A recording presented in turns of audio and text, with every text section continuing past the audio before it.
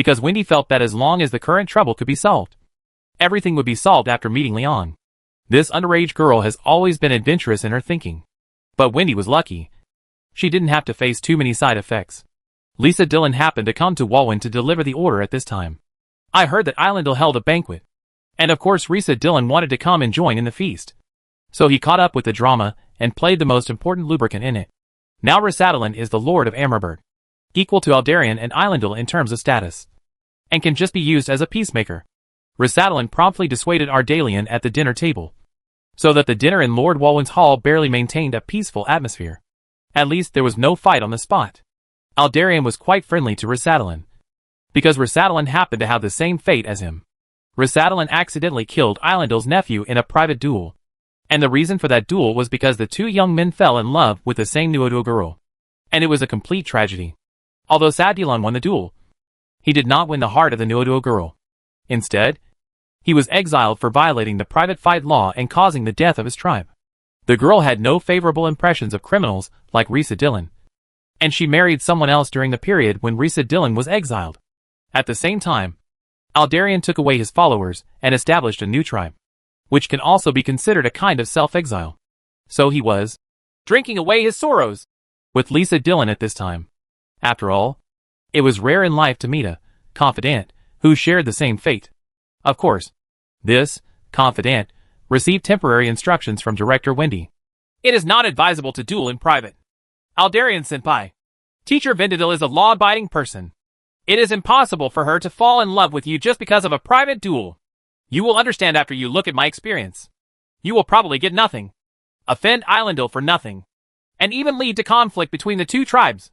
This is not cost-effective. Right now, Rhyssadilin is using his own experience to enlighten Aldarion. Humph. Then what do you think I should do? Do you want me to pretend that nothing? Hiccup. Didn't happen? Aldarion was already half drunk, and his speech was somewhat awkward. Of course not. I support the duel you initiated, but you should go to the arena of Alaklai to formally compete with His Highness Eilendil. That is the way to duel that can be recognized by the people of the tribe, and it will not make the two sides forge a friendship. Personal enmity. The two tribes will not have any trouble because of it. By the way, Teacher Winda Deer said that she will only like people who can beat her in fair competition. Lisa Dillon thoughtfully filled the cup for Ardalion. I've heard of this too. But isn't that an excuse for her to reject her suitor? Aldarion took the cup and drank it. Whether it's an excuse or not, this is always an opportunity. Right. Senior Ardalion, you haven't been to the arena for 300 years. Right. Of course.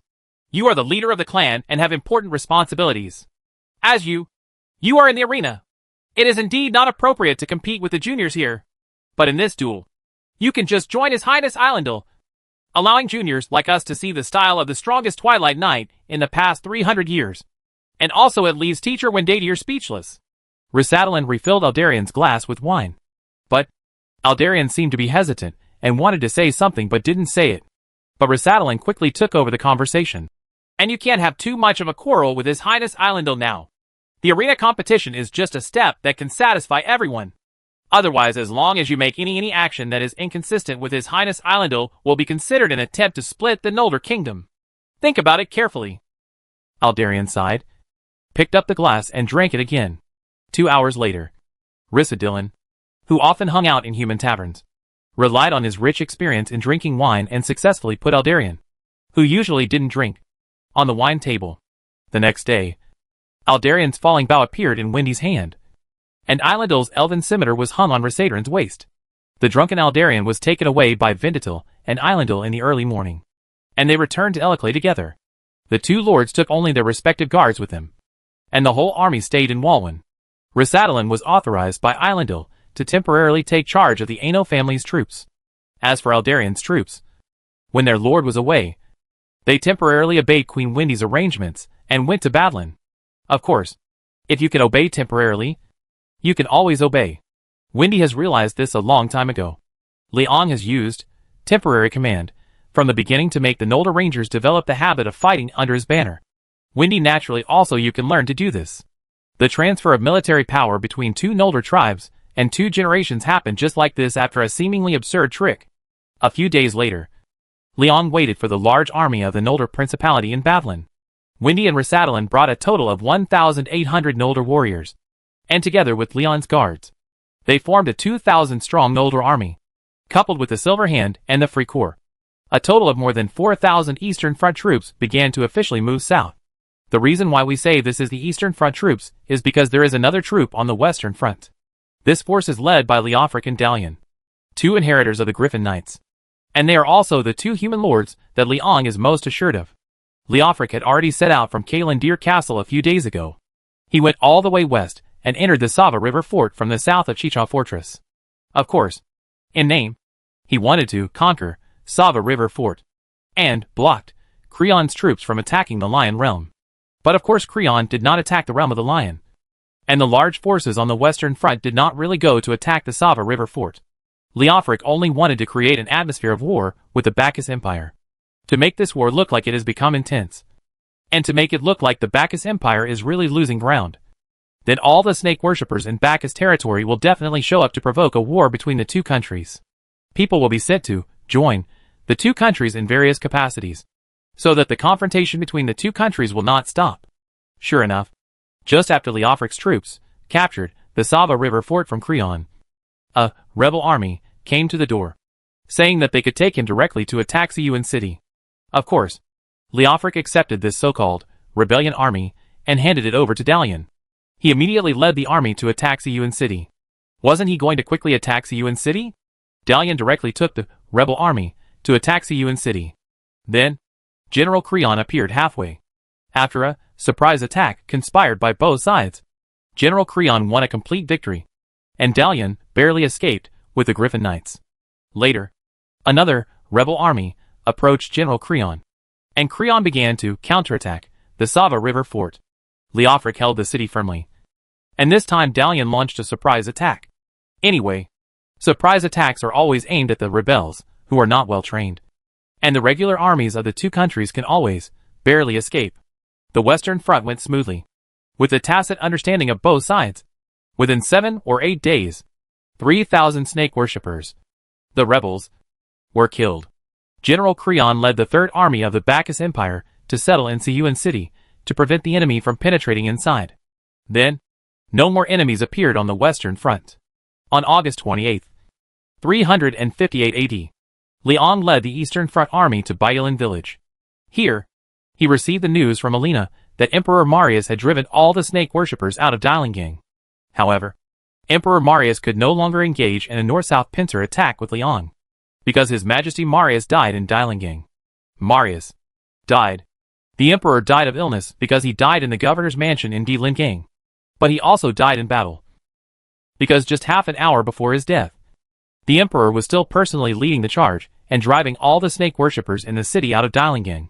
Perhaps he mustered up his last breath to fulfill his promise to the friendly forces. He would drive the enemy out of Dailangang and let Leon carry out the annihilation in the wild. Chapter 402, the Emperor's Last Words. Although he had expected the death of Emperor Marius and knew that Emperor Marius would use his own life to make the entire Bacchus Empire resolutely cleanse all snake worshippers, Leon was still extremely sad that this was one of his few true friends. A respectable role model. A truly powerful hero. A wise emperor who always brings life to Bacchus. The only thing Leon can do now is to faithfully fulfill his promise to Emperor Marius. The best way to pay tribute to his friends is to kill all his enemies. The death of Emperor Marius made the entire Bacchus Empire no longer accept snake worship, especially the lower-class civilians. After the news of Marius' death came out, the residents around Dailangang worked together, and tens of thousands of soldiers and civilians risked their lives to launch a comprehensive expulsion of the snake worship cult. At the same time, the serf General Ivelo, who was originally accused of treason, appeared again. Ivelo did not really treason. He just pretended to defect to the snake cult with the strength of Emperor Lingang after he was sure that he could not defend Emperor Lingang. He saved the few troops under his command, and also saved the civilians of Emperor Lingang, not indiscriminately killed. Of course, this is indeed surrendering to the enemy on the battlefield, which is completely inconsistent with the honor in the eyes of the nobles of Pender. In the eyes of many nobles, this is a cowardly act, more shameful than treason. But Ivelo was originally a serf. He had never been a noble. He didn't care about honor. He only cared about whether his subordinates would die in vain. As a senior general who actively abandoned darkness and turned to light, Ivalo played a decisive role in the snake cult army. He stopped the snake cult from killing civilians from the inside, and cooperated with the Shadow Wolves after General Sulla arrived at Dylanport, killing several snake cult priests inside and outside, creating the best possible situation for Emperor Marius' counterattack. Conditions of: after Emperor Marius entered Dylanport, Ivalo organized a large number of militiamen, and together with Emperor Marius, they forced the snake worshippers of Dylanport back dozens of miles. This serf general had huge power among the poor at the bottom. Reputation: using militiamen to fight against the serpent cult warriors would of course cause huge losses. But at this time no one in the Bacchus Empire cared too much about the loss of Emperor Marius, who would risk his own life and lead his troops to kill them. What reason did the others have to spare their lives? 3 days later, surrounded and expelled by tens of thousands of soldiers and civilians, the snake worshippers lost their hiding place and were forced into the wilderness north of Dilingang.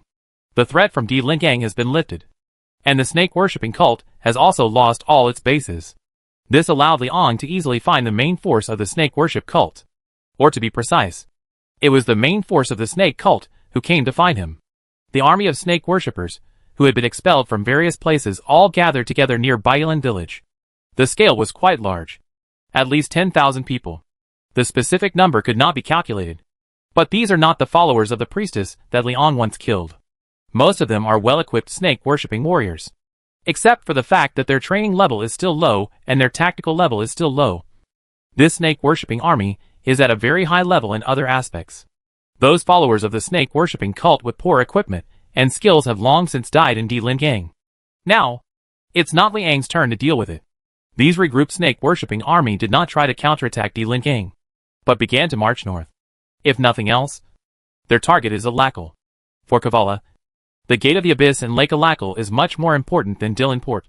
Since they have lost most of their bases, they must concentrate their forces to forcibly break into Noa. More forests became the last choice for the snake cult. Just when the snake cult army began to march north, Liang led the army to launch an assault. Liang is preparing to annihilate all enemies on the designated battlefield. Although he was using 1/3 of his troops to deal with a massive enemy, Liang did have absolute confidence in achieving total annihilation. The soldiers in this battle were well fed, had plenty of arrows, and also brought a large amount of explosives and grenades. In addition, Marius sacrificed his life in exchange for the Bacchus people's unanimous hatred of the snake cult. The snake cult army had neither a base nor supplies, and the surrounding village of Bailan was surrounded by troops from the Bacchus Empire and spontaneously formed militias. The battlefield situation has basically formed an encirclement, and the encirclement is gradually shrinking. Liang's troops blocked the due north. Alina and General Ivalo were leading Dilingang's troops to compress the space of the snake cult army from south to north. Agathan was cruising in the west with his cavalry, and to the east is the vast sea. In addition, General Sulla's Shadow Wolves are killing in secret. Once the snake cultists break away from their army, they will be swallowed up by all the surrounding armies. Of course, the surrounding Bacchus troops did not dare to launch a forceful attack easily. After all, the snake worshippers still had tens of thousands of troops gathered together. Only Liang has enough ability to take the initiative to attack. Liang's tactics are also very simple, which is to implement oppressive annihilation. Of course, when fighting the Bacchus Empire, you cannot fight in formations, but when fighting the snake cult, you should always fight in formations. Liang divided the troops into 4 parts. Close and Sigismund each led 1,000 heavy infantry, and formed an army formation to slowly advance southward, constantly oppressing the space of the snake worshippers, making it impossible for them to organize a large-scale impact. Rasadalin and Windy each brought 800 Noldor elves. They did not ride horses, but used skirmishers to cooperate with the advance of the heavy infantry. They took advantage of the range of the Noldor's bows and arrows to kill enemies from a distance. When the enemy organizes a large-scale cavalry charge, or uses a large number of troops to attempt to destroy the enemy, the Silver Hand will use grenades to clear the way, blow up the cavalry, and drive away the horses, and then continue to maintain the military formation to carry out orderly annihilation. This is not a line infantry tactic, but more like an infantry tank collaborative tactic with shooters with relatively high accuracy and range following the tank-like heavy infantry in a skirmish line. The bows and arrows in the hands of the Noldor elves have a range that is at least twice as far as the spears of the snake cult.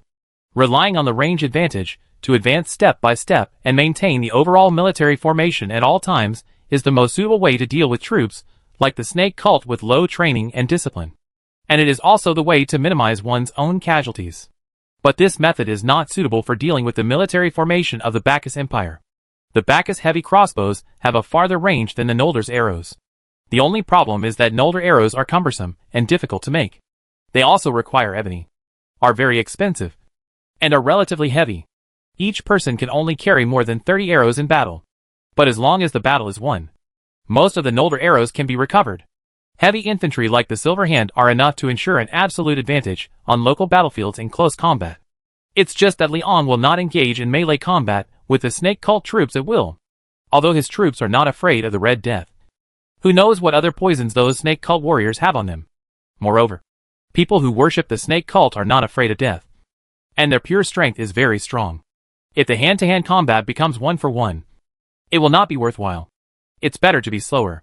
The warriors of the Snake Cult are powerful and equipped, and they can throw spears very threateningly. But they are really weak in long-range attacks such as bows and crossbows. They basically have no power to fight back during long-range shooting. This tactic is very simple, and the advancement speed is very slow. But the effect is quite good.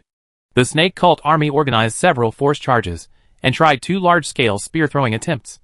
But neither of them succeeded, leaving only corpses everywhere, in conjunction with Liang's continuous annihilation. The surrounding circle of Bacchus troops was also shrinking, and the Snake Cult army had to retreat to Bailan village to defend itself after suffering heavy losses. This also means that the Snake Cult army will be completely trapped in this small Bailan village. In this way, we can directly implement a siege or starve them to death. It seemed that Liang was about to fulfill his promise to Emperor Marius. But at this moment, something unexpected happened. General Augustin of D. Lingang suddenly led his troops to charge towards Liang from the flank. The troops he led were not many. They were the soldiers of the Shadow Legion who had their thumbs cut off, and his bodyguards, the Iron Ring Centurions. There are less than 2,000 troops in total, and 1,600 of them are disabled people without right thumbs.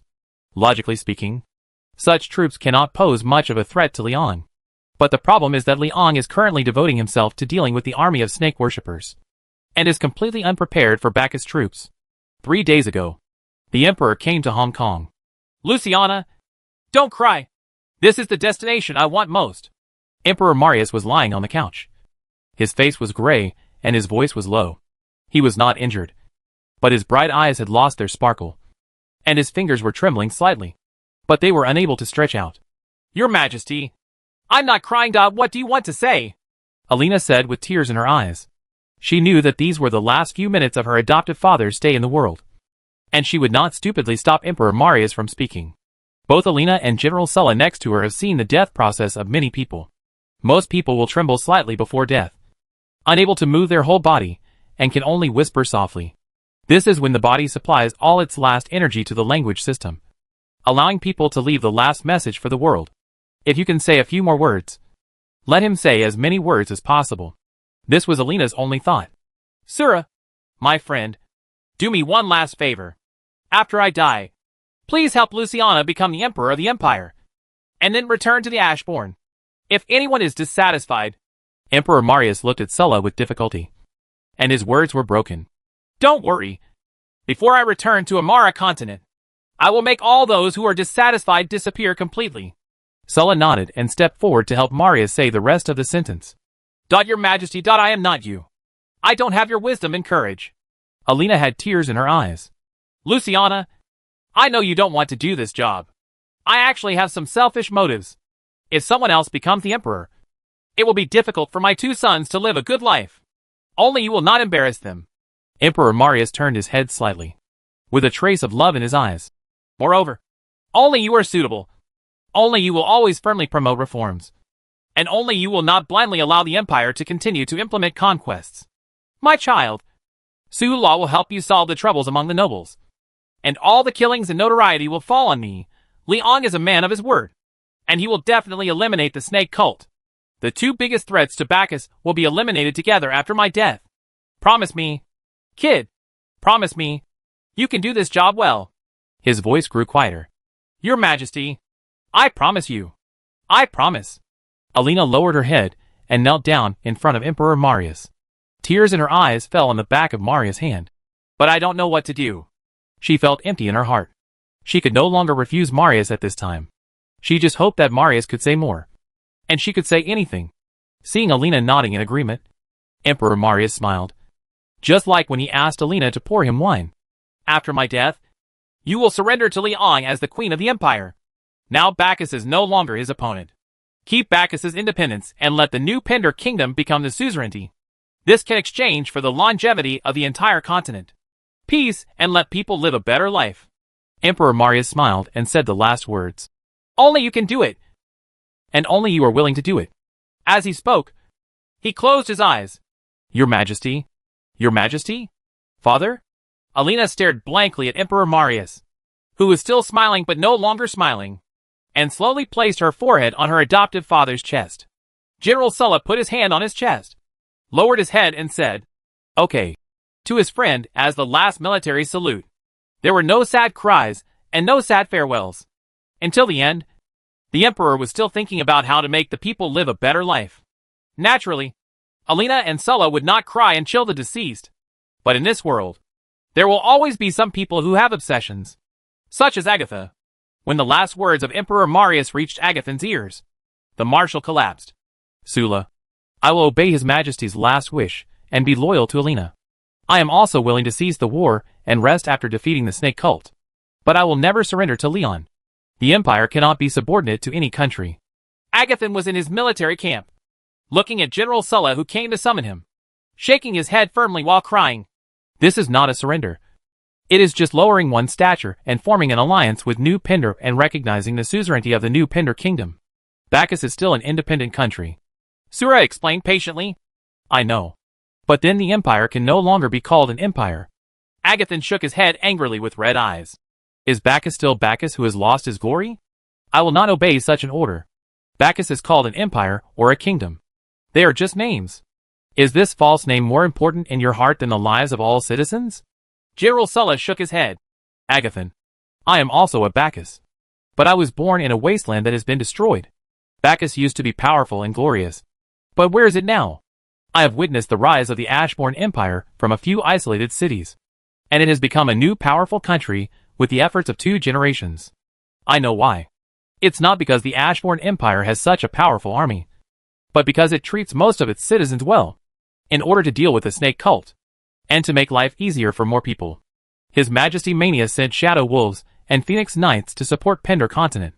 But in fact, you should know very well that His Majesty Manius he was also capable of sending an army to attack Bacchus.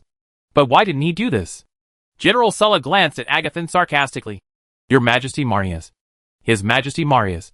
His Majesty Leon. Why can they become Your Majesty? Agathan. I'm afraid you don't know what is true. Of glory. Maybe. But I have something I must insist on. Sulla, I am a descendant of the conqueror. I can't just let the empire established by the conqueror lose the crown it deserves. I will hand over the cavalry of the empire to you. You can lead them to continue to clean up the snake cult. I am going to do what I should do. Agathan was not convinced and left with his bodyguard. The army of the Bacchus Empire, still under the command of General Alina and Sulla, encircled the snake cult army. But at the moment when the snake cult army was about to be completely annihilated, Agasan led a group of wounded soldiers, who should not have appeared on the battlefield, and broke into Liang's army at lightning speed. Chapter 403 Battle of Bailan. September 1st. 358 in the Pandey calendar. Was sunny. Battle of Bailan. This is the most difficult battle I have fought with His Majesty. It is even more difficult than the previous battles against devils like Egram. Your Majesty was sneak attacked by that bastard Agathan. In fact, everyone including me knows that Agathan must be extremely loyal to the Bacchus Empire. And his loyalty to Emperor Marius is also unquestionable.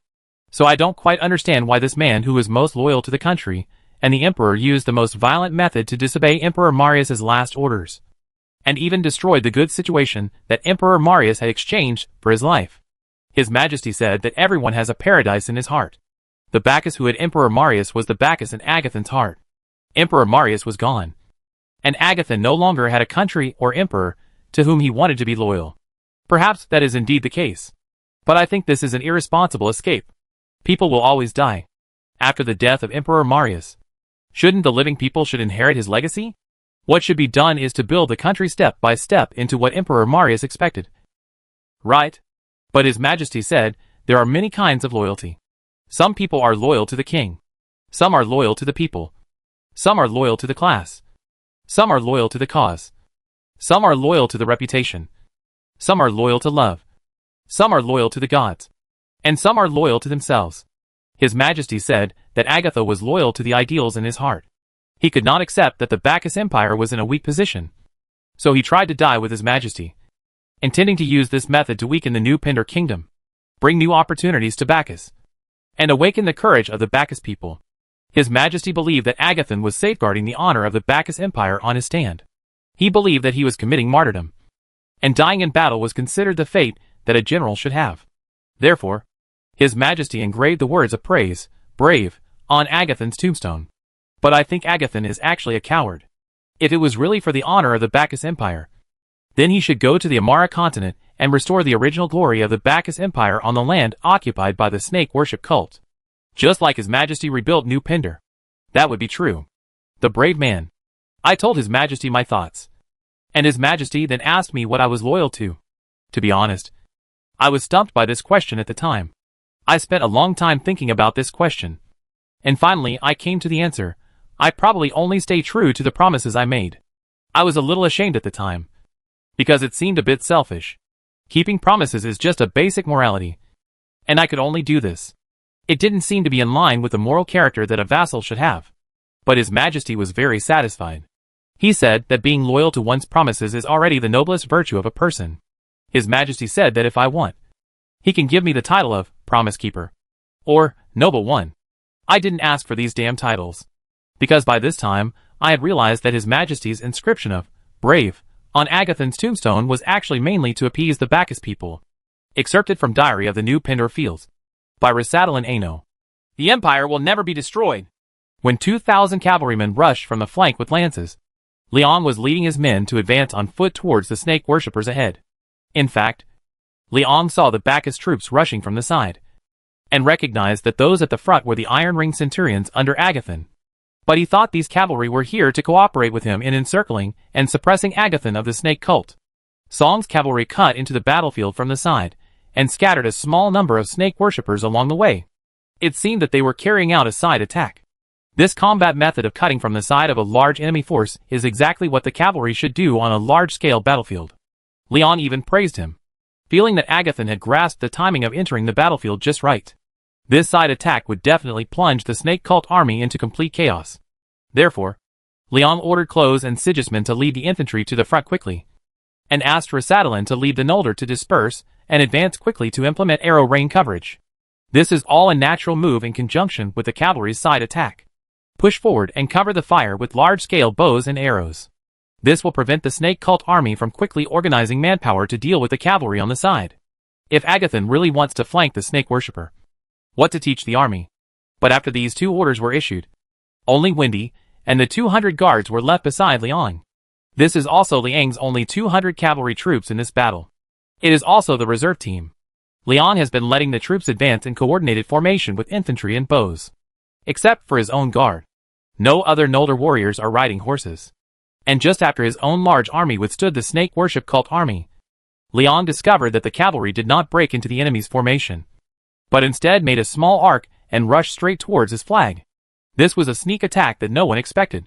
At this time, the cavalry was only more than 200 meters away from Liang's banner. Assholes! They are coming for us! Fire arrows to stop them! Liang's reaction was quite fast. After noticing something was wrong, he immediately asked the guards to stop it. He had no intention of negotiating with the charging cavalry. At this time, anyone who disrupted the battlefield must be the enemy. But Liang somewhat doesn't understand that now is the best time to get rid of the snake worship cult army. What the hell is Agathon doing? The Noldor guards quickly turned to the side, dispersed and started firing arrows to stop them. These Noldor rangers were all top-notch in their cavalry and shooting abilities, but their numbers were too small. 200 to 2,000. And the enemy was well-equipped heavy cavalry, so it was impossible to prevent the opponent's large army from rushing in front of them. Leon! You have to get out of here! Wendy drove her horse in front of Liang, trying to get Liang to evacuate the battlefield. I can't retreat. My banner is still here. If I retreat, the snake cult army will take advantage of the chaos to counterattack. And Agatha may also pursue us. Most of the brothers are not riding horses in this battle, and we will suffer heavy losses. Of. Leon looked around, gritted his back teeth and said, directly ahead, his troops were already fighting against the snake-worshipping army, and they still had a certain advantage in the situation for the time being. This is probably because the snake cult troops did not expect that the cavalry on the side was not directed at them. They were shrinking their defenses, so they were currently suppressed by Liang's troops. But the snake cult army had a large number of people after all, and seeing that the Bacchus cavalry ignored them, the snake cult army also began to fight back with all its strength. Liang's troops have gone up, and they must not withdraw now, unless the snake cult troops can be defeated. Once the infantry formation is scattered or as wholes, it will lead to a great rout. From the side, the soldiers of the Shadow Legion fell off their horses one after another under the Nolder arrows. But they were still charging towards Liang's position. Moreover, their charge array is gradually spreading out. Obviously, these Bacchus people do not intend to maintain the formation. They are just trying their best. The cavalry at the front was only more than 100 meters away from Liang, and Liang could clearly see their faces. The Iron Ring Centurions rushed to the front, but they did not carry lances. They held broad-bladed throwing spears in their hands. Except for the Iron Ring Centurion, the other cavalrymen all held lances in their left hands, and the shields in their right hands were held diagonally in front of their chests, which looked very neat. So many lefties? Of course it's impossible. Liang had already realized that these were the Shadow Legion soldiers, who had ordered their right thumbs to be chopped off. Unable to grasp it with their right hand, they could only hold the gun in their left hand and strap the shield to their right forearm. If it were these people, then they would really have a reason to attack themselves. Stop shooting! Everyone! Grenade ready! Liang felt a little panicked, but still forced himself to stay calm. Wendy glanced at Liang with some worry, after quickly shooting an arrow from the falling bough in her hand. She also took out the grenade from her waist. She recalled the scene when she fought against Egram. At that time, Liang also asked all the guards to throw grenades at the same time, creating a large number of explosion craters, so that Egram's cavalry could not rush forward in the end. But at that time, they were dealing with those fallen horses that had inflexible steering, and those fallen ones had no brains. But now they are facing the elite troops of the Bacchus Empire. Oh, right. Liang's 200 guards' horses are all trained in explosions. Wendy thought of the explosion training she had done herself. The Bacchus horses must have never seen the huge sound and light effects and the smell of gunpowder smoke. The problem is, grenades have a limited throwing distance. The Bacchus are very good at throwing spears, which can be thrown much farther than grenades. Moreover, in order to light the grenade, one's own troops cannot move and can only stand in place as targets. Wendy had already seen the broad-bladed spears in the hands of the Iron Ring Centurions. It is very terrifying for more than 300 Iron Ring Centurions to throw spears collectively. There is no way to avoid or block them, and they will inevitably suffer huge losses. Put the grenade on the arrow and light it! When Agathan's cavalry was 100 meters away from the guards, Liang gave an exciting order. Wendy suddenly realized. White smoke came out of the hands of the 200 guards. Volley! The ignited grenade was shot out along with the Nolder arrow. At this time, Agathan's cavalry was only 60 or 70 meters away from the guard. The Iron Ring Centurions have also raised their throwing spears and are ready to go. But they failed to make a successful move. Boom, boom, boom! Before the enemy could throw their spears, one after another improvised explosion arrows shot into the Bacchus cavalry. Fortunately, the Nolder guards had all experienced strong winds and waves, and they were all relatively calm. At least they all fired grenades, and no one let this deadly thing fall into their ranks. The grenade is very heavy, and it is actually difficult to control it when it is stuck on the arrow. It cannot shoot very far, and it is not accurate. However, the arrow with the grenade does not need any accuracy. After a series of explosions, the charging momentum of Agathan's troops was disrupted, and most of the war horses began to run and jump completely uncontrollably. The Iron Ring Centurions at the front were among the hardest hit areas. Very few of them could successfully throw their spears, and most of them missed the target. Of course, they couldn't throw their spears accurately while riding on frightened horses. Even if they didn't hurt any of their own people, they wouldn't be able to throw their spears accurately. These Hoop Centurions are well trained. Moreover, most of the cavalry was blocked. Some of the cavalrymen behind who were wielding left-handed pistols failed to hold back their lances, and even poked the frightened horse in front of them, which was not their dominant hand. Their ability to react temporarily was indeed greatly reduced. Brothers, bring grenades and charge with me! Seeing that the Bacchus formation was thrown into chaos by the frightened horses, Leon of course wanted to seize this precious opportunity. He took off 2 grenades from his waist, held a fire stick in his mouth, and then headed straight towards the chaotic the enemy rushed over. This time, he did not plan to use arrows to shoot grenades. Just now, he just wanted to prevent the Iron Ring Centurions from throwing spears collectively and strike first. Now that the enemy is already in chaos, it would be a better choice to rush over and mess them up even more. Boom dot boom dot boom. After another intermittent explosion, the battlefield became filled with smoke. After confirming that most of the enemy's horses were out of control, Leon began to retreat with his troops. He had already seen that the Bacchus people basically jumped off their horses and surrounded him. The enemy did not hesitate to lose. They would rather pay any price to kill him. Follow me! He shouted loudly for the guards to follow him. But at this time, a crossbow bolt was shot into the sky, bringing with it thick red smoke. Moreover, the crossbow arrow hit the head of Liang's head diagonally. Order arrow. Is this marking my location? Liang followed the position where the crossbow arrow was shot. And sure enough, Agathon is there.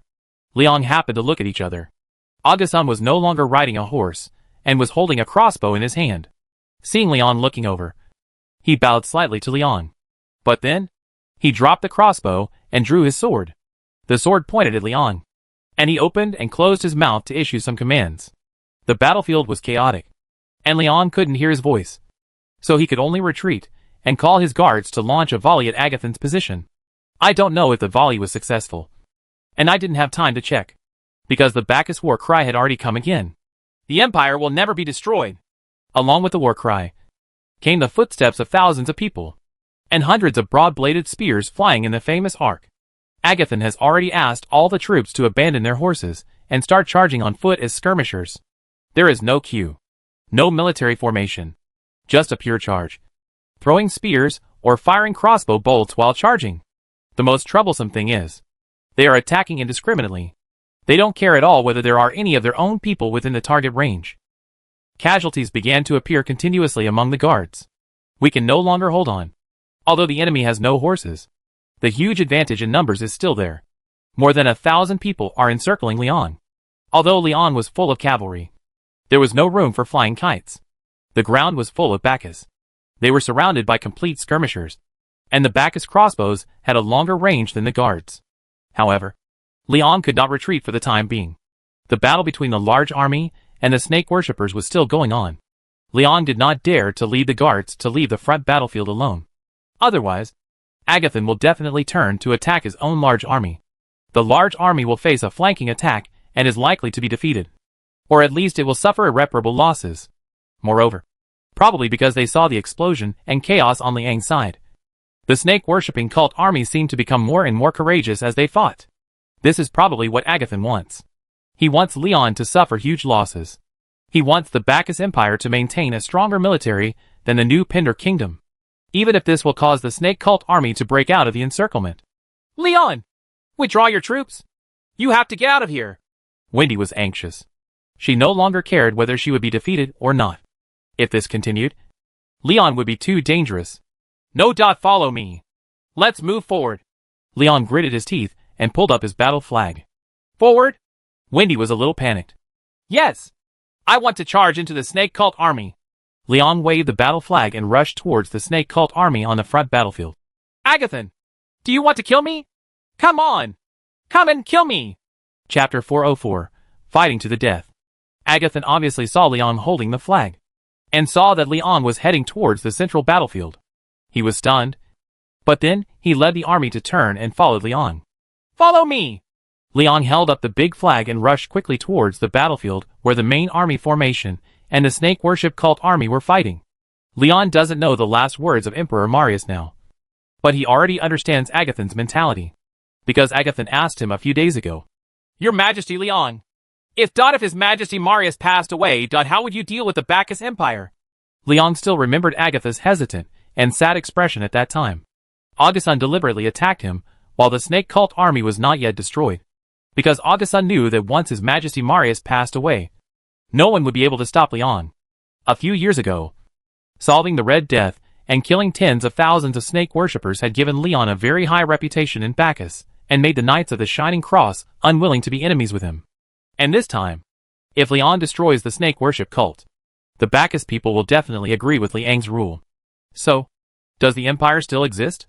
Therefore, Agatha is the best opportunity to launch an attack at the critical moment when the snake cult army is about to be destroyed. If Leon can be killed here in one fell swoop, it is of course the best result. Even if it cannot be done using the snake cult with a large army, it's okay to cause Liang's troops to suffer huge losses. Of course, Leon didn't intend to let Agathon get his wish. He can accept the loss, but he will never accept spending all his wealth here. Agathon wants to use the snake cult to weaken his own strength. But the snake cult may not be so obedient. Agathon's troops are also enemies of the snake cult. Go forward. Break through the enemy formation all the way. Don't look back. Looking at the snake-worshipping army in front of him, Leon roared and raised Alice's speed to the highest level. Close quickly looked back. He and Rissa Dillon had actually seen the problem on Leon's side. But their troops couldn't get away. The heavy infantry are struggling to bear the impact of the snake cult army, and the Nolder troops must continue to suppress the long-range troops of the snake cult.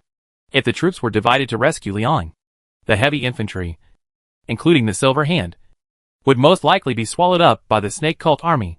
Sigismund, go and meet His Majesty. I can stop the enemy. Close greeted Sigismund beside him. For him, Liang's safety is much more important than the outcome of this battle, and much more important than his own life and death. Sigismund also glanced back and saw Leon rushing towards the large army with a flag. He shook his head. No, Close. What your Majesty needs is not support. We should open the way for your Majesty. Open circuit? Close was a little confused. Sigismund nodded fiercely and shouted loudly. Brothers, charge forward. Disperse their axe gun team. Then, holding a big sword, he jumped out from above the shield wall of his own troops and was the first to pounce into the snake cult army. Ha! A strong general who takes the lead can always easily inspire the bloody spirit of the soldiers. The Free Corps cheered up their spirits and no longer maintained their military formation. Together with Sigismund, they began to pounce forward desperately. Like Sigismund, they all jumped out and smashed their bodies directly into the axe gunners in the front row of the snake cult army. Close looked at the direction in which Leon was coming again. The Bacchus were chasing Leon's guards. He already understood what Sigismund meant at this time. It is true that we should not turn back to respond, because once we turn back, it will not only hinder Liang's footsteps, but also make the large army face the snake cult and the Bacchus. Leon will be caught in the middle and will definitely be unable to withstand it. Sigismund said that he would clear the way for Leon, which means to disperse the troops in the front row of the snake worshippers, who are armed with axes and guns and pose the greatest threat to the cavalry, and to create a gap in the snake worshippers' formation to prevent the snake worshippers from destroying Liang's troops.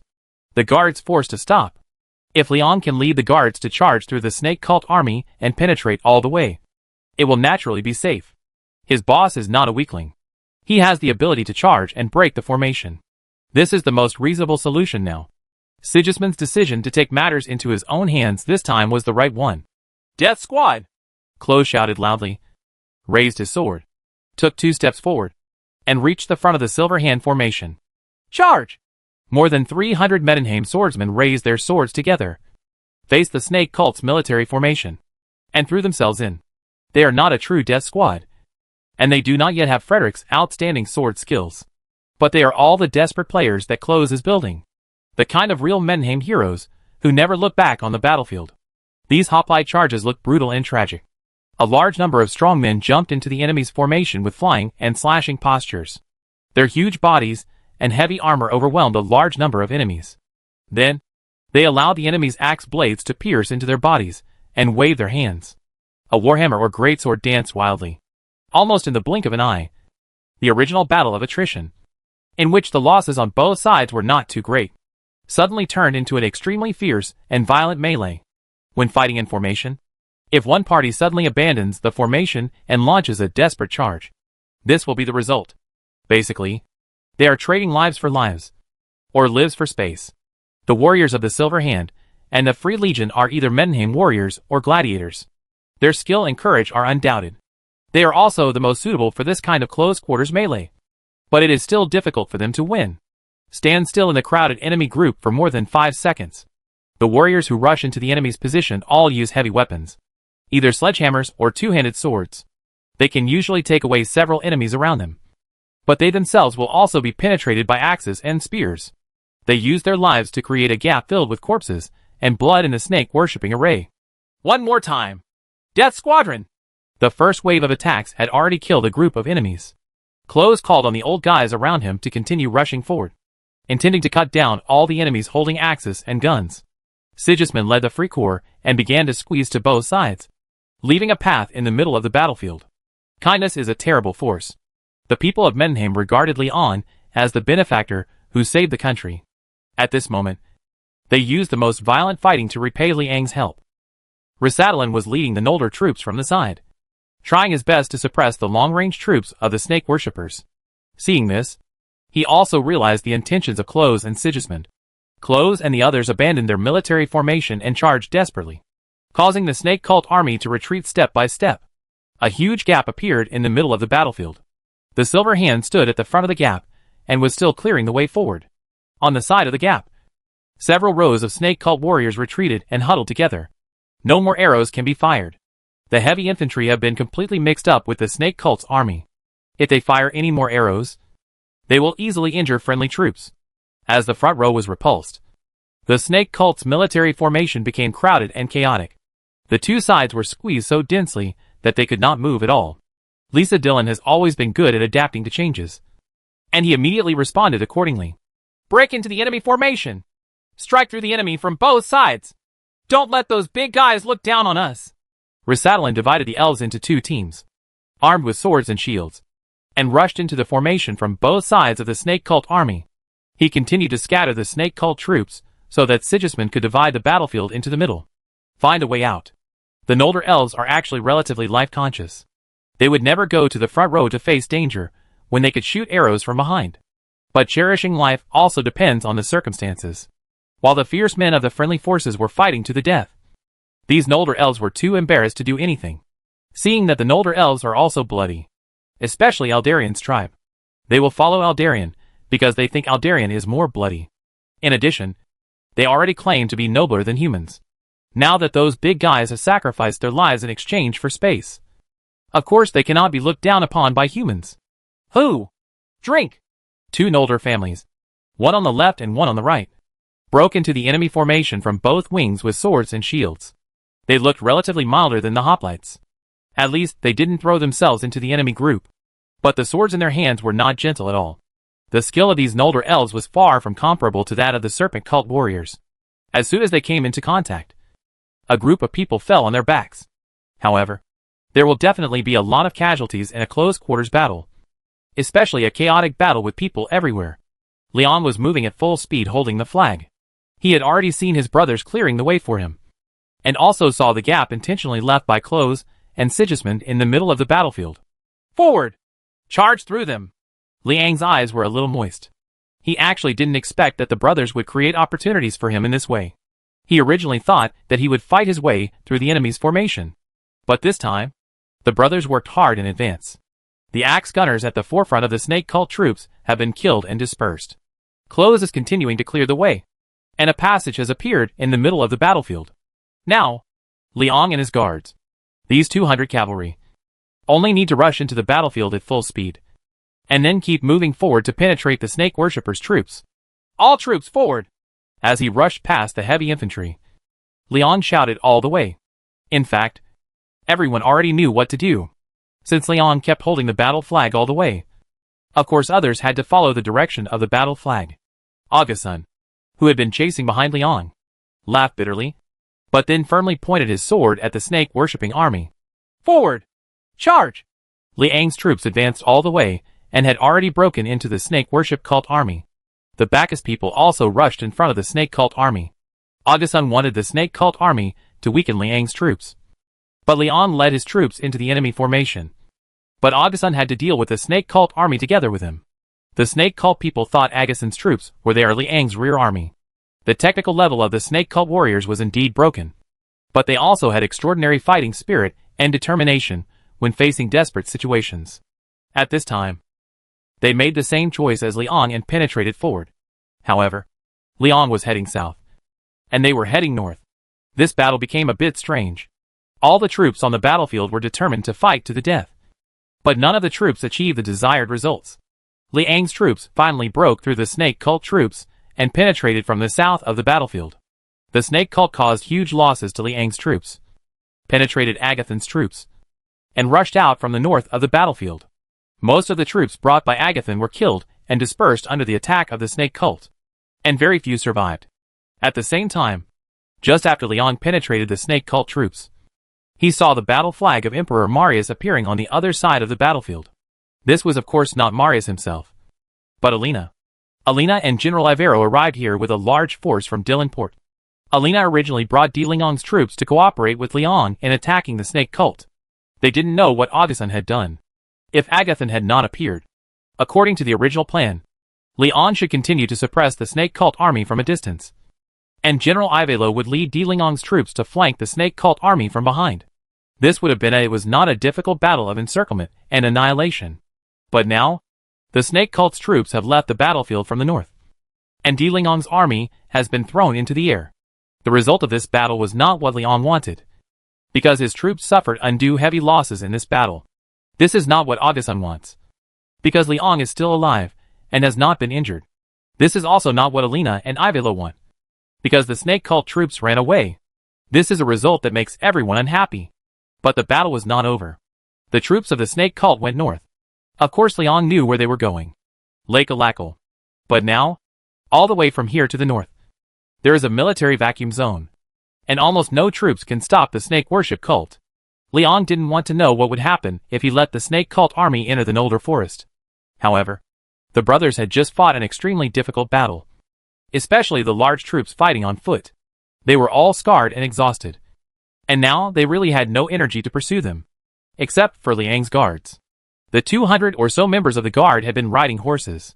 They had not participated in the battle before meeting Agatha. Moreover, when they broke through the snake cult army, they did not encounter the most difficult spear and spear resistance. The losses were not too great, and they had enough physical strength. You can try to delay. If you can hold back the snake cult's troops, Alina and Ivelo's large troops may catch up. Wendy! Go tell Alina that I will try to hold off the enemy and let her pursue her immediately. The snake cult's large army must be eliminated here. Liang turned his horse around and looked back in the direction he came from. Brothers, do you still have the strength? The guard members looked at each other. There are currently no troops in the Noldor realm. Brothers, we cannot allow the snake cult's troops to escape to the north. Liang raised the battle flag again. Those who are not afraid of death, come with me. The banner of New Penda returns again. At this time, a team of more than a dozen people slowly gathered on the side of the battlefield. Agathon is still here. His troops have been scattered by the snake cult, and he himself has been wounded. But he is still alive. There were only a dozen Iron Ring Centurions left around him. Liang! Agathon saw Liang, who was chasing after him, and immediately rushed towards Liang with the Iron Ring Centurions. A dozen Iron Ring Centurions all held broad-bladed throwing spears. These people's targets were too small. The battlefield was full of corpses, wounded, and wandering ownerless horses. Liang failed to notice them this time. Your Majesty! Be careful! Liang! Asshole! Several voices sounded from all directions at the same time. More than a dozen throwing spears drew parabolas in the sky. Several feather arrows were also shot from different directions, while a throwing spear brought Liang down from his horse. An arrow also spanned 100 meters and penetrated Agathon's chest. Chapter 405 The Traitorous Loyal Minister. The one who shouted, Your Majesty! Be careful, was Lisa Dillon, who was following Liang. The person shouting Liang's name was Wendy, who was nearly 100 meters behind Liang. The one who angrily cursed, Bastard, was Sigismund further behind Liang. Agathon and the dozen or so Iron Ring Centurions suddenly appeared dozens of meters away from Liang, and his guards did not see it. But most of the people behind him did. But no one could stop this murder. Several feather arrows shot from behind Liang came from Lisa Dillon, and several Twilight Knights around him. They originally planned to follow Liang's guards, but they urgently released arrows after seeing the spear being thrown. This was not to kill the enemy, but to try to intercept the enemy's spear with arrows. This was the only one like Lisa Dillon. Only a marksman of this level would try this impossible method. In fact, they succeeded, and indeed several spears were hit by their arrows. The archery skills of Lisa Dillon and those Twilight Knights were indeed unimaginable by humans. But a few arrows, no matter how powerful they are, can't stop a dozen throwing spears. Liang lay on his back on the ground. His left shoulder. In other words, there was a spear stuck in his left chest. The spear entered from the biceps of his left upper arm and penetrated his left arm diagonally. The tip of the spear was nailed into his left chest, knocking him out of Alice. Shot in the back and dropped to the ground. When he was hit by the spear, Liang was holding the battle flag with both hands. The spear was thrown from the side. At this time, the spear was still thrust into his body, trembling slightly. Fortunately, Alice reacted very quickly. The moment Liang fell off the horse, Alice raised her front hooves, stopped, and turned her head to lie in front of Liang. This smart little mare might have just wanted to stay with its owner, but its instinctive movement saved Liang's life. If it hadn't stopped suddenly and turned around to block Liang, Liang might have been killed by his own guards behind him. The horse was trampled to death, thanks to Alice's blocking. The guards' horses passed by on both sides of Liang. Then half of them dismounted and gathered around Liang, while the other half went to Agathon's position.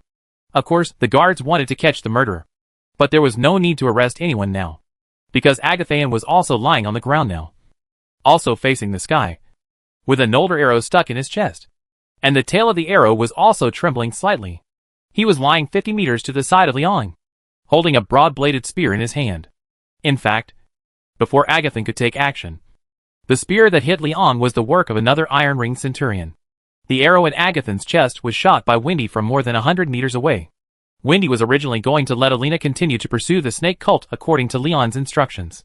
Halfway through, Wendy looked back for some reason, and then she saw a dozen people throwing javelins.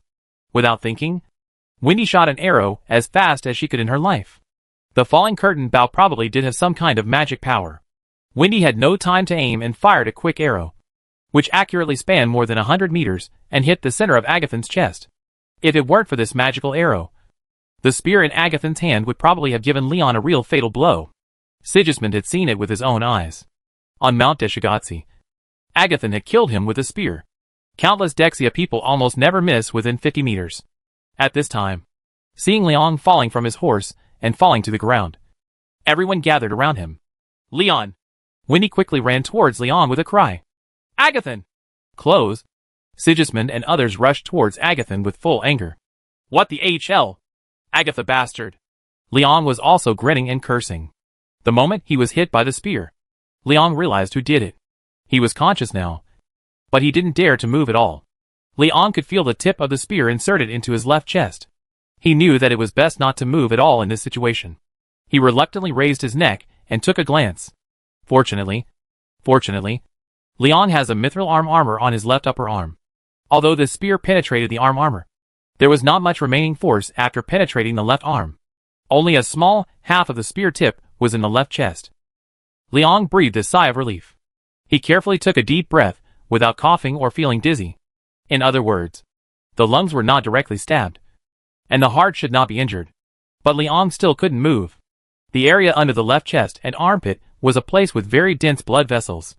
Throwing the spear might have punctured the artery, which could cause massive bleeding if not careful. At the same time, the left side of the chest was punctured. You must not pull out the spear or loosen it before the doctor comes. That is, you cannot let the air leak in the chest. Otherwise, there is a high probability of traumatic asphyxia due to the imbalance of chest air pressure. This first aid methods are limited in these days. Once this happens, it will be difficult for even Anson to save him. Fortunately, Liang was awake and had common sense in surgical first aid. He began to try his best to stabilize his pierced left arm to prevent the spear that penetrated his left arm from causing secondary damage to his chest. But it is difficult to shoot through the arm. It is inherently weak, and the muscles will contract and tremble on their own after being injured. Liang endured the pain and struggled to keep his left arm in the air. Within a few seconds, sweat appeared on his head, and the spear was trembling slightly. The members of the guard gathered around and did not dare to move. Wendy had already run in front of Liang at this time. Wendy! Don't move me, immobilize my arm until the doctor comes. Seeing Wendy rushing to his side with tears in her eyes, Liang quickly spoke. I was scared to death. You're okay. That's great. Wendy stretched out her hand, then retracted it after hearing what Liang said, with a smile on her tearful face. But she didn't know what to do now. Fortunately, Alina hurried to Liang's side not long after. She didn't speak, but quickly took out an older arrow from Wendy's quiver. inserted it crosswise into the ground on both sides of Liang's left arm, and raised Liang's left arm like a bonfire. The Nolder arrow is very strong. With this fulcrum, it can ensure that the left arm that penetrates Liang is fixed. Liang no longer has to maintain the movement so hard, and the spear that penetrates the left arm no longer trembles. Liang breathed a sigh of relief. It seemed that Alina had learned a lot from the Knights of the Shining Cross, and this operation turned out to be quite professional. The Iron Ring Centurions have been controlled by the guards, and Close and Sigismund ran over dragging the dying Agathon. The arrow on Agathon's body penetrated the center of his chest. He was probably hopeless, but he hadn't died yet. But Close and the others didn't take any care of Agathon, and dragged him all the way to Liang like a sack. "How is your majesty doing?" Close asked nervously. "Few. Fortunately, it doesn't look fatal." Sigismund stretched his neck and took a look. Seeing that Liang was conscious, he let out a sigh of relief and said, "Your majesty, what should I do with Agathon?" The two threw Agathon aside. "I'm sorry, Liang. I can't repay the debt I owe you." Ahem. Before Liang could speak, Agathon suddenly spoke. When he opened his mouth was filled with blood. "Thank you for remembering the debt you owed me.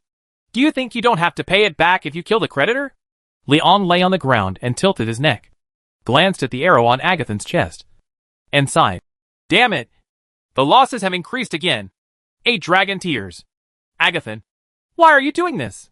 Liang was not angry, but Alina's eyes were full of anger. "You are treason." "Haha. Ahem. Yes. Treason." Agathon turned to look at Alina, and there was a kind of relief in his eyes. "Alina, you can now get rid of my accomplices, openly and honestly. Don't let His Majesty Marius suffer notoriety." "What?" Alina was stunned. Liang also turned to look at Agathon inside again.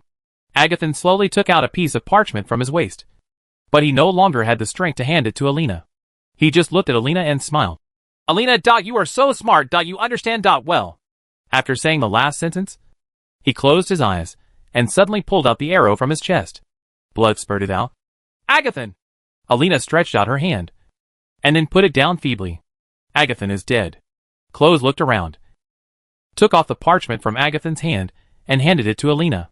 Alina didn't look at the piece of paper. She just looked at Agathon quietly, and didn't speak for a long time. As Agathon said, "Alina is so smart. Of course she understands what Agathon means."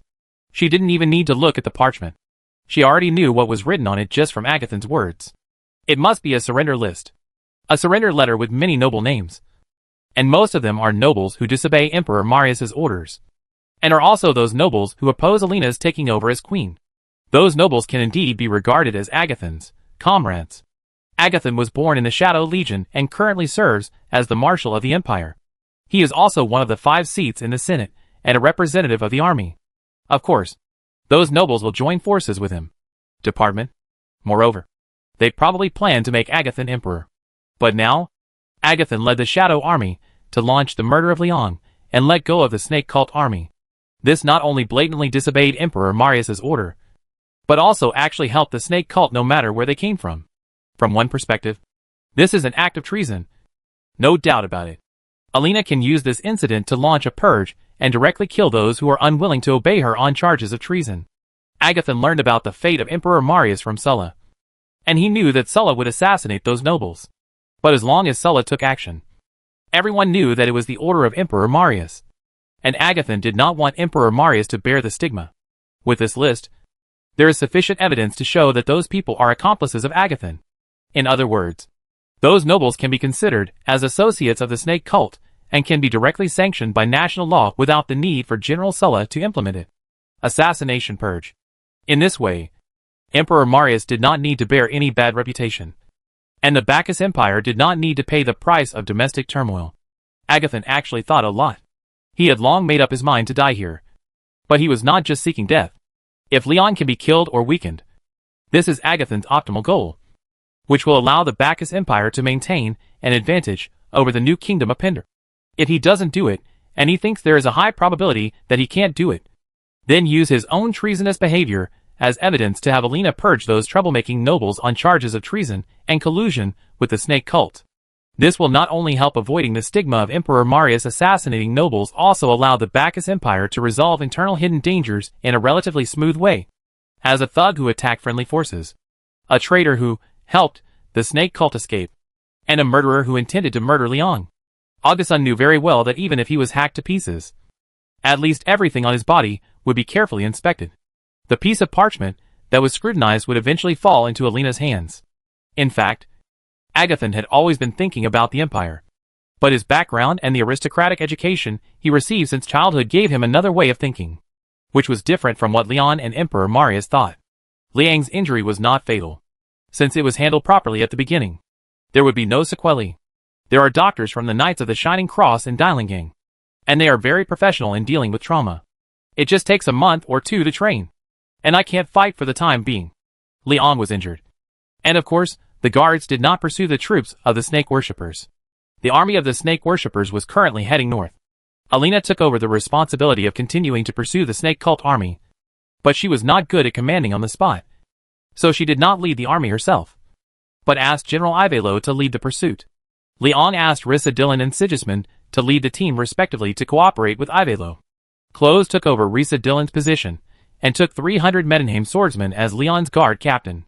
This is not because everyone is dissatisfied with Rhysadaren's work, but mainly because Rhysadaren has to lead the Noldor warriors. Whether it is Eilendil or Eldarian's troops, they will not listen to human commands. And Wendy had firmly stated that she would not leave Liang's side even if she was killed. So Rissa Dillon had no choice but to lead the troops back to protect the Noldor forest. Liang is currently unfit for action, and is temporarily recuperating in the governor's mansion in Dailingang. The governor's mansion in Dailingang was originally the residence of Kairos. It was a high-rise compound covering an area of nearly 1,000 acres. This is literally a high-gate courtyard with stone arches and pillars in the front hall that are more than 10 meters high, which is a typical architectural style of the Bacchus Empire. At the moment, Leon was lying idle in the courtyard, with Wendy feeding him fruits next to him. Although his legs and feet are fine, and he can get up and move around, the injury to his armpit is very troublesome. The left arm was punctured and the bones were scratched, making it difficult to exert strength. It is now wrapped in a bandage and fixed to the side of the body. Otherwise it will rub against the injury under the armpit if you are not careful. Moreover, Liang's wound was relatively large. To prevent secondary rupture, this was a wound caused by a broad-bladed spear. Just from the name of this throwing spear, we can see that the blade surface is quite wide. The most important thing is to prevent sweating and avoid wound infection. It's early September, the end of summer, and the weather in Dillenport is so hot that you'll sweat just lying down. Of course, Liang doesn't dare to move around much. Liang now somewhat misses the days when there was a system. As long as Anson was on the team list at that time, it wouldn't take long for this injury to heal. In fact, even if Anson is not in the team, the system itself can give Liang the ability to recover quickly. But now, Liang could only lie in the shade boredly, treating himself as a useless person, waiting for Wendy to feed the peeled grapes into her mouth. Well, this cripple knows how to enjoy himself. Lying there while looking at beautiful women and enjoying delicious food is much more comfortable than when he was not injured. In fact, Leon also thought it was strange that he could enjoy leisure time, which seemed to be when he was caught in trouble or injured. Chapter 406 Lecture. Things in this world are so contradictory. Being king and emperor is not necessarily a good thing, and being injured is not necessarily a bad thing. Liang is now enjoying the process of recovering from his injuries. In addition to Wendy, who has been feeding him various foods, there are also many young and beautiful maids serving him in the courtyard. Corruption. The life of aristocrats is too corrupt. Liang stared intently at the maids coming and going in the courtyard, strongly condemning the evil feudal era in his heart. He even felt that the wounds on his body no longer hurt, and tears of shame fell from his lips. There are about 20 maids, all of them dressed in exquisite clothes. Save. Take the two girls, who are currently fanning Liang and Wendy in the courtyard. All the fabrics on their bodies combined are probably not enough to make Liang's shorts. Those few strands of thin gauze fabric just barely covered some indescribable places on their bodies. But they didn't seem to be completely covered, and they still looked vaguely translucent under the moisture of sweat.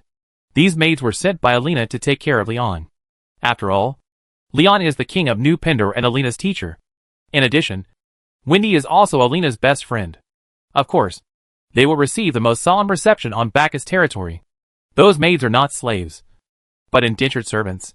That is, Contract workers. They are not maids, although they often do the work of maids. In fact, sometimes they do more extra work, such as some ambiguous adjustments or sexual matches that occur in the inner bedroom. But don't think that they are just low-level workers. Except for some female guards, who are specially trained to protect women. Most of the maids are actually women from noble families in various places, such as the sisters of a small lord or a tribune. Daughter. This is not a special case of Bacchus, but a tradition throughout the Pindar continent that sends women to serve the emperor or king. This can not only show their loyalty, but also provide a promotion opportunity for the women in the family, whether it is their own sisters or daughters. Was he attracted by the king? At the beginning of Emperor Marius, there was always a maid in the study, Elena, who was Brutus's sister and a good friend of Elena, and was also sent to Emperor Marius. Of course, at that time, it was mainly because Elena killed many nobles in Siouan city. After Brutus became the captain of Elena's guard, Elena stayed with Emperor Marius as Elena's substitute to take care of her. This not only provided cover for Elena, but also facilitated the relationship between Emperor Marius and Elena. Contact them in time, while also protecting the two siblings from retaliation. However, these maids in the governor's palace of Lingang who are so frugally dressed are Bacchus' special case. In other words, it was a special case after Leon moved here. Half of the reason is that the climate in the south is really hot, so it's really not suitable to wear too much. The other half of the reason is that Leon is a young and handsome king with a very good reputation in Bacchus, and his new kingdom of Pindar allows 3 wives. This new decree promulgated by Leon has spread throughout the continent in less than 2 months. In fact, this was what Leon expected. He originally wanted to use this topic that would definitely attract everyone to talk about, to introduce the so-called 3-piece set necessary for marriage. In other words, have a car, a house, and roast sheep. The fact that Leon married the 2 queens who were as beautiful as gods at the same time, as well as the flowing water mat that lasted for 10 days in Changha city, will also be automatically matched by people to these things. Most people would dream about whether they could hook up with several people at the same time, like His Majesty Leon. Well, even if not at the same time, maybe you can find another one. Of course, if you have such an idea, you must first have the ability to match it. Moreover, most women will envy the romantic flower petal shower that the bards praise so beautifully, the exquisite wedding dress and luxury car, and the flowing water mat that shocked the mainland. People, when dealing with some of the most important moments in life, always have some thoughts. So the standard of demand will naturally be raised, regardless of whether you are a man or a woman. If you want to find more spouses, you have to prepare a better house. Right? I don't expect to be as luxurious as Liang's wedding, but there must be flowers and a low-end carriage. Right?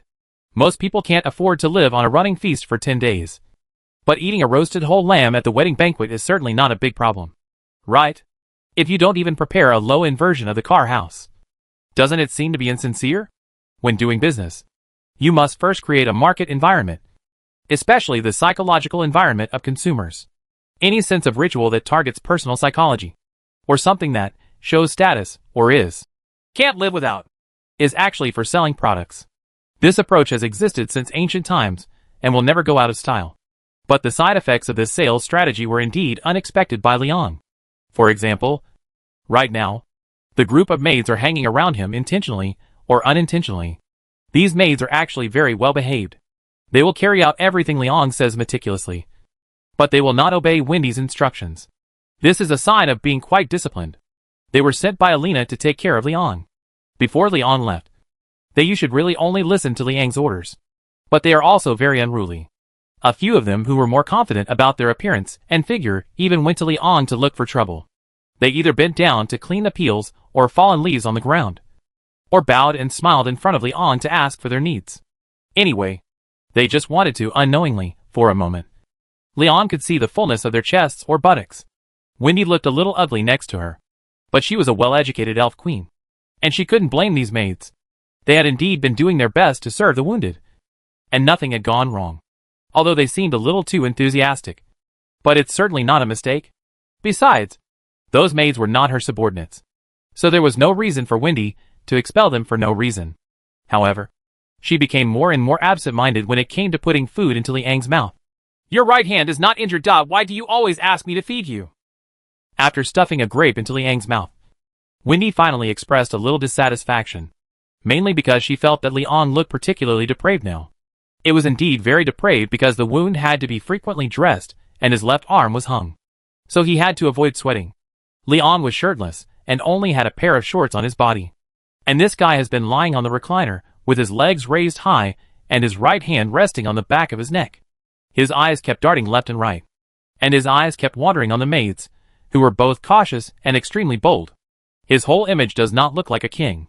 He is simply a second-rate person. Maybe this is what a faint king looks like. Doesn't this mean that we are deeply in love as husband and wife? Besides, I can't peel the skin off with one hand. Do you want them to feed you? Leon spit out the grape seeds casually and clicked his lips. These grapes are a bit sour. Then, his eyes fell on a maid with a busted figure in front of him. She immediately came over with a clay pot and immediately bent down to clean up the grape seeds he spat out on the ground.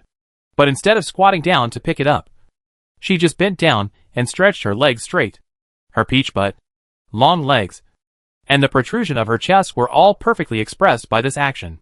Thin clothes cannot cover the parts that should not be exposed to others.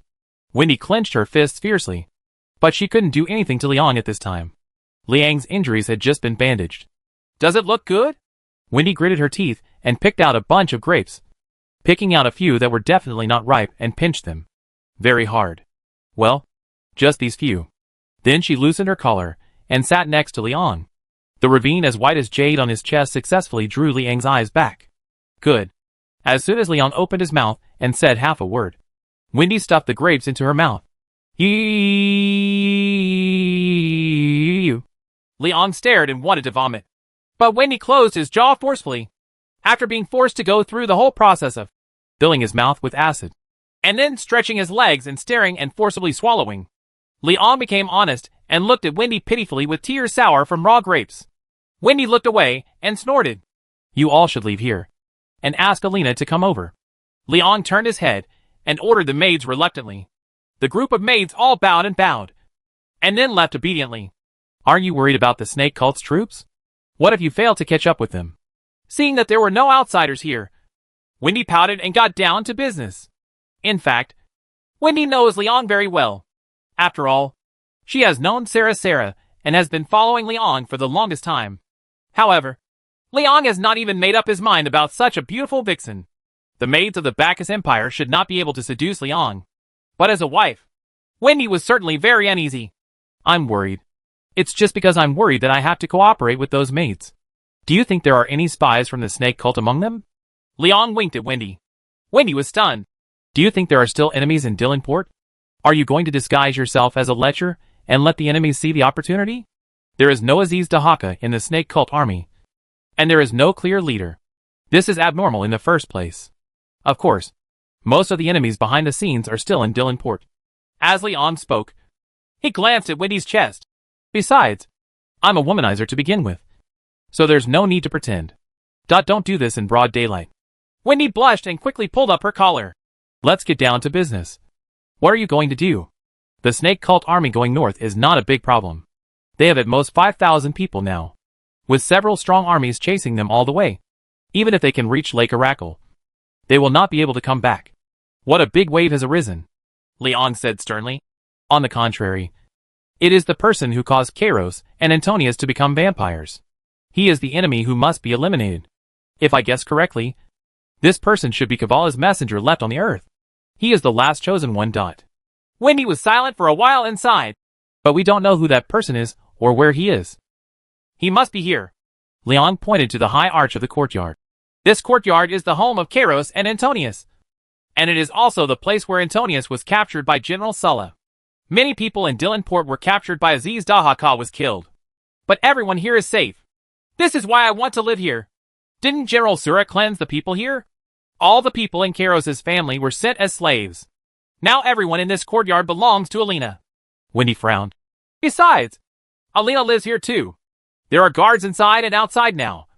And Close and the others are also guarding the outer courtyard. It's impossible for that person to still stay here. Right. It's because this place has been cleaned up by Sura and everyone thinks there will be no more enemies here. So the enemies will come here even more. Liang nodded and said, This man should be an unnoticed lurker. He is not good at fighting, but very good at disguise. Anson has seen that man in Breadwing, and has fought against him. Even Anson can take advantage of him. If you grab Antonius, you can imagine how poor that person's combat effectiveness is. And it just so happens that Alina has many people who are good at lurking and camouflaging, but have poor combat effectiveness. Venomous snake? Wendy reacted. She has a good relationship with Alina. And she also knows that Alina has a group of professional spies who are good at spying on intelligence, which is the organization that originally hired Lisa Dillon to assassinate Leon. It was originally the espionage organization established by Justice. And it was also Alina's most important source of intelligence. Now that Alina lives in the courtyard of Kairos, those poisonous snakes will naturally come here to report to Alina. Of course, they have the ability and reason to come back here. The most dangerous place is the safest place. This is true for everyone. Anyone who works in espionage can realize this. Then how are we going to dig him out? Wendy looked around a few times and listened carefully to the movements around her. Probably because she was worried that someone was eavesdropping. With Wendy's ears, no one could get close to her without her noticing in the wild. But now there were too many people in the house. And it was difficult for Wendy to distinguish friend from foe from all the noise. I planned to take advantage of my injury to make my lecherous habit more obvious. Leon was also worried that someone was eavesdropping. So he took Wendy's hand, pulled her to his side, and whispered something to Wendy. What? After hearing this, Wendy frowned tightly and was very unhappy. No! That's too dangerous. It's more dangerous on the battlefield. Brothers have suffered too much this time. I really don't want to fight anymore. This is the best way to solve it. Leon sighed. Besides, I have to stay here to attend the funeral of His Majesty Marius. The losses were indeed great. In the Battle of Salem, 400 people were killed and 400 injured. In the Battle of Bayulin, nearly 1,000 people were directly killed and more than 1,000 were injured. Moreover, most of the casualties were from Liang's elite troops, including the Griffin Knights, the Silver Hand, and the Free Legion, all of which were his core team. The Noldor Elves also suffered more than 300 casualties in the Battle of Joran, including more than 30 members of the Guard. For the Noldor Elves, this is the biggest loss in recent years. Last time Eldarion was killed by the Jatta people, they didn't suffer such huge battle losses when they teamed up with the Misty Mountain people to defeat them, although Agathaeon was the direct cause of these losses. In the final analysis, it was because of Kavala's snake-worshipping cult. If Kavala had not caused trouble, and if the Noldor forest had not been burned, Leon would not have fought against the Bacchus Empire at all. Leon no longer wants to use his life to pile up victories. Such victories look brilliant, but they are painful. He wanted to use himself as bait to directly lure out the mastermind behind the scenes, and use this man's head and the complete failure of Kavala to pay tribute to Emperor Marius. Chapter 407 Brothers and Sisters. On a summer afternoon, Dialingang is extremely hot and humid, and the chirping of cicadas everywhere makes people feel irritable. There were no pedestrians on the street, and the sun in the southern harbor was extremely fierce, except for the hard-working fishermen. No one would directly expose themselves to the sun. The sea is calm, which is indeed a good time to go fishing. But this also means that there is no breeze here today. Even if you stay in the shade, you will feel hot, humid and boring. Dillon Port in September may be the hottest place in the entire continent except the Dexia Desert. In Kairos's house, everyone was too hot to wear clothes, such as the maids. Well, they all had some cloth on their bodies. Although this cloth didn't do anything. There were many people in the courtyard today. Probably because Wendy was not here. But Alina is here. She is talking to Leon. But her face is not very good. Leon was talking to Alina absently, while his body was being wiped by several maids, with his eyes full of fascination. The wounded couldn't take a shower, but they had to wipe away their sweat. I just don't know why it takes so many people to wipe a sweat. There was also a row of beautiful girls standing next to them. Some carrying basins, some holding towels, and many of them were dancing. And it was probably an erotic dance. After all, normal dancing would not involve showing off one's breasts and ogling others. There were a few guards standing outside the yard. They were actually old guys like Close and Summer. In fact, all of these old guys from Medenheim are now officers. At least squadron leaders of the Silver Hand. As Liang's pro-military officers. These guys would be the target of everyone's fawning outside. Logically speaking, there is no need to stand guard in person under the scorching sun. But they must set an example and not be afraid of the scorching heat. And go out personally to closely protect His Majesty Leon. This is of course not because they suddenly have noble moral character. In fact, they forcibly took this job from their brothers. They felt gratitude for the hardships of the brothers, and very kindly changed the order of shifts and gave them to the guards, who were supposed to be on guard duty were given a day off. The main reason why these guys suddenly became so kind is simple.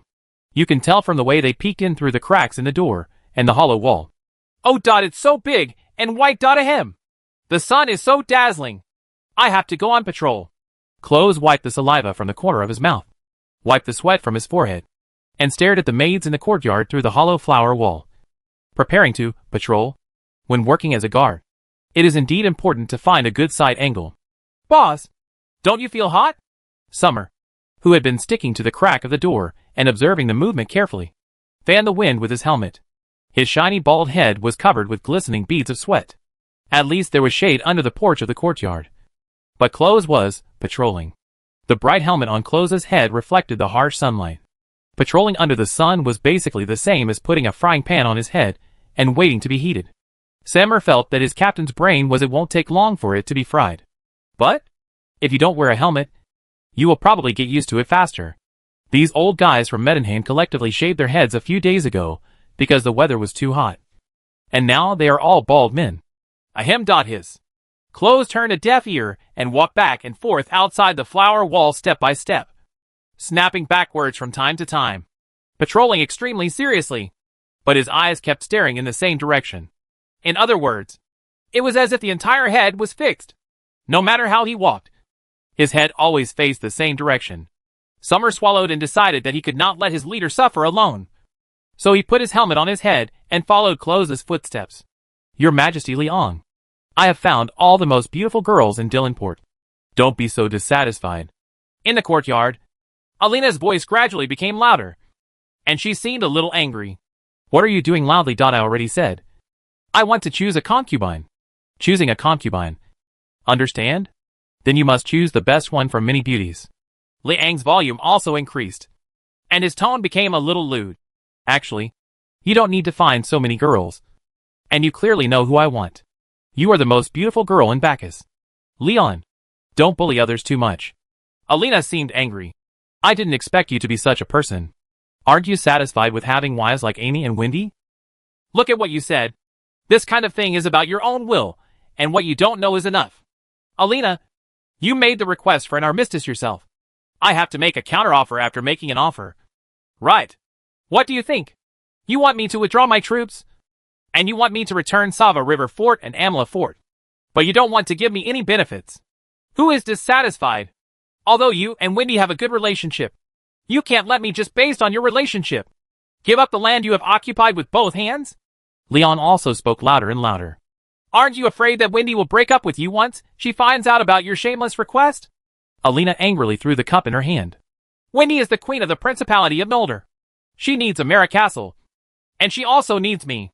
Ha ha. Otherwise, why do you think she would let me enjoy singing and dancing here? An evil smile appeared on Liang's face. Alina, I can agree to your conditions. Cease the war. Return Sava River Fort and Amla Fort. And I can even return Walwyn and Karen Castle to Bacchus. But you have to agree to my conditions. Dream. I would rather fight you to the end. Alina was completely angry. Kicked over the table in front of Liang. Turned around and left. Then you have to think clearly. Now that all the troops in the Lingang are gone, your guards may not be a match for the Silver Hand. And my large army is cooperating with General Ivelo to pursue the snake cult. Army. You also know that once you enter the Nolder Forest, who can come out alive will be decided by the Nolder Elves. Liang didn't even turn his head and kept saying threatening words. Alina stopped angrily, her whole body trembling. But she probably couldn't suppress the anger in her heart, and stomped out of the courtyard. Opening the door to the courtyard, she happened to see the people from Medenheim peeping furtively outside. Alina kicked down the flower pot in front of the door and left angrily. Hey, not we actually had a quarrel. Summer showed an incredulous expression and rubbed Close with his elbow. Miss Alina would actually lose her temper with His Majesty? Ahem. It's normal to quarrel. We didn't see or hear anything. Do you understand?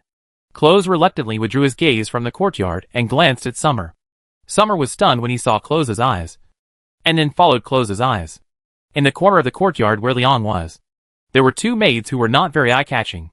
They stood looking at each other intently, forming a sharp contrast with the other maids, who were looking around and muttering to each other. Summer nodded towards Close and set his sights on Leon again. On the girls around me. At night, in Alina's study, Alina was pacing back and forth anxiously. Her study was always brightly lit all night long. But this time, she didn't read a book or be alone. Instead, she discussed important matters with a few confidants. General Sulla is arresting those on Agathon's list. It will take at least a month for the Shadow Wolves to come back. Brutus was reporting the situation with his head lowered. Including the Immortal Legion, almost all the elites of the Empire, and the troops capable of fighting around the Imperial port were taken away by General Ivelo. There is currently no one else. It's available. I only have 200 guards in hand now. And it's impossible to fight against Liang's Silver Hand. Leon and his Silver Hand have helped the Empire before. The Knights of the Radiant Cross and most citizens will not be enemies of him. And we can't harm Leon. If he dies in Emperor Lengang, Ivelo, I'm afraid none of the troops brought out by the general will come back. And the Empire will face the revenge of the new kingdom of Pendor when it is short of troops. Elena, who looked similar to Alina, also added the situation worriedly. Do I have to be coerced by him like this? Cashin, is there anything you can do about your poisonous snake? Alina turned her gaze to the other expressionless person. This is Cashin, the leader of the secret espionage organization, Venom. Just his former subordinate. And now Alina's subordinate. Leon knows us very well. It is difficult for us to sneak in. Even if we sneak in, there is nothing we can do. His Silver Hand protects him very tightly. Those guys are not afraid of Snake Heartstone. We have tried it. Cashin shook his head. Is there no one who can deal with him? I just need to make his injury worse. As long as I can wait until General Ivelo brings back the Empire's army. Or until General Creon brings his troops. He can't even think about it if you coerce us again. We can coerce him instead. Alina gritted her teeth and looked at the confidants in front of her. Maybe there's someone who can do something, Cashin said hesitantly. Who? Alina paused and turned her head. Lord Ehlers. Your brother. He is in Dylanport right now. Cashin looked at Alina and said slowly. He came to see me this afternoon. Why is he in Dylangang? Shouldn't he be in Ahuan? Alina frowned. Ehlers is Alina's biological brother, 5 years older than her. Although Justice prefers his daughter Alina. The brother and sister have always had a good relationship because they both share a troubled father. Justice, however, what troubles Alina is that her father is urging her to get married. While Alas is just the opposite and Justice does not allow him to get married. Previously in Dexia, Alina had participated in the bidding for Ash Coleman in the name of Ehlers. But at that time Ehlers had no idea of playing for Luha. Because Ehlers has a girl he likes. But the problem is, the girl he likes is a slave. It was an ordinary female slave that Ehlers bought home from Single when he was 18 years old. She was the kind that was treated the same as animals, and was publicly selected by everyone next door to the livestock market. Justice is actually an enlightened person. But no matter how enlightened he is, he cannot let his son marry a bought slave. He can stay with him. He can treat him as an outlaw. Or he can do anything as long as he has no status. But no father would agree to their marriage. But Ehlers is a romantic. And young people always have a bit of a rebellious mentality. The more Justice disagrees, the stronger his backlash becomes. In the end, Ehlers simply used his status as an imperial knight as a guarantee to let the female slave become a free citizen. Then gave up his position in the military and eloped with the female slave. This was several years ago, when Justice had just perfected the intelligence organization, Viper. Alish has been living in seclusion in the town of Ahuan near the City of Knowledge, and only told Alina where he lived. In fact, Justice also knew that his son's presence in Ahuan could not be hidden from his spies. But since they were forced to elope, and knowing that there was too much estrangement between him and his son, Justice did not intervene again. Later it was rumored that Justice preferred his daughter, and did not care much about his useless son. But in fact, Justice was just hiding Ehlers on purpose. Ehlers is a graduate of the Royal Academy of Siyuan City. He has the status of an imperial knight. He is considered to be both civil and military. But he has never had a clear ambition. That is, he has no ambitions, and no goals in his heart. It is normal for the eldest son of aristocratic families to not have a goal to strive for, because it is usually set by their parents when they are born. Just like an eldest young man like Ehlers. If the Bacchus Empire hadn't had those big changes, his life would have been doomed from the day he became an imperial knight. In his 20s, he would serve in the army, accumulate merit through some non-dangerous tasks, and then transfer to a local area to gain experience in governing under the care of justice.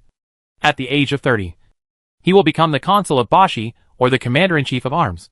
When justice retires at the age of 40, he will naturally become the governor of the empire and inherit justice's reform philosophy. Yes, even the governance philosophy will be determined. After all, he is the son of the initiator of the reform. When everything in the future is laid out in front of you and the course of your life has been determined, it is normal to have no goals. Just like Fawcett, he had no goals before meeting Leon. On the contrary, it was after his father, Duke of Alma, was assassinated by Mirgan that Fawcett truly found his own path. Ehlers eloped with his slave girl to live in seclusion, which was actually expressing his resistance in this way. Justice is a smart man, and he can naturally understand Ehlers' rebellious mentality. So he pretends to prefer his daughter, seemingly ignoring his son. But in fact, he has been letting his son be responsible for distributing intelligence. Deliver the message. This job is just right for someone like Ehlers, who has no goals in life. Moreover, the father and son have a working relationship, but they don't have to meet and quarrel. This kind of getting along is just right, which really eases the relationship between father and son. Alina was able to obtain so much information because her brother Alish had been silently supporting her. The brothers and sisters rarely meet each other, but their relationship has always been harmonious. Why did Alish come to see you? Alina is a little confused now. She knows her brother too well. In terms of martial arts, Ehlers can only support 3 moves under close, in terms of strategy. Come on. If Ehlers had a great strategy, he wouldn't have eloped in the first place. Besides, he really has no ambitions and just wants to live a small life with that slave sister-in-law. Why did he come to Dialingang? Lord Ehlers came to see me this afternoon because he wanted to know what happened between you and His Majesty Leon. Cashin said a little embarrassed. But I didn't know what happened at the time, so I didn't say anything. But now that I think about it, Lord Ehlers seems to know what happened to Leon, which means he probably quietly placed people around Leon. So, among the maids I sent to Leon, are there people from Alish? Alina's frown deepened. It should be. And those are not our people. They are probably Lord Ehlers' own men. Cashin nodded. This was the reason for his embarrassment. As a professional spy leader, his team had no way to deal with Leon. But Ehlers, an intelligence distribution officer who had become a monk by the way, was able to place spies next to Leon. But those girls were originally going to be my maids. Alina sneered. Alish, my brother. He came to Dialingang quietly, and quietly placed spies around me. But he didn't tell me anything. Chapter 408 Meeting an old friend again. Early morning. Alina met her brother Alish in the study. Ehlers was brought by Cashin, but Cashin left after taking him to the study. As the leader of secret agents, Cashin deeply understands the truth that there are some things that he must not know. Once he knows, there is danger to life. There seemed to be no one else in the study. Only 2 siblings. Luciana, we haven't seen each other for several years. Alesna is a very handsome young man, with a sad stubble on his upper lip, and looks a little decadent. The voice was gentle and low, but it had a rustling sound like metal friction. Yes, my dear brother. You look different from before. How are you? Sister-in-law? Alina kept looking at Ehlers. She was sure that this man was indeed her brother, but she didn't know why. But she always felt strange. This is not the alienation caused by not seeing each other for several years, but the kind of subconscious reaction you have when you see a complete stranger. She's not well, she's sick. Very sick. Hearing Alina mention her lover, Ehlers' mood suddenly became extremely low. I came here just to save her. My sister-in-law is sick. You should go to Bashi City to find the Knights of the Shining Cross. Right. What's wrong with her? Is there anyone in Dialingang who can save her? Alina asked with some confusion. Ordinary doctors can't cure her disease. It's a curse. To lift the curse, I must get your help. Ehlers looked around, then took 2 steps closer to Alina, and his voice became softer. Luciana, I heard that His Majesty Marius asked you to succeed the Emperor before his death. But why didn't you wear it? Where's the laurel wreath? The funeral of His Majesty Marius has not yet been held, and the people from the Senate have not arrived here yet. I am only one of the candidates to be publicly recommended by the Senate, and I am not qualified to wear the laurel crown. Alish, we are relatives. You'd better tell me directly. What kind of help you want? Alina took a step back, an uneasy smile appearing on her face. Then I will tell you directly. I need the blood of the Emperor. Ehlers looked at Alina quietly for a while, then nodded and said, But I'm not sure if your blood has any effect. Alina's face suddenly turned pale. She didn't expect that what happened to the Kairos family would also happen to her own family. Alesh, have you met the people of the snake cult? You have information about the poisonous snakes. You should know what Kairos and Antonius have done. What is the blood of the Emperor and the blood of the elves? It's a scam. You should know. Alina looked at Ehlers sadly, but found that no matter what she said, Ehlers had no expression and still looked at her quietly. Luciana, I know this is a scam. Ehlers nodded, with a helpless smile on his face. I also know what the consequences will be. Kairos and Antonius became vampires. I know. I also know that this was instigated by the snake cult. The conspiracy of war. But this is really the only way to save her. Even if she has to drink blood to survive in the future. Even if she has to eat the blood of the Noldor elves every day in the future to survive. I must at least save her first. Let's talk about the future. Indeed. No matter whether your lover will become a vampire or not, it is still better than death. So, are you planting spies around me to take my blood? But I am your sister. Your biological sister. We are relatives. You actually... Alina looked at Ehlers, her eyes becoming more and more sad. In order to save his son and family, Kairos took a basin of the blood of Emperor Marius and triggered a war between humans and elves. This is understandable, because most fathers are likely to make such a choice when facing the same situation. But now, the deeds of Kairos and Antonius have been made public, and the heads of their father and son are still hanging outside Shieldwind Fortress. Many people already know this routine of the snake worship cult, and Ehlers himself was an insider. He had been distributing intelligence among the Viper organization. He knew that this was a scam. Moreover, Marius and Kairos had political disagreements, and the two had no relationship.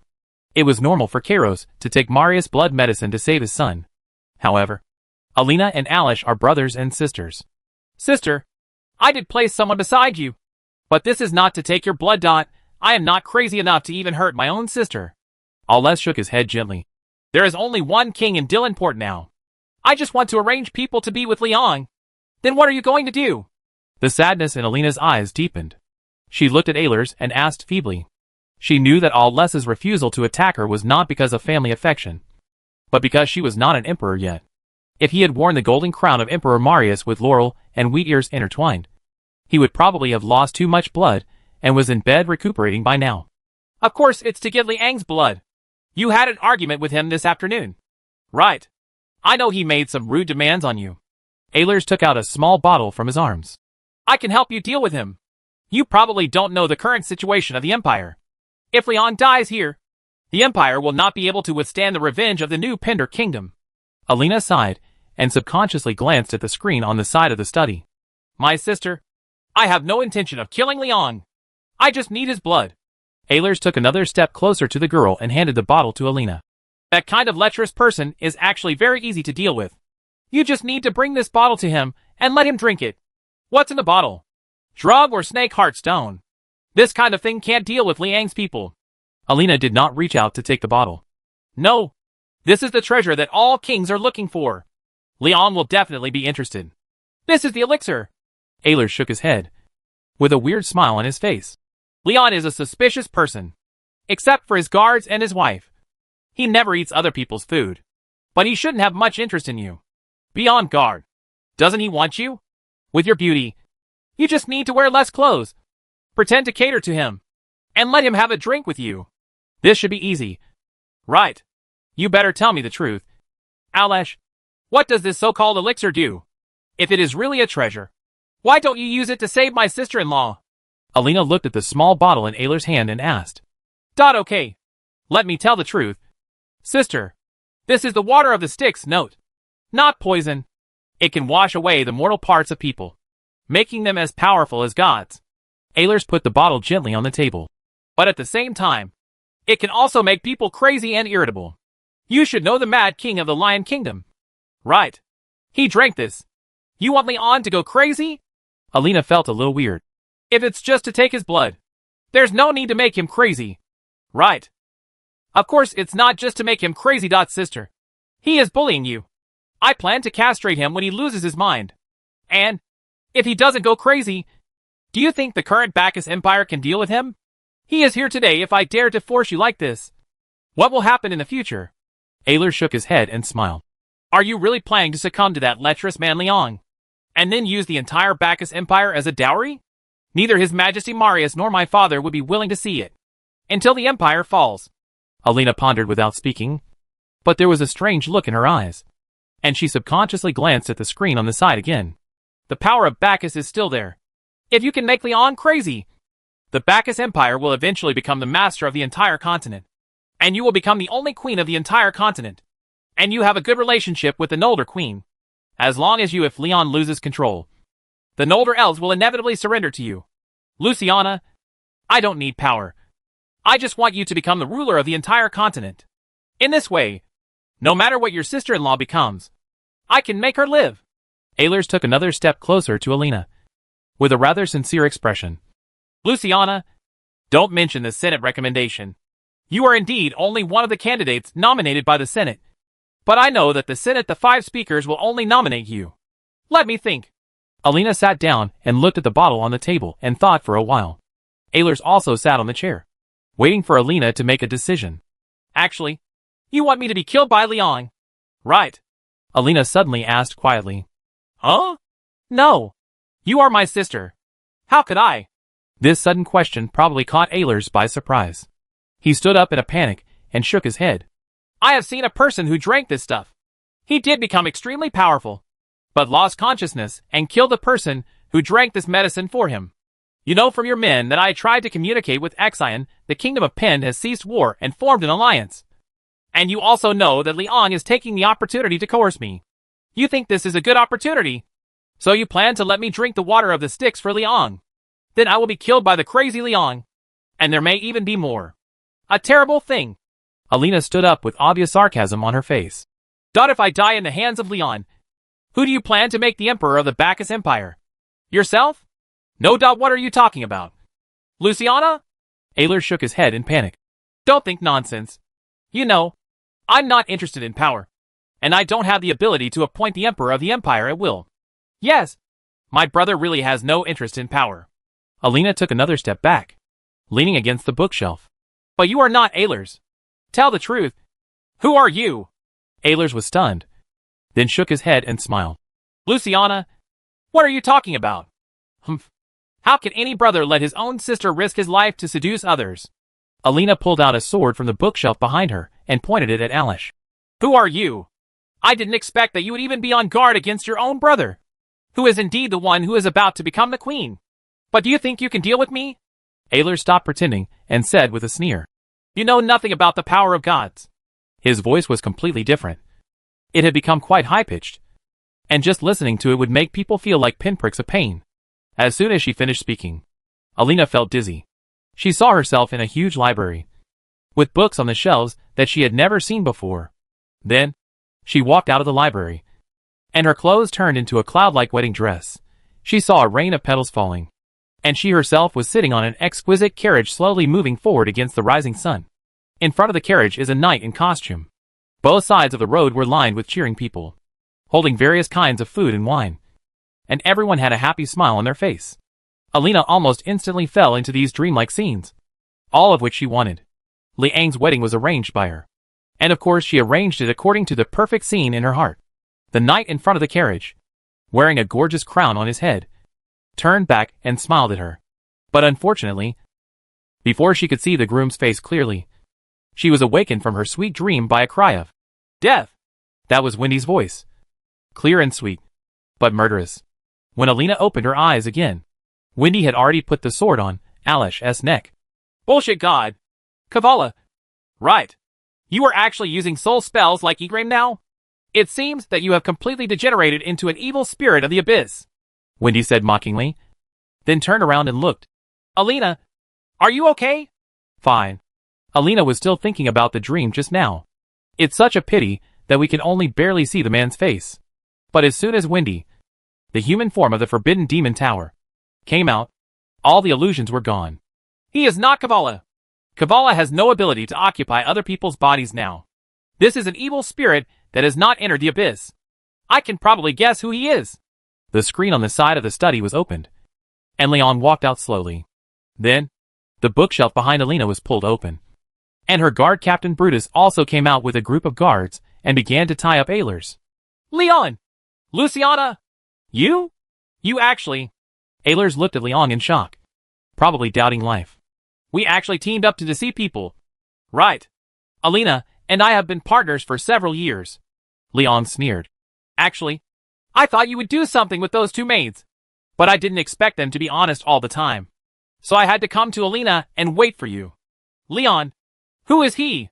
Wendy put away her sword and handed Alish to Brutus. Malbert, you must be right. Right. Leon sat on Alina's chair. He was still injured and had difficulty moving. He came to Alina mainly for safety.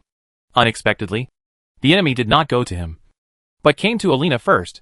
Alina lowered her head, no longer looking at Ehlers, but retreated to the bookshelf and leaned against it weakly. She is crying. Only now could she show the grief of losing a loved one. Her brother died at some point, but she and her father never knew it. Wendy sighed, stepped forward and hugged Alina, put her head on her shoulder, and let Alina's tears fall onto her chest. Acheron, the elixir of life. Acheron refers to the underworld or the Styx. The elixir of Akron is the water of the Styx. In Greek mythology, the water of the river Styx can wash away the mortal parts of the body, making people invulnerable. Chapter 409 Continuous Dreams. Leon. How did you know? How did you know? Alish looked at Leon with wide eyes, looking a little horrified. It seems that Leon guessed correctly. This is indeed Malbert. He did not deny it, since Leon could directly name him.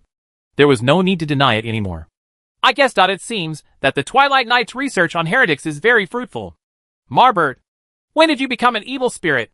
Leon looked at Wendy, pointed at Malbot, and motioned Wendy to stay by Malbot's side to prevent this guy from causing any trouble. In fact, Leon really guessed, but he didn't rely on intuition, but on analysis.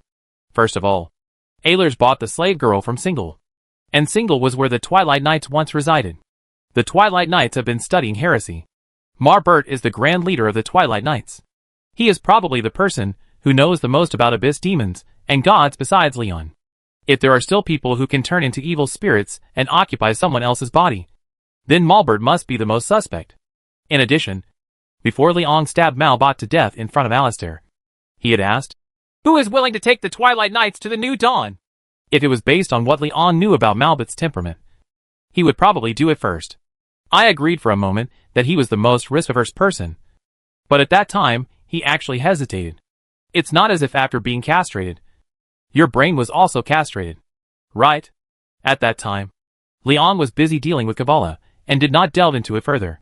However, with such an obvious difference, Leon would naturally be a little concerned about it, especially since Leon had just seen Egram and the three prophets control other people's bodies before that. He has always doubted whether the Malbert he stabbed to death was himself. In addition, Ehlers has been in charge of the intelligence distribution of the secret espionage organization, Viper, and has to contact professional espionage personnel every day. These spies have very keen observation skills and are difficult to hide. To play Ehlers well, excellent acting skills are not enough. Only Malbert, the actor, could prevent so many spies from the Viper organization from seeing through him. In addition, Ehlers said that he wanted to castrate Leon. Therefore, Leon can judge that what occupies Alish's body is probably Malbert's soul. Malbert has a grudge against himself and Alina. Only he can be so impatient to kill himself and Alina. Only he would bring up matters like castration when facing Alina. Huh? Evil spirit? Aren't you also an evil spirit? Leon, you can fool everyone, but you can't fool me. You are just a lonely ghost who has taken over someone else's body. Malbert's psychological quality was still very good. In just 2 words, the shock on his face gradually faded away. Probably knowing that he couldn't run away, he didn't make any resistance, but instead sneered at Leon. Oh, you even know this. Since we are all of the same kind, you might as well tell me the truth. How did you and Kavala hook up? Does Kavala have any other plans? Leon curled his lips. Since Malbert even knew this, it must have something to do with Kavala. Only Kavala knew that Leon was summoned by Eunomia, the goddess of order. You are also an evil spirit, but you are still so unscrupulous. Malbert was stunned, looking at Leon who didn't care, then at Wendy next to him, then at Brutus and others. Leon and Wendy were curling their lips. Brutus was rolling his eyes. Alina showed a mocking look. And Alina was crying. Everyone present seemed not to care much about the fact that Leon was an evil spirit. Marbert didn't understand. Why was this happening? Has everyone been brainwashed by Leon? Leon doesn't even plan to hide it? Why does everyone care so little about this truth? Oh! Okay. I am also an evil spirit. I admit. Okay. I am asking you something. Can you give me an answer? Maybe I can help you. Leon sighed. Of course, he didn't need to hide anything. As the most active person in the continent against the Abyss demons, Leon took the initiative to strike himself with thunder in order to deal with Egram. In order to save various knights. He even rushed into the Sea of the Dead with the big bomb Aziz Dahaka alone. With these deeds in the past, even if Leon publicly said that he was an evil spirit, everyone would just laugh and say, "Your Majesty, you are joking again." Besides, he is no longer a lonely ghost. Aziz Dahaka has made him a real living person. Leon looked at Malbot quietly. But Malbot didn't answer. He just kept looking around, probably doubting life a little bit, and never spoke. Seeing that he was uncooperative, Leon simply ignored him and turned to Alina and said, "Alina, I'm sorry. We have to burn him. You have to express your condolences." Alina wiped the tears from her face and nodded gently. "I know." Leon waved to Wendy, then turned around and prepared to leave. Wendy pushed Malbert behind him, preparing to escort this guy out. "Wait! Leon! Don't you want to know Kamala's plan?" Seeing that Leon seemed to be planning to burn his body, Malbot became anxious. With Wendy present, he couldn't use any magic. Now that he was tied up, he naturally couldn't escape from this body. If he didn't save himself, he would be destroyed. "What's the plan?" "It's just to find a few more guys like you to harm me. Do you know how important it is? As long as the snake cult is destroyed, everything will be over," Leon said expressionlessly. No, Leon. You will face an unimaginable terrible fate. You can't kill me." Wendy kept pushing behind him, and Malbert struggled. But when no one paid attention, he said the most life-saving words. "Don't push me. Alish is not dead." "What?" Leon and Alina widened their eyes at the same time. "You can look at me." Malbot turned towards Leon, apparently wanting someone to examine him. Brutus gestured to Leon, and when Leon nodded, he walked to Malbot, untied the rope, and began to take off Malbot's clothes. That is, Alice. None of the girls backed away. They were not stupid women, and knew that Brutus wanted to check if there were any injuries on Alish's body. Soon, Alish was stripped down to only his underwear. Brutus even peeked into his underwear, and then nodded to Leon. "There are no wounds. Not even breathing or heartbeat." Alina wiped away her tears, and turned into a smile. "It seems that Alish is indeed not dead. But since Alish is still alive, how can you control his body?" Leon raised his eyebrows, and looked at the shirtless Alish again. "I just deceived his soul. He is indeed alive. And he doesn't know about my existence at all. He will control this body during the day. But at night, that is, after he falls asleep, I will take over the body control. I will let him have sweet dreams and wake up at dawn." Malbot replied, "I didn't kill him. And I don't have the ability. I'm not an evil spirit. I just know some spells to deceive souls. Leon. I just want to live. A spell that deceives souls? Like the one you just cast on me? But if you are not an evil spirit, how can you use such a spell?" Alina interrupted. "That is soul temptation. A small spell that allows people to immerse themselves in their own dreams. This is the research result of the Twilight Knights. Of course, this is indeed a spell used by the Abyss demon to attract followers. But it was only after I became a spirit that I realized that only a spirit could use such a spell." Marbert didn't hide anything. He explained it honestly. Leon knew that Marbert was not telling lies. He himself had been hit by Egram's soul spell. He knew that it was a temptation based on people's own desires. It was more of an illusion than a spell. The chosen ones, who have signed a soul contract with the gods, can have their souls persist after death. Just like Maltiz. His soul was sold to the gods and no longer belongs to him. So it will not dissipate with the death of his body. In addition, the Twilight Knights already have a good understanding of the abilities of the Abyss Demon and the three prophets. So it is not surprising that Marbert knows some soul magic. You cannot use spells when you are alive. You can only use them after you become a spirit. However, they cannot cause substantial harm to people. They can only interfere with and seduce people's souls. This is indeed the ability of the three prophets. Leon felt that Marbert should be Kavala's contractor. So you signed a soul contract with Kavala, so that you can maintain your soul after death? Leon looked at Malbot and shook his head. When were you targeted by Kavala? He didn't completely control you. It seems that the contract he signed with you seems fair? Marbert sighed and looked at Leon with a complicated face. Kavala did come to me, but I did not sign any contract with Kavala. I will not sell my soul. To be honest, Malbert's experience was actually quite magical. He first met Kavala a few years ago. Basically, it was when Leon first met Wendy. Ulrich was seriously ill at the time, and Malbert was designated as the heir by Ulrich and served as cupbearer and secretary. Ulrich almost never organized royal meetings, so Malbert always took his place in the throne room, with the Kavala relief above his head. At that time, Malbot actually had a good chance of becoming king if Ulrich had died suddenly. In fact, Malbert did think so too. Malbot dreamed of Kavala for the first time since he was appointed heir. That was what Kavala asked Malbert at that time. Do you want to be a king? Malbot knew who Kavala was, and he really wanted to be the king. But he didn't feel that a dream could bring him anything at the time. And he felt that he didn't need any help. He became Dusk at a young age, the Grand Master of the Knights. A waste like Prince Alanric is not worthy of being his opponent. As long as Ulrich is dead, relying on the strength of Duke Brennus and the Twilight Knights, he can handle everything by himself. So he rejected Kavala at that time. But since then, Marbert has been dreaming every day, and the dreams he has every day can be continuous. What he dreamed about was what happened in the palace, and Malbo could tell that it should all be true.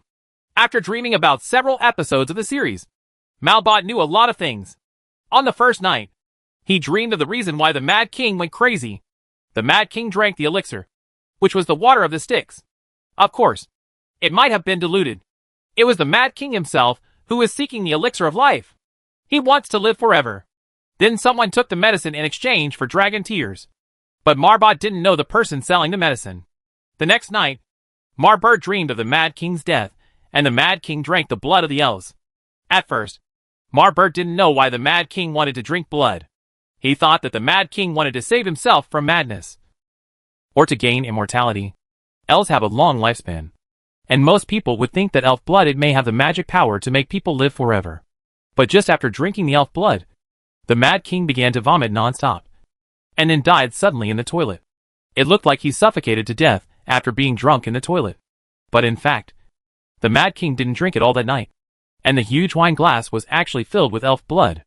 Moreover, when the Mad King fell, Marbert could clearly see that the Mad King slowly spit out a gem from his mouth, and he seemed to be conscious all the time. At that time, Marbert knew that the Mad King had committed suicide. He drank the elf blood not only to seek death, but also to activate the gem? Malbot guessed this, because he felt that a weak person might not be able to withstand the magic power in the elf blood. Just like drinking too much wine can kill people, drinking too much elf blood should also kill people. On the third night, Malbert dreamed of the gem. Inside the blue gem, there is a black shadow that keeps showing its teeth and claws. The gem floated among three women whose faces could not be seen clearly, as if they were casting a spell. Marbert was also well informed. He knew that it should be the dragon tears, and when he saw the black shadow in the dragon tears, he intuitively believed that it was the soul of the Mad King. Did the Mad King seek help from the three prophets and use dragon tears to save his soul? He guessed correctly. On the fourth night, Marbert dreamed of a prison. In prison, three women whose faces could not be seen clearly gave the dragon tears to King Ulrich in exchange for their freedom. Soon after, Ulrich began to go mad at times and gradually became weak. This series of dreams made Malbert understand that this might be a reminder from Kavala. He knew that Kavala had probably become a god, and perhaps he shouldn't reject Kavala. However, for the next period of time, he did not dream about Kavala. The things shown in these dreams were very obvious, and most of them were facts. Marbert knew that the reason for Ulrich's illness was that he was haunted by evil spirits, and that he was haunted by the Mad King. Marbert had learned about these things in the Twilight Nights, and he could guess what the Mad King was going to do. Perhaps the Mad King had already cooperated with the three prophets and wanted his soul to possess the next generation of kings? However, the three prophets did not give Ulrich the dragon tears until they were imprisoned. Of course, Malbot didn't want the Mad King to succeed. Otherwise, who knows what a Mad King would do. But of course, Malbert wouldn't save Ulrich either. On the contrary, He hoped that Ulrich would quickly bury the fact that he was Ulrich's designated successor at the time. So Marbot also went to find the three prophets to cooperate.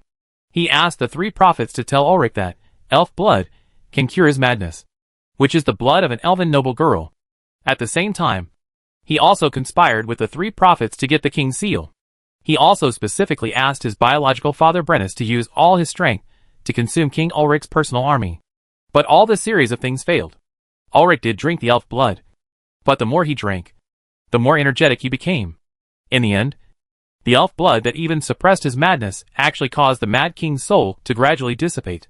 The three prophets didn't know why, but they abandoned him and cooperated with Ulrich. At the same time, Leon disturbed the king's seal and saw the Crow Kingdom's army and jabbed people at Eagle Claw Castle. Ulrich also saved a lot of his own troops. Ulrich, who had recovered, still had Malbert as his secretary, but he seemed to have other ideas. At this time, Marbert dreamed of Kavala again. Chapter 410, You Shouldn't Control Him. The second time Marbert met Kavala in his dream was when Liang had just acquired Chang'e town. At that time, Malbot once again faced the opportunity to become a chosen one.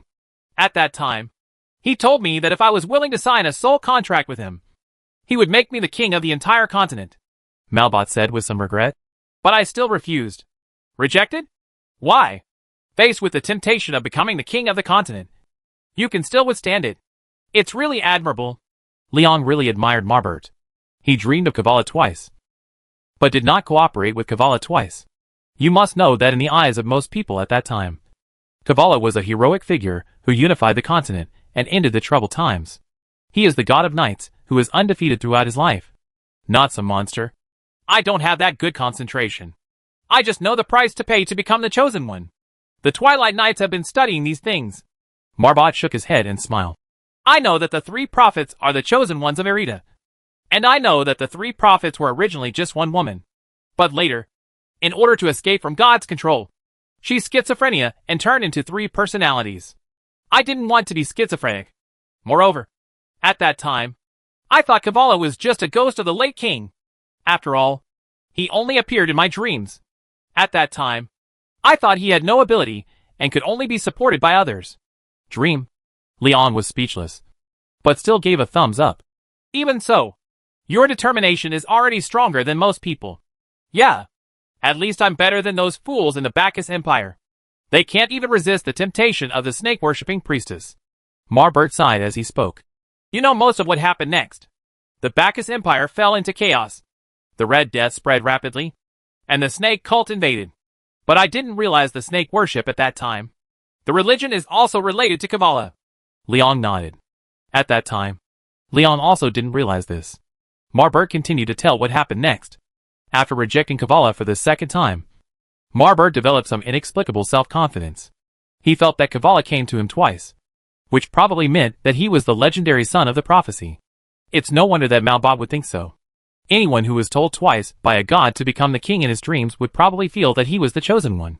So Malbert was full of confidence in the future. He once again cooperated with the three prophets to try to overthrow the kingdom of Lion and make Anna the princess and enter the House of Lords. This was Malbert's idea for the three prophets. But this cooperation is actually a plan to drive away the tiger and devour the wolf. Because Marbert knows that the House of Nobles is the Forbidden Demon Tower. His original intention was to let Anna kill Ulrich, then kill the three prophets in the Forbidden Tower, and then naturally inherit the throne.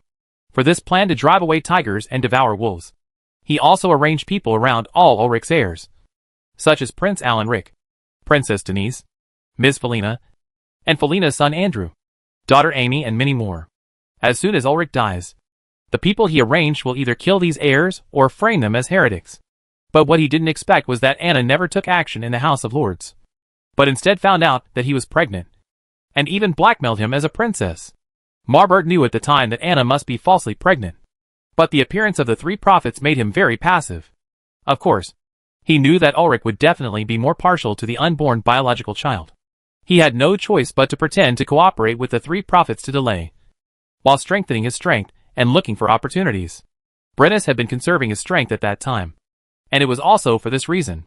At this time, Leon killed the snake cult army, found a solution to the Red Death, and returned to Chang'e town. At this time, Marbert began to take advantage of Leon. At that time, Liang's strength did not look too strong on the surface. But Liang had defeated the three prophets. And Marbert felt that there was actually room for cooperation between himself and Liang. Besides, Liang has been unintentionally sabotaging his plans. And he has a good relationship with Amy's family. If Marbert wants to succeed as king, he must win over Liang first. Yes, that's what Marbert really thought at the time. He was a person who had always been confident in himself. And he did have a basis for cooperation with Liang at that time. All the casinos and entertainment venues in Qiaoyan Bay were transferred to Liang. Moreover, the Malbot family did have the strength to suppress Liang. At that time, except for the eastern region of the Lion Kingdom, it could be said that most of the military forces in the country belonged to their family. At that time, Ulrich was basically bankrupt. And both the newly recruited army and the Dexia people suffered losses. But Qiaoyan Bay had never suffered any losses. And it had always been stocking up on troops, money, and food. In addition, Brennus controls the Knights of the Lion. Marbert controls the Knights of the Twilight. With the strength of their families, a direct rebellion is likely to succeed at that time. But after all, he and his father are both Ulrich as a vassal. He didn't want to bear the reputation of being rebellious, which would be very troublesome. If they could control Leon, Malbot and his son would be able to control the entire Lion Kingdom. No matter what tricks King Ulrich and the three prophets might do, they would have no choice but to pass the throne to him in the end.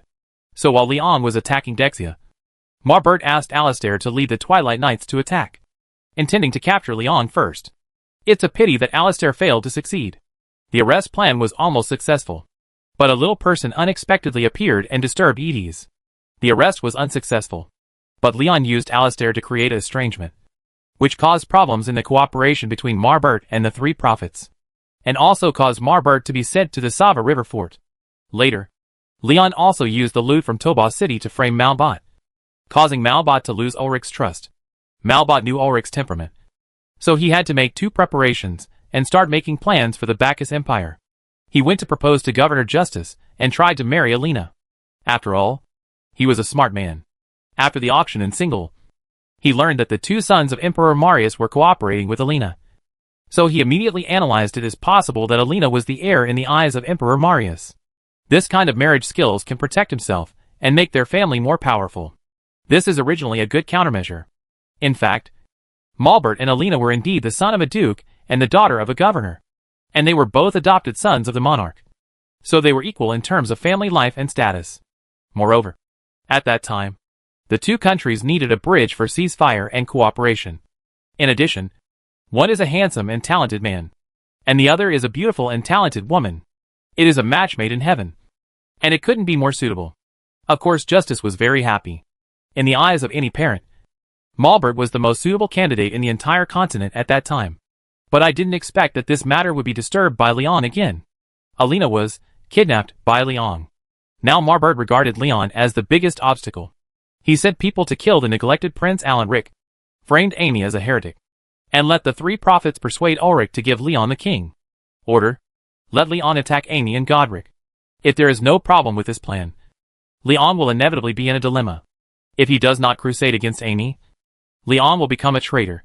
If he obeys the king's order and really crusades against Amy, Leon will be stabbed in the back and lose most of the people's support. No matter what the final result is, Leon will definitely regard Ulrich and Princess Anna as enemies, and will actively cooperate with Malbert and Brennus. Therefore, at that time, Malbert was full of confidence and said that he would let Leon take the initiative to invest in himself, under his command.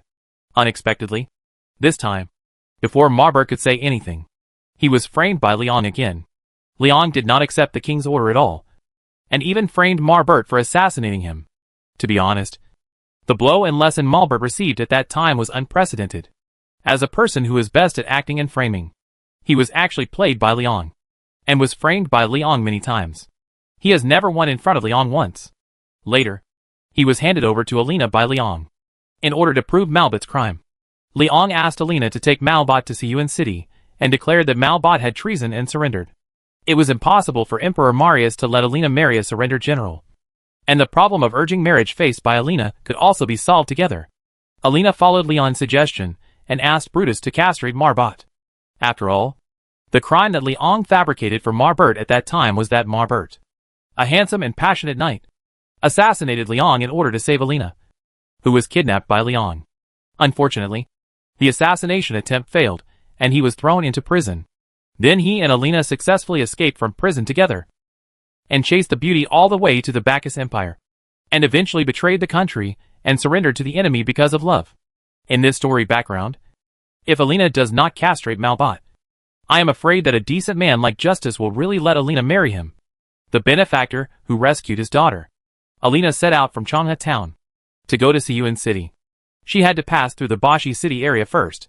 When they arrived near Bashi city, Alina went to check with Justice to make sure he was safe. But she didn't take Malbert with her to avoid the trouble of people talking too much.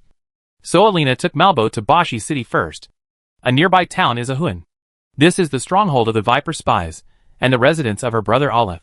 The original purpose of bringing people here was just to stay temporarily for one night. Ehlers is a gentle man, and he has no ill feelings towards Malbert. Malbert easily uses his superb acting skills to make Ehlers think that he is a poor man who has been framed. In Ehlers' view, Malbert was just framed by Leon, and he actually did nothing wrong. From the standpoint of the Bacchus, Malbert did indeed do nothing wrong. So, Ehlers kindly asked his wife, who was once a slave, to treat Malbert's injuries. His wife had some medical skills, and she would also treat some minor injuries of the Viper spies. But with this treatment, something went wrong. Alice's slave wife from Single knew Malbot. Not only did she know her, but Malbot's Twilight Knights were the enemies that led her to become a slave. Her hometown was plundered by the Twilight Knights, and she was sold into slavery. At that time, the Twilight Knights were to clean up the snake worshippers. But under the order of Malbert, they indiscriminately cleared out all the people in a village. At that time, the Twilight Knights often used this method to raise military expenses. And the difference between the Knights of the Dawn is that they do bad things openly, and without any excuses. Of course, some of the villagers are indeed not unjust. Like Alish's wife. Before she became a slave, she was indeed a snake worshipper. And she's not just a believer. Of course, Malbot had long forgotten about this ordinary little slave. I was stunned by the snake heart stone at that time. When I woke up, I was already in a secret room, or an ice cellar. Malbert smiled bitterly and said, but Alish's wife didn't kill me, but used me to perform a ritual. What kind of ceremony? Nailed you on an altar? But that's not right. Alina later brought you back to Changha town, and you were still alive at that time. Leon was puzzled. Bring it to Changha town again? That shouldn't be me anymore. Or rather, it's just my body. Malbot looked at Alina and then at Leon. Actually, I was considered dead in the ice cellar. How could it be? In front of Alistair, you were both breathing and heart beating. Leon frowned. But you did not speak at that time. I felt a little strange at that time. Because that's not me. That's the slave woman. Malbot shook his head and smiled sadly. I have seen the Mad King in my dream using dragon tears to preserve his soul. And I have also seen the Mad King's soul trying to seize Ulrich's body. But I didn't expect that I will go through the same thing. The ceremony that Malbot went through was quite simple. He was not nailed to an altar, but was thrown in front of a statue. There is a strange code of law on the statue. This was a very simple spell cast. But it was not Ehlers' wife who cast the spell, but the code on the statue. Malbot felt as if he was being pulled by some force. A pulling feeling coming from the depths of his soul. Malbot, who had learned a lot about soul spells, realized that this was probably to seal his soul into the code. But Malbert, who had seen the Mad King's methods of operation, found a hidden gem, dragon tears, from the interlayer of his underwear at the most critical moment. The result was that Malbot's soul was indeed torn out of his body. But instead of entering the code, it entered dragon tears. At this time, the spell casting was not over yet, and the woman's soul was pulled out by the code and entered Malbert's body. It was a casting accident, so Malbot became a lonely soul. Sealed in the dragon's tears, the woman's soul occupied Malbot's body, but she herself became a corpse. The woman's soul seemed to be particularly weak, because after taking over Malbot's body, she was unable to move normally, and seemed a little stupid. It was at this time that the strange statue spoke to Malbot. That statue is Kavala. I can hear his voice. But this time, Kavala didn't say anything like a king. He directly gave me a promise. He said that as long as I serve him from now on, he can really bring me back to life. Malbert looked at Leon. He wanted to sign a soul contract with me and let me enter that code.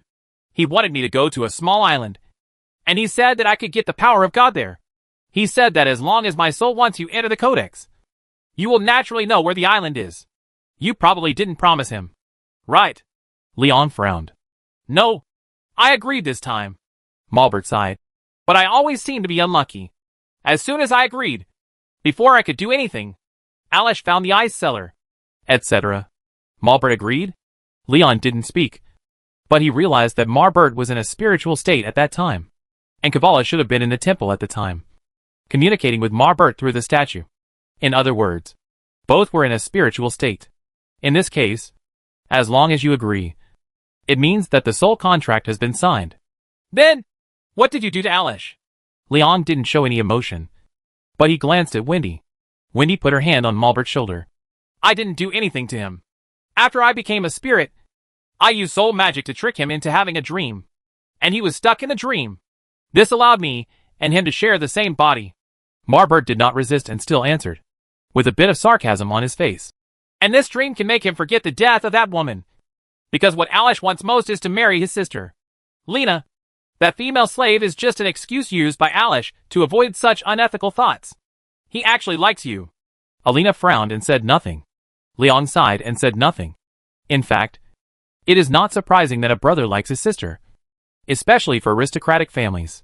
Besides, Alish used a female slave as an excuse to avoid this matter. So he was already a very decent person. So where is that code now? Leon has now determined that Malbert's words are both true and false. The actor is lying to himself. And there is something wrong with what Malbert said. It feels like Malbert originally designed a complete script, but the director temporarily changed the content in the middle of the performance? So Leon deliberately changed the topic. The codex is still in the ice cellar at Alls. Malbert looked at Leon. Do you want to go and have a look? Of course I want to go. But there must be no code there. Right. It's not like you to go to such great lengths just to trick me into an ice cellar. Kavala. Malbert is actually far better at deceiving people. Beyond you. He originally designed a scene that would definitely deceive me. You really shouldn't have intervened to control him. You were too impatient. Kavala. Leon looked at Malbot and laughed. Your soul contract can indeed completely control people. But you control two people you shouldn't control. Maltese and Malbot. They are each powerful in their own way. Abilities, but they are unable to display their original abilities because of your control. Chapter 411. The strong becomes the weak. There was a hint of surprise on Malbot's face. And then an awkward smile appeared on his face. How did you see it? Because I know what kind of person Malbert is. He has designed many conspiracies, but he will hide himself behind the scenes in all the conspiracies. This is a cautious thinking habit, which is his nature and cannot be changed. And you, Kavala, you are just the opposite of Malbert. You always like to take risks yourself. Leon shook his head and said, You were too anxious, Kavala, and you didn't even have time to see Malbot's last thoughts. If you hadn't intervened, Malbot might have successfully separated me from Wendy by now. Oh, you know what I would do? It was a strange scene. Malbot was using Alice's body, but his soul was controlled by Kavala. After discovering that Alina and I collaborated to deceive people, you will definitely tell a story about saving Alez. As long as Alina is alive, Alina will definitely save him. And Wendy and I will definitely do the same. Help Alina. Leon slowly turned around, scanning the people present, and finally stared at Malbert. I am injured and have difficulty moving. And since the Abyss Code is involved, I can only let Wendy go to Huan. Let's take a look. As long as Wendy leaves my side for a while, no one here can deal with the spirit body. Right? That's what I thought. But why did you see that I was controlling Malbot? Malbert, or Kavala, was a little confused. Because the target that Malbot wants to deal with is definitely not me, but Alina. He will not be as impatient as you, and his strategies will never be directed towards the target. This is his behavioral habit and his caution. His nature. Moreover, he will never ramble on like you do, because he doesn't need to tell all his experiences. Leon sneered. But you are not that familiar with Malbot's experience, so you can only check and retell his memories.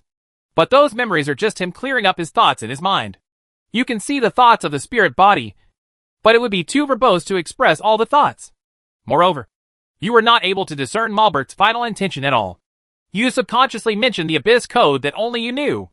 As a result, it's superfluous. In fact, it was more than that. What made Leon realize that something was wrong was that Malbert directly said, "This time I agree." Malbert has been deliberately describing that he never signed a contract with Kavala and will not sell his soul. This is to show a cooperative attitude, which can gain Leon's trust. So he described step by step how he resisted Kavala's temptation. Originally, he would probably let Leon help him in the end, and at the same time help Elena. Even if Leon was not fooled, Elena would be fooled. Malbert's real target is actually Elena. He knows Leon well, and knows that Leon is not easy to fool. He just wants to create a persona of never cooperated with Kavala and never sold his soul, so that Leon will not doubt his true motivation just does it, as long as Elena can be controlled. And then Elena is used to deal with Leon. The effect will be much better. But Kavala was probably used to controlling others. He didn't realize that Malbert was using these seemingly useless experiences to make Leon regard him as someone he could cooperate with. He actually controlled Malbert and said directly, "This time I agreed." In addition, Malbert mentioned the code in the ice cellar. Malbert may have noticed the book on the statue, but he must not have known that it was the code of the abyss at the time. And there was no need to mention these details. Only Kavala would care so much about the code. And only Kavala would use the code to attract Leon. But then, Kavala probably saw Malbert's final thoughts and discovered that he did not intend to use the code to attract Leon's attention, but to use Ehlers as a person. At this time, he tried to change his words. But then he changed his words and changed the script. It seems very stiff. Malbot smiled bitterly. And then suddenly his whole body trembled, and he fell limply to the ground. "What's up with him?" Elena asked in surprise. "It seems that Kavala no longer controls Marbot." Leon thought about it and replied, "However, Kavala didn't accomplish anything this time, and he was unwilling to talk to me more. He no longer seems to have the confidence to conquer everything." After speaking, he took a few steps back, pushed the bookshelf behind Elena sideways, found a chair from behind the bookshelf and sat down. The bookshelf was actually the door of a darkroom, with a spacious room behind it. The homes of the great nobles of the Bacchus Empire generally had some kind of mechanism. There was a secret passage in Livius's bedroom, and a secret room in Karos' study. "I have a question. Why does Kavala come to Malbot again and again? Is there anything different about him from others?" Wendy asked as she put away her sword. "A man who can become the Grand Master of the Twilight Knights in his 20s. A man who has become the Grand Master of the Twilight Knights without being known to anyone. And who also knows some magic. Plus his father's Cliff Bay with the Lion Knights. This kind of strength is the most extraordinary thing. All the people Kavala has found are the most powerful people in the entire continent." Leon shook his head and said, "Martis, Karos and his son, Marbert, and me. The combined strength of these people can easily conquer the Pender continent. But unfortunately, Kavala always wants to completely control these people. Powerful people are powerful because of their own abilities. But if they are controlled by others, what is the difference between them and an ordinary soldier? Then what should we do now? Alish and Malbot are still in the same body, and Kavara can control Malbot at any time." Elena looked at Ehlers and asked sadly, "Let's wait until Marbert wakes up. I think Marbert doesn't want to be controlled either." Leon didn't know what to do. He knew that a living person couldn't kill a spirit. "Don't you need to go to Ahuin to take a look? The ice cellar he mentioned." Elena looked hesitant. "Just let Brutus go and have a look. We'd better not go." Leon looked at Brutus. Elena nodded. And Brutus didn't waste any time and left directly with Elena's guards. There were only 5 people left in the room.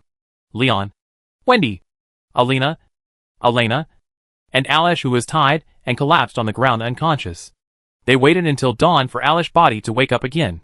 But it was not Marbert who woke up, but Alice. After seeing Elena, Ehlers' first reaction was to blush.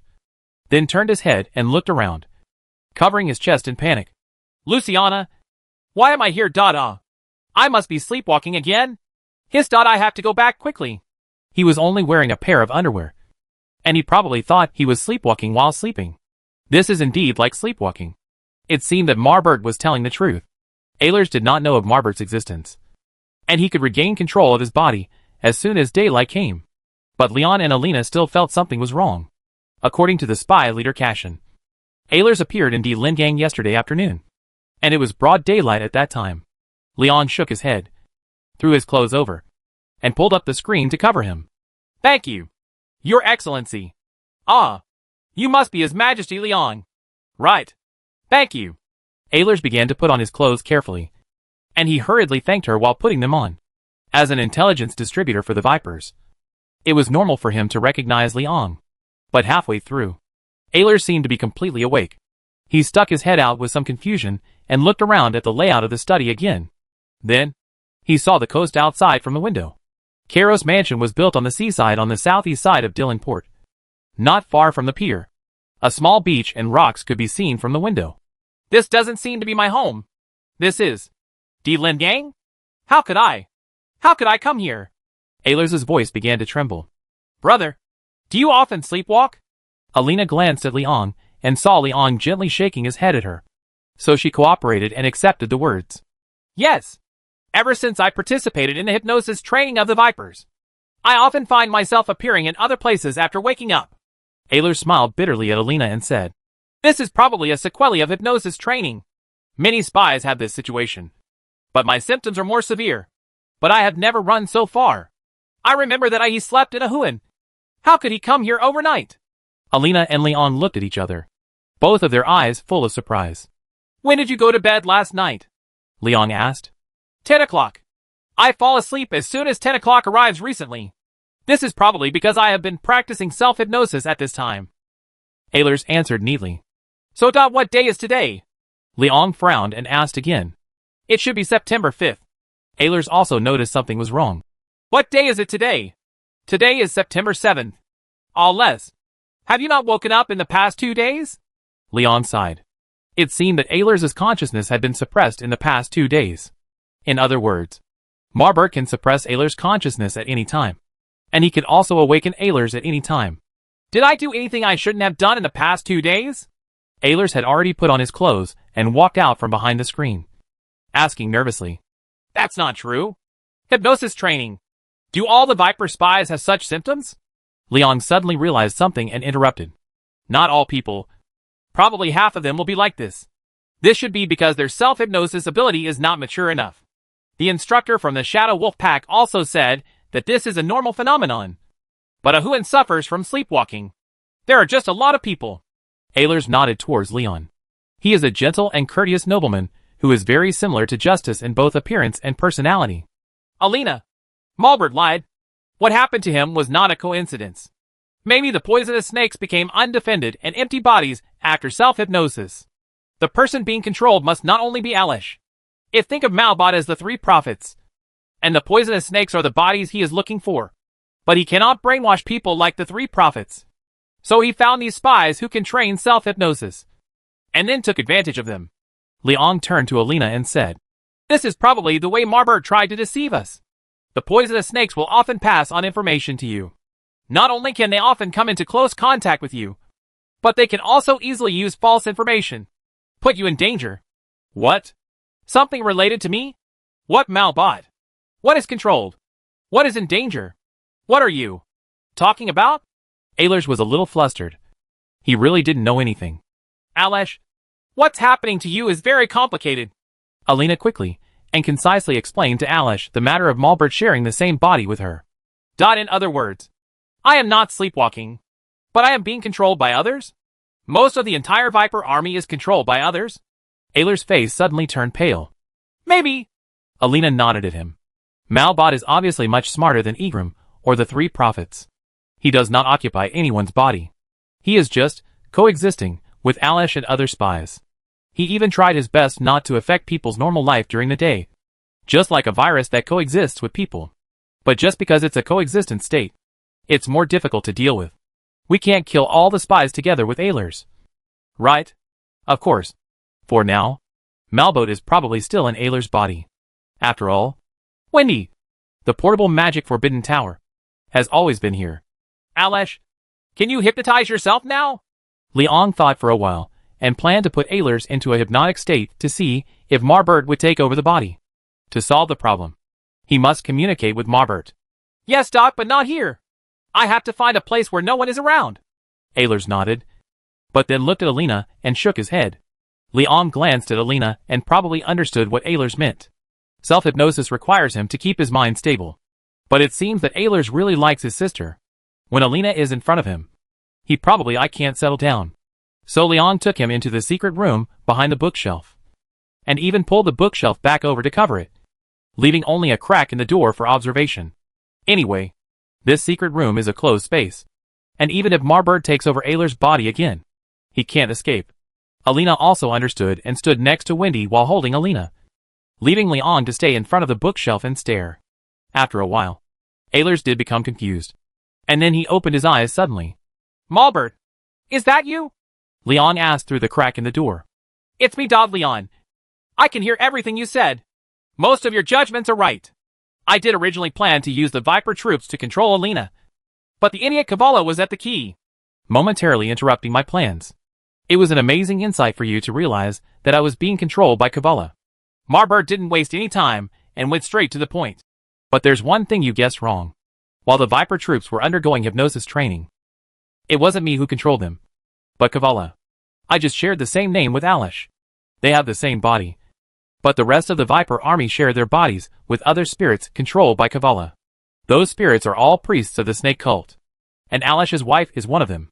Then how to solve this problem? Leon shook his head. "You don't want to be controlled by him all the time, right?" "Of course I don't want to. But what can I do? I'm just a puppet now. I'm just a spellcasting carrier found by Kavala. I will be entangled by him just because I know some soul spells." Malbot also looked helpless. "Leon, I actually don't want to deal with you. I just want to live." Chapter 412, The Real Conspiracy. Alive. Marbert's wish now is simple. But this simple wish seems extremely sad when mentioned now. Leon looked at him and sighed. Being controlled by Kavala, sharing the same body with Alish, and can only come out when Alish is sleeping. Is this considered alive? Malbert himself sighed.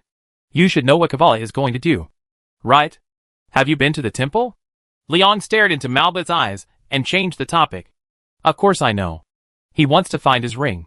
He wants to return to the continent of Amara, lead the snake cult to conquer Pander, and become the only god. Of course, he also wants to kill you. I haven't been to the temple, but he was when he controls it. I can directly understand everything he knows, just like he can also hear what my spirit body is thinking. So I know everything about him. And I also know about the temple. Malbot also looked back at Leon calmly. He was indeed not controlled now. It seems that although it is an unequal contract of betrayal and a puppet that can be controlled at any time, it is not controlled at all times. This is probably a contract that unilaterally opens up the control of the soul, allowing Kavala to control himself at any time when needed. In exchange, the soul will not be separated, and information can be shared when controlled. Leon suddenly thought that Eunomia could hear her voice out of thin air, but he could not know her thoughts.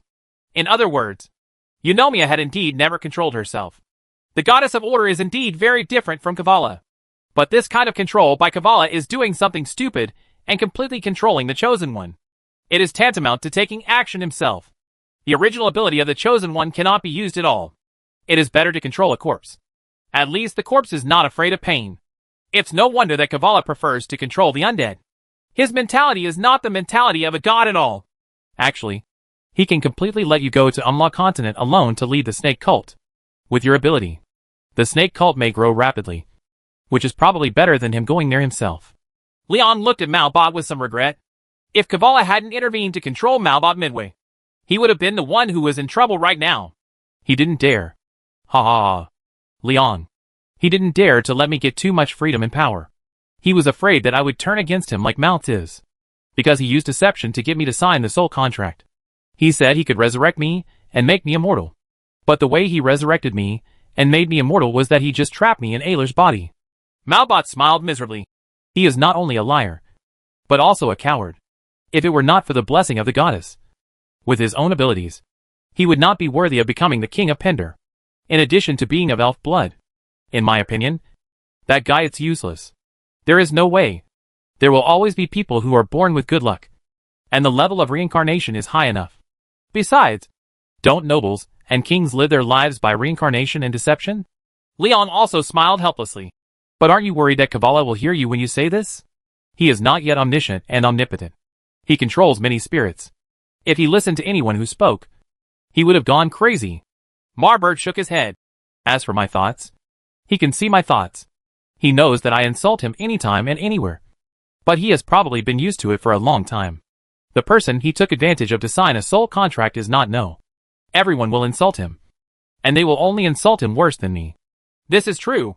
No matter how powerful the control power is, it can only control one person at the same time. After all, Kavala only has one brain. Having been controlled by others, with no release date, and without getting any benefits, it would be better to die. Leon looked at Malbot and said sincerely, "To be honest, I think you should find a way to leave Alish's body. Even if the spirit body dissipates, there may be a chance to be reincarnated as a human being. I wanted to, but I can't do it. Leon, I can't leave Ayler's body at all now, and I can't take over Ayler's soul. I also want to reincarnate myself as a human being. I have never been afraid of failure or death, because I know that death is not the end. But now I am a spirit that has signed a contract with the gods. You should know that such a spirit cannot die." Malbert looked really distressed. And this really wasn't an act. No one wants to be controlled. Certainly not Malbot. But it was really hard for him to get out. "Maybe there is a way to solve it. Malbert, since you don't want to be controlled forever, then I think we might be able to cooperate first and try to solve your troubles. Of course, this is also my and Alina's troubles." Leon thought for a while, and felt that Malbot seemed to be able to fight for it. "How to cooperate? As long as Kavala controls me again, he can directly hear everything I know. Don't forget, he can hear the thoughts of spirits." Marbert didn't seem to refuse cooperation, but he was more skeptical about the possibility of cooperation. In fact, both Marbert and Leon are willing to trade with each other. Just like they use the ownership rights of White Deer Castle to trade the casinos and entertainment venues in the northwest of the Lion Kingdom. There is really no need to fight and kill when they can achieve mutual benefit. Kill, as long as you are willing to cooperate. I am more than 50% sure to terminate your soul contract. After Leon thought carefully, he gave a very serious answer. "If you can really do it, then of course I am more willing to cooperate with you. But what are you going to do? Use Aziz Dahaka to let me release the control? But in that case, Alish will die. You should know this of." Malbot shook his head. Indeed, his situation is different from that of Leon. Marbert and Aylers coexist, and Aylers is a living person. If Leon intends to use Az Dahaka to solve the problem, then Marbert can cancel the soul contract. But Aylers will die. "Do you know Aziz Dahaka?" This time it was Liang's turn to be surprised. Malbert actually knew everything. "Of course I know. That's how Malthus got rid of control. Otherwise, why do you think Kabbalah asked me to deal with you? Originally, he planned to let me go to the Noldor forest, so I knew so many things. Moreover, Ayler's wife is the female slave. She is the one who helped Kabbalah create Az Dahaka. I may know about Az Dahaka before you do." Marbert sighed. "The ice cellar in Alish House was originally used to store Az Dahaka. But when I arrived in Ahuan, Az Dahaka had already been sent away. That woman was the priestess of the snake cult. She wanted to kill me not because of any hatred, but because she happened to be controlled by Kavala at that time. I originally wanted to use this matter to force you and Wendy to investigate Aziz Daha. It was a card thing. But Kavala probably saw that I had been telling the truth and thought I was going to betray him. So he temporarily controlled me and changed my words. He didn't understand at all that only the truth can deceive people.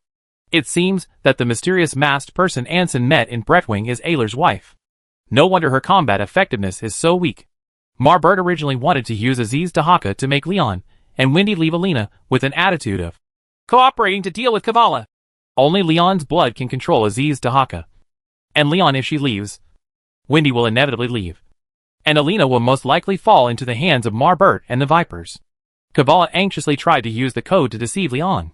This improvised rhetoric was completely inconsistent with Marbert's foreshadowing. So Leon saw it. Actually, you don't have to use Az Dahaka. Marbert, you must have been controlled by him more than a year ago. Right. In other words, he has actually been arranging these. Can you first tell me what he has asked you to do? Maybe I have other ways to relieve you. Leon began to learn more information. More than a year ago, he asked me to do a lot of things. He asked me to take the heretic code to a crowded big city to summon Igraim.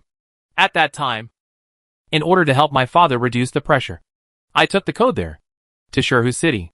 Malbot answered calmly. Furthermore, I planned to use Igraim to kill you. I killed Granron. I deliberately asked you to go to Lion Lake City to face Igraim. But I didn't expect that you would even use Igraim to kill you. Rem can handle it. At that time, Brennus was suppressed in Cliff Bay. The appearance of Igraim, and a large number of fallen people in Lion Lake City forced Leon to divert his attention. In fact, Marbert succeeded, and Leon did almost die outside Shirhu City. This could probably be regarded as Marbert's revenge for being framed. No wonder he didn't have any particular hatred towards Leon. When Leon stabbed him to death, he was no longer himself in his body at that time. So of course, he didn't feel anything. Is it possible that Igram is also controlled by Kabbalah? Isn't that true? Now Leon completely understood why Kabbalah had to control Marbert. Marbert knew the soul spell. His Twilight Nights had been studying heresy, and he could summon the Abyss Demon. But Kabbalah can't control the Abyss Demon. Right?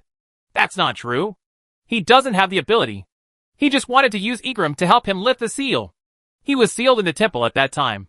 Although he had the power of a god, he did not have the qualifications to be a god. He was not complete. God cannot use his spirit body to pass through the gate of the abyss. Only a powerful evil spirit like Igram has enough mana to lift his seal, Malbot explained. He tricked Igram and taught him a summoning ritual. Igram thought he could summon his lover out of the abyss through the magic circle. But in fact it was not a summons, but a summons. It is the sacrifice that will send both the body and the code to the temple, so that Kabbalah can release the seal of the temple. I see. This sacrifice was spoiled by Roland. Leon always thought that Kabbalah was already considered a god. But in fact there might still be a big gap. This difference is not in mana, but in divine personality. The code may not be the godhead itself, but it at least represents this qualification. Didn't he make a ring himself? You should know about the High King's ring, right? It was made using the code of the Goddess of Order. Leon was a little confused. He always thought that the ring was Kabbalah's code. After all, the ring seemed to play the same role as the Gate of the Abyss. That ring is still the code of the Goddess of Order. Kabbalah does not have the ability of a creation god. If he could create the code by himself, then the temple would no longer be able to trap him. As long as he holds the code, he can travel to and from the temple without restrictions. Marbot shook his head when he said this. He just wants someone to take the ring to the temple so that he can leave there. You know so much. Which means Kabbalah originally planned to let you do this job. But why didn't you go to Alacal to salvage the ring? Leon had realized that since Marbert knew this, it must be because Kabbalah had controlled him and planned to do these things. But he did not go north with the snake cult army. Because in his eyes, dealing with you is more important than getting the ring. Malbot shook his head and smiled bitterly. He doesn't trust anyone. But at least he's not stupid when it comes to knowing his priorities. Leon curled his lips expressionlessly. This was indeed Kabbalah's mentality. Kabbalah had plenty of time. You can fish for the ring at any time. But now that Leon is injured and unable to move, there are not many people around him. He is still in Bacchus. And he has conflicts with Bacchus. There are not many such good opportunities. Killing me is more important than getting the ring. Leon began to think. Since Kabbalah feels that killing himself is more important than getting the ring, it means that he should take action again. But Kabbalah left Malbot here without control. And Kabbalah didn't trust Malbot in the first place. In other words, he didn't care what Malbot would reveal to Leon. This meant that Kabbalah will take action again soon. However, those poisonous snake spies alone will definitely not be able to deal with Leon. Who else can Kabbalah control? He can only control people who have signed a soul contract with him. But apart from Malbert and some of the Viper spies, what else is there in Dylanport? Malbert, can you use your soul spell that amplifies the desires in your heart on yourself? Leon suddenly asked Malbert. Malbert was stunned, but had no time to answer, because at this time, shouts and curses came from outside the door. Then, the sound of swords being exchanged came. What happened? Alina stood up in surprise. Your Majesty, get out of here quickly. Close opened the door anxiously. An enemy is attacking the governor's mansion. Is it a lot? Leon endured the pain of the wound and stood up. Close. Calm down. Stay here. I can't run far like this. Woo-da-woo-da-woo. Before he finished speaking, a horn sounded from the city wall. This is a continuous long sound, which is the assembly signal after detecting an enemy attack. Leon, look out the window. Wendy pointed to the sea outside the window. The window of the study room could only see a corner of the sea in the distance. From this corner, some triangular sails slowly emerged. And then the hull gradually emerged from the sea line. This is the reason for the trumpet's warning. Don't panic. Those ships are still on the sea line. And it will take at least 2 hours to land. Where did that fleet come from? The fleet does not look like a ship from the Pender continent. Leon has never seen such a ship. Mariton. That's Meriton's fleet. Alina recognized it. Her face looked calm, but there was no color in it. How could they? Alina, go give the order and mobilize the people of Dillenport. It's too late. Little girl. The Viper Force's combat effectiveness is very poor. But it's no problem to block you guys here for 2 hours. Leon, I think we should be able to talk now. Kavala's voice came out of Alish's mouth again. He had once again controlled Malbot. This time, did you guess my plan? Chapter 413 Life is worthy of all. Leon turned around and gave a thumbs up to Kavala. Kavala is probably not good at using people, but he is by no means a fool, and his ability to use soldiers is unquestionable. However, the snake cult army heading north was all bait. From the very beginning, the troops actually used to attack the Lin Gang were not the troops of the snake worship cult. Leon really didn't expect that Kavala would be willing to give up the snake worship cult and finally penetrated almost all the power in the Pinder continent. It turns out that Marbert's role was just to delay time and further reduce the strength of Emperor Lin Gang. No wonder Kavala didn't let Malbot's plan succeed, because he didn't want Leon to leave the Lin Gang. The snake cult army has lured away most of the troops from the two countries, and Alina's guards were also taken away by Brutus. Now, in addition to the hundreds of militiamen responsible for maintaining security in Dillenport, only Leon is left. The guards are the Silver Hands. The total strength is only more than 400 people, of whom less than 300 are Silver Hands. There are about 100 militiamen on the city walls. Moreover, Alina is now trapped in the governor's mansion, unable to issue orders to the outside world, and the residents of Dillenport cannot mobilize. The nearest reinforcements are in Bayelin village. More than 1,000 wounded people are staying in Bayelin for treatment. The Knights of the Shining Cross also have about 100 people there. There were so many wounded in the Battle of Bayelin that it is difficult to move around after being injured. So they stayed put and were treated by the Knights of the Radiant Cross. But Bayelin village is more than 60 miles away from Dillenport. And by the time they got the news, most of a day had passed. Meriton's fleet was about to land. Viper troops were blocking the outside of the governor's palace. He was injured and unable to move, so he was unable to escape. It seems to be a desperate situation, but I have experienced many desperate situations. Leon will not give up hope until the last moment. After experiencing so many things, Leon has been able to remain calm no matter what happens. Your Majesty Kavala, what do you plan to talk to me about? Since he didn't have much fighting power now, Leon simply sat down. Wendy planned to walk to Leon, but Leon waved his hand and kept Wendy away. It's amazing that you can still be so calm, Kavala praised, then looked down at Leon condescendingly. You should know what I want to talk to you about. You can't escape now. Leon, do you want to live? Alive? Leon sneered. Does someone like Malbert still count as alive?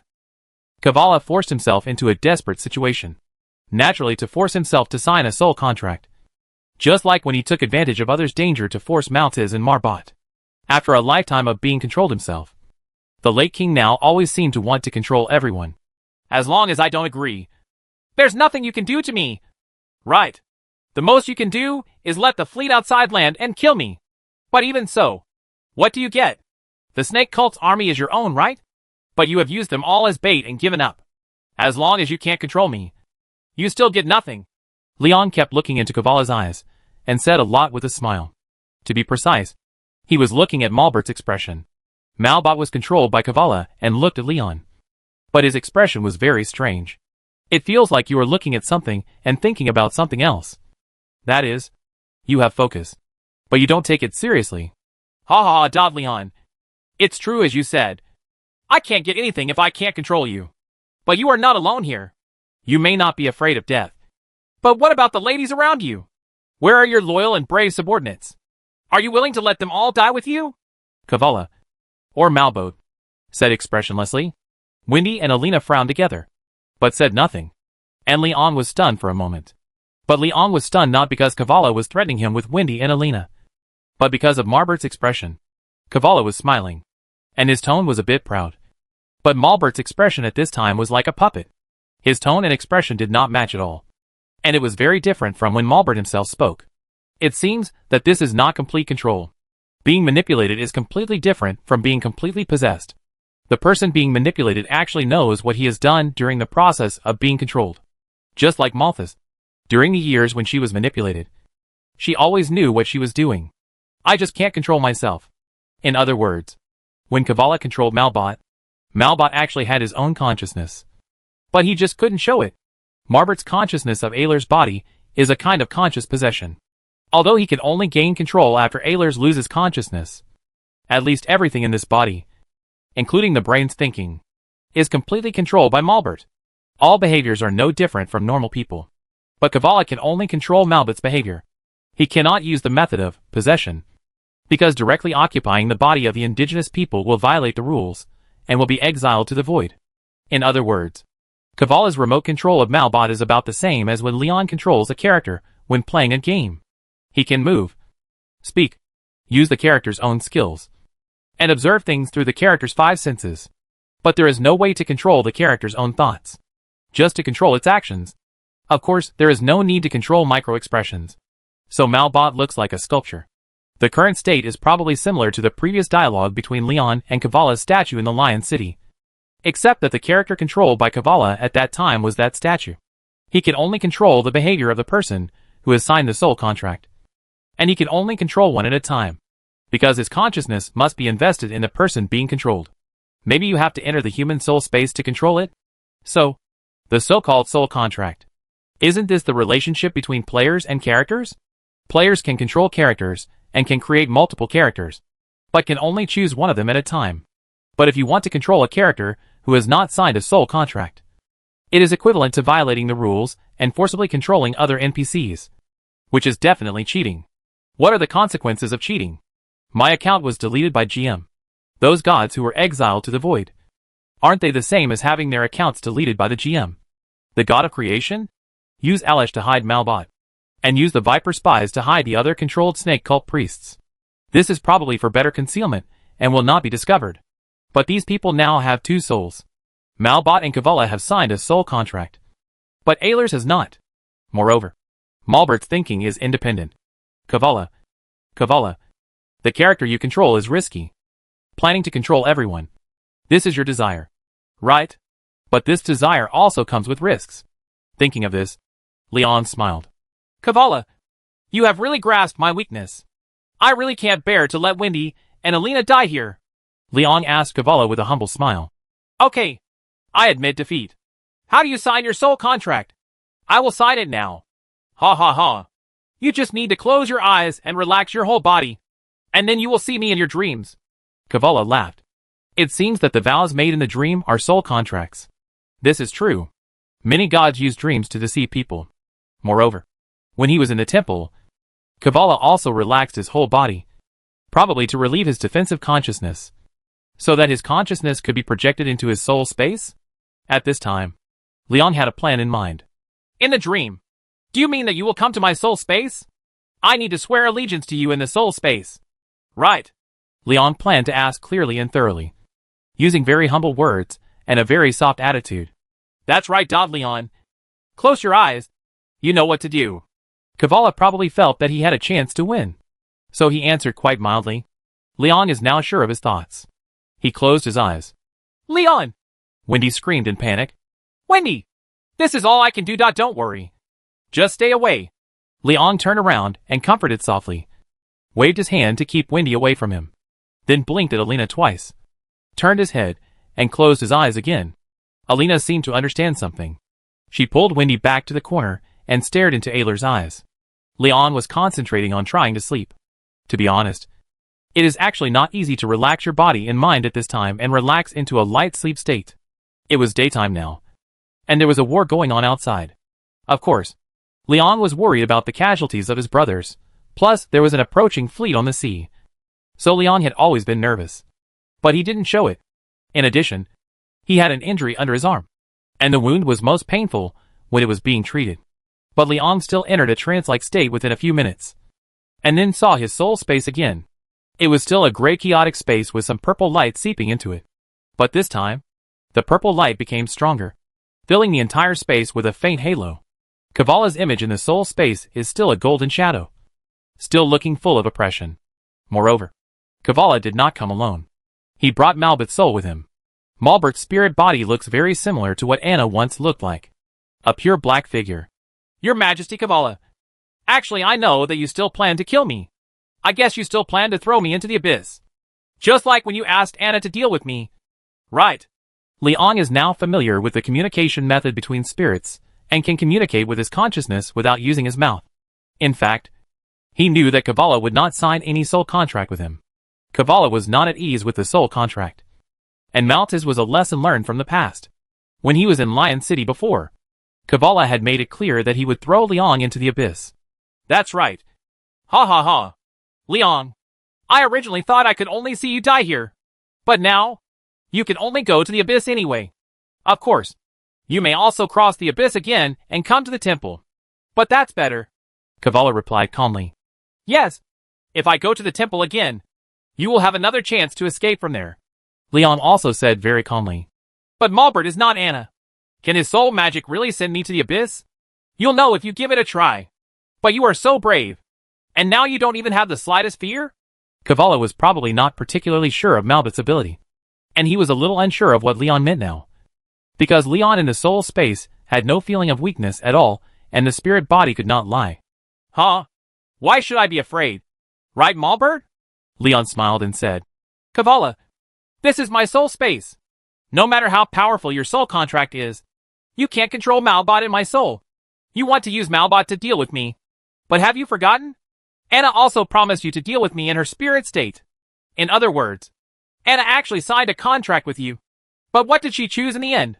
You still didn't accept the lesson. As soon as he finished speaking, or just finished thinking about it, Leon heard a piercing howl. That was Malbot casting a spell. He did not cast a spell on Leon. Nor did he deal with Kavala. He could not cast a spell on Kavala, which was his contracted host. But he does cast spells. Ha. Marbert's soul belongs to you. So, what will happen if Marbert casts a spell on his own soul? Leon couldn't lie in his current state. So naturally he couldn't hide anything. But at this time, it doesn't matter whether you hide it or not. Malbert. Huh? Kavala seemed to want to say something. But his voice stopped abruptly. This is in the soul space. This is spiritual communication. This kind of sudden silence in mid-sentence only means one thing. Kavala has lost consciousness. Kavala probably didn't have time to figure it out. And it's probably hard to figure it out again. Because Liang's eyes were blurred, and he returned to the study. Leon has left his soul space. He was forcibly awakened by Alina. Alina did understand Liang's hint. Although Leon just blinked. Because, after Leon closed his eyes and fell asleep, Marbert's eyes changed. When Marbert and Kavala both arrived in Liang's soul space, Aylers's expression returned to the silly look after being hypnotized. Stupid state. Alina knows how to awaken the spies. This kind of self-hypnosis has a key to awaken it. This key is actually just a word or a certain part of the body. When you hear this word or be poked at this part, you will wake up immediately. The moment she saw Aylers return to the hypnotic state, Alina woke Aylers and Leon together in time. Of course, waking up Leon is very simple. Just pinch him. Leon is just sleeping. However, waking up Leon and Aylers at this time is equivalent to closing two soul spaces. The soul spaces of Leon and Aylers are both closed. This is to seal the consciousnesses of Kavala and Malbot together. They will be left in Leon's soul space. And Malbot will most likely not be able to return to Aylers' body. Kavala's performance has made Leon understand that as long as he is a complete life and has a sense of defense, then the soul space cannot be invaded. And neither can God's. Maltese also said to Leon that life is worthy of all. People with complete lives cannot be controlled. No matter how powerful the God is. He can only sign contracts with people through deception. Gods can control others through soul contracts. This is because soul contracts sell human souls to gods. Which means that this life is no longer complete. But Leon now has a complete life. Since even gods cannot invade by force.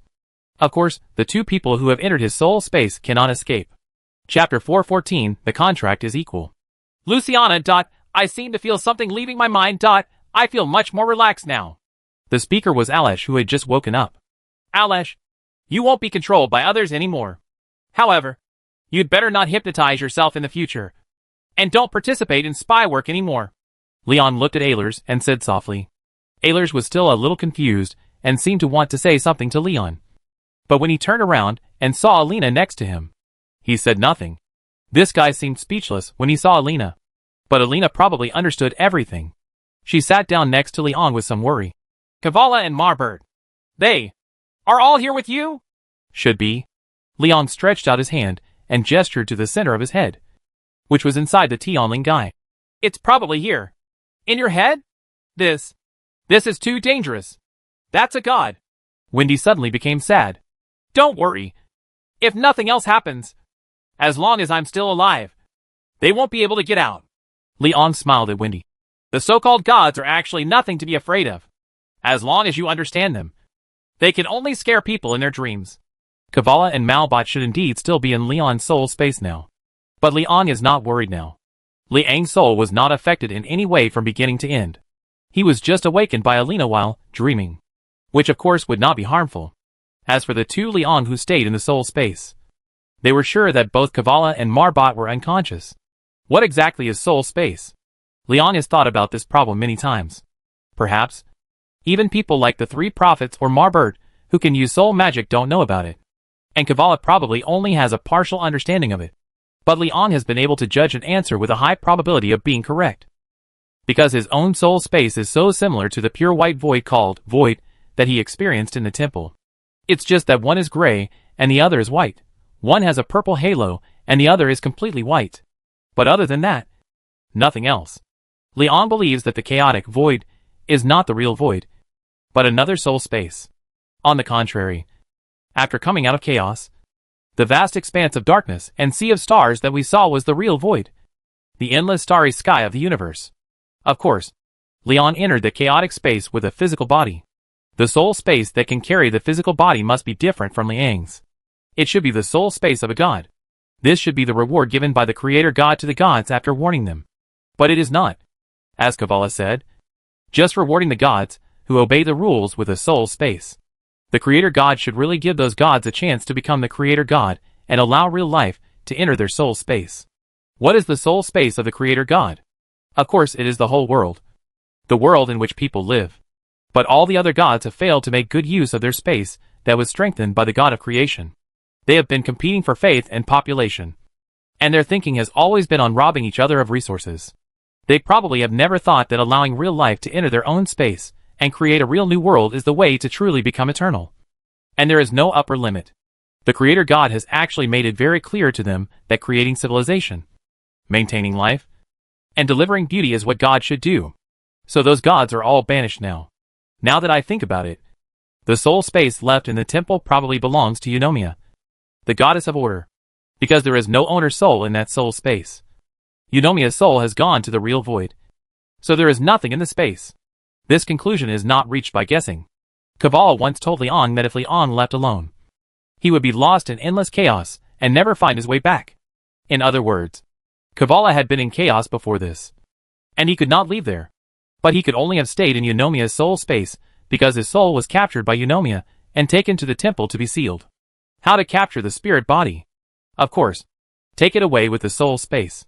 Kavala wanted to control Liang's body at that time, or to trick Liang into signing a soul contract with him, and then control Liang's body to pass through chaos, then through the abyss, and return to the earth. He had been trying to persuade Liang to let's go back together, and asked Liang to relax. Only if you have a physical body can you leave.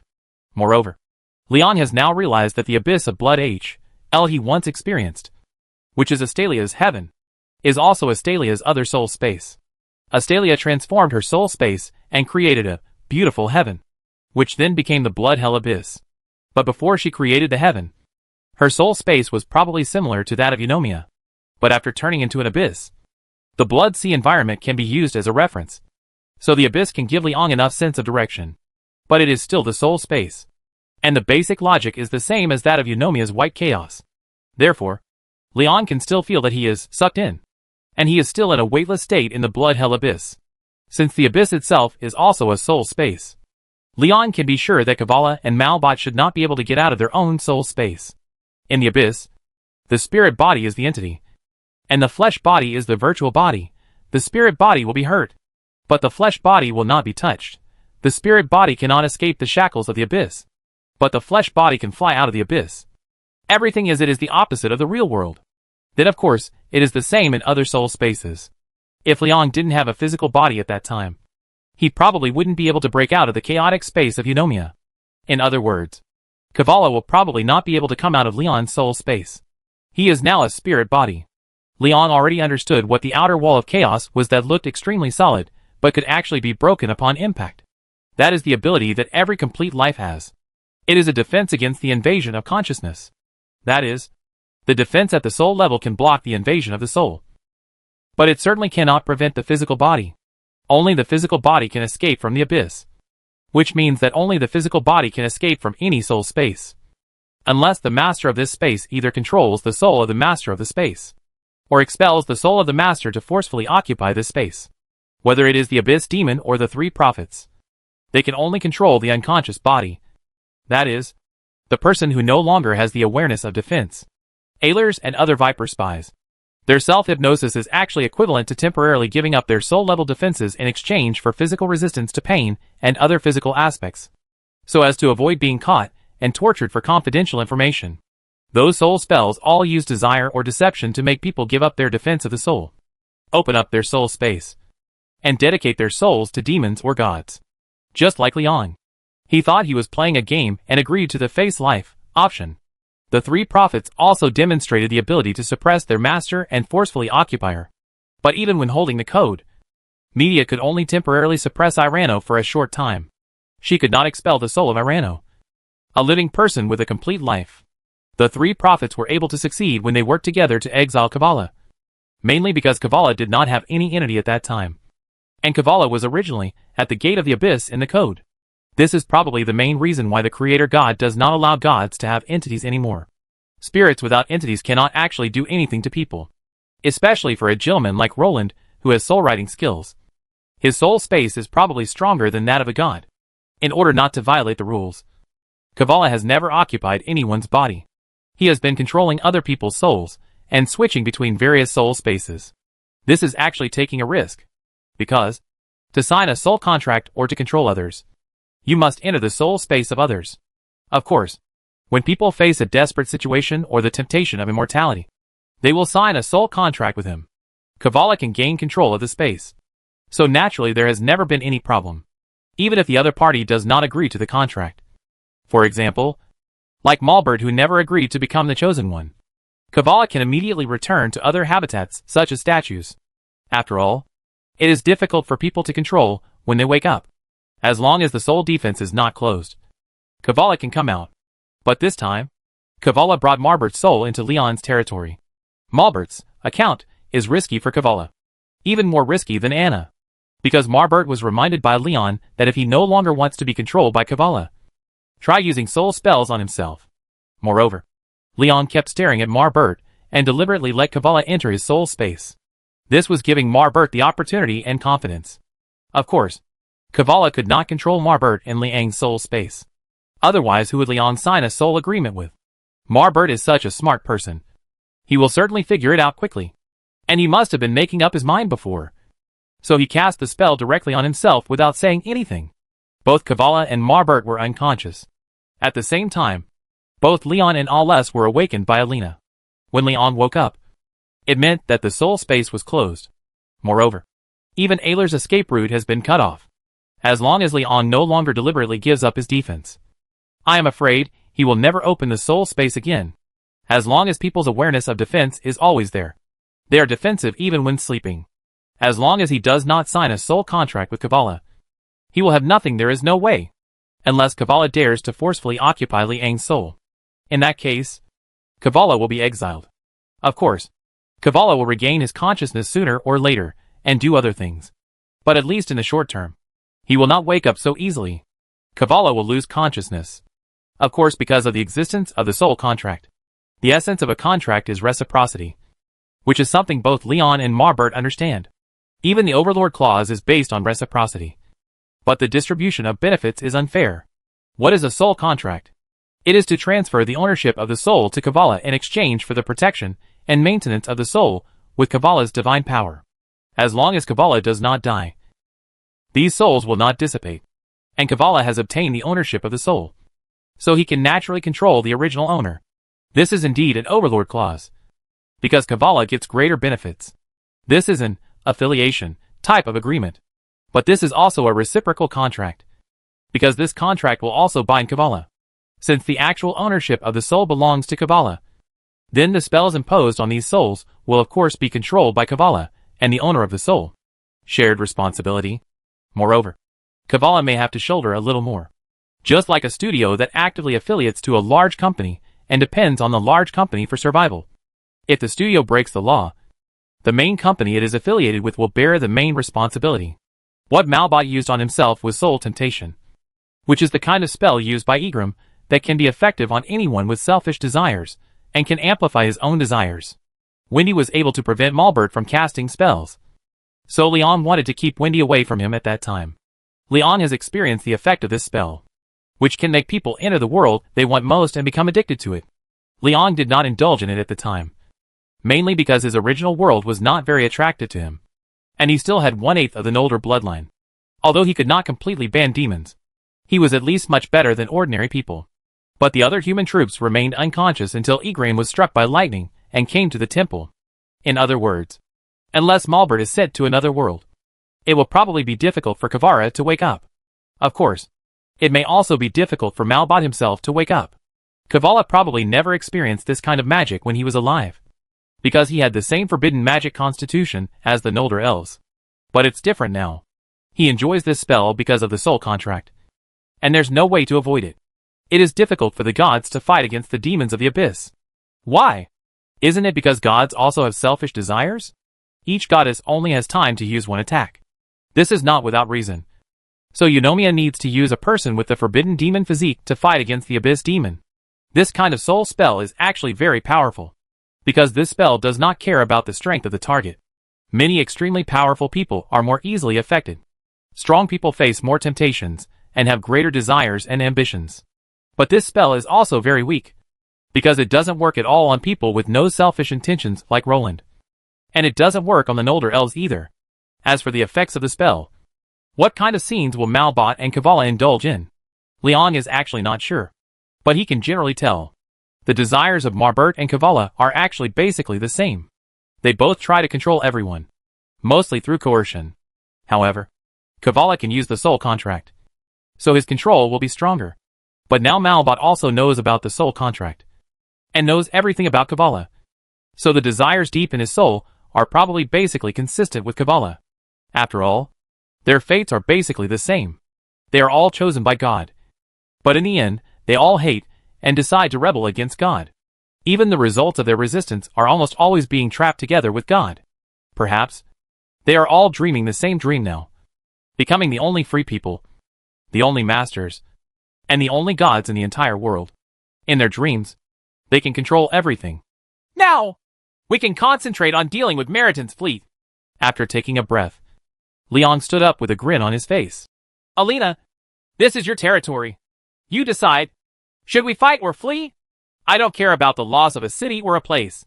But even if we abandon Die Lingang, can we get out now? Alina sighed and reached out to help Leon adjust the bandage binding his left arm. You are injured now. How can you break out? What would you do if you didn't have to worry about my injury? Leon still felt a little warm in his heart. Alina had always been thinking about him, and he knew it. Then I will probably escape to Siyuan City as soon as possible. The Empire's fleet is in Siyuan City, and General Creon is also there. Alina looked at Liang's injury. But you can't run fast now. Well, I really can't run fast. Let's do this. I'll stay here to delay. And you can quickly go to Siyuan City and bring the fleet back to save me. Liang looked at Wendy, turned to Alina and said, Take Wendy away by the way. No. The two girls objected in unison. Chapter 415, I also plan to surrender. Wendy. Alina, don't get me wrong. I'm not sacrificing myself. Leon pointed to his forehead. But I shouldn't be in danger. Kavala is still here with me. As long as the leaders of Maritin are not controlled by Kavala, nothing will happen to me. They don't know me anyway. On the contrary, you two must leave. Otherwise, if you are captured, it will be really troublesome. What if you are captured? Although she knew what Liang said made sense, Wendy still pouted.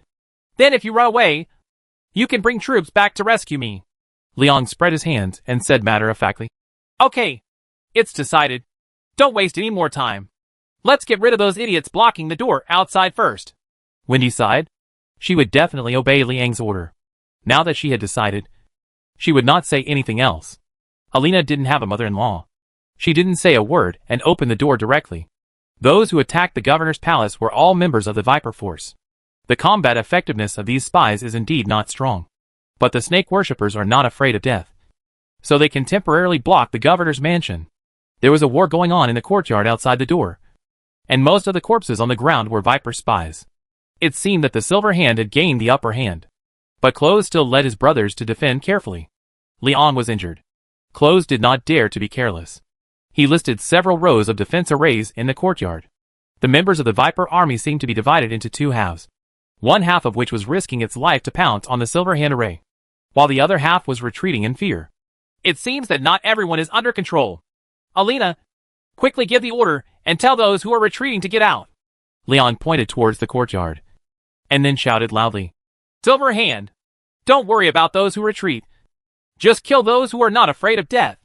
Cashin's body lay on his side in the middle of the courtyard, with a sword stuck behind his back. It was obvious that he was killed by a sudden attack by his own men. This should have been killed by Kavala when he asked the Viper troops to storm the governor's palace. It is estimated that Kavala was doing this during the short period of time when he did not control Malbot. Since the leader Cashin needs to be killed, it means that a large part of the Viper army does not have souls controlled, such as the half that is retreating. Distribute the attack. Close raised his sword. Ha! The Silver Hands no longer maintained their defensive array and began a counterattack. Yes! A real poisonous snake will not fight to the death. Alina also understood, looked at the polarized spies outside, and loudly ordered, Those who think they are still Imperial soldiers should stand to the side of the courtyard. The half of the secret agents who were retreating seemed to let out a sigh of relief and retreated obediently to the long corridor on the side. The courtyard was freed up enough space for the sword to fully exert its power. Close! Give you 5 minutes to deal with the enemies here. Leon turned around and looked, and then asked Alina, Do you recognize the flag of that fleet? It's actually purple. Is that the Emperor Maritin? There is no wall on the south side of the courtyard of the governor's palace, because there are coastal cliffs to the south, and under the cliffs is a reef beach. A little further away is the sea. Now you can clearly see the approaching fleet on the sea. The flag of the fleet is purple, and the emblem on it is a burning sword and shield. The sword and shield only outline the edges, and only the fire pattern is orange. In Maritime, purple is a color that can only be used by the emperor, because it is difficult to dye purple these days, and the cost is very high. Pure purple dye can only be extracted from a kind of conch. The price of purple robes is usually the same as white robes, more than 20 times. However, Leon didn't know much about Maritin. He only knew the general situation of each country, and knew very little about the characters of Maritin. Not the Emperor. That should be Casper's. Alina did not answer. It was Alish who spoke. Casper's is the leading noble of the Maritin Empire, because of his outstanding military achievements. He was granted the title of Your Majesty by the Maritin Emperor, and was allowed to use purple flags and clothes. So he was privately called the Vice Emperor by the Maritim people. It seems that this intelligence distribution officer has a wide range of knowledge. You are not a king, but you have the title of His Majesty? Vice Emperor? Leon raised his eyebrows, feeling like he was 9,000 years old. Is he very strong or of extraordinary origin?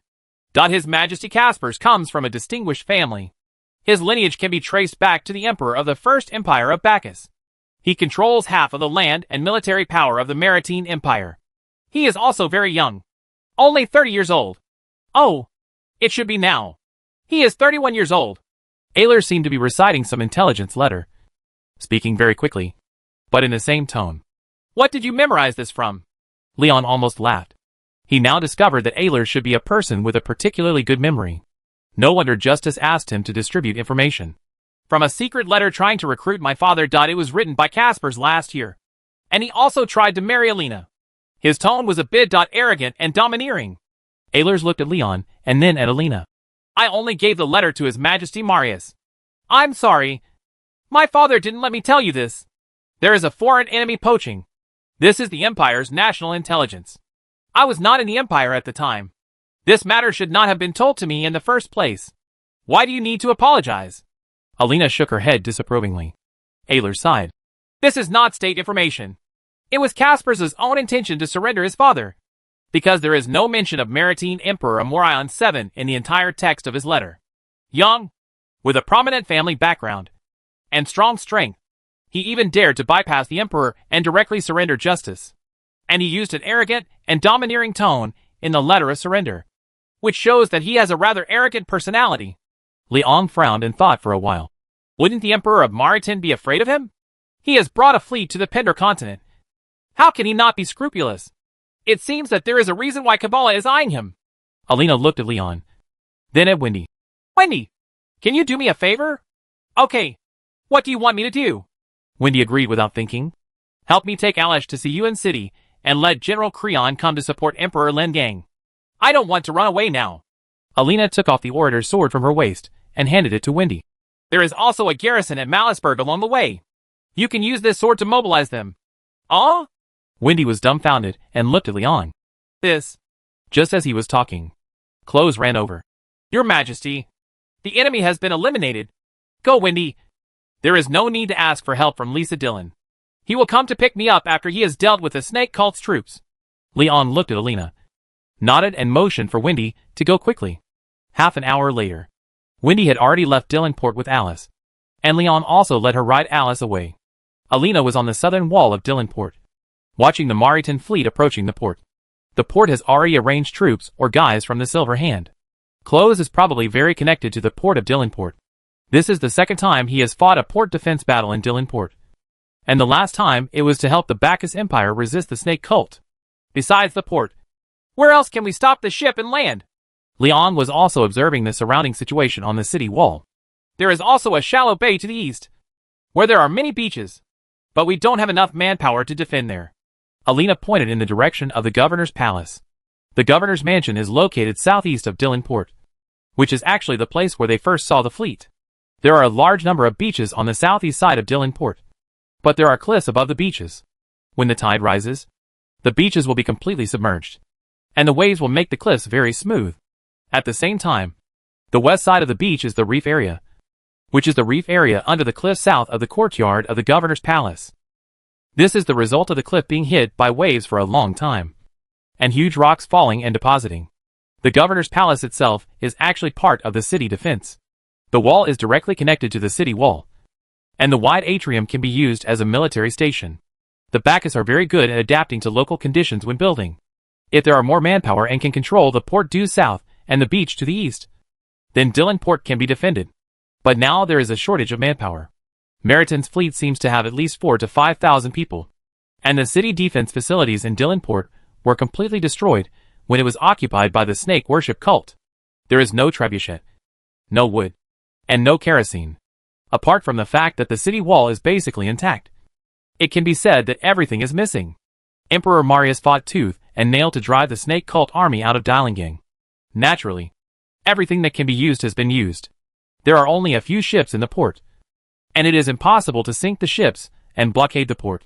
There are some crossbows and crossbow bolts, but the Silver Hands are not good at using them. In other words, both the port and the beach may not be able to be defended. Alina, you are not planning to run. Are you planning to surrender? Leon suddenly asked. Ah, you guessed it? You are indeed my teacher. Alina looked at Leon in surprise. I'm thinking about what to say. I want to pretend to surrender. Ahem. Actually, when I asked you to lead together in the first place, I planned to feign surrender. At that time, I didn't expect that Caspers had any idea of you. Leon also laughed. Ha ha. In what capacity do you intend to surrender? Alina smiled too. Of course, I use my identity as Alish. He is the governor's son. He has little fighting ability, but his status is enough to save his life. He is not too big or too small, so it is suitable. Leon shook the robe on his body. It was a green off-the-shoulder robe often worn by young Bacchus nobles. It was summer clothing, and was just right for the wounds on his left shoulder and chest to breathe. Then you are my brother now. Alina took out a pure gold armband from her arms, and clasped it on Liang's right arm. This is my father's thing, and represents the family inheritance. The armband that represents the inheritance of Justice family is in Alina's hand. It seems that Justice does prefer his daughter. Then let's hold a banquet at the governor's palace to entertain the distinguished guests. Close. Get to work. Leon covered his wound and slowly moved down to the city. Dailangang port. Dozens of warships slowly sailed in and anchored in the deserted port. Your Majesty Caspers. There is no one here. Several soldiers got off the boat, looked around, and reported loudly. As expected, I am undefended. It seems that my dreams are all true. I am actually the successor of His Majesty Kavala. On the bow of the flagship, a man in black armor took off the strange Maritan visor on his head, revealing a tough face. This is His Majesty Caspars. Caspars was of distinguished origin, and his lineage could be traced back to the emperor of the First Empire of Gubax. In terms of bloodline alone, his family was more noble than Emperor Morion of Maritine. Since he was a child, Caspars received a strict military education. He was skilled in martial arts and military tactics. At the age of 18, he became a general of the Maritine Empire. This is a high position that many people will never reach after striving for a lifetime. But for Caspars for Spars, this is just the starting point.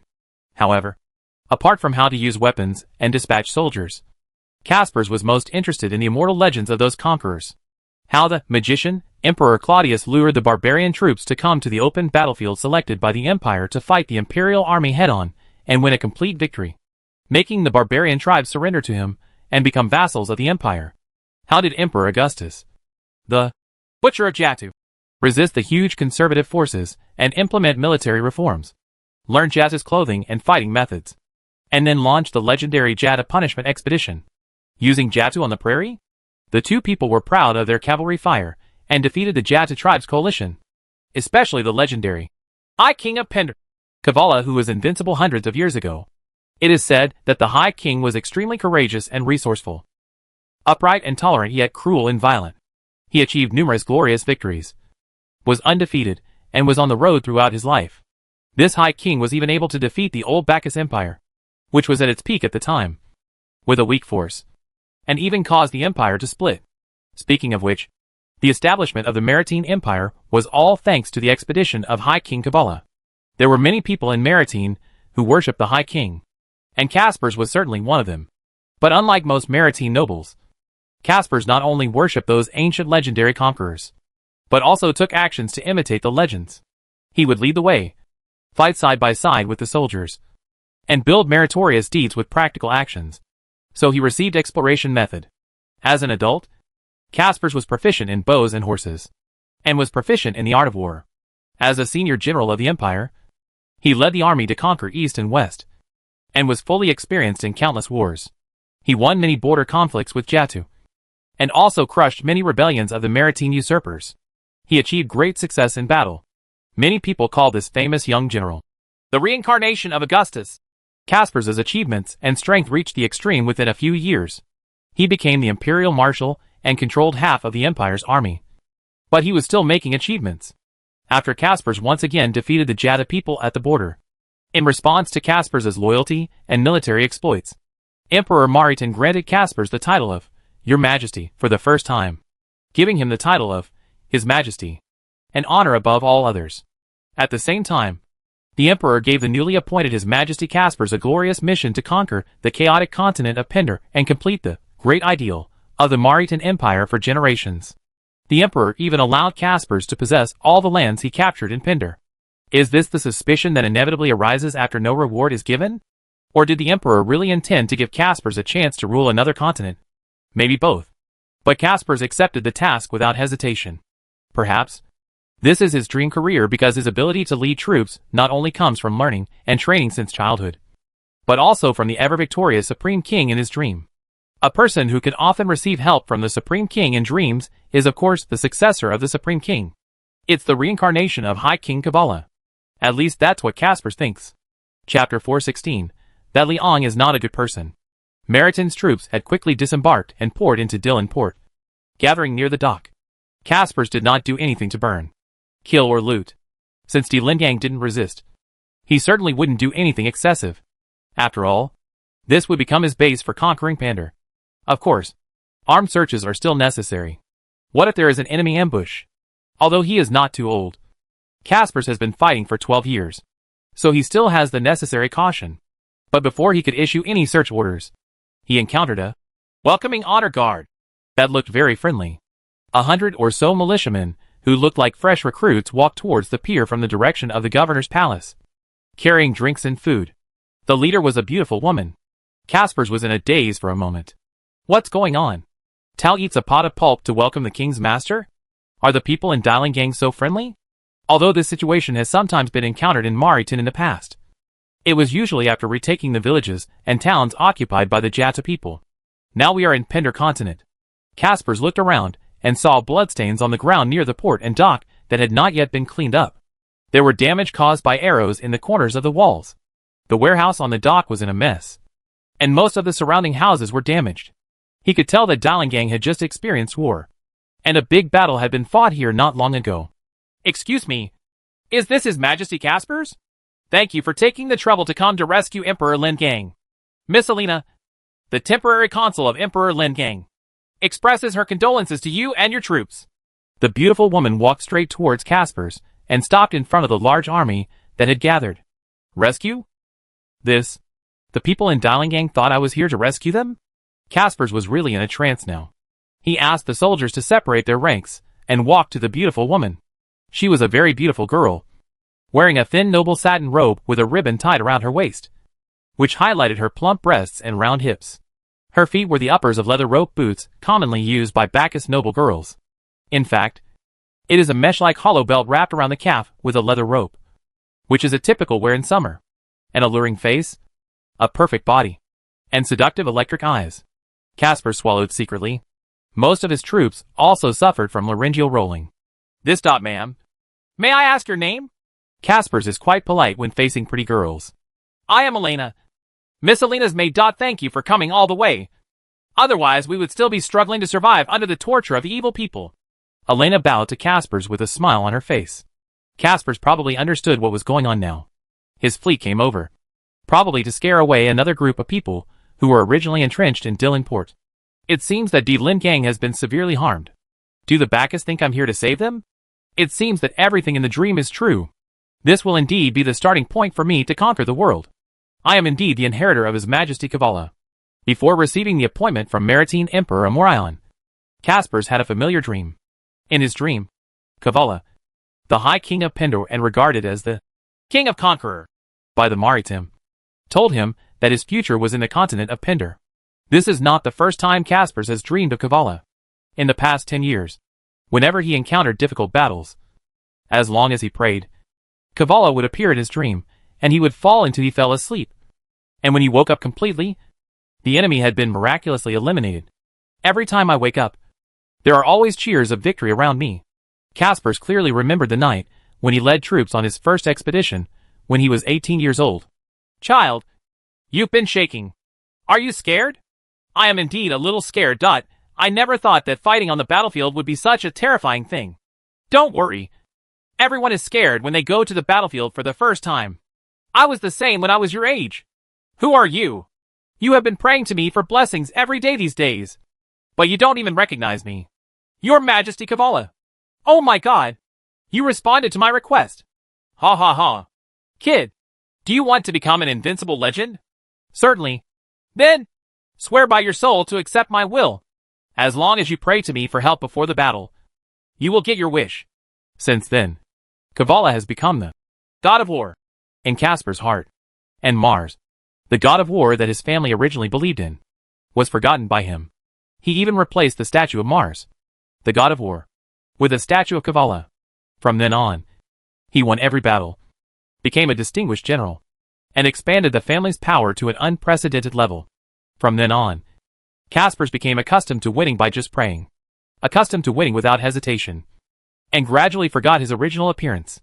From then on, Caspers began to emulate Kavala from the various biographies and legends he had read.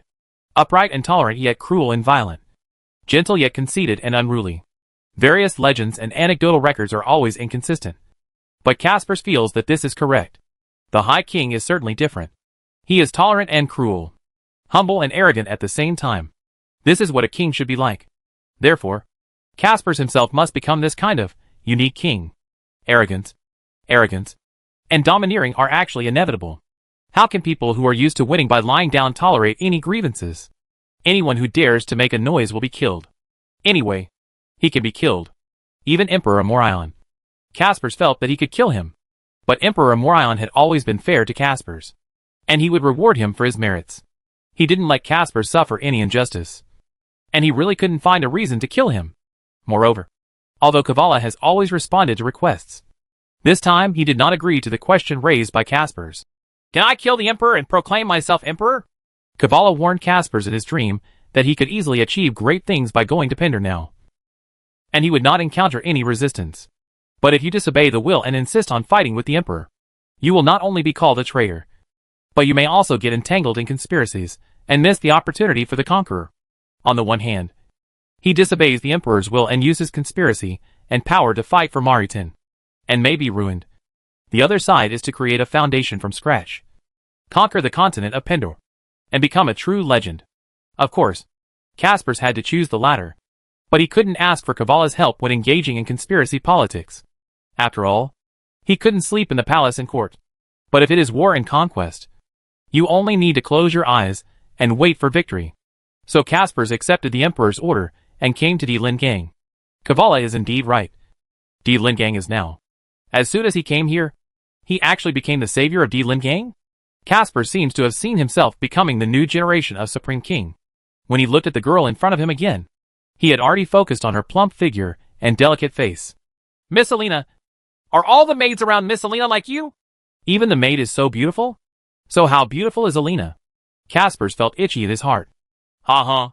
Your Majesty Caspers. Miss Alina is hosting a banquet at the governor's mansion waiting for you. You can go and see for yourself. Alina leaned forward slightly and bowed. The round curves that were just covered by the robe made Casper swallow again. Ah. You go up to the city wall and control the key positions. The guards will follow me.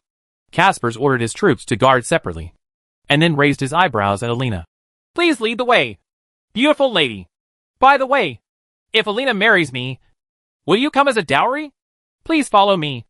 Alina didn't respond to Casper's teasing, but still with a smile on her face. She turned around and led the way. The militiamen placed the drinks in the pier square and then retreated in an orderly manner, leaving no one behind on the pier or the city wall. This is indeed a completely defenseless stance towards them. The atrium of the governor's mansion is where Leon lay eating grapes. But this time Leon didn't lie down, and no one was waiting on him. On the couch where he had been eating grapes, there was His Majesty Caspers lying on his back. The 20 or 30 scantily clad maids were also making coquettish gestures towards Caspers. Your Majesty Caspers, now that the Bacchus Empire is leaderless, it is a good time to show off its ambitions. We, the two brothers and sisters, are willing to follow His Majesty and make great achievements. We received your letter last year, but we have been looking forward to it for a whole year. You look forward to coming. Leon was surrendering to Caspers with a smile that could be called humble. Alesh, don't bluff me. Your father probably didn't agree to me at that time. I know he had a very good relationship with Emperor Marius, Casper said lazily. Ha. Yes, father has always been reluctant to agree. But Alina and I will convince him. Don't worry. Leon laughed a few times and looked more and more humble. Humph. If your father doesn't agree, what should you say about Alina? By the way, where is Alina? Why doesn't she come out? Caspers glanced sideways at Leon. She is writing a letter to persuade her father. Your Majesty, you should understand that Alina went to the dock to invite you. Actually, just to help Alina see your appearance and temperament. Leon gave Caspers a, look. So, Alina herself is actually willing? Casper suddenly perked up. Your Majesty, you have also seen that the current reception from Di Lingang should be enough to show the sincerity of Alina and I. Leon nodded, but then seemed a little hesitant. But, Your Majesty, there is something I must let you know. Whatever you want, just say it. Caspers probably thought that Alesh wanted to ask for a promise. It's not about what I want, but about Alina. Do you know His Majesty Leon from the new kingdom of Pender? Leon pointed towards the north. He may be a problem. I haven't heard of the new kingdom of Pender. But I seem to have heard of the name Leon. But, what's the trouble? Caspers really didn't know about the founding of the country by Leon. After all, it had only been 2 or 3 months since the founding of the country by Leon. The new Pender kingdom is a newly established country in the Lion realm in the north. The king is called Leon. That guy recently occupied a lot of territory in the empire through the war between the empire and the snake cult. And he also tried to marry Alina by force. Leon pointed at the map on the desk and made 2 gestures. Now the north and east of Bacchus are occupied by him. And the entire empire is in danger.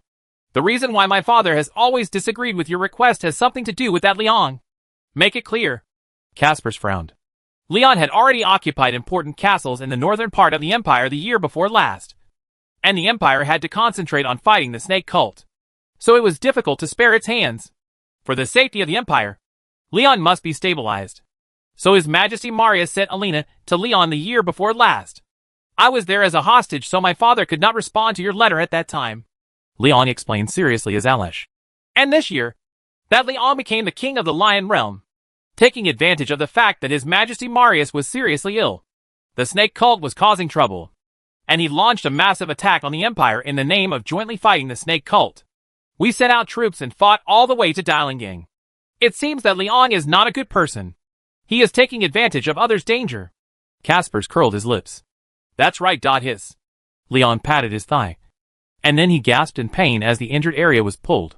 Alesh, your injuries. Caspers also saw that the injury was indeed serious. My injury was caused by that Leon.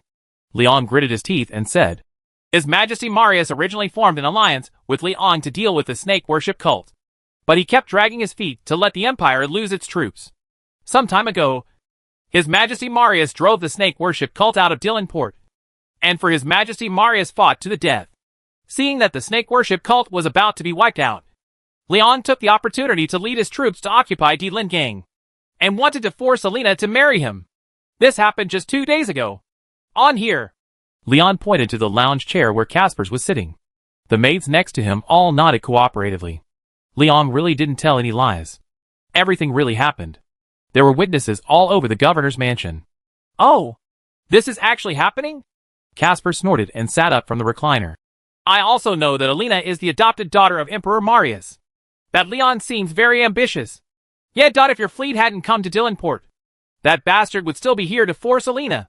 Leon thought for a moment, and then asked hesitantly, But there are actually only 300 guards around him, and they are all heavy infantry, without horses. If you send a cavalry to chase him now, you may still chase him. Gotta get on. He only has 300 people? Are you sure? Casper seemed to be interested. Confirmed. His main force is chasing the snake cult. He only has 300 heavy infantry around him, compared with the remnants of Emperor Lingang. His guard is indeed very powerful. There is nothing we can do against him. Leon nodded hurriedly. But compared to your army, he is so small. His new kingdom of Pendor has only been established for a few months. If you can catch him or kill him, coupled with your Bashi city in Godsport, I can get the entire Bacchus as quickly as possible and conquer the Lion Realm quickly. Casper suddenly jumped up from the recliner. Alesh, you should have said this earlier. Someone is coming. Get ready to attack. Chapter 417. Sometimes there is no need to fight. Your Majesty Caspers, I hope your troops can successfully capture that hateful bastard. In the study room of the governor's mansion, Alina was pitifully telling Caspers about Leon's coercion of her. Don't worry, my dear. I have sent 3,000 people to pursue separately. That guy Leon can't escape. Caspers comforted the beauty in front of him with a confident smile. And Elena was whispering to Leon outside. How did such a brain become the vice emperor? Probably because of this kind of brain. He was able to become the vice emperor. Otherwise, how could the emperor of Mariton allow him to grow? Leon also whispered in a low voice. In fact, the Elena next to Leon is Alina. And it was Alina who deceived Caspers at the dock before. The pitiful girl in front of Caspers is actually Elena. The two of them do look alike. And they are both beautiful. But as long as they change their makeup, people who are not familiar with them really can't tell who is who. And Caspers has never seen them before. The reason for exchanging identities was actually Elena's request. As Alina's best friend and bestie, Alina knew that Alina could not act like a weak woman who needs protection, no matter what. When it comes to power and strategy, Alina is naturally the leader among women. But if you want to talk about attracting men, this is not Alina's strong point. Although she is very beautiful, and although several people have tried to propose marriage to her, she has never acted coquettishly with any man in her life, including Malbert. All the people who asked for marriage were looking for justice, because no man had ever embarrassed herself in front of her since she was 15 years old. So Alina really doesn't know how to hang out with men. She really has no experience. In addition, Alina has a bold and strong temperament, and she is also too straightforward when speaking, which sometimes makes people feel a bit sharp. To put it simply, she seems too independent and too smart, which can easily make people wary. But Elena is a gentle lady, and her behavior and habits are quite gentle. If we look at it by the standards of ordinary aristocratic girls, Elena is more like a lady, and the kind that can easily arouse people's desire for protection. Of course, the most important thing is that Elena cannot stay in the governor's mansion forever. She had to summon surrounding troops and dispatch people to secretly regain control of the port. Elena really couldn't do these things. Therefore, Elena was left hanging with Caspers in the governor's mansion so that Elena could secretly go out and do business. Elena now really behaves like a lady who was almost bullied by a villain. She didn't cry, but she would show her grievance and unwillingness from time to time. She also didn't deliberately seduce Caspers, but her soft voice with her graceful figure. She always made Casper's eyes widen inadvertently. This is a skill that Elena will never learn in her lifetime. In fact, the main reason lies in the word experience. In recent years, Elena has been the attendant of Emperor Marius. She is not a maid, but the attendant left by Elena to Emperor Marius. It is officially established and belongs to the guard formed by Elena. Her brother Bru the picture shows the captain of the guard. Although she usually worked beside Emperor Marius and most people did not know her existence, the members of the guard came into contact with her every day. As the only girl in the guard and a beautiful and gentle noble girl, it was natural for Elena to meet to the vast number of suitors. The guards who like Elena can account for at least half of the entire guard. Elena does not interfere with the pursuit of her by her brother's more reliable guards. But due to her previous experience of being persecuted by nobles, Elena is more cautious about men. So she has not accepted anyone until now. But she doesn't want to hurt the feelings of the guards. And her temper is relatively mild. So she won't completely reject anyone easily. As a result, Elena became a person with many suitors, but kept a distance from each suitor. Neptune. Yes, if you look at it from Leon's point of view, Elena is a Neptune. But in this era, for beautiful aristocratic girls, this is actually a normal thing. Most aristocratic ladies will do this when facing multiple suitors. That is, they will not agree, refuse, flatter, offend, be intimate, or alienate. 6 principles. Unless the engagement is confirmed, they will remain aloof from any suitor. This is not just to be the king of the sea, but for the dignity and safety of the family. Of course, it will be different if you meet someone you really like. Elena now only regards Caspers as a suitor, and she has exerted the 6 no's principle thoroughly. As the proud son of Maritin, Caspers, who has been going smoothly since he was 18 years old, has certainly seen many girls, but he has never really gotten along with a woman. After all, it was always women who took the initiative in the past. With his arrogant temper, Caspers usually used threats or force to pursue girls. Just like the capitulation letter he wrote to Justice last year. And now, unexpectedly, he meets a gentle Neptune. Elena is so beautiful, has such a good attitude, speaks softly, and looks so pitiful. Of course, Caspers must protect her. Therefore, under the joint deception of Leon and Elena, Casper sent 3,000 people to pursue Leon from all directions, including 500 cavalry brought all the way from Maritin. Of course, he himself has not left Dilingang, and now he is reluctant to leave his poor fiancée Elena. At present, Caspers only left 1,500 troops in Dilinport, 1,000 to maintain the city defense, and 500 to guard the governor's mansion. 2/3 of Maritin's troops have been temporarily redeployed. Elena's current identity is Elena, and she is also Elena who is about to become the queen. Caspers will neither force her nor kill her, so her safety is actually guaranteed. Elena left Dilingang in the name of Elena. She was going to organize the people around Dilingang to welcome the new king, and to purchase some supplies needed for the banquet. Leon also successfully left Dilingang as Alish. He wanted to return to Bashi City to convince justice and treat his injuries at the same time. Caspers even sent 20 soldiers and a carriage to protect the uncle brother back to Bashi City. In the evening, the emperor was more than 20 miles away from the harbor. Your Majesty, we have killed them all and not a single one has escaped. What should we do now? Close carried the bloody sword and checked the 20 or so Maritan corpses on the ground one by one, then ran to Liang to report back. Those were the 20 Maritan warriors who were responsible for escorting Liang back to Bashi City. Close? Do you remember Sarandil? Liang looked at the bodies of the Maritan soldiers on the ground. Of course. That's where the Silver Hand was founded. Close nodded. But that's not a good place. Find a few smarter brothers. Put on maritime armor and go to Dillon Port to send a message, saying that the large army has found Leon in Sarandil, and is probably trying to escape by boat. The others are rushing there now. Bayulin, go find Alina and listen to her orders. Leon began to tell the brothers one by one about the plan. On the other side, Alina has appeared in Bayulin village. Miss Alina, Sigismund has led away the Mauritans coming here according to the instructions of His Majesty Leon and you. The number of enemies is about 1,000, and they were led by Sigismund 2 hours ago. Gone to the north. Sir Loris of the Knights of the Radiant Cross said about the current situation. The scouts they sent to Port Dillon to deliver the message have been intercepted and killed by us. There should be no leaks. The 1,000 Mauritans were one of the troops sent by Caspars to pursue Leon. He sent a total of 3,000 men, divided into 3 directions to pursue. In the previous battle of Bayulin, the Free Corps suffered too many wounded soldiers, and Sigismund originally stayed in the village of Bayulin to prepare for the wounded. Before Caspars met Leon, Samur had already sent a message to Sigismund in Bayulin village, asking him and the Knights of the Shining Cross to pay attention at all times. If they encounter Maritan's troops coming, just use Liang's banner to lure people away. If the Maritan people send someone back to Dilangang to deliver a message, let the Knights of the Shining Cross, who are familiar with the terrain, intercept and kill them. Now it seems that the job has been done. There should be 500 Maritan cavalry coming over. How many people did Sigismund take? He won't be overtaken by those Maritan. Right. Alina is a little worried. After all, the troops here are basically wounded. Sigismund only brought more than 100 scouts. But I guess Maritan's cavalry can't catch up with him. That guy's scouts can run faster than the cavalry, Loris said with admiration. Indeed, Sigismund is now an expert in seducing enemies.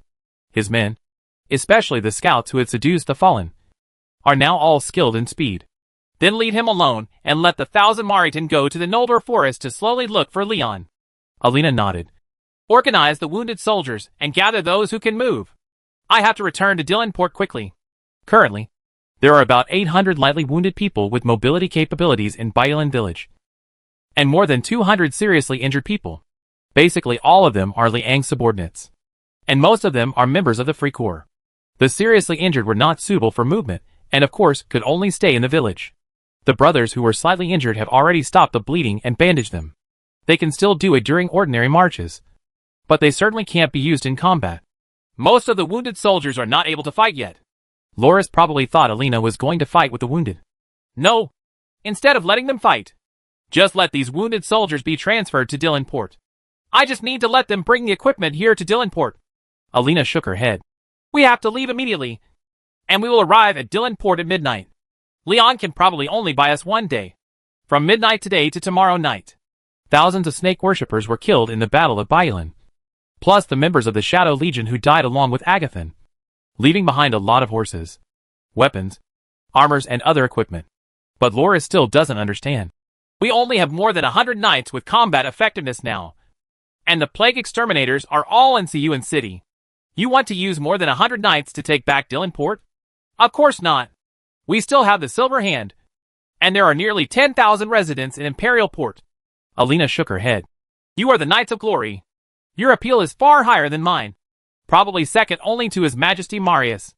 As long as you appear in the Dilangang residential area, let the residents follow you.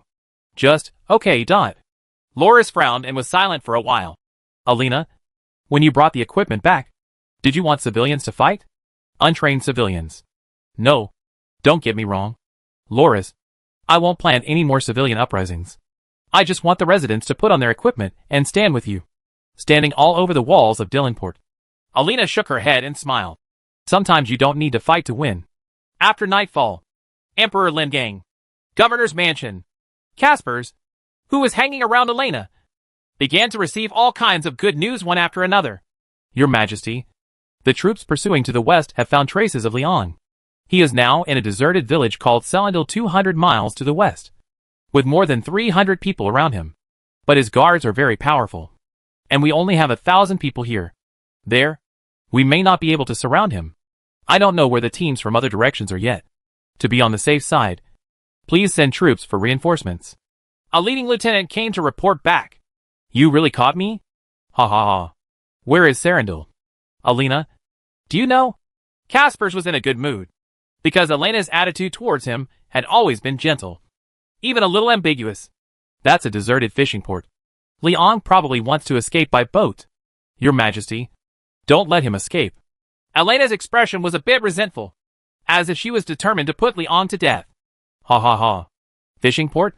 If he wants to escape by boat, my fleet will let him feed the fish. Caspers took out the map and looked at it. Go and send the order for the fleet to sail to Sarandil. Wait a minute. Alina, do you want to see that bastard captured by me with your own eyes? What? Your Majesty, I don't know how to fight. Elena was a little panicked now. No. What kind of fight is this? I just want you to accompany me on the boat and let us sail to Sarandil. Caspers had a smile on his face. Don't you want to see my flagship? But it's night now. I can imagine how all the men on the warship will stare at me at night. Your Majesty, fighting is your men's business. I'm here waiting for you to capture Liang. Elena frowned slightly and shook her head in refusal. That's true. Caspar sighed with regret. Elena's reason was very good for a man. The army was all men, and they were all men who had just gone through a long voyage and had not seen a woman for a long time. Don't worry. I will catch him and make him repent at your feet. I will be back tomorrow night. Caspers picked up his mask and helmet and went out. Gather the fleet and get ready to go. Elena let out a long breath. Soon after, the maritime fleet headed west, and Caspers left only 500 men to garrison Imperial Port. And Elena, also known as Elena, brought more than 100 farmers and dozens of carts of materials back to the north gate of Dilingang. Chapter 418. What to do now? The north gate of Emperor Lingang. Seeing Elena coming back with a large number of fully loaded carriages, the Maritan troops stationed at the city gate were very conscientious and planned to check the carriages. But this inspection led to a tragedy. Those dozens of carriages contained not supplies, but Liang's guards. The Silver Hand led by Close. More than 200 strong men jumped out from the straw pile in the carriage. Most of the hundreds of Maritan soldiers at the city gate were killed in a few breaths. The remaining few who did not participate in the search had their heads smashed with short-handled hammers. Those farmers who were driving were all glorious knights, and they were sneaky with their little hammers. Of course, Maritan soldiers were indeed well trained. Before they all broke down, they successfully sent a signal for help to the Maritan soldiers on several other walls. Maritan soldiers from several other military stations also rushed over to rescue them. But as soon as they reached the north gate, they did not dare to move. More than 200 strong men were guarding the north gate, and more people came from the north and quickly poured into Dilingang. Just looking at the scale, there were at least 1,000 people and horses following, and all of them were accompanied by horses. Of course, these more than 1,000 people are the wounded who cannot fight. In fact, they can only be used as a burden if they do fight. But the Maritan people didn't know this. The wounded soldiers who had just entered the city were neatly dressed. If you just look at it from the appearance, the only difference from the Silver Hand is that they don't have the mithril gauntlet. And they also brought horses. Those horses were indeed Bacchus's, and they were trophies that Liang captured from Agathon's troops. But these heavy infantrymen of the Free Legion did not know how to ride horses, and they were not suitable for riding horses even if they were injured. These war horses are now used as pack horses, carrying various equipment on their backs. However, for the Maritines, this meant the arrival of 1,000 heavy cavalry. For them, now that the northern city gate of Dilingang has been lost, they have lost their geographical advantage. The fleet at the port had just been driven away by His Majesty Caspers for 2 hours, and there was no way to escape from the port. In other words, they were blocked in the city, and the enemy was cavalry. They had nowhere to go now. Escape. The number of enemies is more than 3 times that of his own, and they all look tough, and they are estimated to have extremely strong combat effectiveness. And this is the enemy's home field. This is obviously impossible to fight. Besides, if His Majesty Caspers is not here, even if he fights to the death, His Majesty cannot see him. So doesn't it mean that his death was in vain? Therefore, the remaining 300 or so Maritan soldiers in the city wisely chose to surrender. Dilingang returned to Alina's hands again. Afterwards, the Silver Hand stripped all the captured Maritan naked, selected some brothers with suitable figures, put on Maritim equipment again and left the city. The Knights of the Shining Cross began to organize civilians to stand guard on the city walls. The wounded soldiers brought a large amount of equipment with their war horses. At noon the next day, Caspers arrived at Sarandil with his fleet. It was actually very fast to get to Sarandil by sea. The 200-mile journey only took a dozen hours. But Caspers wandered around Sarandil for a long time, and couldn't find even a hare. Instead, he met the army he had sent to the west from Port Dillon.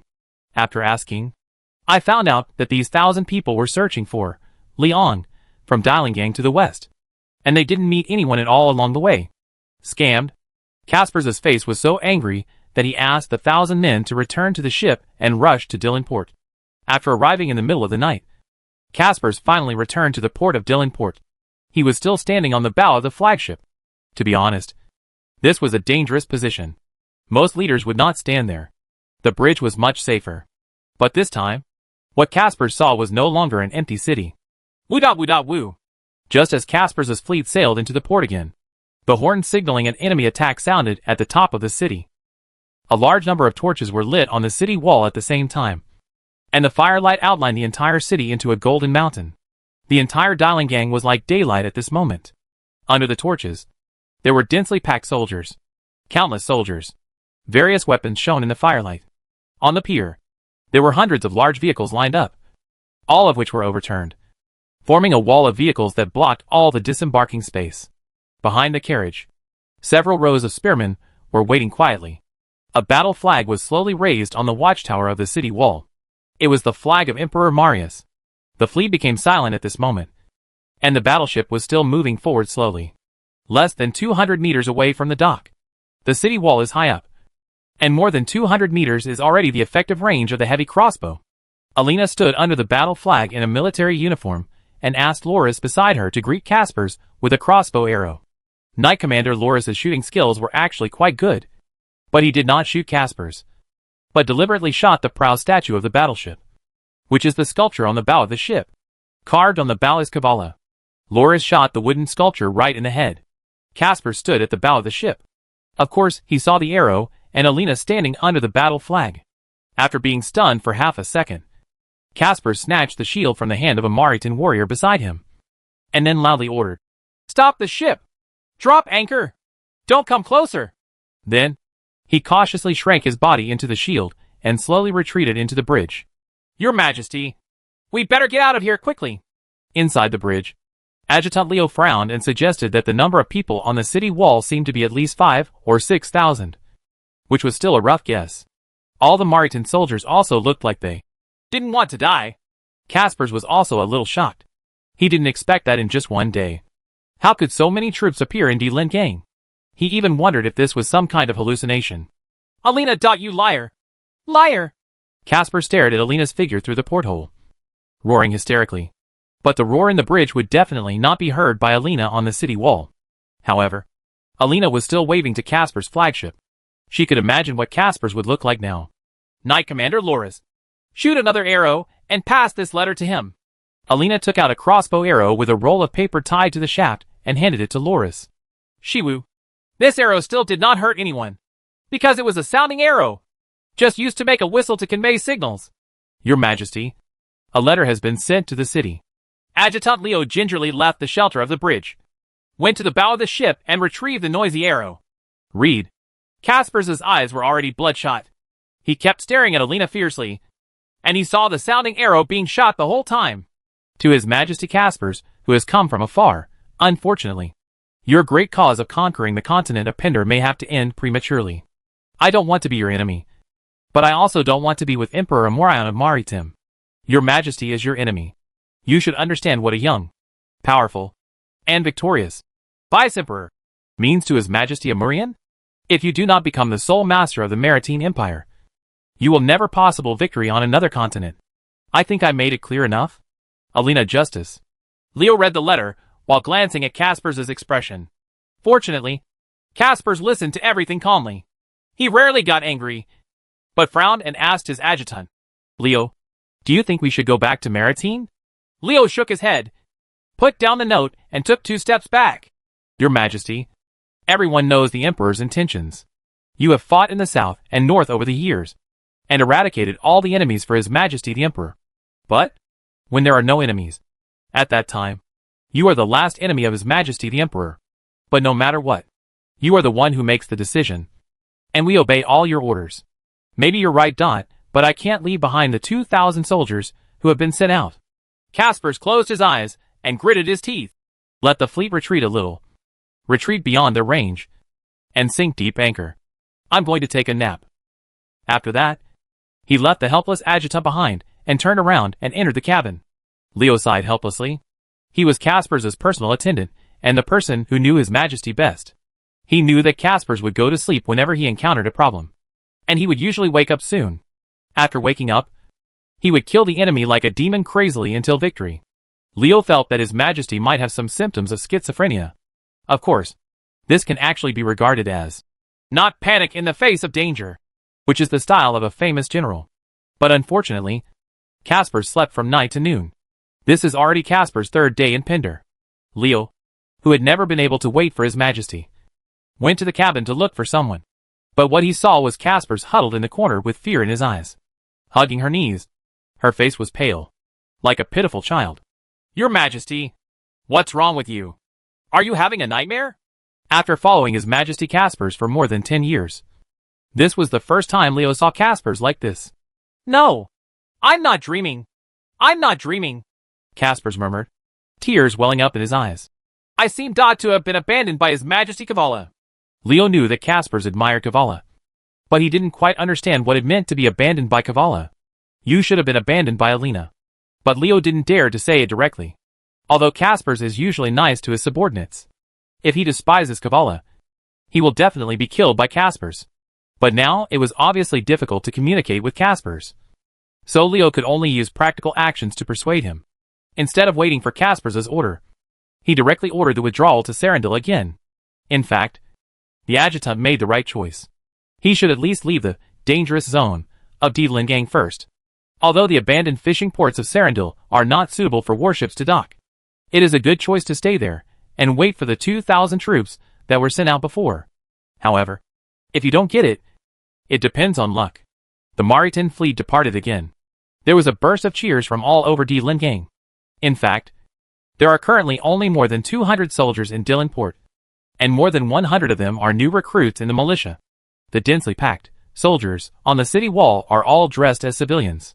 Anyway, if you put on armor and pick up a weapon, you will be so far away that no one can tell. Of course, such pure civilians do not have any fighting ability. Most of them are afraid of screaming when they see blood. But it can still be used to scare people. At least Casper's fleet was indeed scared off. There is really no need to fight to win. The only small-scale conflict was when the Silver Hand captured the city gate and killed more than 100 Maritan soldiers. And that was mainly because the enemy was too cooperative. If those Maritan soldiers did not intend to check the carriage, then even this small conflict will not happen. The only price was that Alina didn't sleep for 3 days and 3 nights from Kavala to Caspis.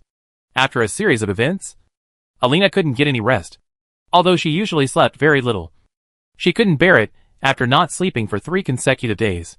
On the contrary, Liang rested well, and the injuries on his body were scabbed. Liang is currently also at Dilangang. He has not gone far. He only waited outside Dilangang for a day, and then came back with the wounded soldiers. Even with his injuries, he could not run far. After Casper's fleet left, Alina prepared everything and returned to the governor's palace. It was already night again. Alina, who had not slept for 3 days and 3 nights, naturally wanted to catch up on her drowsiness. So she dove into the bedroom of the governor's mansion, fell unconscious just as she hugged the quilt, and fell asleep in 1 second. Early morning. A bedroom in the Dilangang governor's mansion. Ah! This is a soprano. Ah! This is a tenor. Someone is coming! Someone is coming! This is the same knee-jerk reaction for both men and women. Shoo! Shoo! This was also the same subconscious reaction of the two of them. They both changed their words mid-calling, Comer, and even covered each other's mouths with the same movements. Then, there was silence for several minutes. You? Why are you here? Alina lowered her voice, pulled the quilt over, and covered her chest. I still want to ask you. I didn't find anyone in this room when I went to bed last night. And this is my room. My room? Understand. When did you get in? Leon also lowered his voice and pulled the other corner of the quilt over, probably also wanting to cover his chest. But Alina's grip was tight, and he failed. Let me think about it. So, I went to the wrong door. Alina looked around a few times and realized that this seemed to be Liang's room. She lifted the quilt and took a look. then let out a sigh of relief, laughed a little awkwardly, and then threw the quilt to Liang. Alina's skirt was still on her body, although the hem of the skirt had been lifted up to her thighs due to her dishonest sleeping posture, and her chest was stretched diagonally so that it was a little exposed. But at least it was not naked. Liang now understands what the situation is. After he returned to Dylanport, he asked Close to take the silver hand and put on Maritan equipment and leave the city. In other words, his guards were preparing to ambush the enemy in Sarandil and did not guard in front of his bedroom. So Alina was tired and confused and went to the wrong room in the middle of the night without anyone caring about her. Hey, you're still laughing. What should I do now? Liang took off the quilt and covered his chest, shrank into the corner of the bed and asked, What should I do? Since nothing happened. Of course nothing happened, Alina said confidently. I mean, how do we get out? See if there is anyone outside. Liang felt a little panicked. Even more panicked than when he faced the enemy's large army. If someone saw this, he would not be able to escape even if he jumped into the endless sea. Although Wendy usually looks like a little bird, if she encounters this problem, she will probably have to use a sword to heal people with strong martial arts. And Liang will not be able to defeat her. Your Majesty, Liang. I didn't see it. I didn't see anything. I really came up with whatever I was thinking about. I was just wondering if there was anyone outside. Then I came, and I opened the door directly and walked in. This was the doctor who treated Liang's injury, and came to change Liang's dressing. The doctor from the Knights of the Radiant Cross has been here for treatment every day during this period. And he and Liang have disappeared. When he heard the call of, "Come here," from inside, of course he went in directly.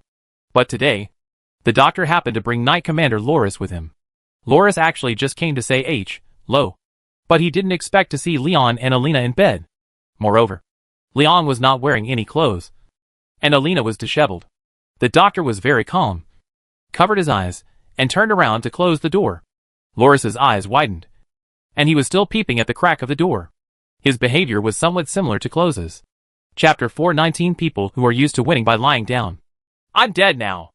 I'm dead, Liang murmured and hurriedly put on his clothes. What's dead? Alina adjusted her shoulder straps, got out of bed, shook out her skirt, gathered her messy hair, and tied a knot at the back of her head casually. This completed her dressing up. This girl has always been neat and tidy, and never wastes time in front of the mirror. Of course, probably the main reason is that she doesn't know how to put on makeup at all. What do you think? If this gets out, will your reputation be lost? Liang glared at Alina while pulling his clothes with one hand, but then turned his head and glanced at the door in frustration, and asked Alina in a low voice. Knight Commander Loris shouldn't be someone who talks nonsense. Right. My reputation has never been very good. I don't care. Alina looked at Liang's nervous look and suddenly smiled. So you are worried about me? Indeed. Alina's reputation was not very good in the past. She had always used the child of prophecy to reject the pursuit of all men. Since more than 2 years ago, there were rumors in Bacchus that Alina liked women. There were rumors about this at that time, mainly because Alina killed many nobles in Siyuan City, and her father Justice also killed many nobles in Bashi City. It was normal for the nobles to deliberately discredit them. But now, Alina is already 22 years old and not yet engaged at this age. So in the eyes of most people, that is really abnormal. After all, the average age of marriage for women in this era is less than 18. At present, most Bacchus people believe the rumors and feel that Alina may indeed like women and probably like elf girls because she is often with Wendy. Only Knight Commander Loris knew that Alina really planned to marry the son of the prophecy. Ahem. Uh-huh. Lord Justice. When did you come to Dylan? Outside the door, Loris suddenly made a high-pitched voice. Liang and Alina were petrified at the same time. Obviously, this Knight Commander is actually very sensible. But it is probably too late to tip off the news at this time. There is only one door to this bedroom. The smile on Alina's face turned into a bitter smile. My father must have met Alish. So he came here so quickly. Hurry up. Help me put on my clothes. Liang is still only wearing pajamas, shaking his heraldic pullover with one hand in his right hand. His left hand was tied up with a bandage hanging around his neck, to avoid tearing the wound under his armpit. The efficiency of dressing was of course quite low. It was almost impossible to put on the jumper without help. When he took off his clothes last night, they are all assisted by attendants. Alina grabbed the jumper and put it on Liang. Loris, is His Majesty Liang inside? It was Justice's voice. Here. Oh no. This. Knight Commander Loris is obviously a decent man who doesn't know how to lie. As a result, the door was pushed open again and then closed immediately. Ahem. The weather is nice today. This was Justice's voice, and it sounded a little embarrassed. Yes. The wind is quite cool, and the waves are only 3 meters high. Knight Commander Loris looked at the sea in the distance, then at the gray sky, and then looked at Justice's hair being messy by the strong wind. The first thing Justice saw when he opened the door was that his daughter was helping Leon get dressed face to face. Her movements were very affectionate and somewhat gentle and graceful. Justice's current mood is actually very complicated. It seems that my daughter has a crush? This is of course a good thing. At least the problem that has been bothering him for several years can be solved. But the problem is, the person my daughter likes is a married man. And this guy has 2 wives. This is troublesome. My daughter's identity is different. Not only did he have a biological father who was a governor, but he also had a foster father who was an emperor. With such an identity, how could it be possible? Leon. This bastard. Could it be that the decree he issued allowing 3 wives was premeditated? Justice gritted his teeth as he thought. His originally gentle appearance now looked a little ferocious. When Leon went out, what he saw was Justice's rather twisted face and concerned eyes of Knight Commander Loris. Ahem. The weather is nice today. Leon nodded towards Loris, using the same tone as Justice and saying the same opening remarks. Loris sighed. The wind has been blowing for 2 hours. Your Majesty, Leon. The storm is coming. Yeah. Storm. Leon looked at Justice's face carefully. Lord Justice, have you seen Alish? Leon, I have to talk to you. Justice grabbed Leon and left, his actions rough and his tone arrogant. Alina hurried out, but she only had time to see the backs of her father and Leon. Leon looked back from time to time, with panic in his eyes, like a little hooligan who had just been caught cheating on someone else's daughter. While Leon and Justice were discussing life, His Majesty Caspers, who came to Serendil again, encountered the first tragic failure in his life. In fact, Caspers was lucky. His fleet docked in the shoals of Serendil before the storm came, right at the place where Leon once dealt with the Python Knights of the Dread Legion. To escape the storm, he anchored his fleet off the beaches of Thranduil. Although parking in the shoal can easily cause the warship to run aground due to low tide, at least it can avoid the huge waves on the sea and avoid being catastrophic. Caspers and his lieutenant Leo originally planned to temporarily station in Serendil, then find the 2,000 troops sent out, and return to Maritin with the troops. They no longer planned to continue his conquest in Pendor continent. After all, looking at the number of troops in Emperor Lingang, this great ideal is indeed impossible to realize without a foothold and outpost like Emperor Lingang. It is obviously impossible for a lone army to gain a foothold. After landing at Serendil, Caspers led a large force into the village to escape the wind and rain. Although there are no intact houses in the village, camping on the ruins can at least block the wind, and it is much safer than staying on the boat. Not long after they set up camp, a small group of troops wearing Maritan uniforms appeared nearby. About 200 to 300 people. It was windy and rainy at this time. Visibility was very low, and the small unit looked completely soaked in the rain. Caspers blew the rally call, intending for the small force to meet at the camp in the village. But then, an accident happened. That unit was indeed considered returning, but they did not come to Caspers' camp, but went straight to the battleship in the shoal. In fact, Caspers understood this situation very well. The sky was gloomy at that time, and there was no flag raised in the strong wind and rain. Caspers' camp was not easy to find among the ruins in the village. It is possible that the small force failed to discover their camp at the first time. Instead, they saw the more obvious warship Maritan near the coast. The mast was quite high, and there was no cover at sea. It was indeed more conspicuous. It is also normal behavior to immediately go to the location of the battleship to assemble after hearing the assembly call. In Caspers' view, there is actually no problem for the small force to go to the battleship. He actually left more than 100 people on the flagship, and his adjutant Leo also stayed on the flagship.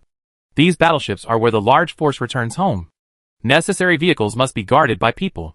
In the face of a storm, those who dare to stay on board to protect the battleship are truly brave.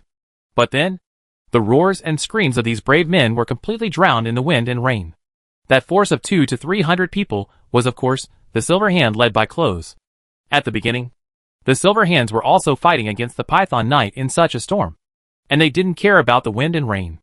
At the place where the Silver Hand was established, Close majestically rushed onto the enemy's battleship under the eyes of the enemy's large forces, beheaded all the Mauritans who stayed behind on the battleship.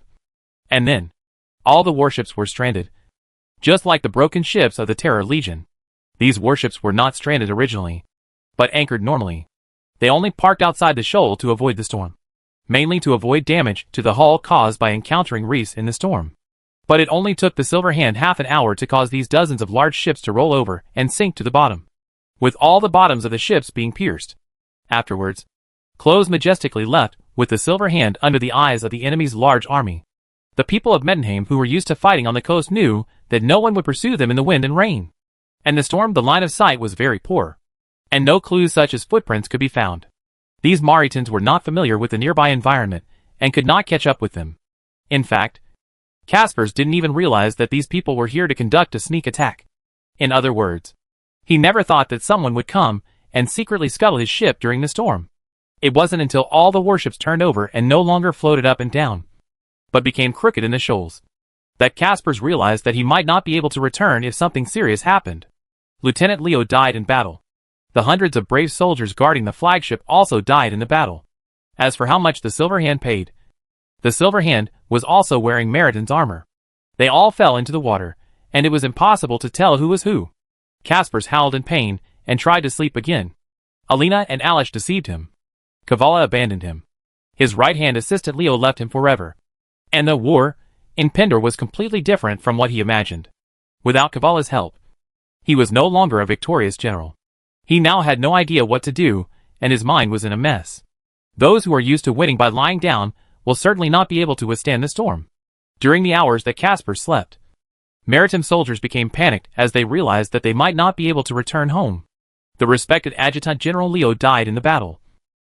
Hundreds of brothers died in the battle. 2,000 brothers were missing, and all the ships sank on the beach. At present, the wind and rain are blowing. There is no way out, and the army is trapped alone in this strange continent. It was a time when morale was low, and the morale of the army was unstable. But their majesty was sleeping regardless? Originally, it only took a few words to comfort him, such as, "Have a good rest so you can have enough energy to avenge General Leo." But the Adjutant Leo died in the battle, and no one could comfort and encourage the soldiers for Caspers.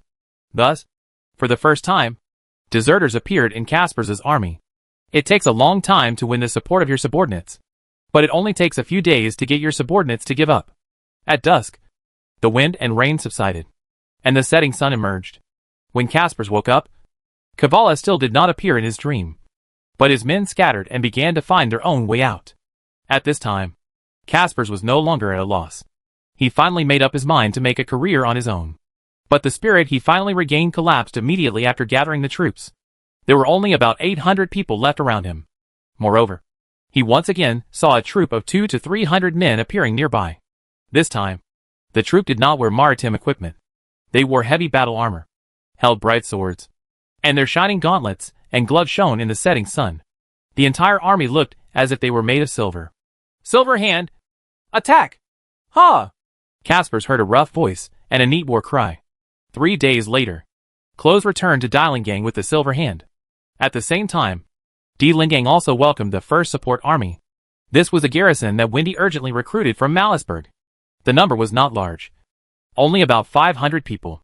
Their arrival is enough to ensure the safety of Dilinport, because Windy and Close brought back His Majesty Caspers, who captured Maritain. Windy did not go to Siouan City because she met Governor Justice as soon as she arrived at Malisburg after taking Elish away from Dilinport.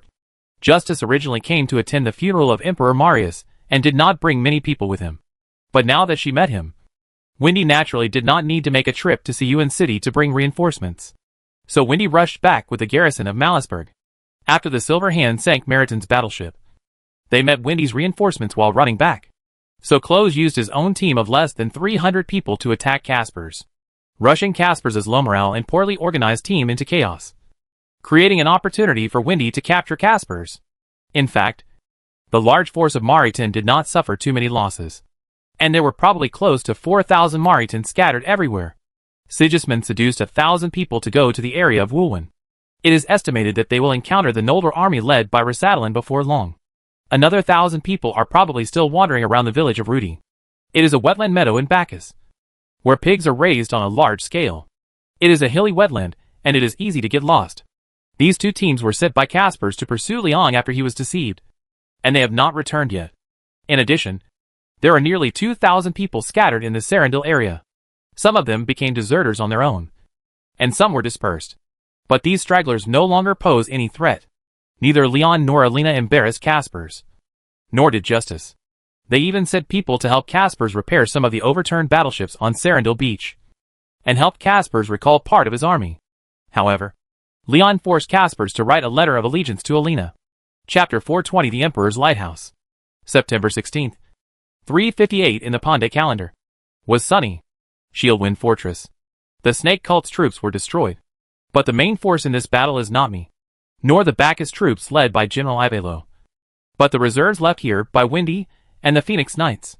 In other words, these are the reserves that Her Majesty the Queen deliberately stayed in the territory. I didn't expect that Her Majesty Amy could mobilize the Phoenix Knights while she was far away in Lion City. I also didn't expect that the one who led the Phoenix Knights to stop the Snake Cult's large army would be Anson, who was not very good at fighting.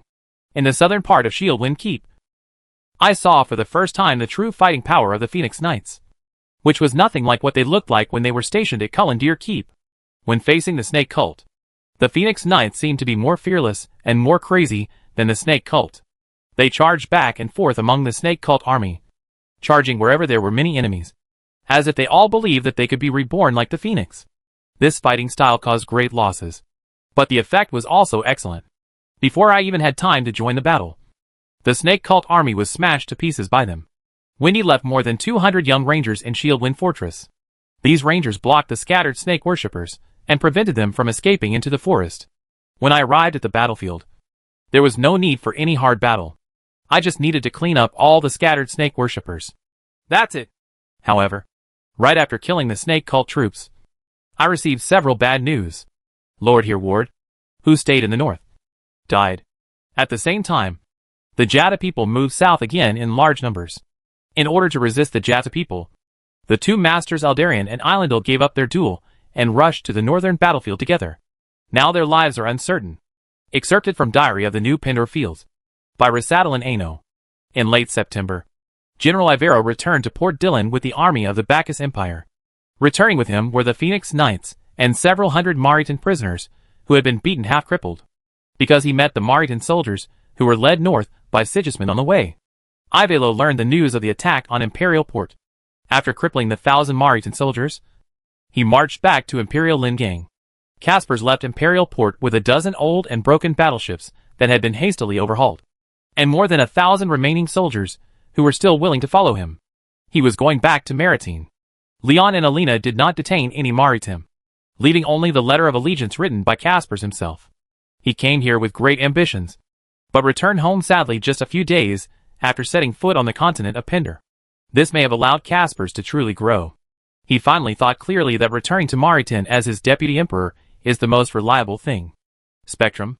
Of course, if you return to Maritime, you may have to confront the emperor. But at least it was a confrontation within the rules of the nobility, and it should be easier to deal with than these insidious liars in Pender. At least there was an entire family there to rely on. The Phoenix Knights will return to the continent of Amara together with Caspers, because basically all the snake worshippers in Pender continent have been eliminated, and their mission has been completed. D. Lingang gradually returned to calm, and Alina and Leon also began to prepare for the funeral of Emperor Marius. Everything seems to be going well, but justice is more difficult to deal with. A father who protects his daughter is difficult to deal with. Now justice is fierce, violent and aggressive, and the father thought it was Leon who had eaten up his daughter. Luciana, what are you going to do? You will be crowned queen after the funeral. Do you want to become Leon's concubine as queen? Justice is now educating his daughter. Can I not get married? Besides, Leon and I are just a master-disciple relationship. And I am Alina now. And Luciana is not the heir of His Majesty Marius. Alina sighed helplessly. Master and apprentice? Are there any masters and apprentices who sleep together? That's what I saw with my own eyes. It doesn't matter what you young people want to do, but I don't want you to be pointed out by others all your life. Justice said angrily. We didn't sleep together. No, we didn't sleep like you imagined. What you saw was just a misunderstanding. Alina became more and more helpless. There were many masters and apprentices sleeping together. Liang and his 2 wives both had a master-disciple relationship. Misunderstanding? Huh. This bastard Liang is irresponsible. And you actually helped him cover it up? Justice's face was full of hatred, and he turned around and left. I'm going to find Queen Wendy. I have to make that bastard learn a lesson. It's best to force him, and those 2 the queen is divorced. Hey, father. Alina yelled twice, but didn't stop, frowning in confusion. Tell me clearly, what's going on between you and Alina? Wendy was educating her husband in the room. It's just a misunderstanding. Look at my injury. How can I do bad things with this kind of injury? Leon answered timidly. Justice actually told Wendy about this. It seemed like this old guy was trying to sow discord between his wife and his wife. Sure enough, handling family affairs is much more difficult than state affairs. Who knows? You didn't hurt your lower body. No wonder your law allows you to marry 3. If you really like her, then forget it. But you did something bad, and you don't admit it? Wendy obviously didn't believe this was a misunderstanding. In her opinion, this injury might not affect Leon from doing bad things. Moreover, this bastard Leon obviously had some misunderstanding about the master-disciple relationship. All the disciples he accepted were beautiful girls. He should have noticed it a long time ago. Leon sighed and didn't know how to explain. I really didn't do anything. Do you want to say? Alina sneaked into my bed in the middle of the night. Although this is indeed true, if it were really said, the consequences would probably be more troublesome. Dong dong dong. Just when Leon was worried, there was a knock on the door. Wendy, can you come out for a moment? I want to talk to you. Alina's voice appeared outside the door. Wendy glared at Leon angrily and left the door. She doesn't lose her temper with Alina. They have always had a good relationship. I don't know what Alina said to Wendy. Anyway, Wendy has lived in Alina's room since then, and Liang's ears have become much cleaner. September 26th, 358 in the calendar year of Pandey.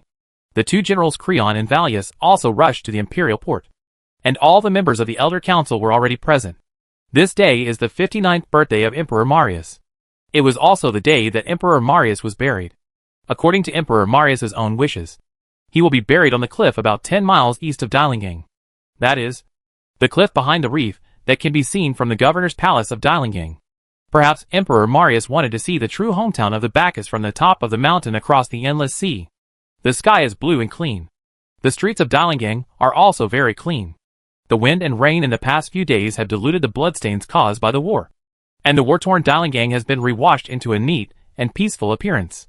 Both sides of the street were crowded with men, women, and children.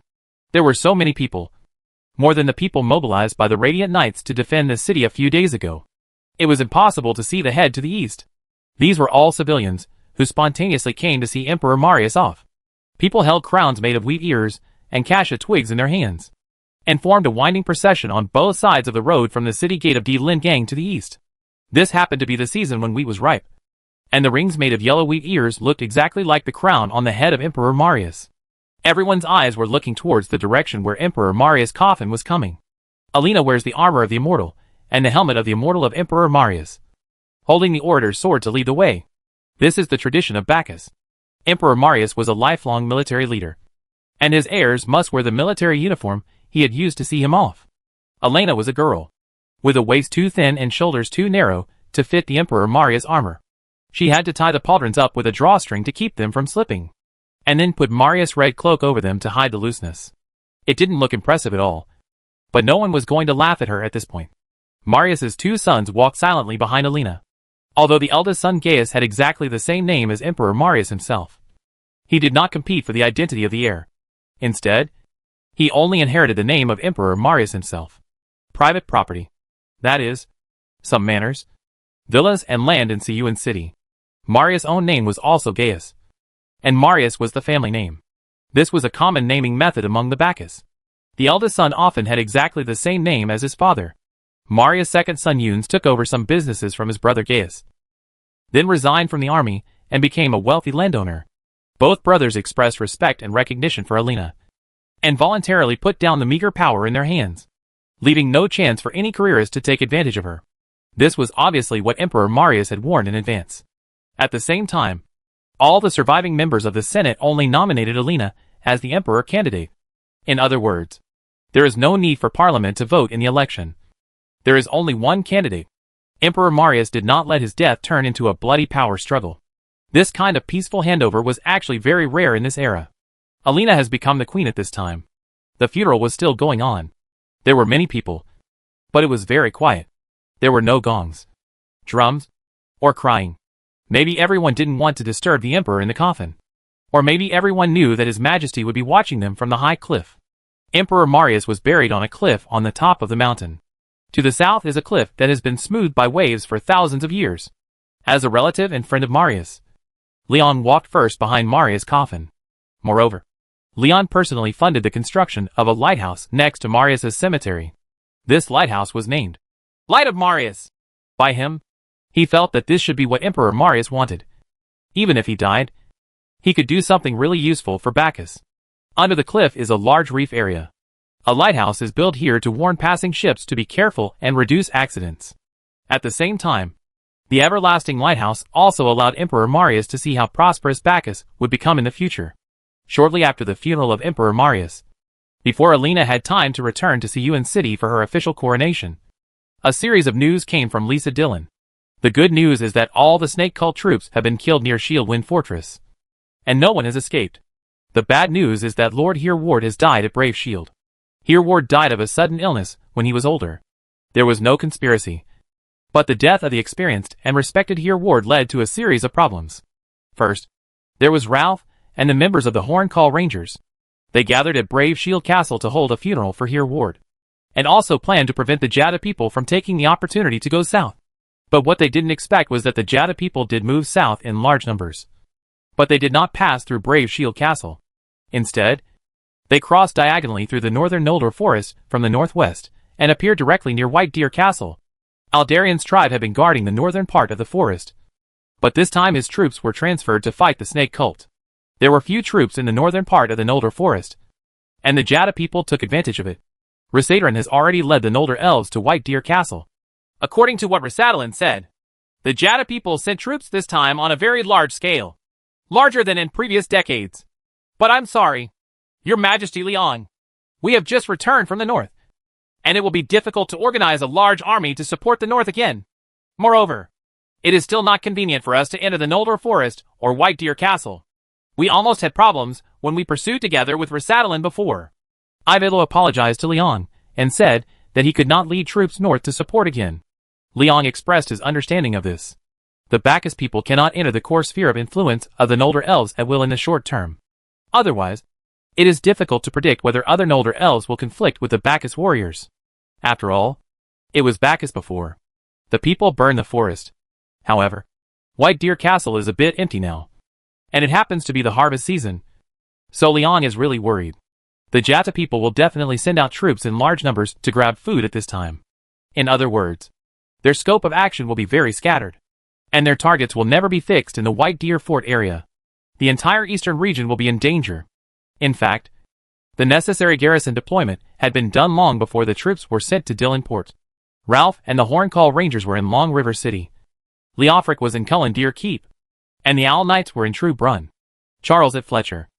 In addition, Rhysadaran brought nearly 2,000 Noldor troops to White Deer Castle, and the entire eastern part of the country was actually very rich in troops. It's just that the Jata people unexpectedly crossed through the Noldor forest, which made Leon always feel a little dangerous. But Leon was far away in Dlingang, and there were only less than 300 guards around him. No matter how worried he was, the distant water could not save the near fire. Although Leon left immediately, it would take at least a week to rush back from Dlingang. Now we can only hope that Ralph and Rhysadaran will respond quickly, and not let the Jata people take advantage. Chapter 421. A Different Jatu. Whoever comes here, please salute. Here is buried my friend Gaius Marius, a kind elder and an extremely powerful emperor. Strongest is an attitude, not the possession of power. To be strong is to always do things that are useful to people, rather than pursuing the pleasure of conquest. To be strong is to have a clear and confident spirit and a happy and peaceful heart, rather than to always be dissatisfied with desires. The New Kingdom of Pendor. Leon Griffin. This is the tombstone inscription written by His Majesty Leon for His Majesty Marius. I think I can understand now why they became friends. Alina stood in front of the tomb of Emperor Marius, looking at the inscription that had just been carved by the craftsman, and turned to look at Justice. Father, I plan to marry Leon. Justice was silent while looking at the inscription. After a long time, he asked softly, Why? Your Majesty. Is it for the words of the son of prophecy? He calls his daughter Your Majesty. This meant that he was advising Emperor Bacchus as an aide. Not just for this, but also for the future of Bacchus. After His Majesty Marius dies, the enemies of Buckley and Amara continent will take action, and the Dexia people will also be ready to launch a counterattack. Bacchus will face there will be more danger than ever. As the ruler of Bacchus, Alina also spoke to Chief Administrative Officer Justice on official matters. His Majesty Marius asked me to surrender to the new kingdom of Pender before he died. It was also because we were about to face countless foreign enemies and needed help. The power of the new kingdom of Pender. But I want to keep the name of the empire, so I can't let Bacchus surrender. Actually, Bacchus has never been an empire, so there's nothing wrong with taking this opportunity to change to a republic. Besides, you won't lose anything by bowing your head for a while. Justice didn't care much whether Bacchus would still be called the Empire in the future, although the name Bacchus Empire had existed for thousands of years, and the head of state had always been called the Emperor. In fact, from the Second Empire of Bacchus from the beginning, this country that elected its head of state was no longer an empire, but a republic. Of course, it was a typical aristocratic republic at that time. Everything was decided by the Senate and had nothing to do with the common people. Now, after the reforms of Emperor Marius, citizens had the right to vote for tribunes, and former slaves also gained nominal citizenship. The tribunes can stand for election as deputies and elect members of the Senate. Members of the Council of Elders can recommend candidates for the head of state, and members of the Senate will elect the emperor from among them. In other words, Alina was actually the first emperor confirmed after 3 levels of elections, and the first head of state under a true republican system. But in fact, this election was completely dictatorial because only one candidate was elected. In the last moments of his life, Emperor Marius actually used dictatorial methods to ensure the smooth transfer of power. No, the empire must still be the empire, at least until I leave office. It must be called the empire. Alina shook her head and said, Leon will understand me, and only he will understand. So I have to marry him. This will not only maintain the integrity and independence of the empire to the greatest extent, but also use New Pander to suppress the country within, making sure that I drive reforms as a dictator. Then, you make the decision yourself. Justice nodded. Actually, I know that you have always felt that dictatorship is better. No, it is not. Father, I just want a constitution that treats all citizens equally, whether nobles or commoners, or the emperor himself. Alina smiled self-deprecatingly. But to do this, I must first become a dictator. You are braver than me, child. But you should know Liang's decree. This requires the consent of the 2 queens first. Justice nodded slightly. He now understood his daughter's thoughts. Alina wanted to finish what Emperor Marius had not finished. They have agreed. Alina smiled and said, I received a reply from Amy yesterday. I want to go to Lion City to meet her. Amy did write Alina a letter. But to be precise, this letter was actually written to Wendy. However, Wendy and Alina are currently living together. And this is indeed Amy's response to Alina. So Amy is quickly sent to Di Lingang. The content of the letter is, Dear Wendy, I received your letter. But please don't blame Leon and Alina, since the law allows him to marry 3 wives. Even if he does not get involved with women, his subordinates will force him to have more offspring. Without Alina, there will be others. This is inevitable. If the 3rd one is Alina, maybe we can all accept it. But if it were anyone else, I definitely wouldn't be able to accept it. I think you should be too. However, for the sake of our friendship and the peace of the 3 countries, we should not only help each other, but also restrain each other. Therefore, it is best for us to meet. I will wait for you in Lion City. Don't let Liang know. Liang really didn't know about Wendy and Alina going to Lion City to deal with diplomatic affairs, because Liang set off for Changha City after receiving the news from Rissa Dillon. Wendy asked him to go first, because the wounded soldiers who stayed in Dillon Port needed someone to take care of them. There were many Noldor warriors among the wounded soldiers. Wendy is of course the most suitable candidate to stay and lead the team. Liang's injury had not healed, and the journey was not fast. He did not arrive at Changha City until October 2nd. The time Rissa Dillon sent the message was September 16th.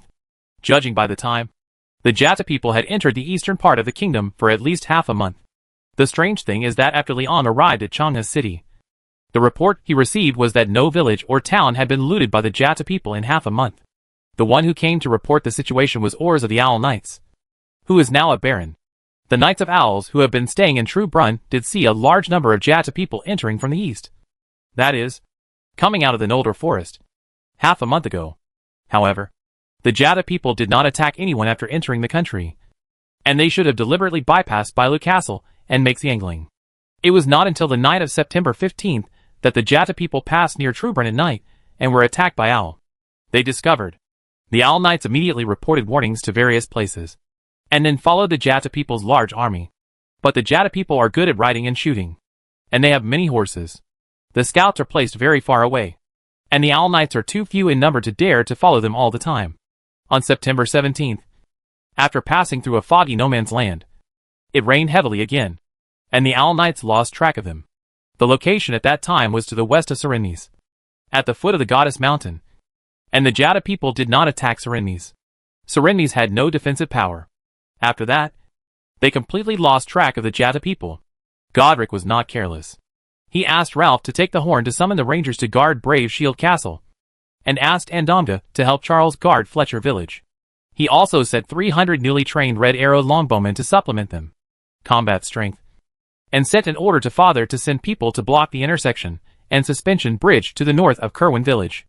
At the same time, Rasadalin also sent a large number of Noldor troops to search the forest, and Noldor warriors were stationed at White Deer Castle and the forest market. Godric and Rasadalin are going to close the door and beat the dogs. They are blocked at several ends, and the Jata people should not be able to escape. However, until now, there is still no news of being attacked anywhere. In other words, the Jata people did not plunder anywhere or return to the grassland during this half-month. They may have been moving westward, but this kind of marching discipline is completely unlike the Jata people's style of marching for a long time and long distances. But they did not attack the places they passed. Even Serennes, who was unprepared, did not attack. Even the regular army of an ordinary country will to some extent forcefully requisition some military rations when passing through the enemy's villages and towns.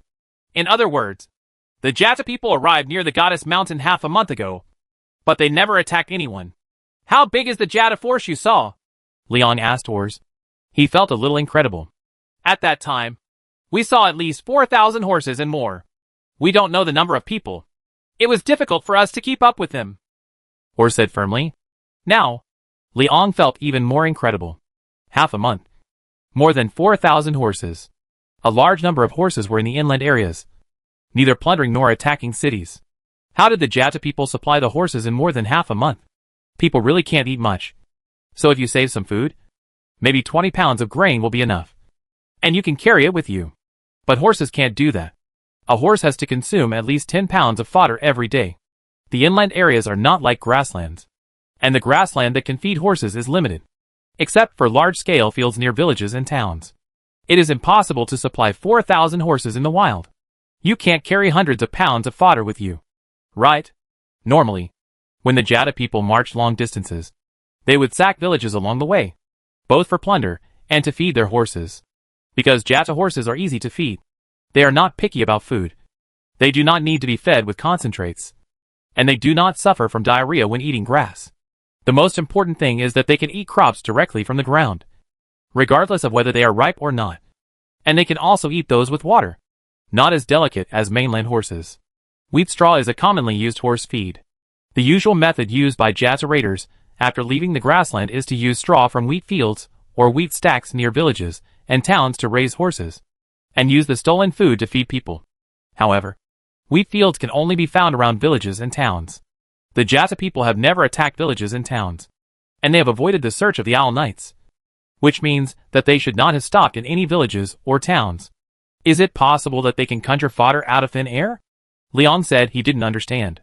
This was not the Jata people he remembered. But there is currently no problem with the arrangements of Godric and Risa Dillon. It is also a good idea to close the door and beat the dog. Leon does not need to adjust his strategy. The question now is, where are the Jata people who broke into the hinterland of the kingdom? Godric was also a little anxious. He had never thought that one day he would expect to receive news that a place was attacked by Jata people. However, There has been no news about the Jata people who entered the hinterland. On the contrary, there is new news coming from the north. It was Raphael who sent the message back. Your Majesty Liang, we found the Jata people's large army. They are in the wilderness between Shirhu City and Fletcher. Raphael described everything he saw to Leon. I took the Horn Rangers to explore the grassland once, and found a large number of wheel marks heading west. So we followed them. I saw countless with my own eyes. The car tents seem to be migrating on a large scale. Are they migrating? Are they migrating again? They migrated last time. I killed thousands of people at Eagle Claw Fort. Last time it was Judah's tribe. Leon became more and more confused. Who is it this time? Do you know which tribe those Jata people belong to? I'm not sure. I didn't dare to get close to them because there were too many people. Raphael shook his head. However, I think it should be Zakhar's person. Zakhar defeated Judah a few years ago and forced Judah's tribe to move to Shirhu City. And now his own tribe has also begun to move to Shirhu City? What's going on? Leon frowned. Has a warning been sent to Shirhu City? Of course. Miz and Dongjiao went to Shirhu City, and I came to Changha City. They left separately. Shirhu City should have received the news earlier. Raphael nodded. Leon feels that the current situation is a bit tricky. There is a Jata army in the hinterland of the kingdom. For 1,000 horses usually means 2,000 Jata people. These 2,000 people cannot be ignored. But they cannot be found. Between Shirhu City and Fletcher, a large number of Jata people have moved to that wasteland. This cannot be ignored. But the problem is how to mobilize troops? Where are the troops mobilized? There may be 700 or 800 troops stationed in Shirhu City. And these people must hold on to the city. The manpower of Brave Shield Castle and Fletcher cannot be moved casually. Otherwise it is difficult to guarantee that the Jata people will not turn around and attack. There are 2,000 troops in Long River City. Half of them are Godric's troops and half of them are members of the Free Corps.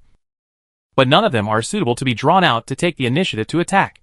After Lisa Dillon came back, he left the Free Corps in Changha City. Currently, there are only about 1,000 Free Corps members, and several hundred more are recuperating in Dillon Port. It would be difficult to bring heavy infantry to deal with the Jata people, and Leon didn't want to cause trouble. Most of Godric's troops are newly recruited soldiers.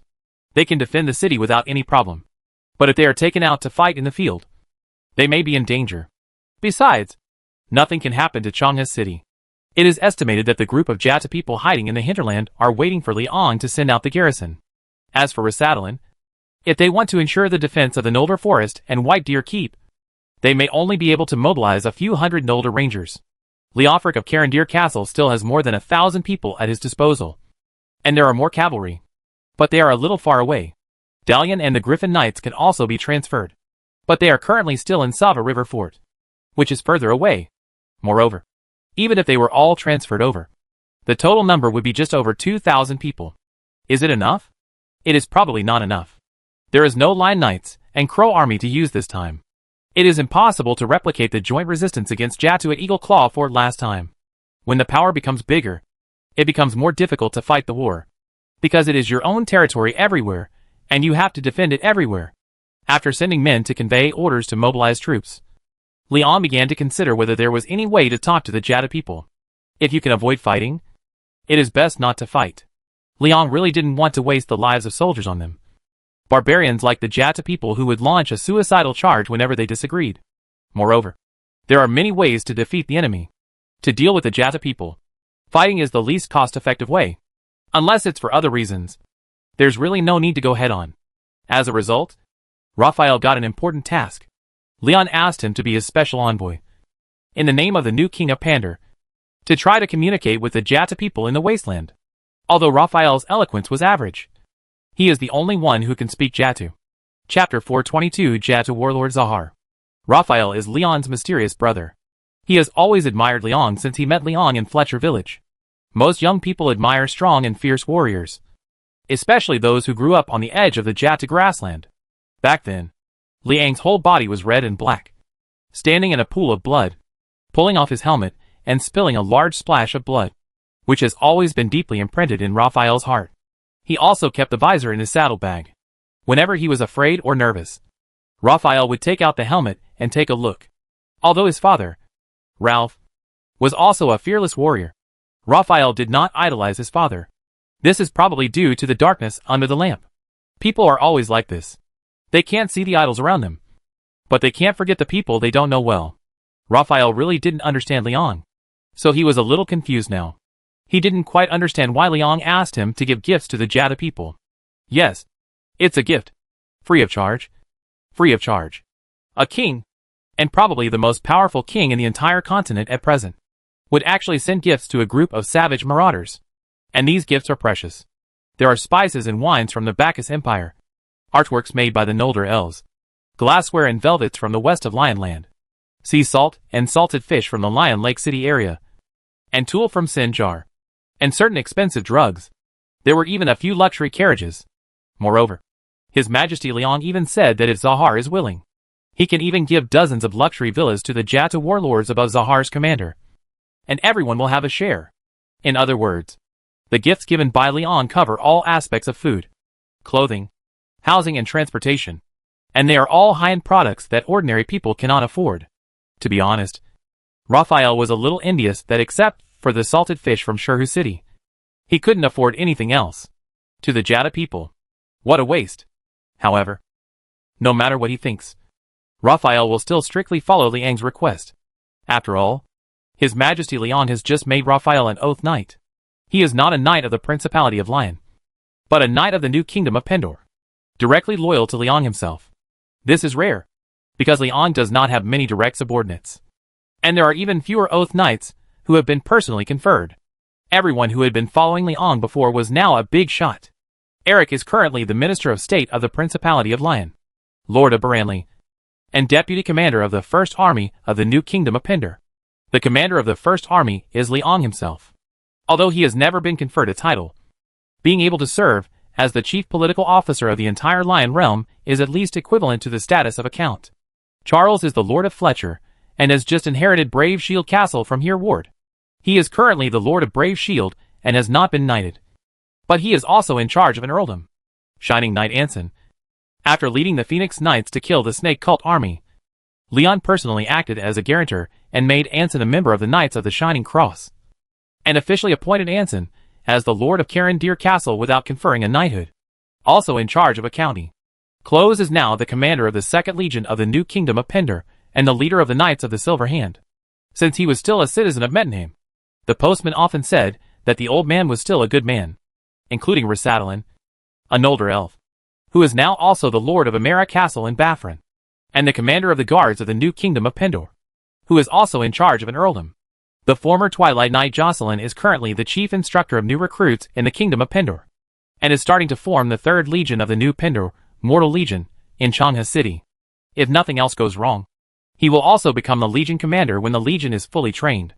Liang has only consecrated a few sworn knights in total. Compared with other kings, this number seems too small.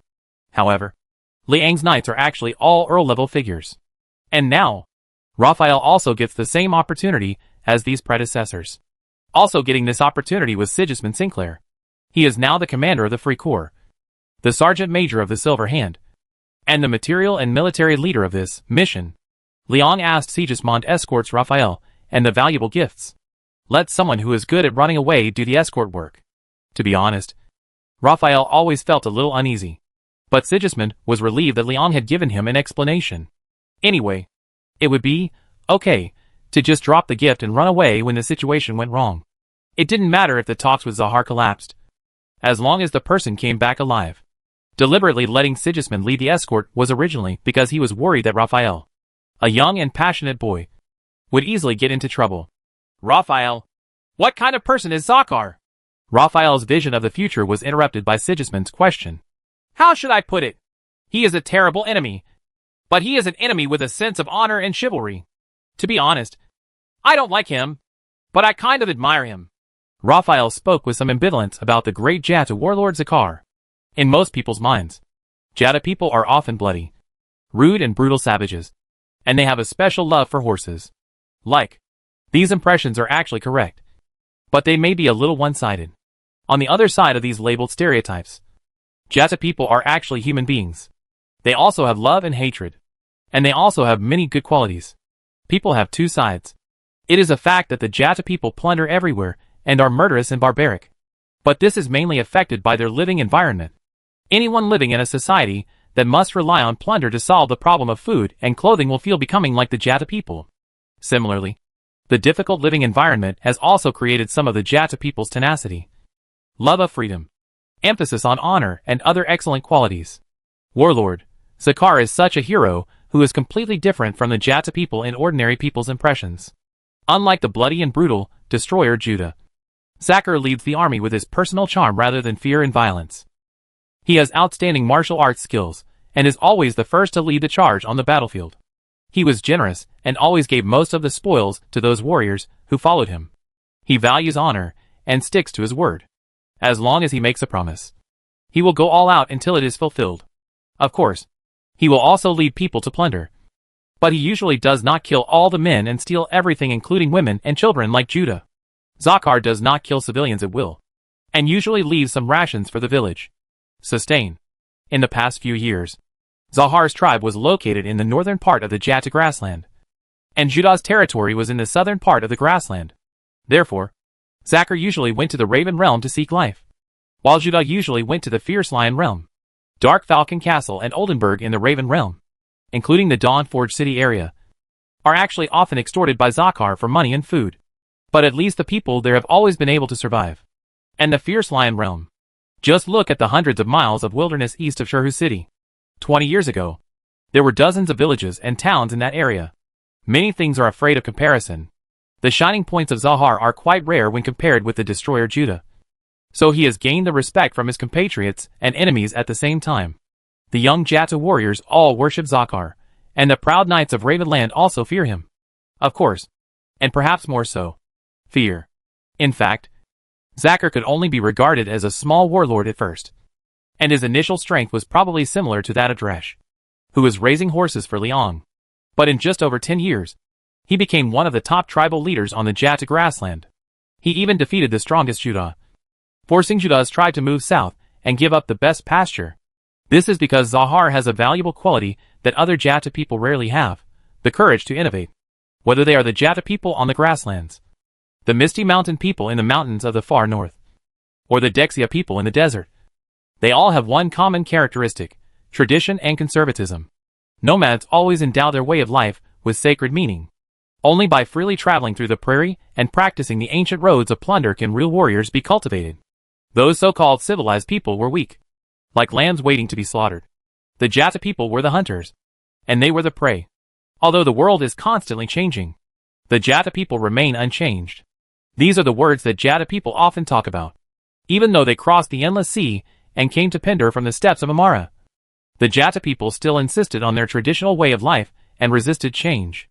After breaking away from the Osa emperor and becoming independent for more than 100 years, the Jata people lived in isolation and self-defense in the northeastern grasslands. The life of the Jata people was extremely difficult, because the grasslands border the Noldor forest. The extremely xenophobic culture of the Noldor elves and their hatred of humans have led to constant conflicts with the Jatu. But most of the Jata people only regarded the Noldor elves as ruthless opponents and hated their sophisticated weapons and armor. But they never tried to learn the advanced technology of the Noldor elves. Most of the old-fashioned Jata people would regard Noldor's equipment as an evil object that blasphemed the god, Indar. It would bring a curse when touched, so they would even destroy or abandon it after capturing it. The Noldor horses were regarded as evil monsters by them. For a long time, the Jata people killed the Noldor horses on sight. Stupid? Certainly. But that ancient eastern country that had led the world for thousands of years also did countless things even more foolish than this during the period of nomadic rule. It seems that only tradition, gods, riding and shooting, and plundering are everything to the prairie people. But Zahar is different. He is an outlier among the Jata people. In many confrontations with the Noldor, Zakar realized the advancement of Noldor technology. He was greatly shocked by the sophisticated Noldor composite bow and the tough Noldor sword. The Noldor elf horses were fast and strong. His dexterity made him envious. In an encounter with the Noldor, despite thinking of the curse spoken by the old men, he tried to strip the weapons and equipment of a fallen Noldor warrior and captured the wounded Noldor elf horse. He put on the Noldor boots, took the Noldor sword and shield, and mounted the Noldor elf horse, but found that nothing happened. The so-called curse is nothing more than the old-fashioned superstition. He rode a Noldor elf horse and wore stylish Noldor equipment as he swaggered through the Jata tribe. The older Jata warriors glared at him, cursed him loudly, and told old legends of the curse. But many of the younger Jata warriors saw their idol wearing Noldor gear, and the legend of the curse was self-defeating. After that, Zakar no longer clung to the traditions of the tribe. He began to consciously collect Noldor equipment and began to introduce advanced technologies from various countries. He attacked Noldor sentries and patrols, and clothed his young followers with the boots of the Noldor. When he was plundering the Land of Lions, he accidentally encountered a strange group of witch archers. He keenly discovered that these witches' bows and arrows were quite good, and compared to the Noldor elves, Jata's cavalry could easily crush their team. So Zahar took their darkwood bows. Due to the introduction of new equipment and Zahar's example-setting style, Zahar's tribe quickly stood out from the many Jata tribes. Most of Zahar's tribe are young Jata warriors. Zahar gave his young followers a very personal name, Zakar Cold Rider. He obtained armor technology from the Crow people, and equipped these young people with Jata honor armor, always reminding them, don't forget honor. Under the influence of Zahar, most of these young people grew up to be honor-oriented, brave and fearless warriors. They gradually became one of the strongest groups in the grassland and achieved a series of victories. After that, countless Jata young people from other tribes flocked to join Zahar's command. He quickly grew from a small warlord to the leader of the northern steppe. Those Jata warriors who still adhered to tradition had to admit Zahar's power, but they were dissatisfied with Zahar's deviant approach. So they followed the typical Jata leader-destroyer Judah in their minds. So the Jata people split into two groups: the Zakar tribe, which tried to change, and the Judah tribe, which was traditional and conservative. Judah's tribe is a typical high-pressure warlord, but Zahar is not. He has been trying to develop the tribe into a real nation, and, judging from what he had done in Krolan before, he might be close to success. If Zakar was born in the Kingdom of Lions, he might become a very successful general, Raphael thought. Raphael, if Zahar is really what you say, then maybe we can talk about some business with him. Sigismund suddenly stopped, turned sideways, and looked at the wilderness in the distance and said, Talk about business? Didn't His Majesty Liang say that our main task is to find out the intentions of the Jata people? Raphael glanced at Sigismund in surprise, then looked at the wilderness and saw nothing. This is business. This time the Jata people entered the country neither to grab food nor to attack villages and towns. They also hid and refused to show up. Of course, they endured such expense in order to negotiate a big deal. Raphael, help me ask Lord Zahar in Jata dialect. What kind of business do you want to do? Sigismund kept staring at the wasteland in the distance, and the volume of his last words seemed particularly loud. Your Excellency, you have such a good eye. You can spot me even if I'm hiding here. Hundreds of people suddenly appeared in the wasteland, all of them covered with grass. The leader is a guy with dark green oil paint on his face. He is wearing a camouflage outfit and full Noldor equipment. It is really difficult to find him lying in the bushes in the wilderness. You can actually speak Pender? That's great. Sigismund smiled, put his hand on his chest and bowed. Your Majesty Zakar, His Majesty Leon would like to invite you to have dinner with him. Dinner? Where should we have dinner? Shouldn't Leon be in Chang'e town now? Zahar smiled and said, It's already afternoon. Could it be that he can fly? Chapter 423. Do you want some? Yeah, I can indeed fly. A heavily armored cavalryman wearing a full-face helmet answered in a low voice. While answering, he took off the tightly covered helmet. Your Majesty? Why are you here? Raphael was shocked when he saw Liang suddenly appearing. I originally just wanted to see with my own eyes what was going on with the Jata people who migrated here, but I never expected that I would meet Mr. Zakar. Liang wiped the sweat covered by his helmet. Zakar, where is your camp? Do you mind treating me to dinner?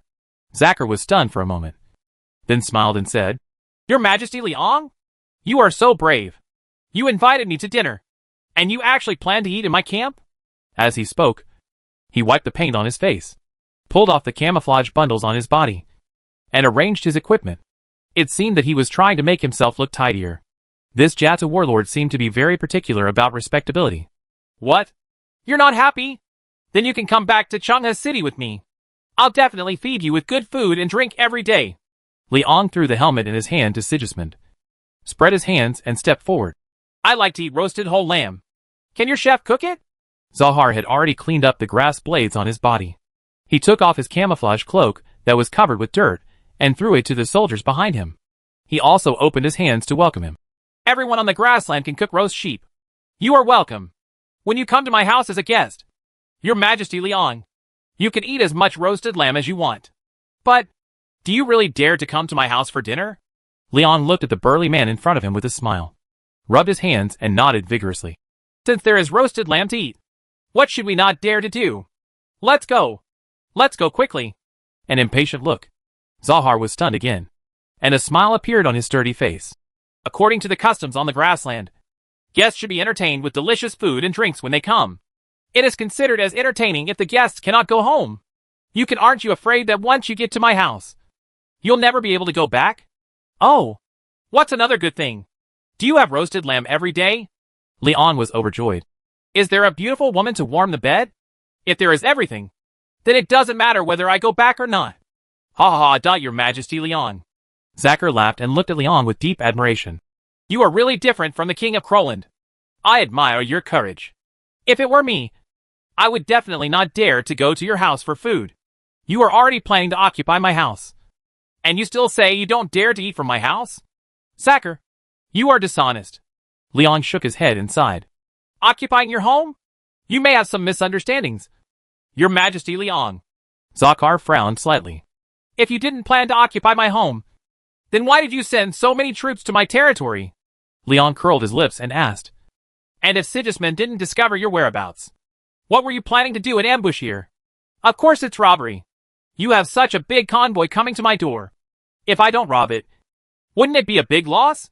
Zahar said confidently. Really interesting. They sent 2,000 troops to the territory of the new kingdom of Pendor. But they stayed in hiding and did not plunder for more than half a month. But he himself led more than 100 people to engage in road robbery in this wilderness? This level of lying is really not good. I've never seen someone wearing makeup like this during a robbery. Leon looked at the Jata rider behind Zahar and curled his lips. You obviously want to attack Shurhu City. Zacher, let me just say that you are dishonest. Every sentence is a lie. Is it possible? Your achievements, are you lying and getting your reputation? Zahar and the guards around him were camouflaged in camouflage. This was certainly not for robbery. Most likely, like Leon, they came out to investigate the military situation in person. While sending a large number of cavalry to enter the country, he moved the tribe to the east of Shurhu City and personally investigated the military situation.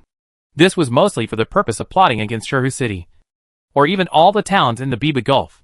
Although he kept smiling on his face, Leon actually felt a little heavy now, because Zahar's behavior does not conform to the logic of the looters. Zacher does not want to rob money and food. He wants to occupy and rule. He wants to implement real conquests on the countries surrounding the Jata grassland, instead of just grabbing a vote and leaving as usual. If nothing else, someone in the new kingdom of Pendor is doing business with Zahar. After all, no one has ever been able to find thousands of horses for such a large army. If there were no insiders to help them hide and provide horse materials, how could their whereabouts not be discovered at all? So Leon will take the initiative to expose himself here, and he wants Zahar to focus on himself. Okay, I admit, I originally planned to take a look at the armament situation of Shurhu City. I was indeed planning to attack Shurhu City. But, Your Majesty, Leon, why are you here dressed like this?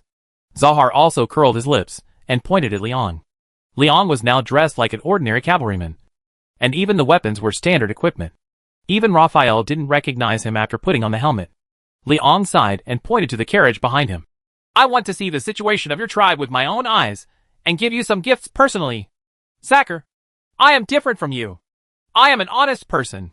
Bring me a gift? Zahar looked at the carriages and then at Leon, his face full of disbelief. Of course. I have never liked fighting. I only like making friends. The gifts I brought are all the rarest and precious commodities on the grassland. Leon waved his hand, and Sigismund next to him cooperated and lifted the tarpaulin on a carriage. This carriage is loaded with exquisite lead utensils and spices. The things in this carriage come from Bacchus. Emperor Marius set a very high commodity tax on lead pots, because the price/performance ratio is too low. This thing is only available to nobles in Bacchus. I bought them, so most of them became slow-moving inventory. Various lead pots and lead wine glasses shone with dazzling silver in the sun, and the rich fragrance spread as the tarpaulin was lifted. All the Jata people behind Zahar took a deep breath subconsciously. Zacher's eyes widened, and he obviously took a deep breath. These are all valuable and good things. Are they really given to me? Of course. Otherwise, why would I bring them to this wilderness? Leon stretched out his hand and gestured to the carriage behind him. Zakar, these dozens of carriages of good things are all given to you. Why? Zahar frowned, his face full of confusion. I said, I don't like fighting. I just like making friends. I will bring gifts to your house and talk to you about our friendship. I hope you can also entertain friends with delicious food and drinks. Entertain me. Liang turned around and picked up a small glass from another carriage and threw it to Zahar. Friendship is as hard won as glass. And it is also as easy to break as glass. You have to catch it. Zahar took the glass with both hands, took a look at it, carefully put the glass into his arms, and took a deep breath. Then, he spread his hands and bowed. Your Majesty Liang, thank you for your generosity. I sincerely invite you to my camp as a guest. At night, a large bonfire as tall as one person was lit in the Jata camp. Hundreds of people gathered around the bonfire and danced the horse dance of the Jata tribe. There are dozens of large grills on the outside, and many hanging pots on the outside. The delicious aroma of mutton soup and the fishy smell of roasted mutton permeate the entire camp at the same time. Many Jata girls shuttled among the crowd, delivering delicious broth to Liang's soldiers. The originally vicious Jata warriors had now taken off their armor, and were looking for people to drink with their bare arms and wine bags. If the Jata people are not enemies, then they are indeed very warm and straightforward in entertaining their friends. Despite the language barrier, they would still hold wooden cups and smile with the soldiers and drink. When they got drunk, they would drag people out to wrestle. They would not be angry if they were thrown all over their heads. Instead, they would laugh and pat their opponents, thumbs up over his shoulder. Liang did not participate in these activities. He did not even drink. Although his injuries had basically healed, he did not want to drink wine poured from a lead pot. Your Majesty Liang, what do you want to talk to me about? Zahar didn't drink either, and he didn't persuade Liang to drink. He knew that both of them needed to stay awake. He and Liang each held a small knife to cut the mutton, and Zahar also gave the sheep's head to Liang. This was a sign of respect, and indeed a way to entertain distinguished guests. When talking about business, you should know that I am a businessman. Liang gestured to the carriages parked outside. You need salt, metal utensils, cloth and silk, and medicines and spices. Doesn't the meat with spices taste good? The mutton that covers up the fishy smell is of course much more delicious. We really need these. But how do we negotiate a deal? These things are very expensive, and we don't have much money. Zahar asked, nodding. These are indeed lacking on the grassland. And these are all necessities of life. But you have sheep. I need sheep. Especially these delicious goats. Sacker, I can open a mutual trade zone in Fletcher. Whatever you need. You can exchange sheep for it. We can discuss one together. Fair price.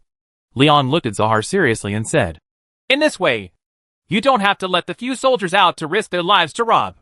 You can concentrate on dealing with Judah or other warlords who disobey you. And I can also reduce the pressure on the border. We all benefit from spending more on protection and investing more energy in the construction of the mainland. And we can reduce losses. There is no need to fight to the death all day long. You can really slowly build your country on the grassland. Your Majesty Liang, do you really mind if I build a country in the grassland? Zakar also sat upright and asked seriously. Why should I mind? I don't plan to live on the grassland for a long time. I have no interest in this place. And I am not a conqueror. I said, I am a businessman. And I only do things that are beneficial to me and my people. It is not in my interest to go to war with you, because I have to sacrifice countless people. But I will not get much benefit. Liang said very matter-of-factly. No matter what you do, you always have to measure the input and output. Right. You are right, but I have already invested a lot. If I withdraw at this time, all my previous investment will be lost. Zakar nodded and sighed.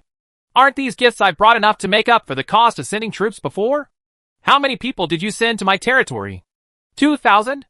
As Liang spoke, he took out a paper bag from his arms, cut a few pieces of dark brown paste from it, and applied it on the freshly cut lamb leg. 2,000 men, for 1,000 horses. The value of these precious gifts is of course far beyond their consumption during this period. However, Your Majesty Liang, the gains they can bring to me are far beyond these gifts. Comparable. Zahar kept staring at Liang's movements, and finally couldn't help but ask, what are you applying? Seasoning? Oh, this is Fu Shou ointment. It is made from a rare and precious medicinal material. It can not only relieve pain and cough, but also rectify the stomach and treat constipation and diarrhea. Would you like some of this good stuff? Leon handed the paper bag to Zahar. I have suffered many injuries before, and it will hurt at night. And eating too much meat will cause constipation or diarrhea. This can solve both problems. I brought you a whole cart. Zahar took the paper bag and smelled it. Busho ointment. It is indeed a very good medicine.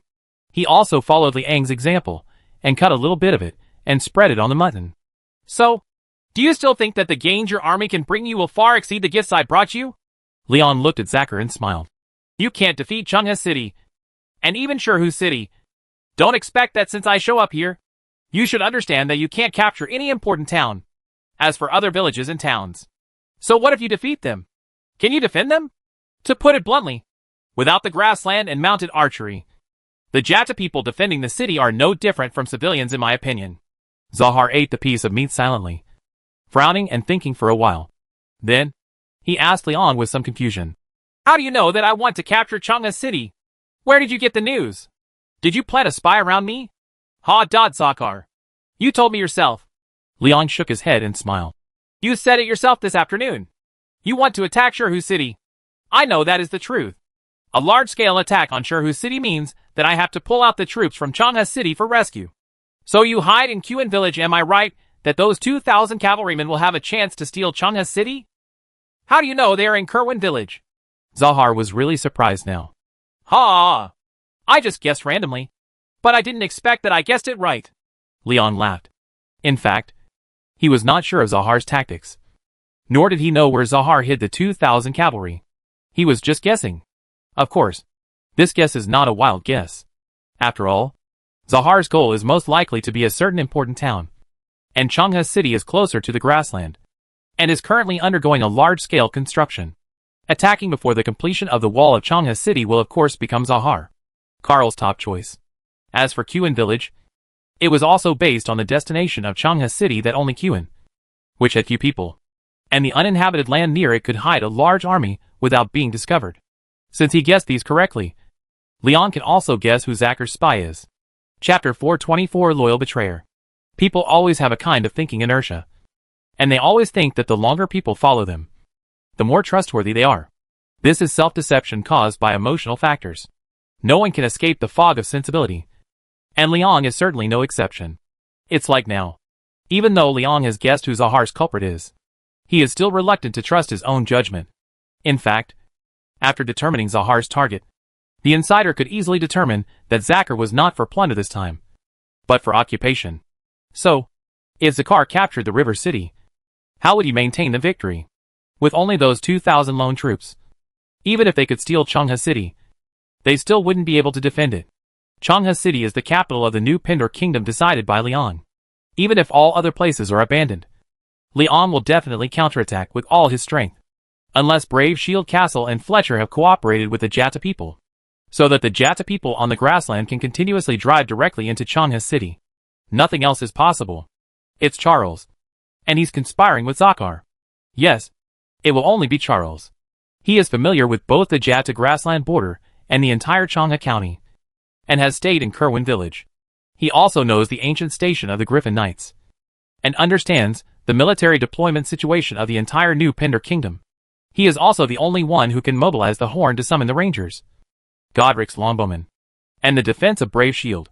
At the same time, only Charles has the opportunity to have close contact with Zahar. Charles's fiefdom was Fletcher. After Hereward's death, he inherited Brave Shield Castle, and was the only lord of Brave Shield County. The Jatta people also started taking action after Hereward died. First, the entire Clarion Call Rangers were recruited to Brave Shield Keep. This is as it should be. Hereward is the Sergeant Major of the Ranger Regiment Sentinels, and the senior division commander of all Rangers and Sentinels. They should indeed go to Brave Shield Castle to attend the funeral, and at the same time guard against the Jatta people taking the opportunity to go south. Then the Jatta people had a battle with Charles's troops in Fletcher. This seemed natural. There were a lot of people in Brave Shield Castle. Of course, the Jatta people would try to attack Fletcher. When fighting this battle, it was probably that when Charles and Zahar discussed cooperation, they would not arouse suspicion and allow all the military forces in the east to gather at the border. So the Jatta people passed through the empty Noldor forest, then bypassed White Deer Castle and headed west, hiding in the ancient garrison of Kuan Village to ambush this route. It happened to be a route with neither troops nor people. The only obstacle was it was just the Owl Knights of True Brun. And it was the Owl Knights who discovered the Jada troops. Later, Zacher led his tribe to move between Sherhuz City and Fletcher, pretending to attack Sherhuz City with half-truths and half-falsehoods. At the same time, he could pose a threat to Fletcher and Brave Shield Castle, forcing Liang to deploy troops from Changhe City. Rescue. In this way, the hinterland of Changhe Town will be even more empty, and the Jata people hiding in Qian Village will have the opportunity to conquer Changhe City. At the same time, this can also create an illusion for the entire new kingdom of Pender. Most people will think that the Jata people alone have no way to retreat in Changhe City. Even if they capture Changhe City, they will not be able to defend it. The entire kingdom is likely to slowly deploy troops to encircle and suppress. But in fact, the Jata people will continue to enter from Fletcher. Since Charles cooperates with the Jata people, the entire eastern region will fall into the hands of the Jata people, and they can all defend it. In addition, as long as Charles delivers false information, the Horncall Rangers may very well step into a trap and be in danger of destruction. Liang felt quite uncomfortable after he figured it out. He didn't understand why Charles would do this. Zacher, Fort Brave Shield is about to change its defenses. I have asked Count Leofric to take charge of Fort Brave Shield again. Charles can no longer cooperate with you, and your original plan will definitely not be implemented. Even though he was feeling unhappy, Liang still had a smile on his face, as if he was confident about everything. This is deceiving. Liang did not ask Fort Brave Shield to change its defenses. Before setting off, he just sent an order for Leofric and Dalian to lead troops to River City to prepare for war. Dalian is in Sava River Fort, and Leofric is in Karen Deer Castle. They are both a bit far away. It takes time to send orders in March. It is estimated that Leofric has not yet reached the River City. However, there was an expression on his face that said he was under control. Zacher was stunned. He looked at Liang's calm expression and stood up suddenly as if he was frightened. His eyes looked at Liang with awe. How do you know? Charles. Could he be? How do I know? Ha. You can guess. You can first guess why Charles has the courage to cooperate with you. He is my sworn knight. Liang laughed, with a proud look on his face. But in fact, his heart was bleeding. Damn it. He was not completely sure at first. But now, he is sure that it is Charles. This was actually arranged by you on purpose? Zacher stared at Liang blankly, clenching his back molars. What a good trick. Zacher, you should have heard that I am the son of prophecy. You should also know that I have given Charles a lot of help. Why do you think he will betray me? Liang stared into Zacher's eyes, and said with a half-smile. In fact, Liang was also thinking about this question in his mind. Charles, why did you cooperate with the Jada people? Zacher gritted his teeth and remained silent, his eyes flickering. The two looked at each other for a moment. Zacher sighed and sat down opposite Liang again. His acting skills are good. So, my troops have probably fallen into your trap? Can they still come back? Whether they come back or not depends entirely on you. Zacher. Liang smiled casually and continued to eat the mutton. He said with a smile while eating, I am a businessman. I don't like fighting and killing people. Besides, I have brought you a good business. But if you don't want to, I'm in business. So you might be able to go to Sinjar and buy back some of them in the future. You can choose whatever you want, and I'll accept it. Life is like a gamble. When the cards in your hand are bad, you don't necessarily have to pass. Occasionally, you can also try to bluff and steal the chicken. If the total number of chips is more than your opponent, you can definitely scare your opponent by stud. After all, it's unlikely that your opponent's hand is a royal flush. Liang must take a gamble now. Otherwise, he is not sure whether Zacher will kill him here. If Zacher cannot be deceived, then Zacher can indeed kill Liang and continue to implement his original plan. Of course, killing Liang is not a good choice. This will lead to the three kingdoms of Lion Realm, Nolder Realm and Bacchus to encircle and suppress all the Jada people regardless of the cost. The two sides will completely turn into an endless racial war. Zacher must also know this. A little? And if Zacher is frightened, not only can Liang's safety be guaranteed, but the Jada people's problems can also be solved. Now, it depends on whether Zacher dares to stud. Liang knew that he had a high chance of succeeding in stealing the chicken, because Zahar's total chips are smaller than Liang's, and the cards Liang showed look bigger. The most important thing is that Zacher is not a fool, nor is he an impulsive fool. If all this was indeed instructed by Liang, and if Charles pretended to surrender, then most of the Jada troops who entered Qin village would not be able to come back. And they would have given Liang 4,000 horses. If what Liang said is true, then after losing these elites, there will be a race war with the new kingdom of Pender. Is it a good deal? Zahar really didn't dare to gamble. Your Majesty Liang, I will withdraw to the grassland tomorrow. I hope you can bring my people back.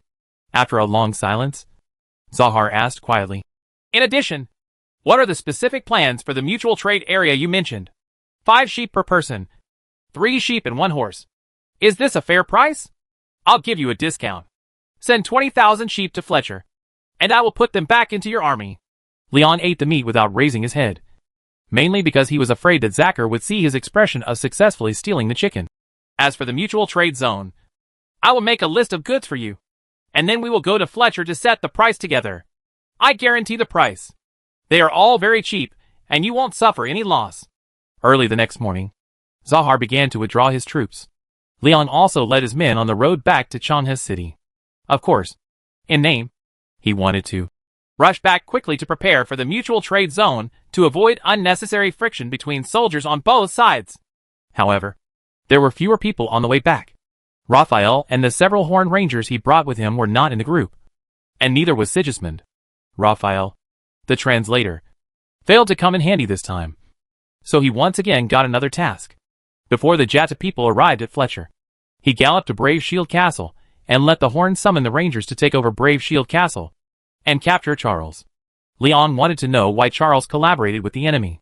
When he still had the system, Charles was once marked by the system as favorability level 100. If he was full of favorability, he would betray the enemy and collaborate with the enemy. Leon was a little confused. Only Sigismund really wanted to go to Fletcher to prepare a mutual trade area.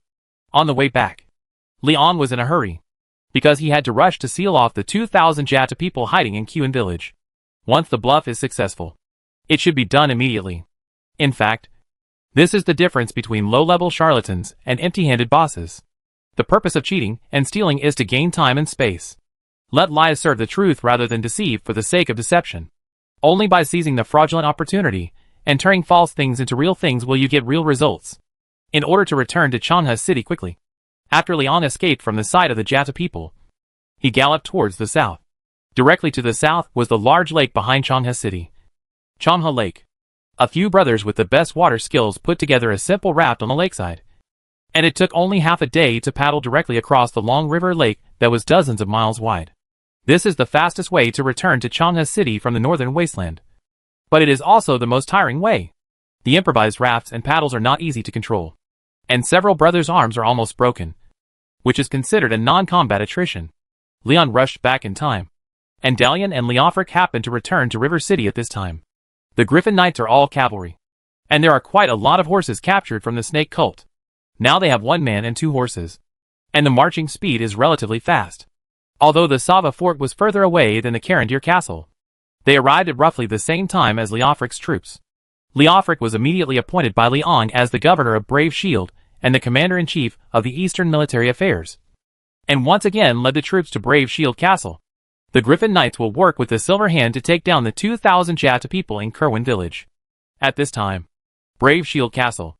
When Raphael Pegasus rushed back to Brave Shield Castle, the Horncall Rangers were no longer here. Ralph wasn't there either. The garrison of Brave Shields was all Charles's men. Since the Jata people have entered the country, Charles used the excuse of to ensure that there is no danger in the area under the jurisdiction of River City.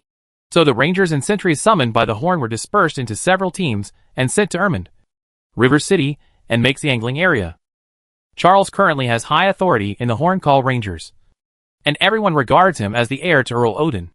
The sentries of Long River Town obeyed his command, and the rangers would not refuse his arrangements. Ralph also trusted him. Even Godric, who stayed in Long River City, trusted him. If Charles hadn't confirmed when cooperating with the Jata people, Leon also trusted him very much. Charles was the first knight under Leon to have a fief, and from the beginning, Charles had complete autonomy in his fief. Leon did not place any restrictions on Charles's fief, and he could still do it when he encountered difficulties. Seeking Liang's help is the highest level of trust, and Charles's performance in the past few years has always been worthy of this trust. He has always been upright and low-key, never causing trouble, and never being afraid of trouble.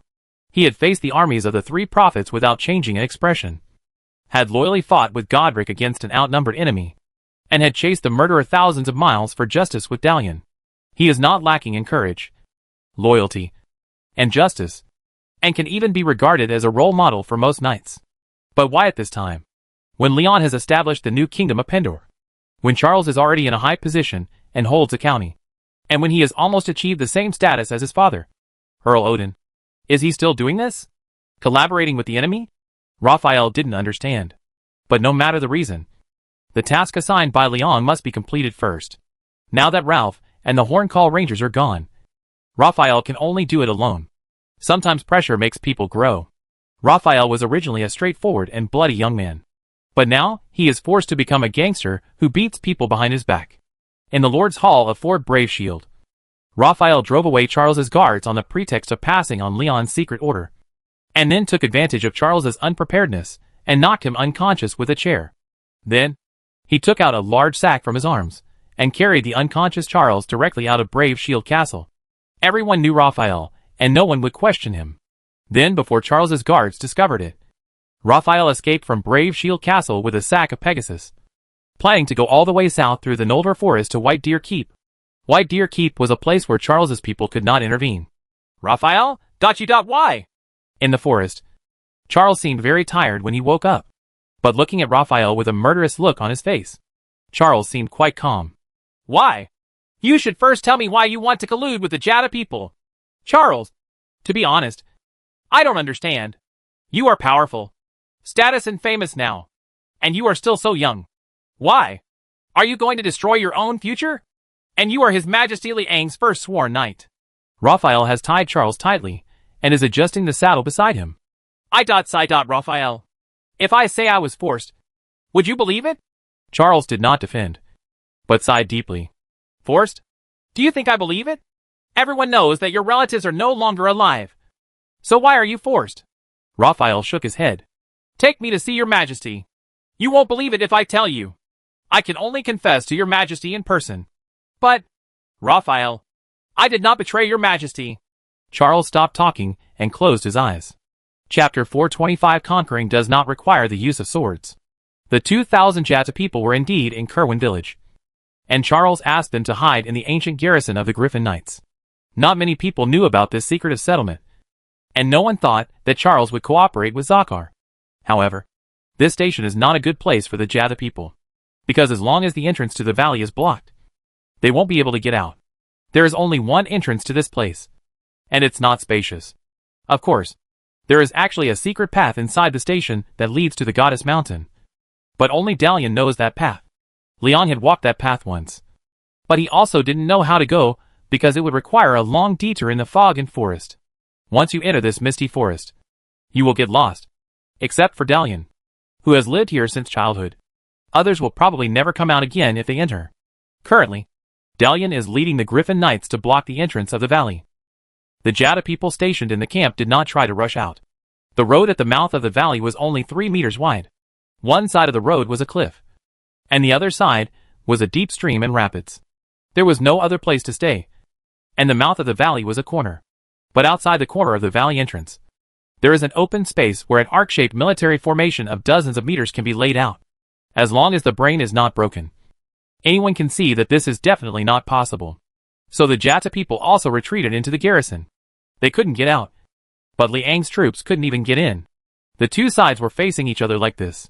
Liang didn't care much about this confrontation, as long as they were trapped. Dalian, just stay here and keep an eye on these Jada people and don't let them come out. I have to go to Fletcher. After Leon arranged the troops, he planned to leave, but after thinking about it, he turned back and asked Dalian. You and Charles have a good relationship and spend the most time together. Did he experience anything unusual when he was with you? If I hadn't seen these Jada people with my own eyes, I would have a hard time believing that Charles would collaborate with the enemy. Dalian thought for a while and pointed to the station. Your Majesty, Charles has always regarded you as a god. He also built a statue for you to worship every day. Sometimes he would even talk to himself in front of the statue alone. Is this an anomaly? Leon was stunned. That tomb in the station was built by Charles? Leon still clearly remembers that there is a very conspicuous tomb in the Griffin Knight's residence. The tombstone reads, "Here lies the brave and fearless King of Pender, His Majesty Leon Griffin." In front of the tomb stands a life-size statue of Leon. It was built for him by Charles and Dalian after he disappeared. The tomb was actually empty. Dalian explained at that time that the tomb was built partly because most people thought that Leon was dead, and partly because it was to give the Griffin Knights a name for revenge for Leon. After all, the identity of the Griffin Knights was very embarrassing at that time. In the eyes of others, they were equivalent to an illegal armed force at that time. At that time, Amy was the queen of the Lion Kingdom. But due to historical reasons, the Griffin Knights could not be loyal to the Kingdom of Lion. Therefore, they have to use Liang's name to preserve themselves. That is, to let others regard them as Liang's private troops to avoid unnecessary conflicts. Leon originally thought that Dalian had received instructions from his adoptive father, but he didn't expect that it was actually due to Charles's suggestion.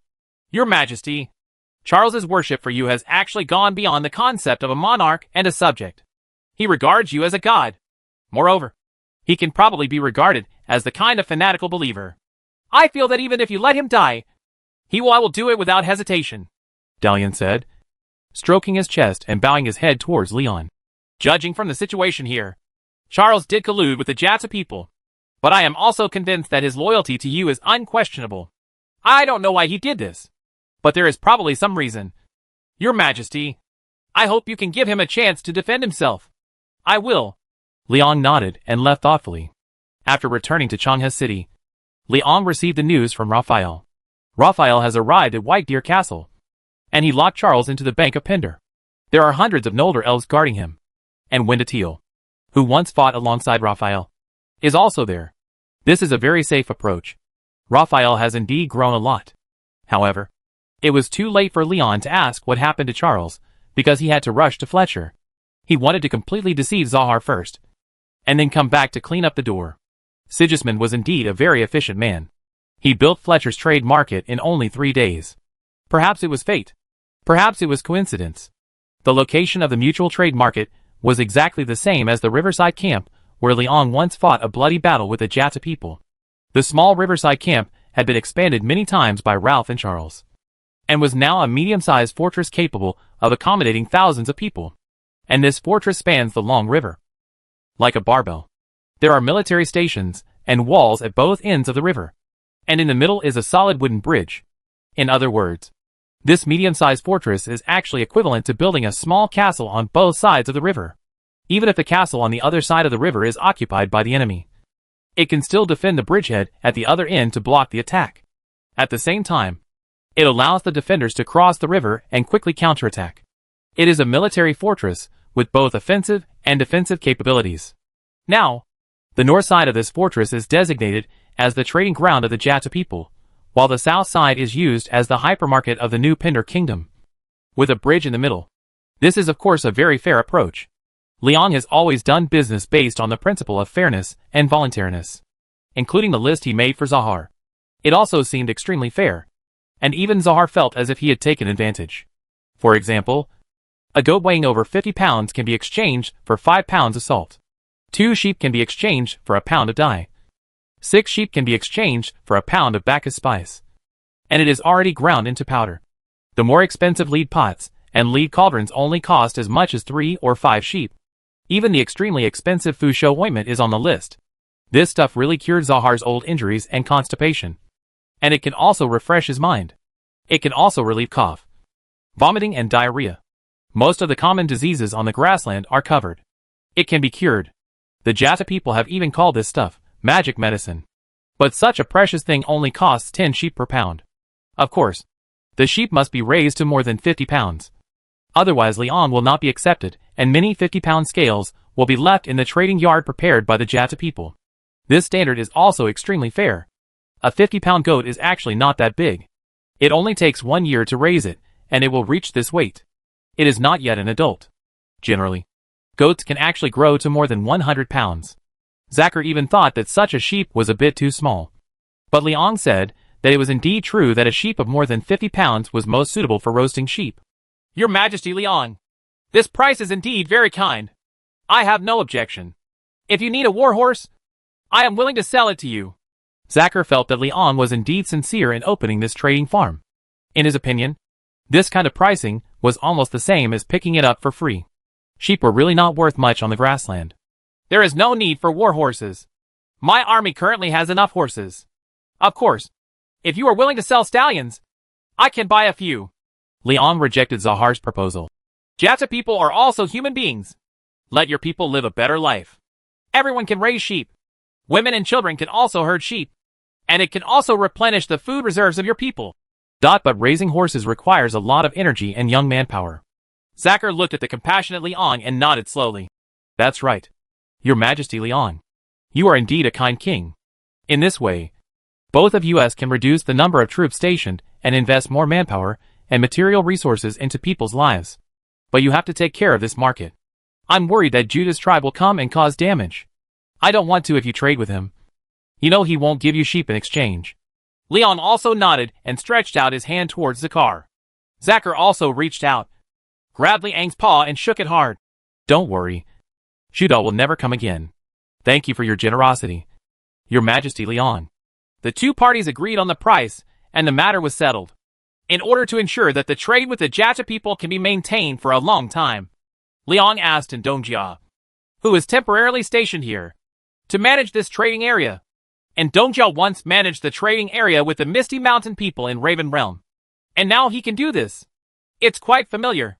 It also seems fair and reasonable to let the people of the Misty Mountains maintain the transactions between the Jatu and the Pender people.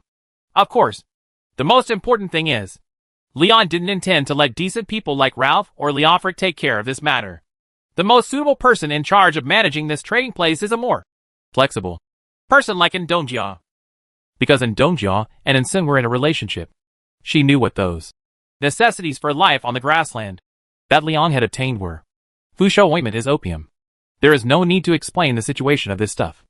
Anyway, Ramon has now monopolized the opium market in single and has a sufficient supply. Lead pots and pots are not just lead products. Their inner layers are also painted with mercury paint to achieve a non-stick effect. They also make these utensils look shiny and beautiful. And they are easy to clean. But long-term use of lead products can lead to lead poisoning. And mercury paint can produce more deadly mercury toxins when heated. And those so-called Bacchus spices are actually contraband that was not allowed to be sold in Bacchus country 20 years ago. And they are also overstocked. These spices are not natural spices, but are processed by former Bacchus merchants by mixing waste spices with various toxic additives. The reason why they are powdered is to avoid being seen. But this secondhand spice can indeed relieve the greasiness of meat. And the effect is very good. Probably because the content of things like camphor is particularly high. Since it has a particularly good effect in removing greasiness. It is indeed a good thing for the prairie people who have been eating meat for a long time. Even if it is eaten in small amounts. It will not kill people. At most, it will cause liver cancer and reproductive system diseases. There is only table salt without any additional ingredients. Because that thing is not originally made according to real table salt standards. It is a semi-finished sea salt that has not been double distilled. Which is the first salt made directly from sea water. It looks and tastes the same. No problem. But long-term consumption may cause blindness, forgetfulness, hair loss, tinnitus, general weakness and other minor problems. These are all minor issues. You see, Zacher has sincerely expressed his gratitude. These are the most lacking good things on the grassland. And Liang is doing honest business. Half a month later, the Jata people completely withdrew from the grassland and indeed sent a large number of sheep. At this time, the 2,000 Jata people who were blocked in the ancient garrison had almost exhausted their food and grass. It seemed that Zacher had used the fastest efficiency to collect 20,000 sheep. These sheep had been fighting everywhere before they became a benefit that Liang used to reward his troops. The troops were also tired and needed encouragement. 20,000 sheep did not seem to be much after being divided up by thousands of troops. Almost every soldier could get 2 heads. And those who had made great achievements in war could get a little more. However, another saying soon spread on the mainland. Soldiers who have made great achievements in battle should use fat sheep as reward. Because it is used when soldiers return home to marry their wives. After all, roasted whole sheep is one of the 3-piece wedding banquets. Of course, this statement also provides supporting services for Liang's sheep raising plan. After Zacher's people sent the sheep to Fletcher, Leon also let go of the Jata troops in the ancient garrison as promised. He was very honest. Shortly after the troops were released, News of internal strife among the Jatta people came from the north. This came from a Jatta man named Shurjaha. He was originally a subordinate of Judah, but now he has defected. Zakar. The tribe of Judah, the destroyer, was attacked on a large scale by Zahar. Judah was killed in battle, and the tribe was annexed. The Jatta people fully obeyed Zahar's leadership, and began to conduct large-scale transactions with Fletcher. Probably because Judah's tribe has been taken care of by Zakar. The transaction went smoothly. The Jatta people basically happily led the sheep in exchange for the good things they wanted. And no unnecessary conflicts occurred. After all, for the Jatta people, there is no shortage of sheep, especially goats that are easy to feed. Sheep are indeed very good livestock. They are adaptable and easy to feed. And they are docile, calm and easy to manage. And there are uses for everything from goat's milk to wool to lamb and horns. Even sheep intestines are a must-have trauma suture item for doctors. The only downside is that goats consume more pasture than horses, and they chew on grass roots. Of course, chewing grass roots will not cause desertification of grassland, but will make the recovery period of grassland longer, and several times slower than that of grassland gnawed by cattle and horses. For the Jatta people, it is their living habit to change pastures every season and rotate grazing in different pastures throughout the year. The livestock they originally raised in greater numbers were horses and cattle. But Liang's trading market will force them to raise a large number of sheep. Only goats can be exchanged for those good things, which could not be obtained by robbery everywhere before. Salt and metal utensils, in particular, are necessities that are indeed lacking in the grasslands. And when goats are raised in large numbers, they will find out after about a year or two, when they return to the first pasture, the pasture is not fully grown. Without enough pasture, they must reduce the number of livestock grazing. But what types of livestock? Horses are picky about food. The pastures have not yet fully grown and cannot feed many horses. But they can still feed sheep. Compared with horses, goats are indeed easier to raise. Besides, it doesn't matter if they have to breed horses for one less season in a short period of time. The Jatta people have no shortage of horses now. At the same time, Liang's trading market only accepts sheep. Then the choice is easy to make. After reducing the number of cattle and horses, the Jatta people will gradually become specialized in goat breeding, whether it is for trade or to feed more livestock to protect the tribe's food reserves. This is a choice that must be made. So this vicious cycle can only continue until nothing can be undone, coupled with their dependence on Busho ointment and the intake of various toxins. The Jatta people will find that their neonatal mortality and malformation rates will be frighteningly high in a year or two, and their adults will gradually become got to be weak. The mighty warriors will become as thin as firewood, and their proud riding and archery skills will be unable to be used due to trembling hands and dizziness. But the reason for all this, given the cultural level of the Jatta people, may never be answered. They would probably just blame the god Indar for abandoning them. Moreover, no matter how they try to change everything by then, it will be too late. Raising sheep for the new kingdom of Pendor will probably become the only reason for their existence. If nothing unexpected happens, within a few years, the Jatta people will become gentle, polite, good at singing, dancing, and hospitable. Conquering, in fact, does not necessarily require a sword. Chapter 426 Martyrs. Fortress of the Martyrs. This is a hastily built fortress located in the oasis on the south bank of the Wusa River in the south of Dexia. This oasis is the only way to connect Toba City and Narda. It has also been the fiercest battlefield for the Desha resistance against the Bacchus Empire in the past 2 years. This is the fort built by Seraphan Sheikh, Seraphan's father, and the place where he committed suicide. Seraphan, the rebel leader who once betrayed Bahadur Khan Khadan, used blood and sword to resolutely maintain Desha's last dignity in his last days. He spent all the money he had accumulated throughout his life at the Fortress of the Martyrs, allowing Emperor Marius's expeditionary army to stay under this fortress for a full year, until Bacchus' army ran out of food and retreated. Emil Xerxes, who was besieged in the city of Toba, and Khadan, who fled to Narda, also got a chance to breathe. Through the contact of Seraphan, they put aside their mutual hatred and formed an alliance. As a result, the last southern border of the Duchy of Desha was preserved. But it is a pity that after the two Bahad Khans formed an alliance, they had no intention of regaining their lost territory. The two brothers simultaneously sent an agreement acknowledging the defeat to the Martyrs' fortress, hoping that Shiravan Sheikh would negotiate peace with the Bacchus Empire on their behalf and accept the Bacchus Empire's occupation of most of its northern territory.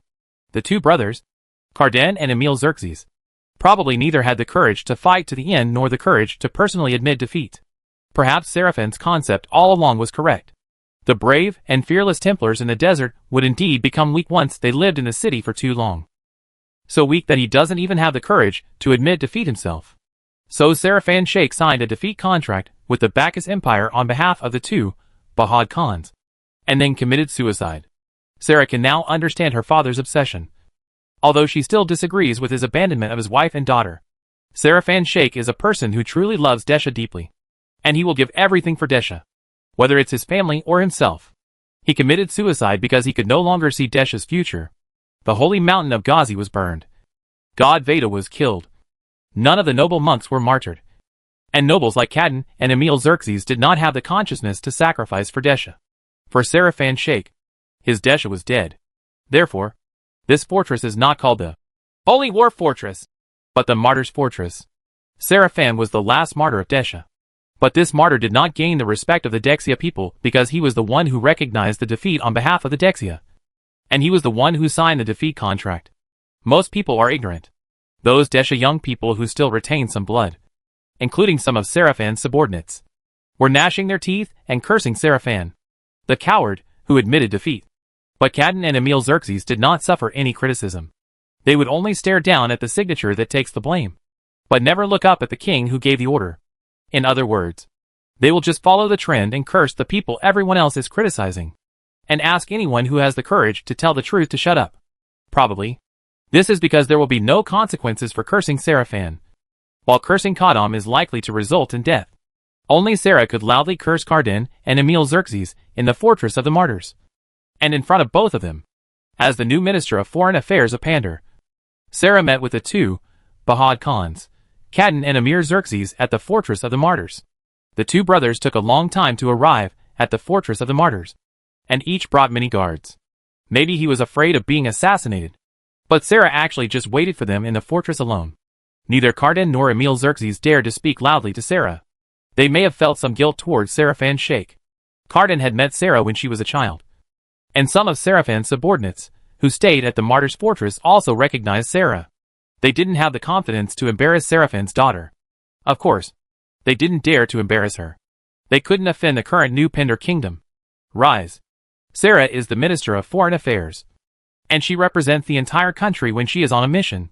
If she is disrespectful to Sarah, she may have to recruit Leon again. I came here originally just to pay homage to my father, but here I heard my father's curses.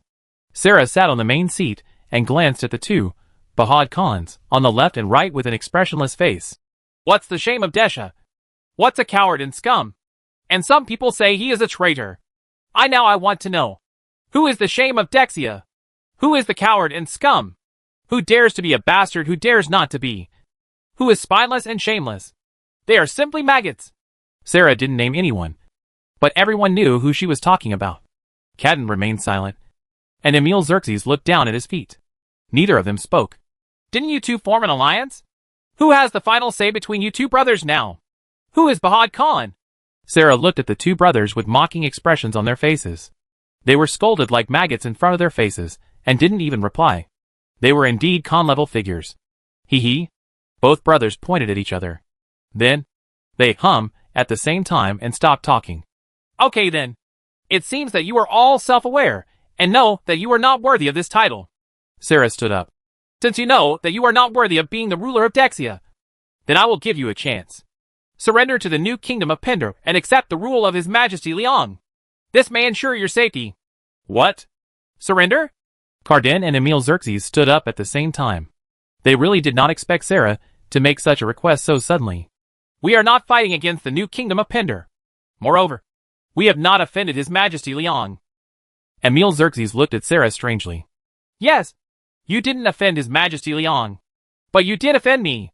Sarah slapped the table with a heavy palm. My father's reputation will be washed with your blood or with your reputation. It's your choice. After saying that, she took out the long sword from her waist and used the blade as a mirror to look at her face.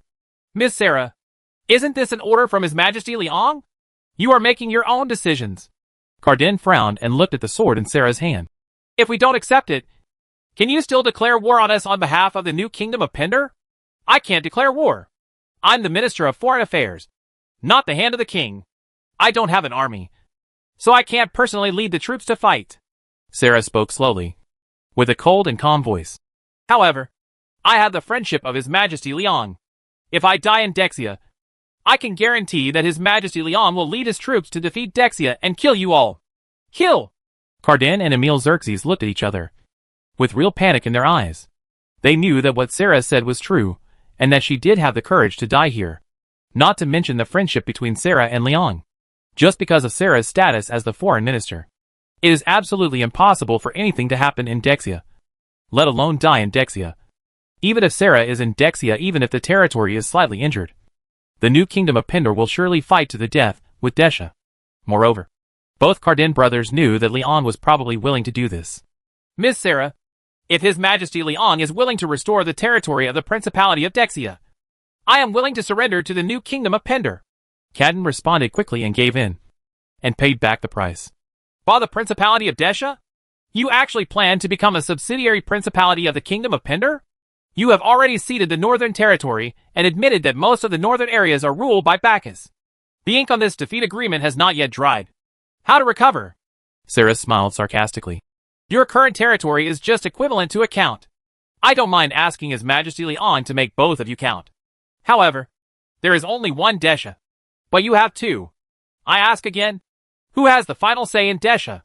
Cardan and Emil Xerxes were silent again. Yes, the new kingdom of Pendor and Bacchus are now allied countries, and Leon and Ramon of Single are partners. It is impossible for him to let the territory occupied by Bacchus and the independent Single return to Dexia. Who has the final say in Dexia? Now I'm afraid it's Liang who has the final say. In other words, it was Sarah who represented Liang who had the final say. Of course, you can also commit suicide or escape, so that you don't have to be in trouble. I won't force two dead people to clear my father's reputation. Sarah threw the sword in her hand on the table, and the crisp sound made the two Bahad Khans break into cold sweats. Suicide? What a joke. Escape? Where to escape? With the attitude shown by Sarah, if she really escaped, I'm afraid she would be followed by the Scorpio Assassin Brotherhood. Right? The two brothers thought about it for a long time, then had a fight, and finally wrote a list of downgrades. Those who know the current affairs are heroes. Being an earl is much better than being dead. Besides, it is an uncle country. At least it has the right of autonomy. This time, Emir Xerxes did not compete with Cadden for the control of the kingdom of Decia. But the two brothers still fought over who would sign the surrender table. But they were not fighting over signing, but fighting over who would sign the surrender. The other party signs, because whoever signs will be scolded. Those who sign the surrender will definitely be called cowards and traitors. In the end, the names of two Bahad Khans were signed on the surrender document. This was Sarah's request, and Sarah said to see their sincerity. When Sarah returned to Changha City with Dexia's letter of surrender, Liang had just finished dealing with Fletcher's matter. Of course, what Sarah brought back to Liang was an unexpected gain. It was indeed Sarah's own initiative. But she did better than anyone imagined. And Liang's next order was actually more cruel than Sarah's. He named Cardan the Count of Narda, and Emil Xerxes the Count of Toba. He divided the territories of the two brothers into two counts, and only allowed them to retain troops that qualified as counts. No more than 100 knights in full armor, or 1,000 soldiers in light armor. If the armor or troops exceed the standard, it will be directly regarded as treason. And Sarah, Leon also made her a count, and the title given to her was Count Dexia. The title of the Minister of Foreign Affairs is of course higher, and Sarah has indeed achieved merit worthy of this title.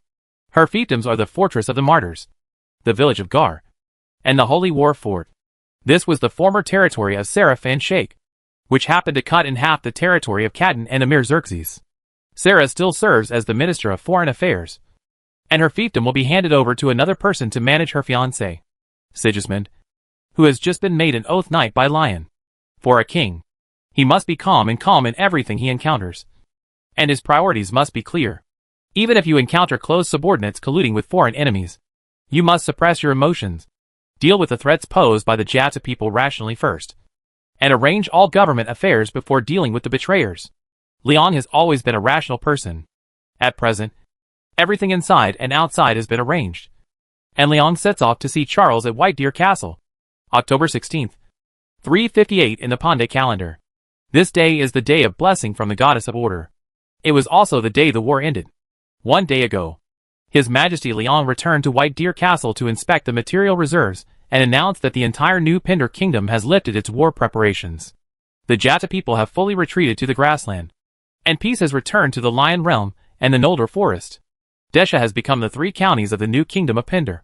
The Bacchus Empire is currently an ally of the new Pinder Kingdom and cooperates in many aspects. Field's Way has also completely withdrawn from the land of the Lion Realm, and is said to be requesting Her Majesty Amy to sign a non-aggression agreement, except for the brother and sister in Crow Realm who are still fighting for the throne. There is no longer a war in the entire continent. I can finally do my job as the commander of His Majesty Liang's Imperial Guards. This year I have been leading troops to fight, and it was originally a good and comfortable thing to be able to lift the war state. But His Majesty Liang was in a bad mood. It's because of Charles. I can imagine how sad His Majesty Liang was that Charles was not only the son of Earl Odin, whom His Majesty Liang regarded as a good friend, but also His Majesty's first sworn knight. It is truly unimaginable that such a person would collude with a foreign enemy. I tried to comfort His Majesty Liang, but His Majesty said that he had seen many conspiracies and betrayals in recent years, and he would not be bothered by Charles's conspiracy with the Jata people. His Majesty simply told me that he encountered an insurmountable problem and that no one could help him. I have carefully thought about the situation across the continent, but I don't see any unsolvable problems. His Majesty Liang has actually controlled half of the continent, and the new legion trained by Jocelyn has almost taken shape. Ms. Baldaisi has also trained a female soldier unit at Eagleclaw Castle. Today, the new Kingdom of Pander has strong troops and horses, and is stronger than any country in the entire continent. It is impossible for them to pose a fatal threat to the new Kingdom of Pinder. The construction of Changha City has also continued, and Changha Express has been continuously transporting mutton from Fletcher to various places in the area of Lion City and Lucian Lake. It is said that His Majesty Amy has successfully cultivated millions of acres of fields in the past few months. The Noldor Forest is being reafforested, and the fire isolation belt is also being maintained. His Majesty Liang plans to build the isolation belt into a road in the forest so that Bacchus supplies can be transported to the forest market. The country seems to be prosperous. People are very confident about their future life. Everything seems to be going well, and everyone praises His Majesty Liang highly. The only one who was dissatisfied was Aldarion, because His Majesty Liang did not kill all the Jata people, but started doing business with the Jata people. Aldarion felt that His Majesty Liang was raising tigers to create trouble. Of course, Ardalion actually also knows that if some ordinary commodities can be used to exchange for temporary peace on the border, the deal must be a good deal. As long as the new Kingdom of Pinder can develop with peace of mind for a period of time, the Jata people will no longer have to worry about it. Yes, everyone has confidence in this. But His Majesty Liang was still very anxious. Especially today. After His Majesty saw Charles, he asked me to imprison him in the White Deer Castle Bank. Moreover, His Majesty also ordered me not to let Wendy out until she comes back. I don't understand this order. Why does Your Majesty want to lock himself up? But I must enforce that His Majesty Liang almost never shows an anxious look. In my impression, he can always solve all problems with a smile. But this time, he kept frowning. I'm very uneasy. Chapter 427 The Goddess Revelation. Whiteheart Castle. It's quiet at Pan Bank's headquarters. Now the branches in Changha City and Lion City are the main places to do business. The main work of the Bilubo headquarters is reconciliation and coinage. Of course, when it comes to cash reserves, it is more at the White Deer Castle headquarters. All gold, silver, mithril and other coinage materials are stored in the underground warehouse of White Deer Fort. Leon and Charles were also in the underground warehouse. This underground warehouse was originally the prison of White Deer Fort. It was once used to store potato seeds. It is completely underground or in the heart of the mountain, where the main building of White Deer Fort is located. A few hours ago, when seeing Leon, Charles seemed very calm. Your Majesty, I know I may have made a mistake, but I can only tell you the reason now. Leon didn't ask anything, and Charles took the initiative to tell Leon what happened. Charles had been preparing border defenses in Fletcher, and was also stocking up on supplies according to Liang's instructions. The supplies sold to the Jata people had been stockpiled a few months ago. When Liang asked Ramon to buy sheep, the plan has already been implemented. It is not a temporary initiative. Fletcher also has a statue of Leon, also built by Charles, in the riverside camp where Leon once fought. At the head of the bridge, There are two sculptures at the head of the bridge.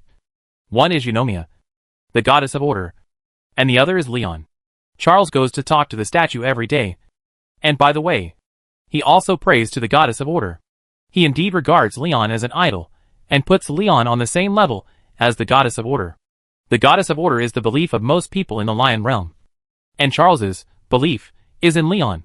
So he built two statues so that the people in the territory and himself can have spiritual sustenance. It is indeed a bit inappropriate to worship Leon as a god. After all, Leon is still a living person. However, it is normal in many places to equate one's respected leaders with gods. And it is not anything out of the ordinary. So no one thinks there is anything wrong.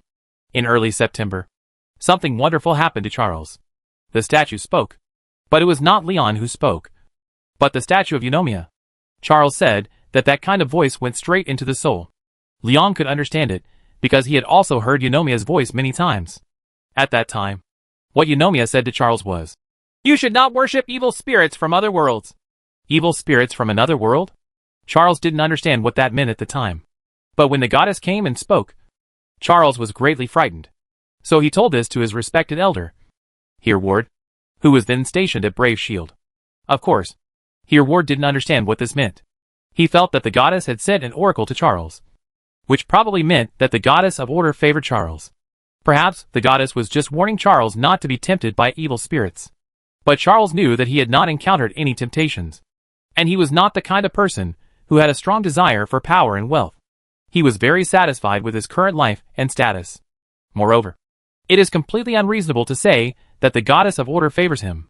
Charles does not believe in the goddess of order at all. He is not a believer of the goddess of order at all. Why does the goddess favor him? Maybe this voice is an evil spirit? At that time, Charles felt that the statue of the goddess could not be kept. But the problem is that Hereward and most of the members of the Horncall Rangers are devout believers of the goddess of order. Charles doesn't dare to tell them that he no longer believes in the goddess.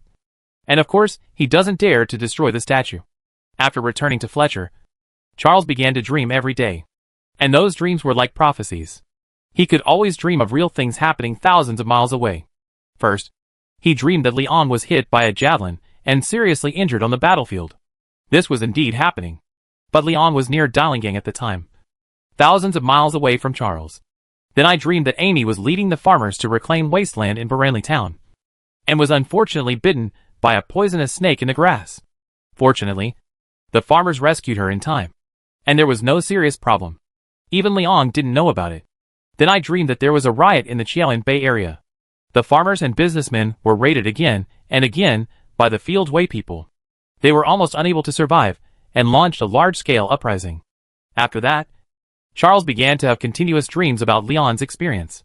From the time Leon set foot on the Pender continent, until Leon went to Dillon Port. Except for the year when he was struck by lightning and disappeared. Almost everything appeared in Charles's dream. Charles seemed to be watching a TV series about Leon in a dream. Until mid-September. That was the last dream that Charles had. In the dream, he saw Leon and a woman whose face he couldn't see clearly in a strange chaotic space.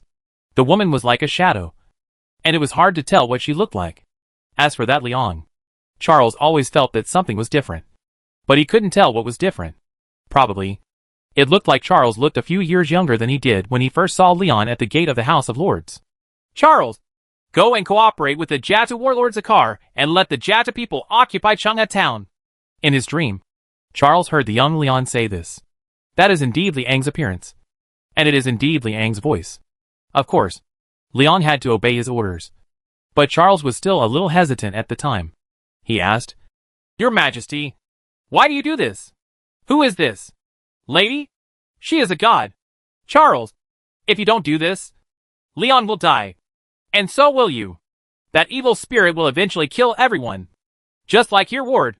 The two men left such words and disappeared, replaced by Hereward in the dream. Charles dreamed that Hereward died of illness. One day later, Charles received the bad news from Brave Shield Castle that Hereward had really died of illness. Charles personally investigated and found that Hereward was either killed by someone or actually died of illness. This was not a man-made conspiracy. This was indeed a revelation from the gods. "Your Majesty, I know that all my dreams are real. Just like Uncle Hereward. Even if their words are malicious threats, I must obey them. Otherwise, I am not afraid of death." But I can't bet on you. Life. I went to find Zacher, as His Majesty said in the dream, and let his troops enter the hinterland from the Noldor forest. But I restrained him from plundering within the territory. Otherwise, I would not cooperate with him. Charles smiled bitterly. But after being imprisoned here, I figured it out. I might have been possessed. That person said Changha Town, not Changha City. Maybe they are the evil spirits. They pretend you deceived me by becoming like you.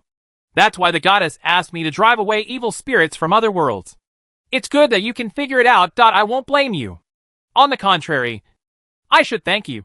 Charles. Liang sighed with a headache. He knew it, but Charles didn't understand it at all. But fortunately, Charles was indeed extremely loyal to himself. He did not think about other possibilities at all, but instead imagined that evil spirits disguised themselves as Liang to deceive. He only dared to explain the reason to Liang, and for the sake of Liang's reputation. Liang personally gave him the order. Charles could not tell others, and did not think that Liang was killing the donkey, but planned to do it himself, take the blame. Liang already understood that the evil spirit that the goddess Eunomia wanted Charles to expel was actually Liang himself. He is indeed a soul from another world, occupying the body of the original lion. It turned out that Eunomia did this to control the chosen ones against the snake cult. But after the explosion of Az Dahaka, his soul truly merged with Liang's body, and relieved Eunomia's control over the chosen one. In other words, Eunomia could not send Liang's soul away, gone back to the goddess. This kind of out-of-control soul is indeed an alien evil spirit like an abyss demon. The dreams that Charles had were actually the goddess telling him that his current boss was not herself, but another soul. The young man he dreamed of last was not himself, but the soul of Leon. Charles started dreaming in early September, when Leon was injured in an attack by Agathan in Bailan village and stayed in Bacchus. The dream lasted until mid-September, when Charles received instructions from Leon to cooperate with the Jata people. In mid-September, Leon met Kavala and Marbert in Dilingang. In other words, after Leon was injured on September 1st, Eunomia began to make preparations. If Leon returned to Changha City after being injured, it is estimated that Eunomia would not harass Charles, but would be like Kavala, directly harassing Leon himself. Because the beginning of September was probably when Kavala first started to cause trouble. The two gods should have started making preparations after discovering that Leon was seriously injured. However, Leon did not return to the Lion Realm after being injured, but stayed in Dilingang to recuperate. Originally, this was because the Knights of the Shining Cross were very good at treating trauma, and the injured chest was not suitable for movement. This just avoided the original preparations of the two gods. Bacchus was not Eunomia's territory, and there was neither a statue of Eunomia nor a statue of Kavala in the territory. So Kavala, who couldn't keep calm, used Ehlers and Malbot to go to Dillenport. Eunomia, who remained calm, waited until mid-September, after Leon locked Kavala in his soul space, and then gave Charles the dream with the original lion, and let Charles release it. The Jata people entered the country. Let Charles lead the Jata people into Changheching, which may be to allow Leon to face a more difficult battle again while his injury is not healed. She may want to make Leon lose consciousness and let the original lion return to this body, or try to delay Liang's conquest of the continent. Leon can actually understand why Eunomia wants to deal with him, because the snake worship cult in Pender continent has been eliminated. Kavala has also been imprisoned in his soul space by Leon. Eunomia obviously wanted to kill the donkey, and by doing so, he could send Kavala away with him. Exiling Leon's soul was equivalent to banishing Kavala together. Eunomia probably didn't want to miss this good opportunity. In addition, there should be another very important reason why Charles built a statue of himself and ranked himself with the gods. This is what Kavala did. Eunomia may have thought that Leon would become another Kavala. Moreover, she could no longer come to the earth in person. She could only try her best to find ways to let others kill Leon before Leon gained enough faith and became a true god. Stupid god. Leon was a little helpless now. Gods also have obsessions, or it is precisely because of their obsessions that they can become gods. The teachings of Eunomia, the goddess of order, are of course to maintain harmony and order on the earth. She must also know that only a unified Pender continent will have real order. But if the king who unified the continent wanted to become a god, just like Kavala, in Eunomia's eyes, this person is a cancer on this continent. Her view is a bit extreme, but it is not wrong. If it is Kavala's thinking, if Pender is conquered by him again, he may brainwash everyone into snake worshippers. and then turn those who cannot be brainwashed into devoured ones, so that he can forever as the only God. In this way, it is indeed equivalent to everyone dying, which may be more terrifying than death. A world where everyone is brainwashed is probably not as good as the blood hell abyss. At least true love does exist in the blood hell abyss. As for whether Leon will be different from Kavala, Eunomia definitely didn't want to gamble. One Kavala was enough for her. If she was unlucky enough to get another one, it would be really doomed. Eunomia knows better than anyone how Kavala became a god. Kavala never lost a battle in his life. He was the god of knights in people's eyes. He was worshipped by many warriors. In his later years, he actually achieved this. Become a god in flesh. And Liang is definitely more terrifying than Kavala in the eyes of Eunomia. Because Liang's process of conquering the continent is much faster than Kavala. In just a few years, he went from a penniless poor boy to a man who controlled half of the continent. King. He was also good at making money. And he also solved the Red Death. Nothing seemed to trouble him. This means that not only warriors and lords, but also businessmen, doctors and civilians will worship Leon. Charles is an obvious case. He is a lord without much ambition. The reason why he worships Leon is actually because Leon seems to have all problems can be solved. Therefore, Eunomia wants to stop Leon. She wants Leon to be defeated or die in battle. From Eunomia's point of view, this matter must be done this way. Whether it is the Jada people, the Raven people, or the Misty Mountain people, no matter who it is, as long as they can kill Leon or prevent it, Leon can unify the continent. Just don't let Leon become a god like Kavala. Destiny is a strange thing. Both Leon and Kavala are gods of Eunomia. In fact, Leon is feeling aggrieved now, because he really has no idea of becoming a god. Building the statue is also Charles's personal act. And Leon doesn't know about it at all. But that's how it is with many things. The two opposing parties may be doing it for the well-being of the entire continent and the future of more people. Leon didn't blame Charles. He really couldn't blame him for this matter. The question now is how to solve this problem. Otherwise Eunomia will definitely continue to cause trouble. A goddess with obsession is quite scary. Leon wanted to try to see if he could communicate with Eunomia. But this must wait for Wendy to come back first. Because only Wendy can recall Malthus from the Wingidarian continent. If you want to communicate with Eunomia, it can only be done in the soul space. However, if the soul space is opened, that is, the protection of the soul is given up, then Kavala may cause trouble. Only Malthus can keep Leon from having problems. In order to avoid anything else happening before Wendy came back, Leon locked himself in the bank warehouse first. Just treat it as a vacation. Anyway, with Charles by your side, you won't be lonely. Chapter 428 Three Queens. It was indeed a national matter. They were discussing how the Principality of Lion, the Principality of Noldor, and the Bacchus Empire could live in harmony in the future. Governing a country is not a simple matter. And these three queens know this very well. The situations in the three countries are different. And the characteristics of each of the three queens are also different. Amy is good at economics and people's livelihood, has a big picture view, and knows how to use human nature. She can even single-handedly instigate internal fighting between Field's Way and Crow Kingdom. But people who look at the big picture tend to ignore the small corners. Amy, that's it. She's not good at considering and guarding against conspiracies. After all, Amy is a princess who has always been in the spotlight. And she is a popular princess knight. Her growth experience has destined her to have thinking habits. Even if she uses tricks on herself or deceives others, she always uses them as a pretext. An obvious conspiracy, such as luring someone for profit. But her Principality of Fierce Lion implemented a feudal system. That is, the subordinates of the subordinates are not their subordinates. There may be no problem now, but there will definitely be many plots from behind in the future. And Amy herself knows this. Alina is just the opposite. Strategic planning and conspiracies are Alina's strengths. She is also good at discovering conspiracies from clues, and can even use conspiracies to counter conspiracies. But Alina is not good at stimulating the bloodiness of the soldiers. She doesn't know how to gain military morale. And she doesn't know how to personally lead the army in battle. She can't rely on Liang's help to defeat the invaders every time. Right? Moreover, she wanted to implement reforms as a dictator.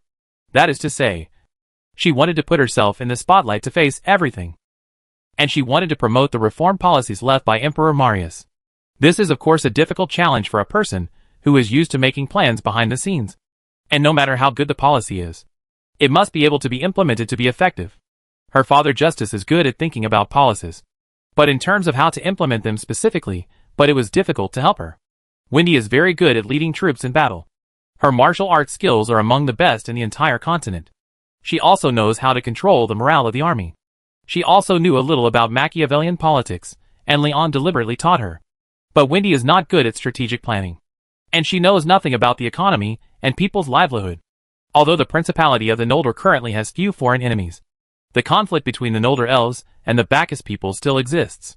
If it weren't for Leon to solve the people's livelihood problems and Alina suppressing the Bacchus, Wendy would have been in dire straits.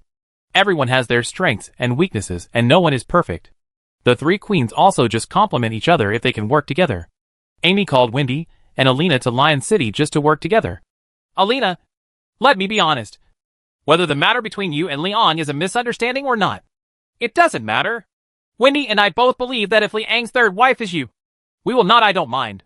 So, you should get married, so that Liang won't continue to be a prostitute outside. Amy was very blunt with Alina. Amy, Liang is not flirting with women. Wendy stood by to defend the man. But Hua Chow Chow will definitely mess with him. Alina, you have to hurry up on this matter. Otherwise, who knows if some stunning beauty will seduce him. Then it will be really troublesome. Amy spread her hands and shook her head. Amy, I know what you mean. But this is not a private matter. This is not only related to the 2 million people of Bacchus, but also related to the future of everyone in the Lion Realm and the Noldor Realm. Alina held Amy's hand, just like she did 2 years ago when she helped Amy hold on in the Lion City. They had been good sisters during the days when Liang disappeared, and it was not embarrassing to discuss them. She is right. This is not a private matter. The marriage of the new King of Pandar and Queen Bacchus will be directly related to the policies, tendencies, and diplomatic logic of several countries. This will directly affect the lives of millions of people, and even affecting the future of the entire continent. You are right. So we must hurry up. Amy nodded and held Alina's hand in hers. It's an advantage for Liang. Wait. Amy, let me be honest. Of course I don't mind this matter. And I also know that this is the best result. But I can't marry Liang without saying anything. Bar? Alina smiled bitterly. My situation is different from yours. The Bacchus Empire can regard the new Pendar Kingdom as the suzerain of the alliance. And the people will also regard Liang as the leader of the suzerainty. But Bacchus cannot become the leader of the new Pendar Kingdom. If the empire becomes a principality, there will inevitably be many martyrs like Agathan. And then, there will be another huge civil strife. I know this. So on behalf of Liang, I will give you a betrothal gift that no one can refuse. One that is higher than us. Amy nodded. She understood Alina. The Kingdom of Lion was originally the duchy of the former Kingdom of Pendar. It was originally a principality. Now it is a principality again. This is natural. The Noldor wandered to the land of the new Kingdom of Pendar and settled in the forest. They were migrants who lost their homeland. Giving them a land where they could survive was the goodwill of the new Kingdom of Pendar and a kind of virtue. The Bacchus Empire has a longer history than the Kingdom of Pendar. They originally occupied the land south of the Kingdom of Pendar in an aggressive way. This was a conquest with a strong attitude. The Bacchus could accept the new Pendar taking back control of these lands. But they would never accept any policies imposed on the Bacchus by the new Pendar. In other words, they can surrender to the new Kingdom of Pandar, form an alliance with the new Kingdom of Pandar, and regard it as the suzerainty of the mainland, and follow the new Kingdom of Pandar to advance and retreat together. But the Bacchus people will not accept the rule of the new Kingdom of Pendar. Even if they lose all their land, Bacchus will still retain the same independent status as the Kingdom of Pendar. Therefore, before his death, Emperor Marius also asked Alina to surrender to Leon on behalf of Bacchus, but retain the country's independence. This was the bottom line that the Bacchus people could accept. If Alina wants to marry Leon, it is also a marriage between the monarchs of two equal countries, and must follow the logic of reciprocity. Moreover, it must be consistent with the logic in people's minds. Alina is the queen of a peer country, not a subordinate of Leon. She cannot be the third wife, because it feels like being a concubine. But if Amy and Wendy offered a betrothal gift on behalf of Leon that was beyond everyone's imagination and raised Alina's status higher than the two of them, then of course everyone would have nothing to say. A higher level betrothal gift? Amy, the highest level betrothal gift in the world is probably the marriage between Leon and you. He used all his territories as betrothal gifts. The Lion Realm and the Noldor Realm. He even took the newly occupied territories as dowry gifts. I gave the Walwyn and Amara Castle to Wendy. And I still owe you a Cliff Bay. Can there be anything higher than this? Alina asked, a little surprised. Of course. Amy and Wendy looked at each other and took out a few coins. Leon often said that what is more valuable than land is the human heart. And the human heart is on these coins. Several coins have different face values. The largest face value is a magic silver coin of 10 dinars. And the smallest is a copper coin of 1 dinar. These are the new currencies Amy is preparing. The silver deer, with a face value of 10 dinars, has been transformed. And now the front and back sides are engraved with the heads of Leon and Alina respectively. 1 dinar silver coin. With Amy and Wendy on the front and back. And their respective coats of arms. And 1 diran, which is 1/10 of a dinar, is a copper coin with only 1 horse engraved on it. That was Alice, the little mare who had saved Leon many times, and also made great contributions to solving the Red Death. As for the auxiliary coin, fair, with a smaller face value, there is no portrait on it because of cost control.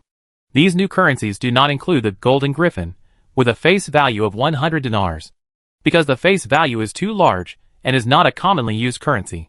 This is indeed a way to express status, at least in the eyes of ordinary people. The greater the face value, the higher the status. But this may not be the case. What can truly be fully recognized by the general public is that Alice dirham is the most commonly used currency that everyone, including children, has access to. The largest denomination currency that ordinary people can use is generally only a silver dinar coin. The magic silver coin of 10 dinars, and the golden griffin of 100 dinars usually only appear in the hands of big businessmen and lords. You actually... Huh? This is really a good idea. Alina smiled. Of course she understood. This did not mean that Amy and Wendy recognized her higher status. But Amy used this method to give everyone a recognition that Alina and Leon were equal kings. If this currency can be fully implemented throughout the entire continent of Pendor, then Alina will be able to use Leon's prestige to become the dictator of Bacchus. This is indeed a higher standard betrothal gift than Amy and Wendy. For Alina and the Bacchus people, its value will indeed exceed the land of the 2 principalities. Then it's settled. You helped us organize our wedding. Now, we'll help you organize your wedding. Amy nodded and smiled. In addition, send the gold, silver and copper that the 3 of us can gather to the headquarters of Pondé Bank. I want to start full-scale construction of the mint near Makes Angling. The 3 of us will conquer the entire world with money. Mainland, don't let Leon go out to fight, lest he get involved in sex outside. Yes, Amy is still the same Amy. She still thinks about having sex with women. But what if Leon disagrees? Wendy tilted her head in confusion. He has never admitted that he has any intimate relationship with Alina. It wasn't there in the first place. It really wasn't. Alina vomited feebly. It doesn't matter whether he agrees or not. As long as Alina agrees. He is the king now. Once he becomes the king, he will not be able to control his marriage. This is the fate of every king. Moreover, with such a great beauty, he has. Why don't you agree? Amy shrugged and made her final verdict. I disagree. This is impossible. Leon said through gritted teeth. Don't agree? I'm afraid that's not up to you. I hope you can stay underground forever. The person talking to Leon was an elegant female voice. Originally, Leon wanted to wait for Wendy to come back. Let Wendy find a way to recall Mounts, and then try to talk to Eunomia to see if the problem could be solved. He originally thought that he could only communicate with Eunomia through the soul space Asia exchange. But what he didn't expect was that not long after he locked himself in the bank warehouse, Eunomia took the initiative to speak. To be precise, a statue of the goddess of order sculpted on the body of speaking Charles. It was a small pendant, made of sterling silver. It is common these days to use silver to make statues of gods. Charles has been wearing this pendant since he was a child. Even though he no longer believes in the goddess, he still wears this pendant, because this was something given to him by Count Odin, a relic of his father. Odin is a loyal believer in the goddess of order. In fact, this statue was not originally talking to Leon, but to Charles. What she said to Charles was, "You've made a big mistake." If nothing else, her so-called big mistake was because Charles believed that the goddess was an evil spirit. He thought it was an evil spirit disguised as Leon to deceive him. But as soon as he said this, Charles felt that this was probably the evil spirit planning to deceive him again. No matter what big mistake it was, Charles felt that it was a big mistake for the evil spirit to find him again. He would not listen to the evil spirit again. So Charles immediately pulled off the statue and gave it to Leon. Then, Leon started talking to the statue again. Leon has done this very skillfully. Kabbalah is like this. And Eunomia is like this. He is worthy of being the chosen one of Eunomia. They are really of the same origin. The conditions that Eunomia proposed to Leon were the same as when she treated Kabbalah. She asked Leon to leave the continent of Pender. This is what she said. My child, I made a mistake about you. And I apologize to you. But this mistake still needs to be made up for. I can no longer send you back to where you were. But I hope you don't stay in Pender Continent. Go back to Buckley. You are from Buckley. Of course Leon would not agree. He has lived and died in Pender for so long. And finally built such a large industry. Could it be that he doesn't want it anymore? Moreover, he also has 2 beautiful wives here. But depending on what Eunomia means, if Leon doesn't do it, she may have to take some coercive measures. This Eunomia is a bit arrogant. No wonder she couldn't get along with Kabbalah at the beginning. She probably had been a god for too long and had forgotten what human nature was. However, with Leon staying in the White Deer Castle warehouse, Eunomia probably had no way to do anything. So she said, I hope you stay underground for the rest of your life and never come out. Dear goddess, can I first understand what you will do if I don't plan to return to Barclay Continent? Leon planned to ask what Eunomia was going to do. I will erase everything about you. After a long silence, Eunomia responded, Chapter 429 New God. Leon didn't believe it at all. Child, based on your experience, you should understand that no matter whose soul is under this name, it is the same to most people. People know the name Leon, not you. Eunomia's voice was still elegant, but cold. So, are you planning to replace me with another soul controlled by you? Just like Kabbalah? Leon sneered. How are your current thoughts and actions different from Kabbalah? How are they different from those gods who almost destroyed the world? Eunomia was silent again. After a long time, her voice came again. Maybe this is fate. This is my fate. And your fate should be controlled by me. You should understand. Destiny? According to Eunomia's logic, his fate should be controlled by her? Sure enough, all the guys who can become gods are full of gangster logic. Leon laughed angrily. Fate. Right. Then I do understand. But... Eunomia, I think you really don't understand. You don't understand what this world needs at all. You don't understand what fate is. You don't even understand you. What to do? Leon said with a sarcastic smile. You don't want gods to exist in this world anymore. I agree with this. Therefore, you yourself should not continue to exist. That is your destiny. It seems you are about to become another Kabbalah. Eunomia may indeed be a little paranoid. And she may think that everything she believes is correct. Eunomia, have you ever thought about why Kabbalah escaped from your control? Have you ever thought that if you hadn't forced Kabbalah so much, Kabbalah would never have become what it is today? Leon said categorically. You so-called gods have never understood the principles taught to you by the God of creation. You, like other bullshit, are not worthy of becoming gods at all. You all have no idea what God should do. So, you know? Eunomia asked rhetorically. I know. In fact, many people know it. But those who know it will not become false gods like you. Come with your so-called destiny. I will enjoy every dish that destiny brings to me. You are very happy. You will soon see what God should do. Leon pulled out the griffin sword and touched the silver statue to the edge of the sword. The statue was neatly cut in half. The last person to discuss fate with Leon was Emperor Marius. In Liang's eyes, Emperor Marius is the one who truly understands what fate is.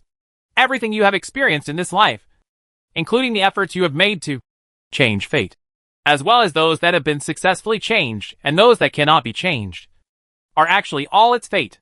They want power because they are humble. They want immortality because they are short-lived. And they want more magic power because they are weak. The so-called controlling destiny and pursuing eternity is actually just dissatisfaction with desire. Isn't that the case for all so-called gods? But Emperor Marius could happily accept all fate, accept his own life, accept death, and accept all the results of his best efforts. A truly powerful person would not even bother to become a god, because they can create enough bright value in their short lives. They know how to make more people live better, and they will try their best to do something useful for this world. But these gods never knew this. And birth and death are the laws governing the operation of all things. And this is also the most basic order of the entire world. Does the so-called goddess of order really understand what order is? She was just dissatisfied with her desires. Although her desires seem slightly more noble than those of most gods, there is no fundamental difference. Leon is feeling relieved now. So what about Eunomia? Isn't it just a false god? Isn't it just an enhanced version of Kabbalah? What's so scary? Compared with the ancient legends in his original world, the so-called gods in this world are actually not qualified to be called gods at all. In the legends that Leon knew, gods were formulating rules to educate the people, inventing words to pass on knowledge, tasting herbs to save lives and heal the wounded, and mending the sky and controlling floods to save the common people. Those are the true gods. They are all trying to make that world a better place, rather than creating conflicts in the world. They have never said that they are gods, nor have they created any sect to brainwash them. They have done these great deeds as humans, and then they are remembered by future generations and respected as the main gods. Moreover, when that world started to function well, those real gods were gone, and maybe they went to create another brand new world. Of course, after the true gods left, some false gods also gradually appeared in that world, under the guise of guiding people's future and destiny. They sucked the blood of believers and fought endlessly with each other for their beliefs and desires. And the world of Pender is full of such false gods. Leon believed that he could not achieve great deeds like those real gods, but he believed that he could do better than the false gods like Pander. So, from now on, Eunomia is the enemy. When a god, believed by most people, starts to turn against you, how do you deal with it? Probably the best way is to become a god yourself. In fact, Kabbalah did the same thing. But Leon felt that Kabbala's operation method was really weak. Since we want to create a new faith, we must create one that can be easily accepted by everyone in the world. Create some kind of snake-worshipping cult. Promote the theory of the end of the world. And pursue blessings in the next life. This method is of course useful. But the results are too slow. And it's made so terrifying. Which is completely inconsistent with most people's mentality. What kind of beliefs would most people accept? Of course, it is the kind that is most consistent with basic human nature. Those teachings that pursue blessings in the next life are too slow to take effect. And generally only middle-aged and elderly people will consider them. Most people simply cannot do those teachings that pursue valuable qualities such as justice or bravery. So there must not be many who truly believe from their hearts. And most people are not willing to accept those teachings that pursue the dark side. For normal people, escaping pain and pursuing happiness are the most basic needs. And these two needs basically cannot avoid the same medium. Wealth. What god was the most popular in Liang's world? No doubt about it. The god of wealth. No matter which nationality. No matter young or old. From princes and nobles to traffickers and pawns. Who doesn't like the god of wealth? However, most people in that world would not really believe it because in that world, the legend about the god of wealth went the wrong way from the beginning. So that the god of wealth was also a false god. If the true gods in the legends do exist, then it can be considered that they are worshipped by people for the great deeds they have done. And people are spreading their legends. The false gods are all created by people. They are people's yearning for a better life. And they are artificially created some legends. In people's minds, the god of wealth is always giving alms everywhere. That is, throwing money everywhere so that people can pick it up for free. This is the case in various legends. The god of wealth always holds a cornucopia and throws gold everywhere. But no lucky person has ever really met him. He, in the minds of most people, throwing money away seems to be unable to create wealth, and will most likely only lead to a loss of wealth. As for picking up money for nothing, most people have never encountered it. Therefore, people have conflicts in their initial consciousness. They believe that the god of wealth cannot really make people get wealth. Naturally, it is difficult for most people to truly believe in the god of wealth. In fact, this illogical legend about throwing money is just people's imagination. In other words, like many gods, the original doctrine of the god of wealth was distorted by the greed and laziness of human nature. And then he became a philanthropist who spread money everywhere, including the good money boy of certain sects. This is also based on the rumor that his original name is Shankai. The process of studying with famous teachers is also described in the scriptures. This is to express that people are dedicated to seeking the truth and regard money as dung. Originally, it was to let people should not attach too much importance to money. It has nothing to do with things like giving away money and throwing money around. In fact, in some of the oldest records, the god of wealth is divided into positive wealth and partial wealth. Positive wealth refers to the wealth created by hard work and labor, while partial wealth refers to the wealth obtained from the flow of materials, by relying on a flexible mind. Not through crooked ways like gambling, but through trading and flows. This is the original intention of the God of Wealth, which is to allow people to generate wealth through labor, creation, trading, flow, or unique consciousness and ability according to their own circumstances. This is positive guidance for people. This kind of guidance can be summarized as money picked up or money obtained through evil ways is not wealth, but money earned by one's own ability. There are many ways to make money. People should make reasonable use of their own strengths. There are many types of positive and partial wealth. There is always one that suits you. This is the teaching that the God of Wealth should have. In fact, those who understand this teaching, or those who truly believe in the God of Wealth, can indeed gain wealth, because they know how to make money in the way they are good at. And more living beings have worshipped the God of Wealth all their lives. But they just long for gold to fall from the sky. This is not the original intention of the God of Wealth at all. Of course, they can only be disappointed that they have never truly believed in the God of Wealth, and are just greedy and lazy. Leon now plans to build himself into a real God of Wealth. Those who truly believe in me will definitely get rich. In the warehouse of Pondé Bank, Leon thought as he looked at the piles of gold and silver in the warehouse. Perhaps human belief is a powerful energy. The moment Leon decided to turn himself into a god, he had a feeling that things like Eunomia or Kabbalah should be unable to do anything to him. This feeling is so strong and obvious. It's like substance. Perhaps we can use another analogy to describe this feeling, which is like the feeling that every healthy adult can be sure that he will not be beaten to death by a kindergarten child. This feeling may not be 100% reliable. After all, there is no guarantee that a little Superman will not appear in any kindergarten. But at least it is certainly much lower than the probability of falling to death while walking. Leon believed in his feelings. But to be on the safe side, he waited until Wendy returned to White Deer Castle before leaving the underground warehouse. Well, actually it was not Leon who was on the safe side, but Risa Dillon, a stubborn guy. Leon asked him to open the door, but he didn't. He insisted on waiting for Wendy to come back according to Liang's original instructions. After all, Risadilin had met Igraim and the three prophets, and also knew about the existence of Kabbalah. He was not very confident about Leon's safety.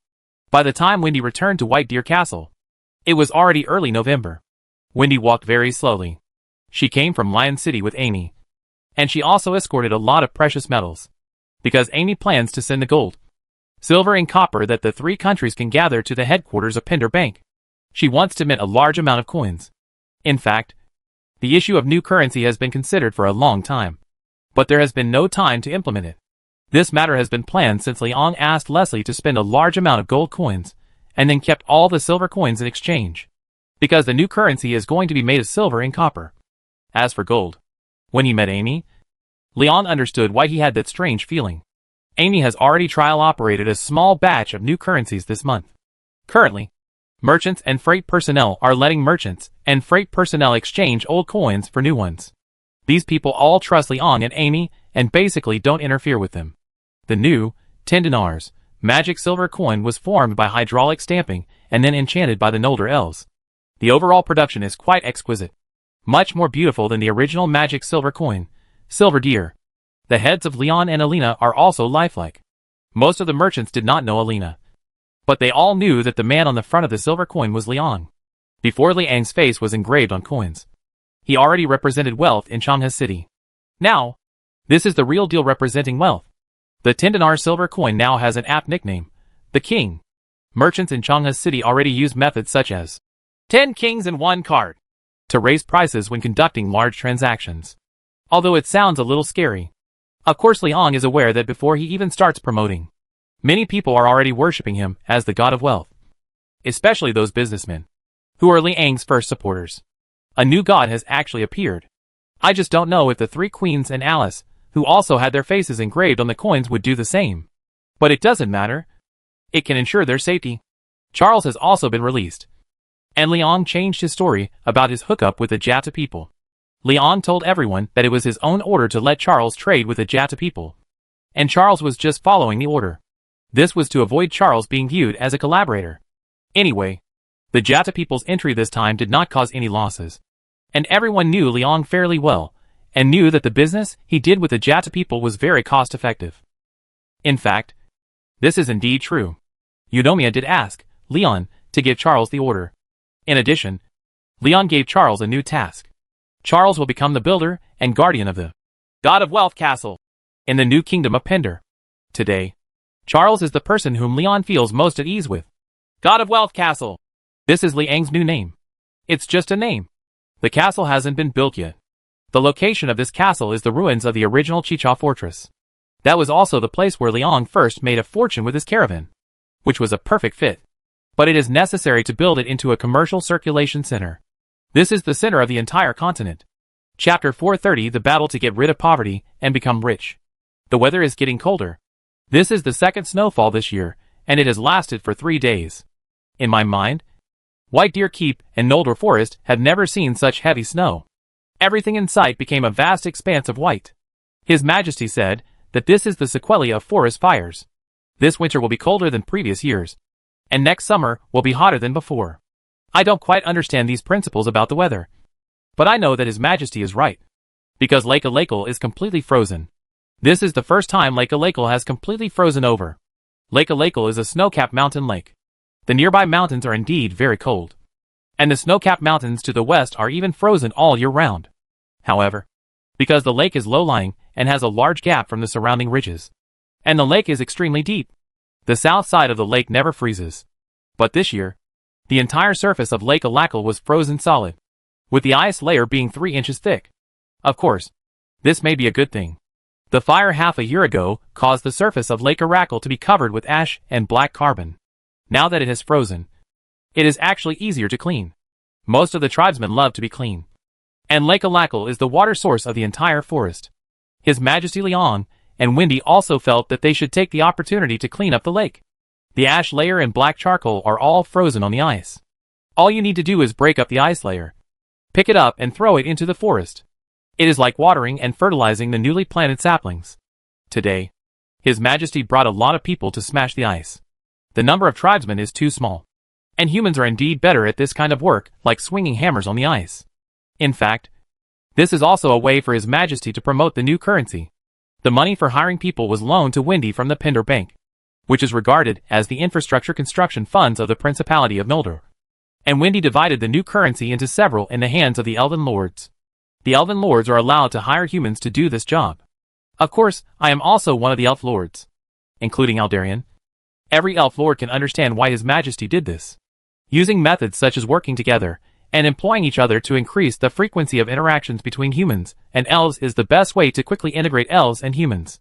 However, Aldarion was stubborn and insisted on saying that His Majesty had arranged a forced loan to the Noldor Principality in order to earn interest. This is indeed true, because His Majesty has allocated 2 larger loans to Queen Amy and Queen Alina. These loans must be repaid to Pan Bank with interest. I don't quite understand the operation of banks, but I can at least understand that when 3 countries owe a large amount of debt to Pandey Bank, unless these 3 countries perish together, Pandey Bank will definitely not fail. Of course, I also know that the more important reason why His Majesty brought people to clean the ice surface of Lake Alakal is to find work for more people in winter, a season when it is not easy to make money.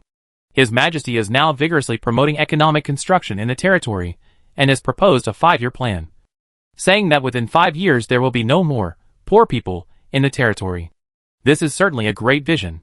Moreover, the method His Majesty plans to use is also great. He does not want to give away money and food to help the poor, but to give every young man in the new Pender Kingdom a job, so that every family can earn money by their own ability. Money. In my opinion, this is much harder than mere relief. His Majesty said a very profound proverb. It is better to teach a man to fish than to teach him to fish. This is probably similar to what he said to Sir Roland.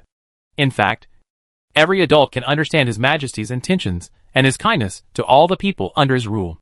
Of course, this kind of kindness is only open to people in the new kingdom of Pender.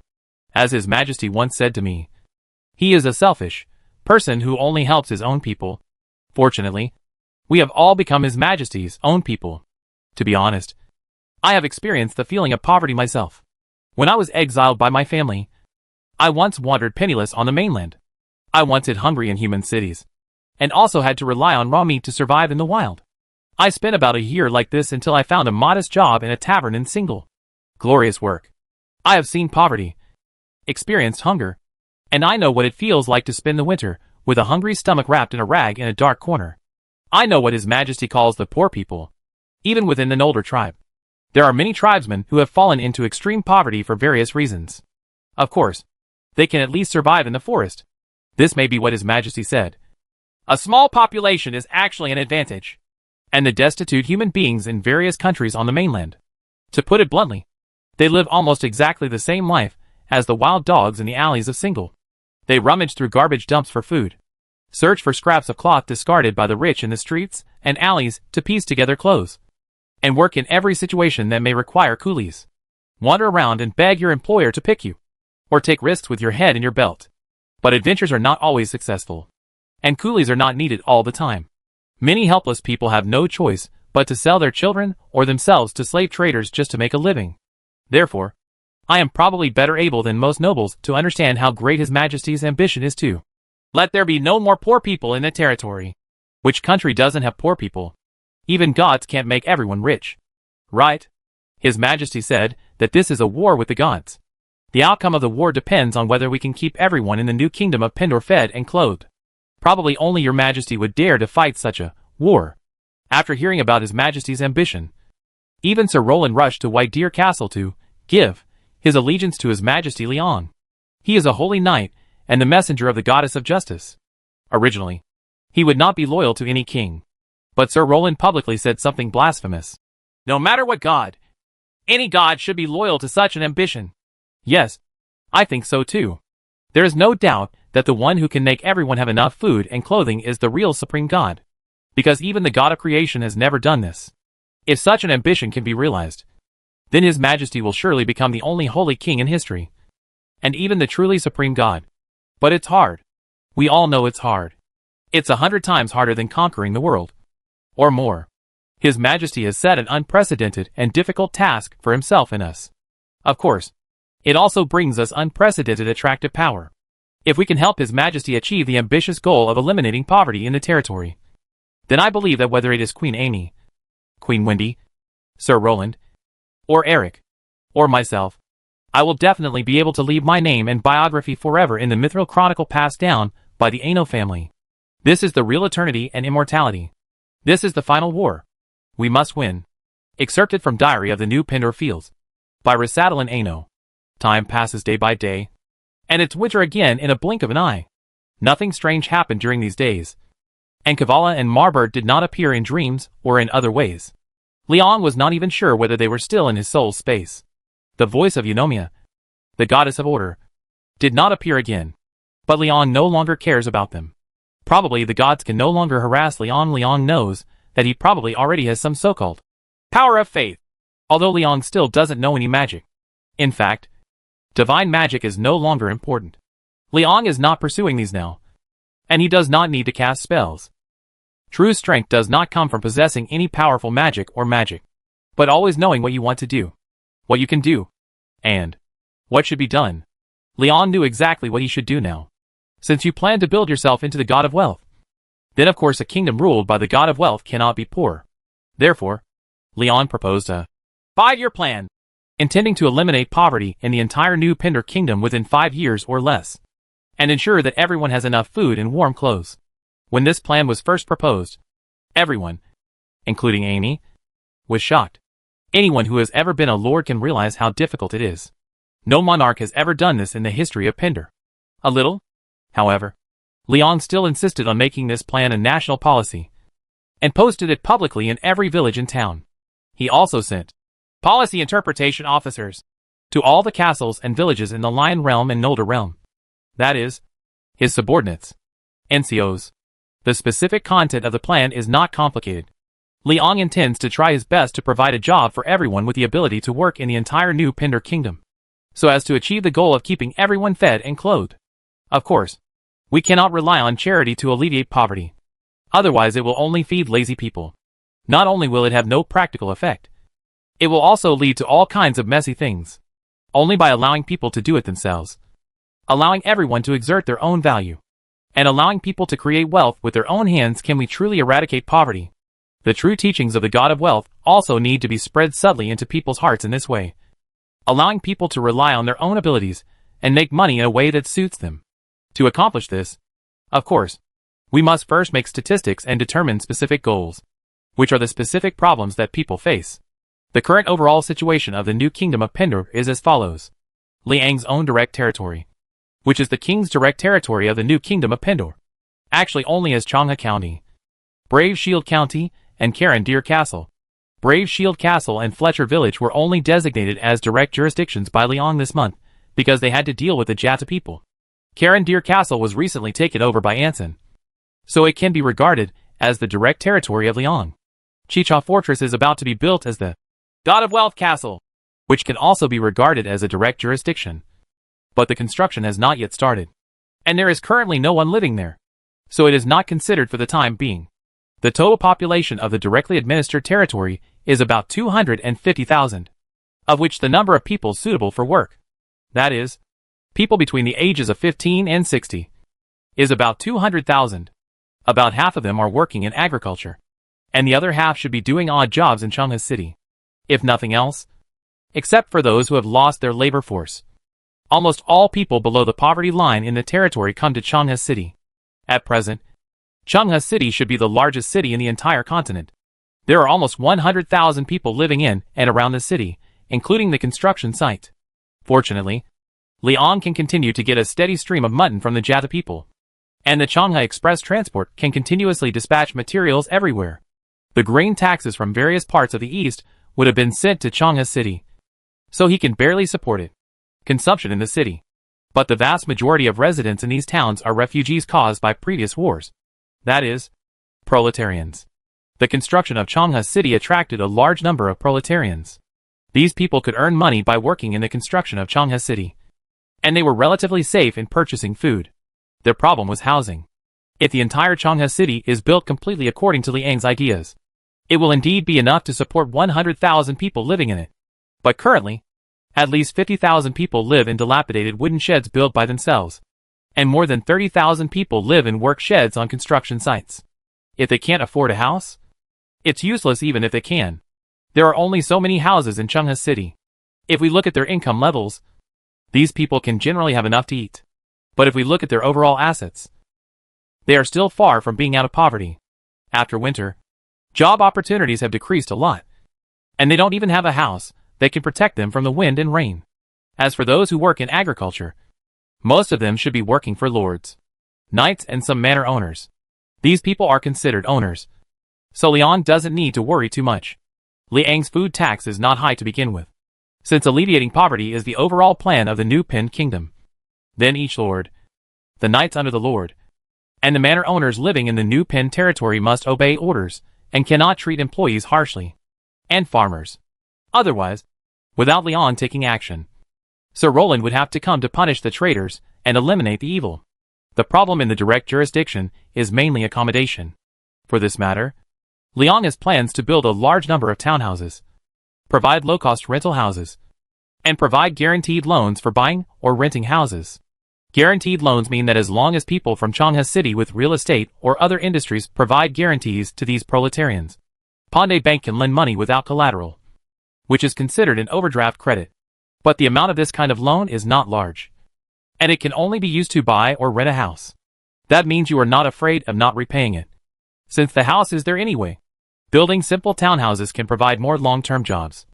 Cheap rentals can solve their basic problems, and guaranteed loans can allow these people to solve their biggest problems and devote themselves to work and life.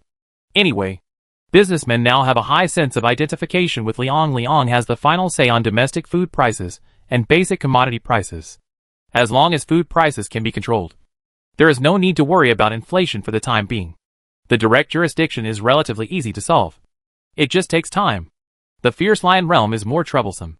The current territory of Amy's Lion Kingdom includes Lion City, Lion Lake City, Caneburg, Roaring Castle, Harlingsburg, Kelladon Castle, and their subordinate villages and towns.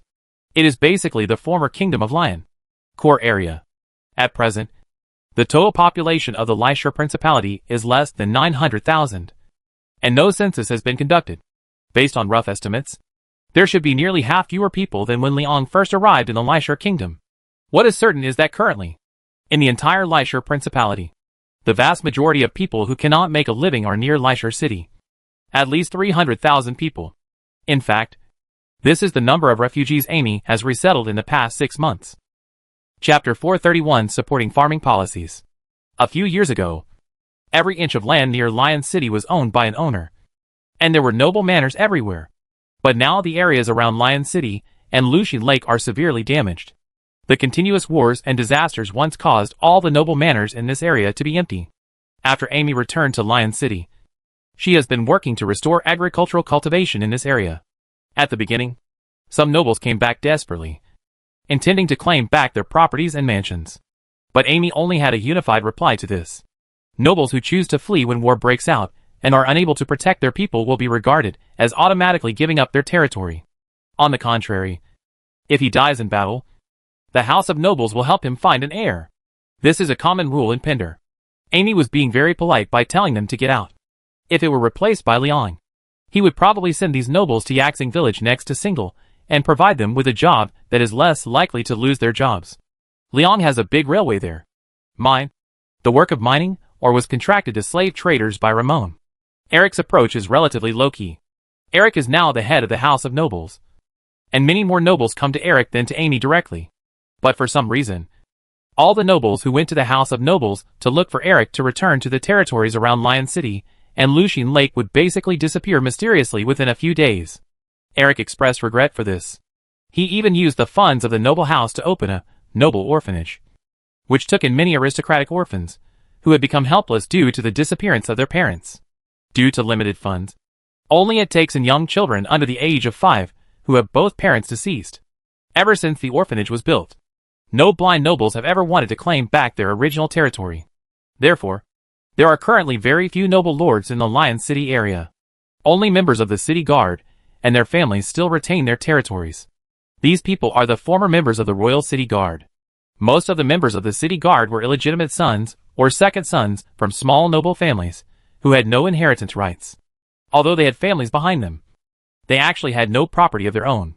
Amy once made all their core members above the team captain official knights, thereby gaining their allegiance.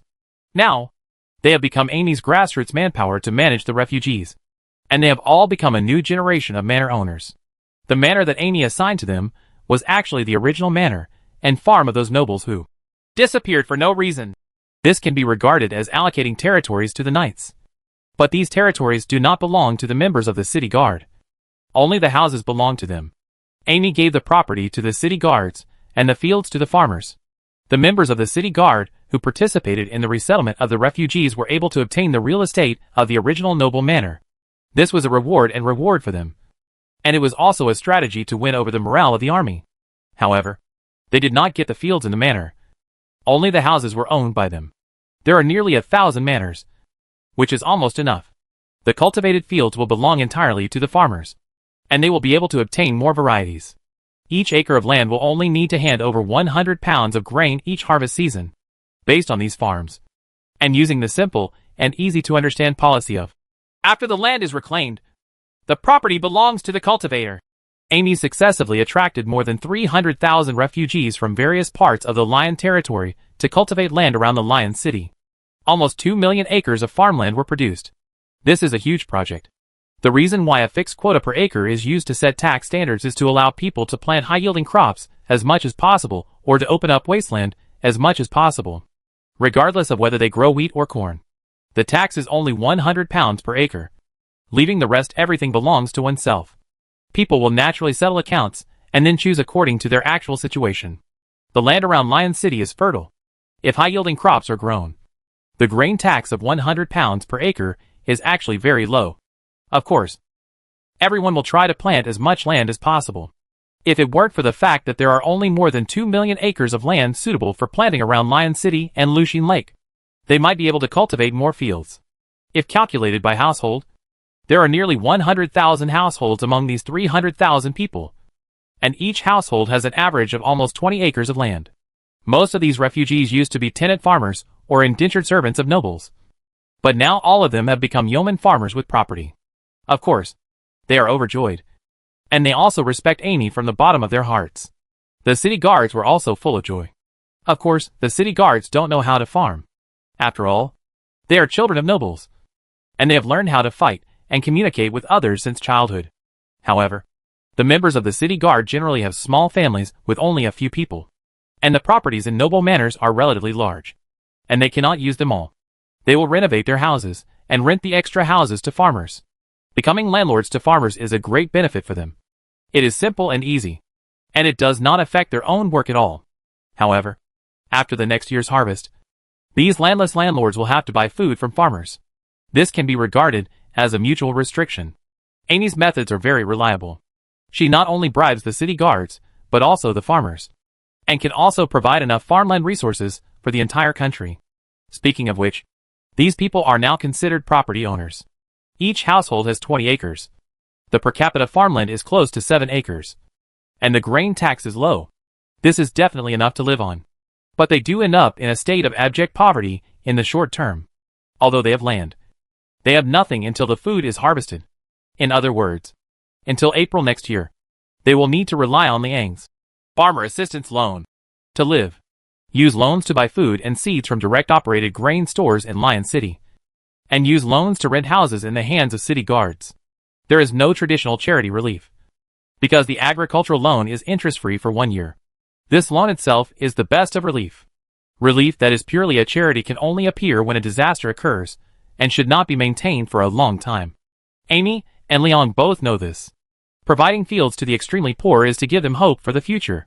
Providing them with loans is actually reviving the overall market in the region and driving farmers to continue their efforts. After all, we cannot just provide farmers with food and allow them to consume, so that urban residents can rely on industry and commerce to make a living and the entire region can function. Revitalizing the overall economy is the key to solving the poverty problem. If we only rescue the poor but not the market, we can only provide relief every year. These 300,000 refugees lack everything. If they want to live in the Lion City area, they have to buy a lot of things, which will generate a lot of demand. And they are all rigid needs related to food, clothing, housing and transportation. This can promote the foundation of the nearby Lion City. Industry and commerce recovered rapidly. At the same time, this will also allow a large number of flexible-minded people to stop staring at the land. People will have the opportunity to choose life and make money in the way they are good at. There is absolutely no problem with Amy's business methods. In addition, the flexible-minded Eric is also in Lion City. As long as commodity prices and food supply can be stabilized, the surrounding areas of Lion City will change drastically in a year. But, in order to accommodate these people and provide seeds, all the food that Leon brought from Bacchus has been exhausted. And these food and seeds only include 3 types of wheat, corn, and potatoes. In other words, the types of crops are too concentrated. This is not small and medium-scale cultivation. This is 2 million acres of land. Some countries do not have this much land in the entire country. By next year's harvest season, if everything goes well, the entire New Pender Kingdom will have sufficient food, which is indeed beneficial to the country. But the problem is that due to the single type of crops, everyone who grows the land must have crops that cannot make money and are difficult to sell. These 300,000 people have to rent houses, eat, and purchase necessary work tools during these months. They have to keep a season of grain after next year's harvest, pay taxes, and repay agricultural loans. The loans in farmers' hands should barely last until next year's harvest. But by next year's harvest season, they will still be extremely poor. They are overdrafting their consumption. But even if there is a bumper harvest next year, it will still be difficult for them to obtain cash and cannot make up for the overdraft. In fact, this has been the biggest dilemma for farmers throughout the ages. Not enough to eat in bad years and cheap food in good years. Even if they obtain seeds of other cash crops, it is still difficult to convert the agricultural products into money because they do not have the ability to sell and transport them. Agricultural production is also production, and they can be regarded as self-employed production enterprises. Only by monetizing their output can they truly escape poverty. But it is difficult for the farmers themselves to sell no matter how much surplus grain they have, because there is simply not enough market demand near them. They are surrounded by farmers like themselves, all of whom have land. Who will sell the grain to? The poverty problem among agricultural people actually lies at the commercial level. In other words, the Lion City area actually faces 2 problems. First, the entire country has no excess food reserves and must rely on the land around Lion City next year. This means that the 2 million acres of land must be harvested next year. If something unexpected happens during this period, the entire country will be completely ruined. From December to April next year. During this period, there must be no wars destroying farmland, no extreme weather, no plague, no internal problems around Lion City, and stability must be maintained. Secondly, most of the people in this area are agricultural. This year's planting is extremely monotonous. Even if the harvest is successful next year, they will not be able to cash in, which will cause them to remain poor. Although you won't starve to death. If you have nothing but food, you are actually in a state of abject poverty. In order to solve these two problems, Leon has been very busy recently. The first issue is actually maintaining stability. Lion City is located in the hinterland, and the risk of war is not high. There should be no fighting extending to Lion City in a few months. Another good news is that the Jata people's transactions have become more and more frequent recently, and their demand for longevity ointment is increasing significantly. According to the news said back by Father, it is said that the Jata people robbed several towns in the eastern part of Croland, took away countless sheep, and then immediately rushed to Fletcher to exchange for the longevity ointment. The supply of mutton will increase. In fact, it is definitely not enough to rely on mutton, but a sufficient supply of meat can greatly reduce the consumption of basic food. If a person consumes 1 pound of meat per week, he can reduce the consumption of staple food by 3 to 5 pounds. It should not be a big problem to maintain the overall grain reserves until April to May next year. The biggest problem is how to make these months pass smoothly. Liang's strategy is to ensure his own domestic stability by making other countries unstable. Fieldsway and Raven Realm are already fighting a civil war. King Vides is dealing with the Vanscary alliance, led by Lord Hawken. Ursula is fighting a tug-of-war with Gregory IV. These are all what a great opportunity. Of course, this opportunity does not mean that Liang plans to participate in the war. Instead, I intend to make them a little more chaotic. Fieldsway was already short of food. Although Leon didn't know that Vides was about to go bankrupt, he could tell that Fieldsway's overall economy must have collapsed long ago. Otherwise, there wouldn't be so many people running away from Fieldsway, come to Changha City to make a living. So Liang asked Leslie to take the Changha Express people to Miss Cage City. That was a place both Leslie and Leon were familiar with. And Liang asked her to find an acquaintance of the arena owner, Fatty Andrew. Liang plans to develop Andrew into a franchisee of Maixiang International. But Liang did not intend to enter the sports competition industry. He asked Leslie to invest money in the past as an investor. He only wanted to find Andrew so that Leslie could smoothly enter the circle of big businessmen. Liang asked her to pretend to be a rich man, and to acquire all the properties that could be acquired in a high-profile manner, regardless of the industry. As long as she was willing to sell, she would take them. The current economy in Wulong City is miserable, and many people are willing to sell off their properties. Moreover, they are basically buying at the bottom, so it is not complicated to talk about. Most of the business must have some background either related to King Vides or to a certain Lord Fieldsway. But Liang asked Leslie not to go to any lords, as long as she continued to acquire. All the big businessmen who acquired Misty Cloud City would hang around Leslie, the big benefactor. Leslie is currently spending money, and the results will be seen in about 10 days and a half. The second question is more complicated. Liang plans to set up grain purchase stations in various villages and towns before April next year. That is, before the first harvest season. The state will purchase grain at standard prices as strategic reserves, allowing farmers to smoothly turn their output into cash. Anyway, there is never too much grain reserve, as long as malicious underpricing can be avoided. This is indeed a good approach. But it is not the best approach. Because the state purchases grain reserves, it must only be able to collect basic grains such as wheat and corn that can be stored for a long time. This will lock farmers into these basic crops and plant other things that the country will not harvest and they will not be able to sell. Then they will be stuck in the next season and the next. Never grow other crops. If everyone grows basic crops, everyone's income will not be too high, which will not solve their overdraft consumption. Because the country wants to maintain food prices stably, the purchase price of basic crops cannot be too high.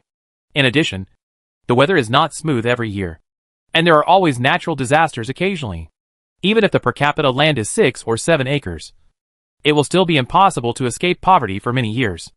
The real way to solve the problem is through commercialization and logistics. That is the God of Wealth Castle that is being built near the core agricultural base. What is absolutely indispensable is the trading and logistics transfer center. Many agricultural products are not storable, so they must be quickly cashed and transported to ensure high returns with little loss. Farmers do not have sales and transportation capabilities, but Liang's Changha Express does. And Liang's Maixiang International can directly purchase many things. And there is no need to find other investors to build the market. However, the bulk trading and logistics gathering place for the transshipment of agricultural products is not suitable to be placed in Leisure City. So Leon wants to build it near Leisure City, with the most convenient transportation. This is the reason why Fort of God of Wealth was built at the site of Chicha Fortress. Fort of Wealth will be built into a bulk trading market and a comprehensive wholesale market. Leon wants businessmen to drive farmers to make money. Farmers can quickly cash in their agricultural products in Kaishinbo. Then explore business opportunities in the comprehensive market of Kaishinbo. And use the newly exchanged money to purchase production materials and tools they are better at. They are refugees who became farmers in order to survive when they were homeless. They may not necessarily be good at farming. Those who are good at farming may not necessarily grow food. Moreover, merchants will take the initiative to contact farmers or local managers in order to create more supply and demand relationships. Merchants need raw materials. They are not just here to sell goods. When selling products, they may also persuade farmers to try growing something else. For example, fruits or other cash crops with higher unit price. After all, every farmer here is land. The role of the market is not just to buy and sell on the spot, but also to allow people who are good at communication to settle in and find business opportunities for themselves, while also bringing opportunities to people who are not good at selling. In addition, agricultural product trading and comprehensive markets will create many new jobs, which will further solve the problem of food and clothing for more people. When transshipment markets for agricultural products were nearby and many people began to establish supply and demand relationships with merchants, farmers could grow whatever the entire continent needed, rather than relying solely on basic grains. Many of them will start planting cash crops, and even let their families engage in commerce and transportation. Or they will find tools in the market and start other handicrafts. The overall market environment around Lion City will become active, and production and transactions will become diverse. Diversified production and operations will allow most people to make money. Everyone has something they are good at, but most people don't have the chance to change careers. Leon wants to give them this opportunity, which is not only an opportunity for people to get out of poverty, but also an opportunity to bring wealth to the rulers, because there are 300,000 people gathered in the agricultural base. This is the ready-made terminal consumer group that can digest the products of Changhe City. The merchants of Changhe City trust Leon the most. Of course, Leon wants them to get rich first, and then they will pay the tax. Main force. The job of building the fort was given to Charles, because he was obedient and reliable. Leon gave him a plan, and Charles started implementing it without asking any questions. And Leon himself wondered where he could find work every day. After winter arrives, the demand for work decreases, and the houses in Changhe City are not enough. There are many homeless people in the city, and Leon wants to give them something to do. For example, now, Leon is taking a group of unemployed people who have not found jobs in the river city to Lake Alakal in the Noldor forest to break ice blocks and clean up garbage. It can not only help the Noldor solve the things they are not good at, but also allow these unemployed people to earn a living expenses. It can also promote cooperation between humans and Noldor elves, and can also take the opportunity to popularize new currencies. Cleaning ice does not require any skills, as long as you are willing to work hard. And thin people, and even lighter women sometimes have the advantage of standing on thinner ice to work. But such a simple task caused a big problem. Chapter 432 Eraklai. The main city of the Noldor elves has been hidden in the magic circle for thousands of years, and has never appeared in front of humans. Most humans have never known where Eraklai is. Even when Leon brought humans to clean up the surface of Lake Alakal this time, the elves did not close the invisible magic circle. This was not because the Noldor elves were too outrageous, but because Leon specifically requested it. Because closing and opening the magic circle is troublesome. Closing requires erasing the original runes, and opening requires re-engraving the runes with Wendy's blood. Leon was reluctant to let Wendy bleed. However, what was unexpected was that just after the ice in Lake Alakal was cleared, the city of Alakal, which had always remained invisible, suddenly appeared in front of everyone without any warning. It was like the visual deception originally made of mirrors was suddenly smashed by a hammer, and the original scene was completely revealed. Alakal is a large and magnificent castle. The walls are covered with vines, and the walls made of boulders are covered with moss. But it gives people a clean and tidy aesthetic. The architecture in the city is also amazing. Green tiles and stone walls form a spectacular building complex. All the houses are built against the mountains, and they look very different. Many sky bridges made of giant vines are erected between towering buildings, seemingly connecting everything in the city. There is a towering magic tower in the center of the city. Its height is far higher than the Noble House Tower in Lion City. It is at least 50 or 60 meters high. The top of the tower is always shining with sapphire blue light. That was the surge of magic emitted after the dragon tears were activated. And it was also a sign of the normal operation of the magic circle. Thousands of human beings stared at this fantasy castle in stunned silence by the lake. And their screams of exclamation never stopped. In fact, all the Nolder elves looked on dumbfounded. The invisible magic circle has failed. Is someone wreaking havoc? Wendy was certain that no one would touch the magic tower during this period. Those guarding the tower were elites or elders from various elf families, including at least 20 Twilight Knights. The magic circle is placed on the top of the tower. No one can go to the top of the tower except for Avidane's direct descendants. It is also unlikely that anyone can go to the top of the tower silently to cause damage. In other words, only a few old elf kings and their descendants, including Wendy, can go to the top of the tower. Currently, there are only 7 or 8 people in the entire Nolder group who are qualified to go to the top of the tower. Even Eldarion doesn't even have the qualifications. But these elves who are qualified to go to the top of the tower are now all at Lake Alacal. They are all the clan leaders or heirs of various tribes. They are all paying attention to the cleanup of the lake, and no one has entered the city at all.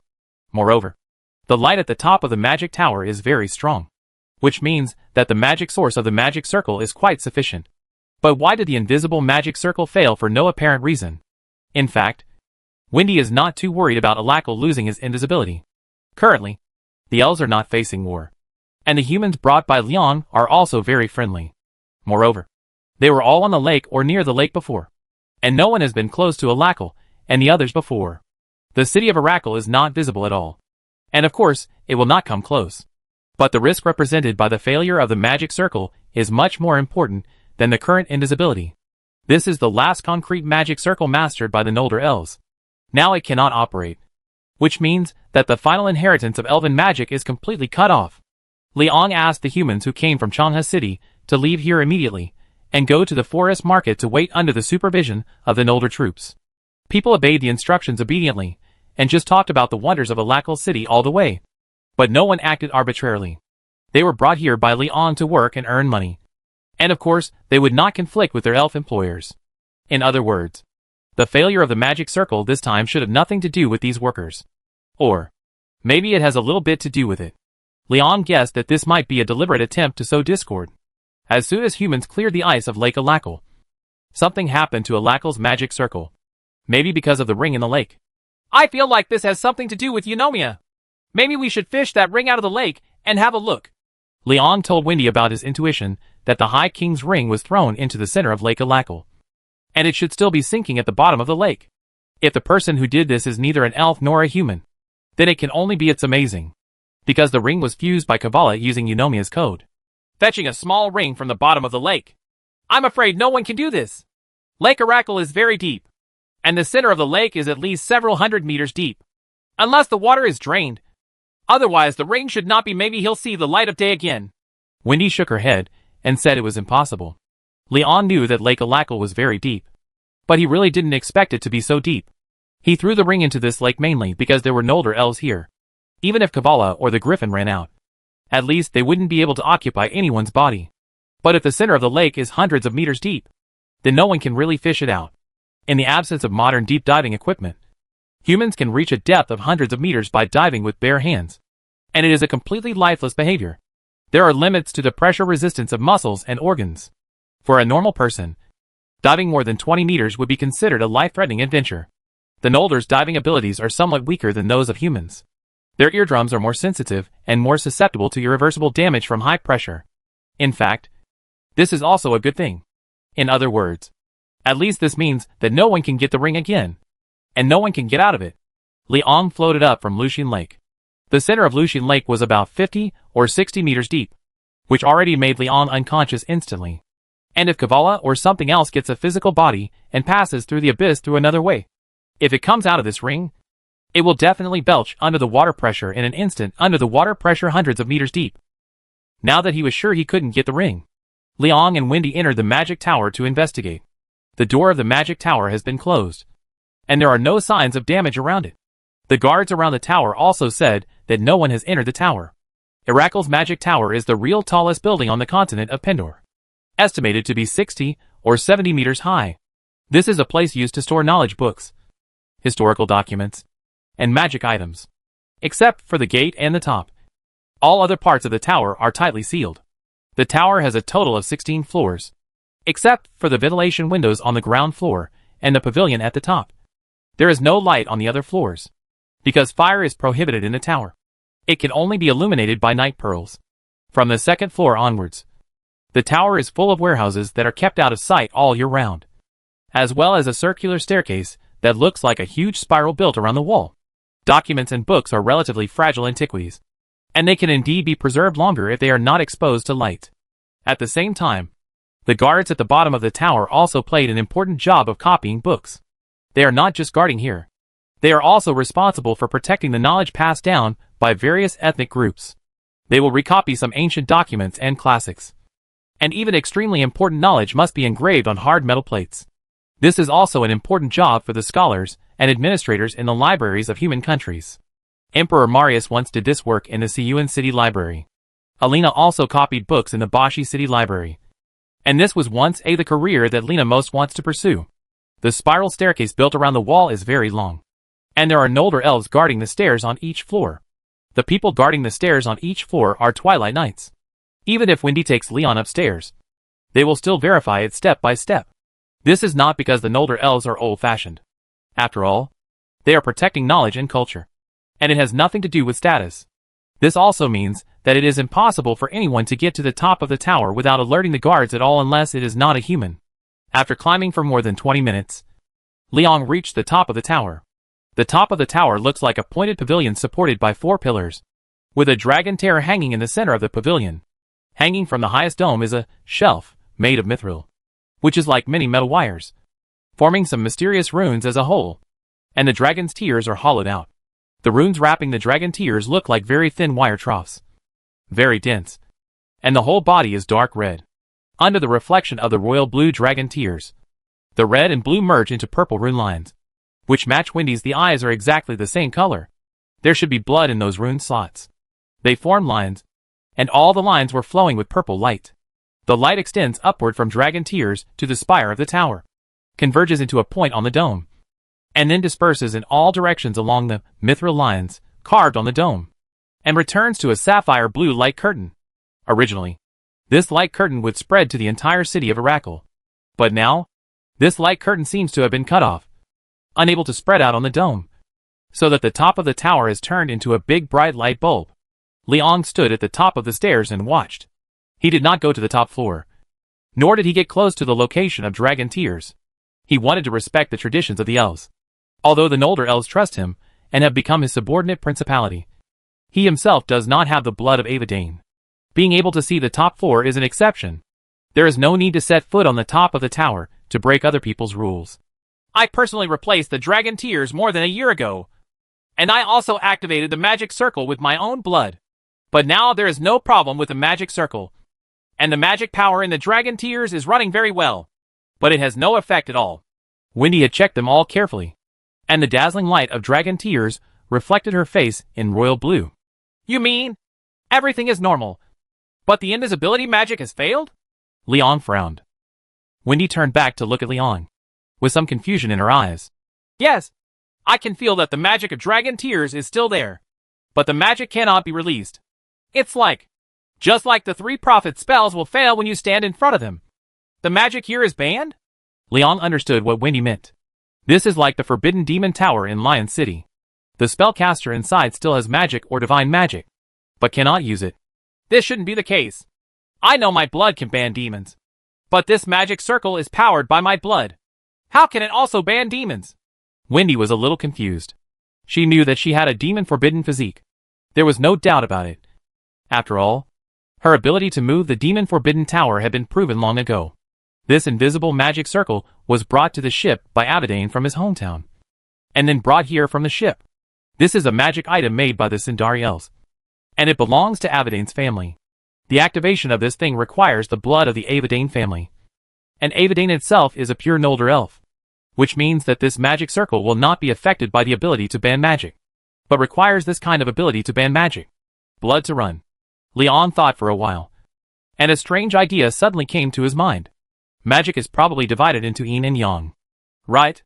The ancestors of the Celestial Dynasty once put forward the idea that everything is yin and yang. Maybe magic too? In Liang's view, conventional magic is a manifestation of energy, and the forbidden magic itself is also a powerful manifestation of energy. This is like the positive and negative poles of energy of the same nature. The embodied spells used by Sundari elves like Malthus are considered the positive pole. Wendy, who has a powerful ability to suppress magic, is the negative pole. When the positive and negative are neutralized, the embodied magic used with a single positive energy will be ineffective or disrupted. This may be the essence of forbidden magic. In other words, this magic circle is not simply positive magic. It requires dragon tears to provide positive magic, and the blood of Avadane's direct descendants to provide negative lines. This is a long-term flow of energy, not a one-time release. After all, this is a magic circle that requires continuous operation for many years. It cannot be a one-time deal like those conventional magic spells. It is estimated that the energy will continue to circulate in the circuit, and will not stop until it gradually escapes during the flow. There will be no large-scale external events. Let go, so you can use one dragon tear to last for many years. If this is the case, then it is easier to understand why this thing fails. There is no problem with the positive power source, and there is no problem with the runes and mithril frames. Then, there can only be a problem with the negative line, causing the energy to not be normal. Operation. The negative line is Wendy's blood. Probably because Wendy's blood no longer has negative energy. The rune lines carved with her blood are not energized. Wendy! What exactly does the awakening of magic power that the elves talk about look like? Did Malthus tell you? Leon suddenly asked. She just said that when the magic power is fully awakened, she will know it clearly, and will release the magic inadvertently. Wendy answered helplessly. Malthus is indeed not a good teacher. She probably also lacks systematic theoretical knowledge about magic. After all, she is not a scholar, but a general. Then I guess you may really be awakening. Leon took out a new 1 dinar silver coin from his body, with Wendy's face engraved on it. The workmanship is meticulous and exquisite, and the portrait is lifelike. Since Leon himself can get faith from coins, Wendy and Amy can certainly do it too. And the efficiency is definitely higher than Leon, because the new silver coin of 1 dinar has a much larger circulation than the king coin. This is 1 ounce, about 31 grams, of silver alloy. It is the same size as the Barclay silver coin, but more beautiful. It just doesn't shine like the king coin. This is not a credit currency, but a real price of precious metals. Of course it is easier. Widely accepted. In other words, Wendy may have begun to have the power of faith. Leon asked her to serve as his employer and distribute a large amount of new dinars to the workers. This should be the reason why the magic circle failed. Leon feels a little strange now. The circulation of the copper coin Duran is larger than the dinar, and the Duran is engraved with Alice. Will Alice also become a horse god? Chapter 433. Make a deal. Leon, I want to make a deal with you. Just when Leon was thinking about whether there would be any side effects if his whole family became gods, a voice suddenly appeared in his head. Kavala's voice. Kavala, who had been silent for a long time, woke up again at this time. In fact, this was not a sound, but Leon directly heard the thoughts generated by Kavala's soul. This was a communication between spirits. Both of them only needed to think and, okay, without speaking. It seems that you have woken up from Marbert's spell? What deal are you planning to make? Leon knew that with Marbert's magic power, Kavala would definitely not be able to lose consciousness forever. It was unexpected that it took so long to recover. Let me go! I can help you deal with Eunomia. It seems that Kavala knows that Leon is facing the threat of the goddess of order. Huh. I don't care about Eunomia at all. She has nothing to do with me. Why should I trade with you? Moreover, Kavala, I know very well that once I let down my guard, you may take advantage of me. I don't need to take risks. Leon thought. Huh? Yes. You are about to become a god. And your elf wife is about to become a god. Leon. Do you think this is what you rely on? Do you think that becoming a god will no longer be threatened by Eunomia? Really? Think carefully about what you will encounter once you completely become a god. Kavala's voice was somewhat sarcastic. But do you know why you and your wife gained the power of faith so quickly? It's Eunomia. She's helping you. She's helping you become a god. She did it on purpose. This is what you do. Eunomia is helping me become a god? Why? Leon was stunned. Kavala definitely can't deceive people now. He is in a spiritual state. And he is talking to Leon's soul in the soul space. He can't lie now. Those were Kavala's true thoughts just now. But why would she do this? Didn't she plan to erase all traces of Leon? Why? You are such a smart person. But you didn't think about why? Kavala sneered. Have you forgotten that the Creator God has set a rule that does not allow any god to directly occupy the human body? And your body did not originally belong to you. You were just an ordinary person before. People, and souls from other worlds, are just like the devils of the abyss. There is no problem in occupying other people's bodies. However, once you become a god and become the god of Pander, you have violated this forbidden law. You will be banished to the void. Hiss. It seems like this is really the case. Kavala has done so many things. But he has never taken over anyone's body. He has always used Aziz Dahaka just to avoid violating this iron law. But now, Leon's situation is indeed as Kavala said. And it is almost inevitable. In other words, what Eunomia said about erasing everything about you was to have Leon be exiled for violating the rules of the Creator God. No matter how powerful Leon's soul is, no matter how determined, once the soul is exiled to the void, Eunomia can easily let the original Leon soul return to his body without anyone noticing. Next day. Another day. This is indeed equivalent to erasing everything about Leon. People are still alive. And everything Leon has now is still there. But the soul has been changed. And the replacement must be someone who has signed the soul contract. I probably understand. You are in my soul space.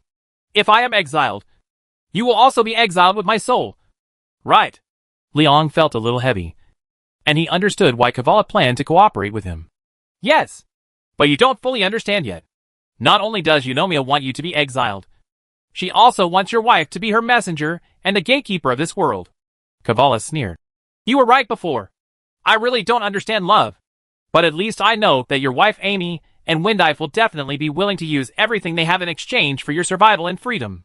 If their souls have been exiled to the void, do you think they will, voluntarily, sign a contract with a god and use everything they have, including their souls, to save you? Of course. Eunomia is obsessed. She has her point of view, and she will not tolerate any new gods being born on the earth. So she is indeed likely to leave gatekeepers to prevent others from becoming gods. Just like Erida left Anna as the messenger of God. It's just that Anna gradually split her personality and turned into the three prophets. Once Liang's soul is replaced, Wendy and Amy will most likely be fooled by Eunomia. And Amy is a believer of the goddess of order. So, Eunomia is deliberately pushing my whole family to gain faith and intends to deceive Amy and Wendy? How did she do it specifically? Leon became nervous. He didn't want his wife to become some kind of god messenger. I don't know that. I can detect her intentions because the soul contract with her when I was the chosen one was not erased. But when I took possession of AZ Dahaka's body, you can no longer control me. But I have been in your soul space and cannot get out. How can I know the specific method she used? But I can tell you that engraving the image on the coins is actually Eunomia. The method I used to gain faith. Kavala explained. Leon, what are you thinking about? Seeing that Leon had been silent, Wendy asked. Oh, I was wondering why you and Amy decided to engrave our heads on the coins. Why did you engrave mine and Alina's together? Leon turned his head and looked at Wendy and asked. Printing the heads of several people on the coins was Amy's plan. At that time, Leon was in White Deer Castle and not in Lion City. Of course, Leon also felt that Amy's plan was very good, and it was very suitable for his own plan. Because at that time Leon himself also planned to use the God of Wealth to fight against God. However, if Leon made the entire plan himself, he might have his face engraved on all the coins. Didn't Amy tell you? We plan to get you and Alina married during next year's harvest season. Well, this is what Amy said. The king is not qualified to choose marriage by himself. Everything is for everyone. All are better off. Wendy came over, took Liang's arm, and took him downstairs. Okay. I understand this decision. But? Oh, I understand. Amy wants to raise Alina's status to avoid dissatisfaction among the Bacchus people? Leon does understand Amy. He can also understand Amy's thoughts. And he also thinks this method is very effective. Yes, Amy is quite powerful.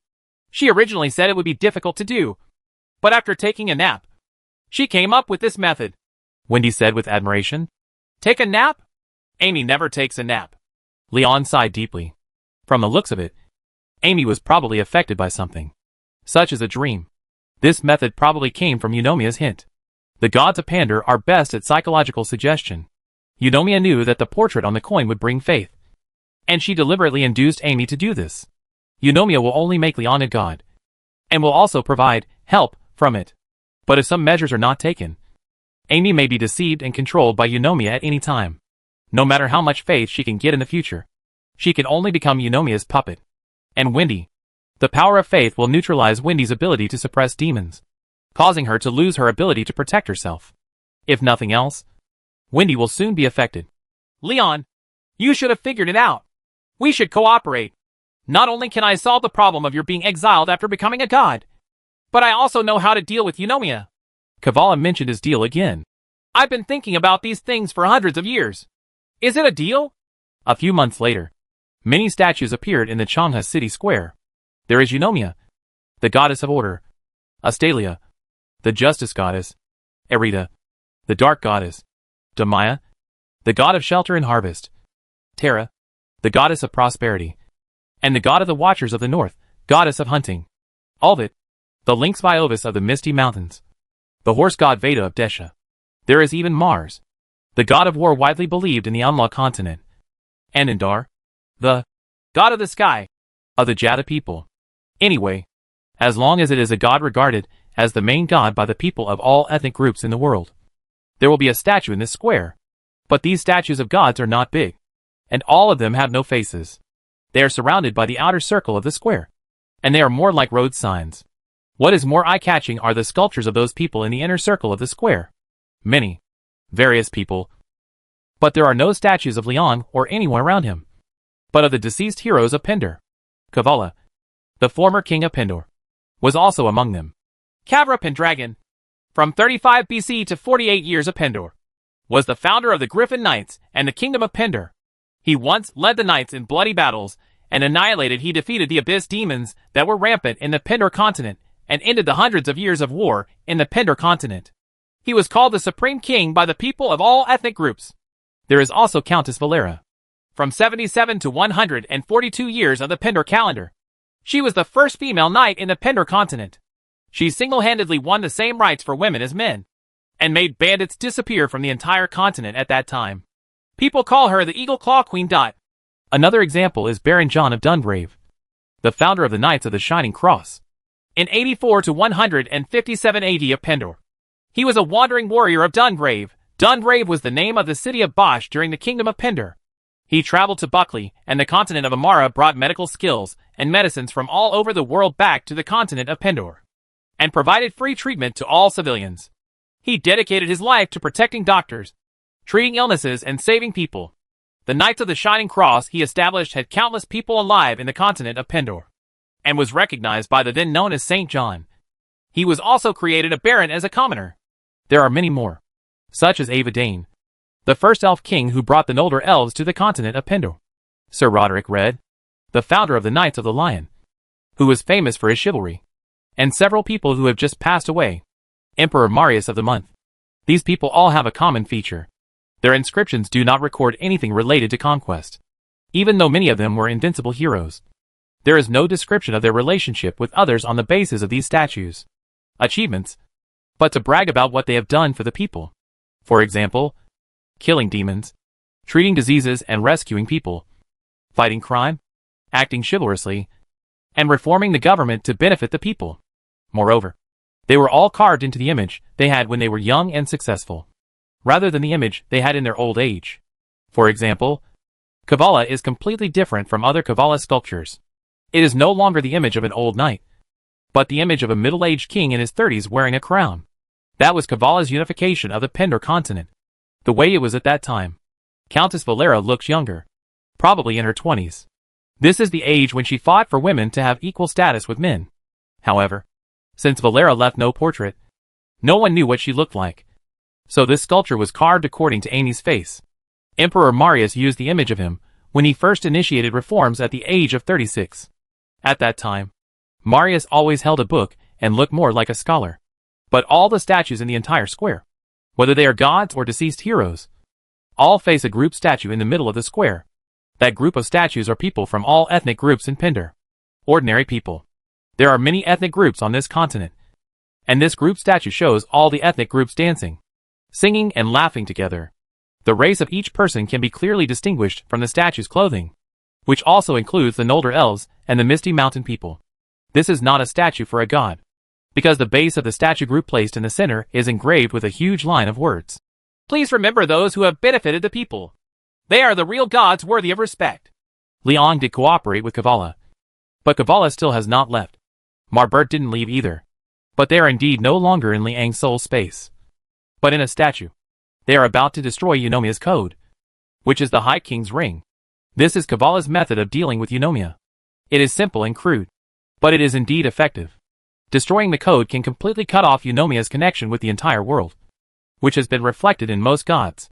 The only exception is Astalia. But Kavala said that is because of the existence of the holy knight Roland. Roland itself is equivalent to the code of justice. So he can recall Alaric, whose soul was sucked away by the abyss. The ring was made by Kavala, and he could clearly detect the exact location of the ring. It is true that people cannot dive into the deep water of several hundred meters. But if you throw a statue with a rope into the water, then it doesn't matter. As for the griffin, Malbot just happened to be able to deal with it. Marbert's soul spell can definitely affect the griffin, and Marbert is willing to cooperate. As long as he cooperates, Kavala will terminate his soul contract and still guarantee his immortality. Kavala will make Marbert the new gatekeeper of the abyss. In fact, Kavala does not want the abyss demon to escape. Chapter 434 Kavala's Method. April 1st. 3:59 in the Pandit calendar. Was sunny. It was a refreshing afternoon. Close and I accompanied His Majesty on a boat ride to the center of Lake Aleko. We took a special boat equipped with a device like a city gate winch. A super long iron chain was wrapped around the winch, and a stone statue was connected to the end of the iron chain. Close worked for many days in the blacksmith's shop for this hundreds of meters long iron chain. The statue was that of Kavala, also made of metal. It was only about a foot tall, but weighed at least 60 pounds. It was a work of art made by the Finnerfins and the Finweys together. However, the more I looked at it, the more I felt that the face of the statue looked more like His Majesty's. No matter how powerful the master sculptor is, he still needs a reference. It is estimated that the people of the Finnerfin family carved it after His Majesty, but His Majesty said it was Kavala and threw the statue into the lake in the middle of the lake. I actually don't know why His Majesty did this. I didn't ask Close or ask. Close said that as a royal guard, if His Majesty does not take the initiative to inform you, please do not ask. This is the proper professional quality. This big man rarely talks, but what he says always makes sense. It seems that muscle and intelligence can coexist. No wonder the people of Medenheim can make such good weapons and equipment. Moreover, looking at His Majesty's cautious attitude, I can realize that this is to solve some mysterious events. So I shouldn't even ask. Originally, this was supposed to be a very simple job, but His Majesty said that he only needed to throw the statue down, wait 2 hours, and then use a winch to pull the statue up. Close also said it was very simple. Just like fishing for sharks. I know what shark is, but I don't quite understand these weird recipes from Medenheimers, and I just hope everything goes well. However, this matter is not as simple as Close said. We dropped the statue in the center of the lake and waited for a few hours. Then there was a very clear vibration at the bottom of the lake. Countless bubbles emerged from the entire lake, and the hull of the boat was shaking constantly, as if there were indeed a lot of water at the bottom of the lake. It's like a big shark has taken the bait. His Majesty breathed a sigh of relief and said that the most troublesome problem had been solved. I thought this had been successful, but soon we discovered that there was still a small accident. When Close slowly pulled up the several hundred meters long iron chain with a winch, he found that at the end the statue was missing. The statue and the rope were connected with 2 long rivets. The nails were still hanging on the chain, but the statue was missing. Close is embarrassed that the rivets and chains were all made by him. In fact, both Your Majesty and I have verified that the rivets are so strong that Your Majesty couldn't loosen them even a little bit with pliers. But it still looks like it's detached from the statue. His Majesty did not blame Close. He just said in annoyance that riveting should not be done and that the chain and the statue should be fused together. He also muttered something about pressure deformation and shock causing detachment. I couldn't understand it, but I can realize that this job seemed to have failed. Later, His Majesty solemnly apologized to Kavala and Marbot on the ship. His Majesty said that this was an accident. But perhaps it was also fate. After we returned to the ground by the lake, His Majesty asked me to come to the center of the lake once every year on this day and throw a fish fed with king coins into the center of the lake. His Majesty said this was to commemorate the arrival of a new era in Pindar. I thought Your Majesty was joking. The continent of Pindar has not yet been unified by Your Majesty. He just threw an iron statue into the lake and failed to fish it out. How can it be considered a new era? At most it can be regarded as the anniversary of the breaking of the longest chain in history. But His Majesty asked me to remember this day, so I must obey. However, I always feel that His Majesty is planning to create a new festival to promote consumption. Your Majesty has many crooked ideas. Sure enough, as soon as he returned to Alakal City, His Majesty couldn't wait to discuss with Wendy and prepared to celebrate April 1st every year as Fishman's Day. They want to open Lake Alakal on this day every year, allowing people to dive and catch fish in the lake with bare hands. If you catch the fish with a king coin in its belly, you will become the champion and receive various rewards and opportunities. I immediately understood why His Majesty asked me to throw away a fish fed with king coins every year. This is really to promote consumption. This simple competitive activity will definitely attract many people to participate. I know how attractive the quiet and refreshing scenery of Lake Alakal is to humans. If nothing else happens, someone may soon come to build villas on the lakeside. Fortunately, His Majesty also stipulated that people entering the forest are not allowed to bring any kind of fire or weapons. Otherwise, I would have a headache of security issues. Your Majesty is really good at playing. Excerpted from Diary of the New Pindar Fields by Rasadalin Ano. Time passes day by day, and in a blink of an eye it is the time of spring again. The trees in the Noldor forest have sprouted green buds, and meadows have grown again on the shores of Lake Ericli. The forest that was burned black by the fire last year has regained its vitality. The surface of the lake is like a mirror, without a trace of ripples, reflecting the city of Arakil in the distance. It looks quiet and peaceful. Leon also felt that he was becoming different day by day. The keen perception he once got in the void seemed to be gradually coming back. It is the kind of ability that can detect all movement several miles away at any time. An incredibly powerful perception. Of course, it's not very strong yet, and can only cover a range of tens of meters. Leon already understands what this kind of perception is. This is the manifestation of the power of faith. In the past, Leon was briefly given such an ability by Eunomia. But what he got now is his own. The prophet Madigan also had such an ability. Obviously, as a prophet, he will definitely gain the faith of many people. This is the harbinger of becoming a god. If this continues, it is estimated that within 2 years, Leon will have to leave his body and travel to the void. But fortunately, Kavala gave Leon a solution to the problem. Kavala's method is not troublesome. It is very simple. Since you will be exiled if you become a god, wouldn't it be okay if you don't become a god before you die? The human body has its limits, and no amount of faith can stop the natural laws of birth, aging, illness and death. Liang's body does not belong to him. But that doesn't matter. His soul will naturally leave this body after death anyway. By that time, even if you become a god, you will no longer be able to occupy other people's bodies. But the more troublesome thing is that whether you are a god or whether you can be defined as a god does not depend on you. As long as there are enough people who believe in you and people think you are a god, then you can only be a god. So how can we prevent Leon from being regarded as a god by people before he dies? In fact, this is not difficult. As long as people's worship of the god of wealth is transferred from Leon to others. This method is indeed a rule of thumb that only Kavala has. Kavala once shaped Aziz Dahaka into the god of the snake cult in the Amara continent, because he was using Aziz Dahaka's body at the time. But at that time, he himself was not able to gain the faith that the snake worshippers believed in Az Dahaka. But Az Dahaka itself had no soul, and the believers did not know that it was Kavala. So Kavala created a high priest, who no longer appeared in the image of Aziz Dahaka, but used the high priest as the spokesperson of the snake god, causing a large number of snake worshippers to turn to worship the high priest, the merciful messenger, thereby transferring the power of faith to himself. Leon can actually do this, but he needs to do the opposite and make Amy, Wendy, Alina and Alice the spokespersons of the god of wealth, so that they can gain the worship of most people. Then, just let these goddesses who have deep feelings for you protect you. Since the name Leon can mean wealth in just a few years, wouldn't Amy and the others be okay? Maybe it would be easier to be accepted by others. After all, the images of several goddesses are much prettier than that of a rough old man like Leon. In other words, Leon can transfer most of people's admiration to Amy and others. Let Amy, Wendy, Alina and Alice do good things outside to make people rich, and promote them to represent wealth. Goddess. Leon himself focused on doing things that could easily offend people.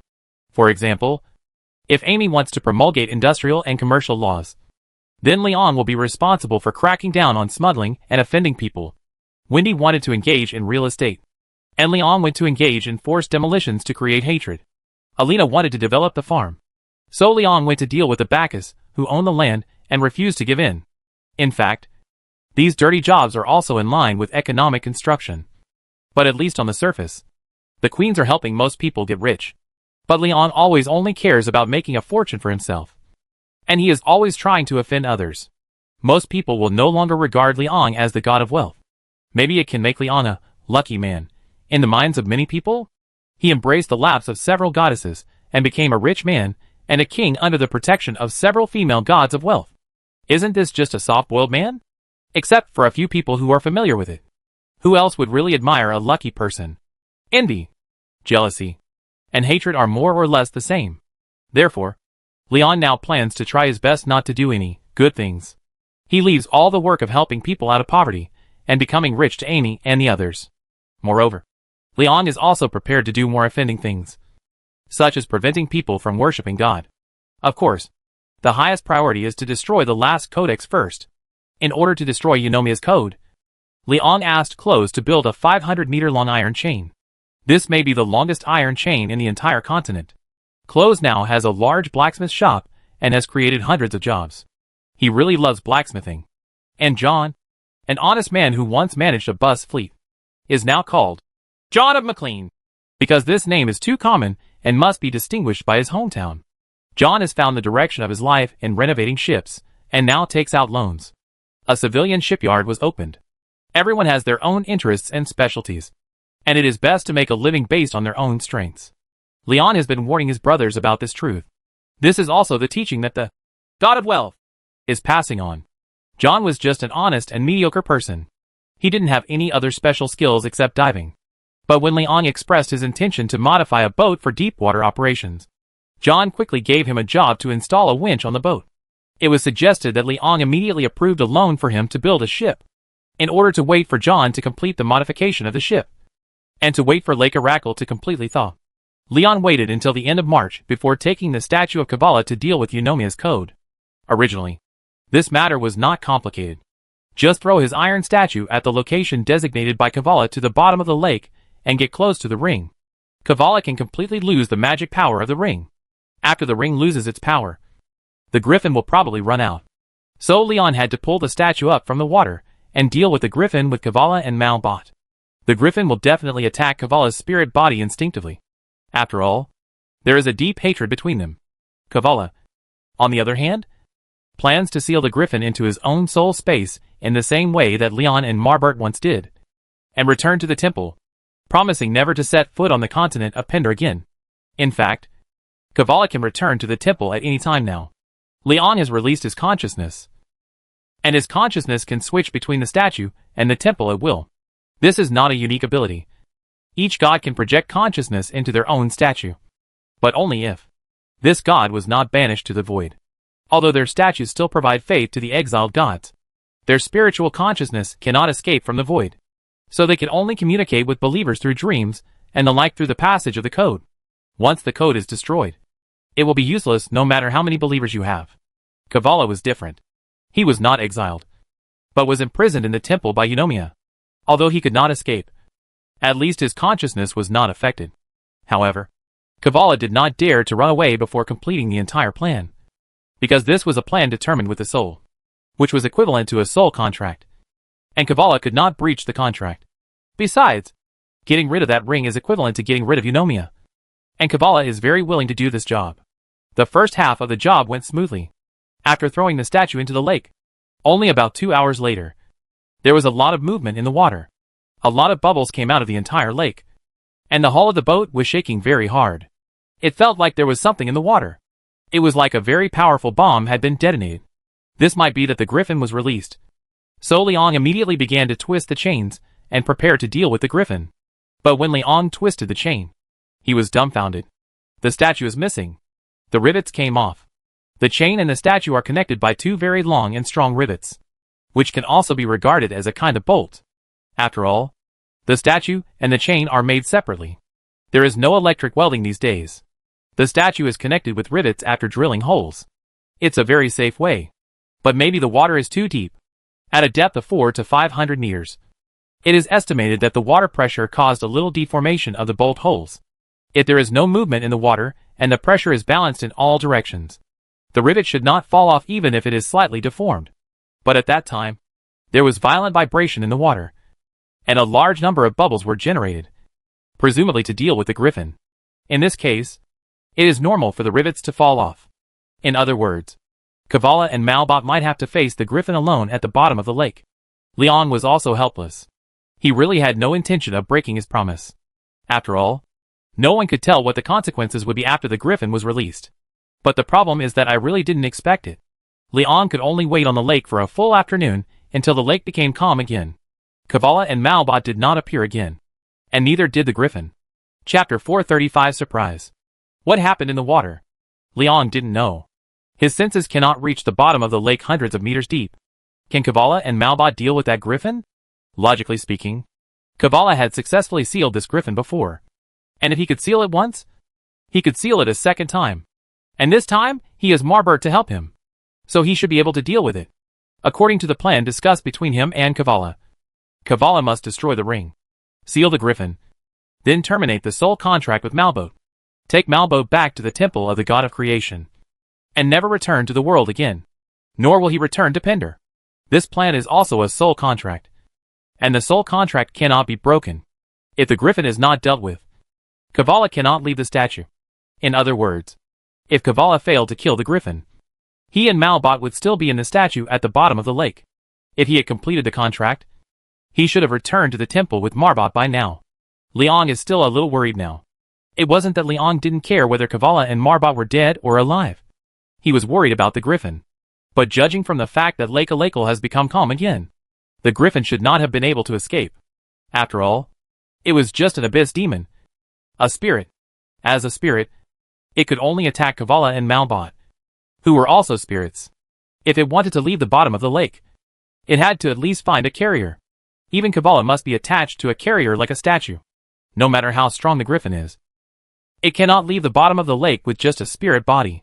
Therefore, Liang asked Lisa Dillon to closely observe the movements on the lake, and return to Alakal City to determine the outcome of this operation. To determine the result, you have to contact Kavala. But, how to contact?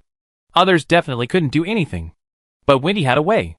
While Liang was still in the temple, Wendy tried every means to find Liang, and finally used dragon tears to contact Althea. Yes, just let Althea confirm whether Kavala has returned to the temple. If Kavala can speak in the temple, it means that the griffin has been sealed by him. If Kavala's consciousness is not in the temple, it means that he and the griffin are still at the bottom of the lake. This time it was Liang who contacted Althea. And the result was quite surprising. The cost of the video call with Althea was quite high, and one dragon tear was consumed in just 10 minutes of contact. Moreover, this video call does not support other people to participate in this kind of communication. It feels like Leon and Althea talking in the same dream. It is a daydream in the true sense, but you can be sure that it is real.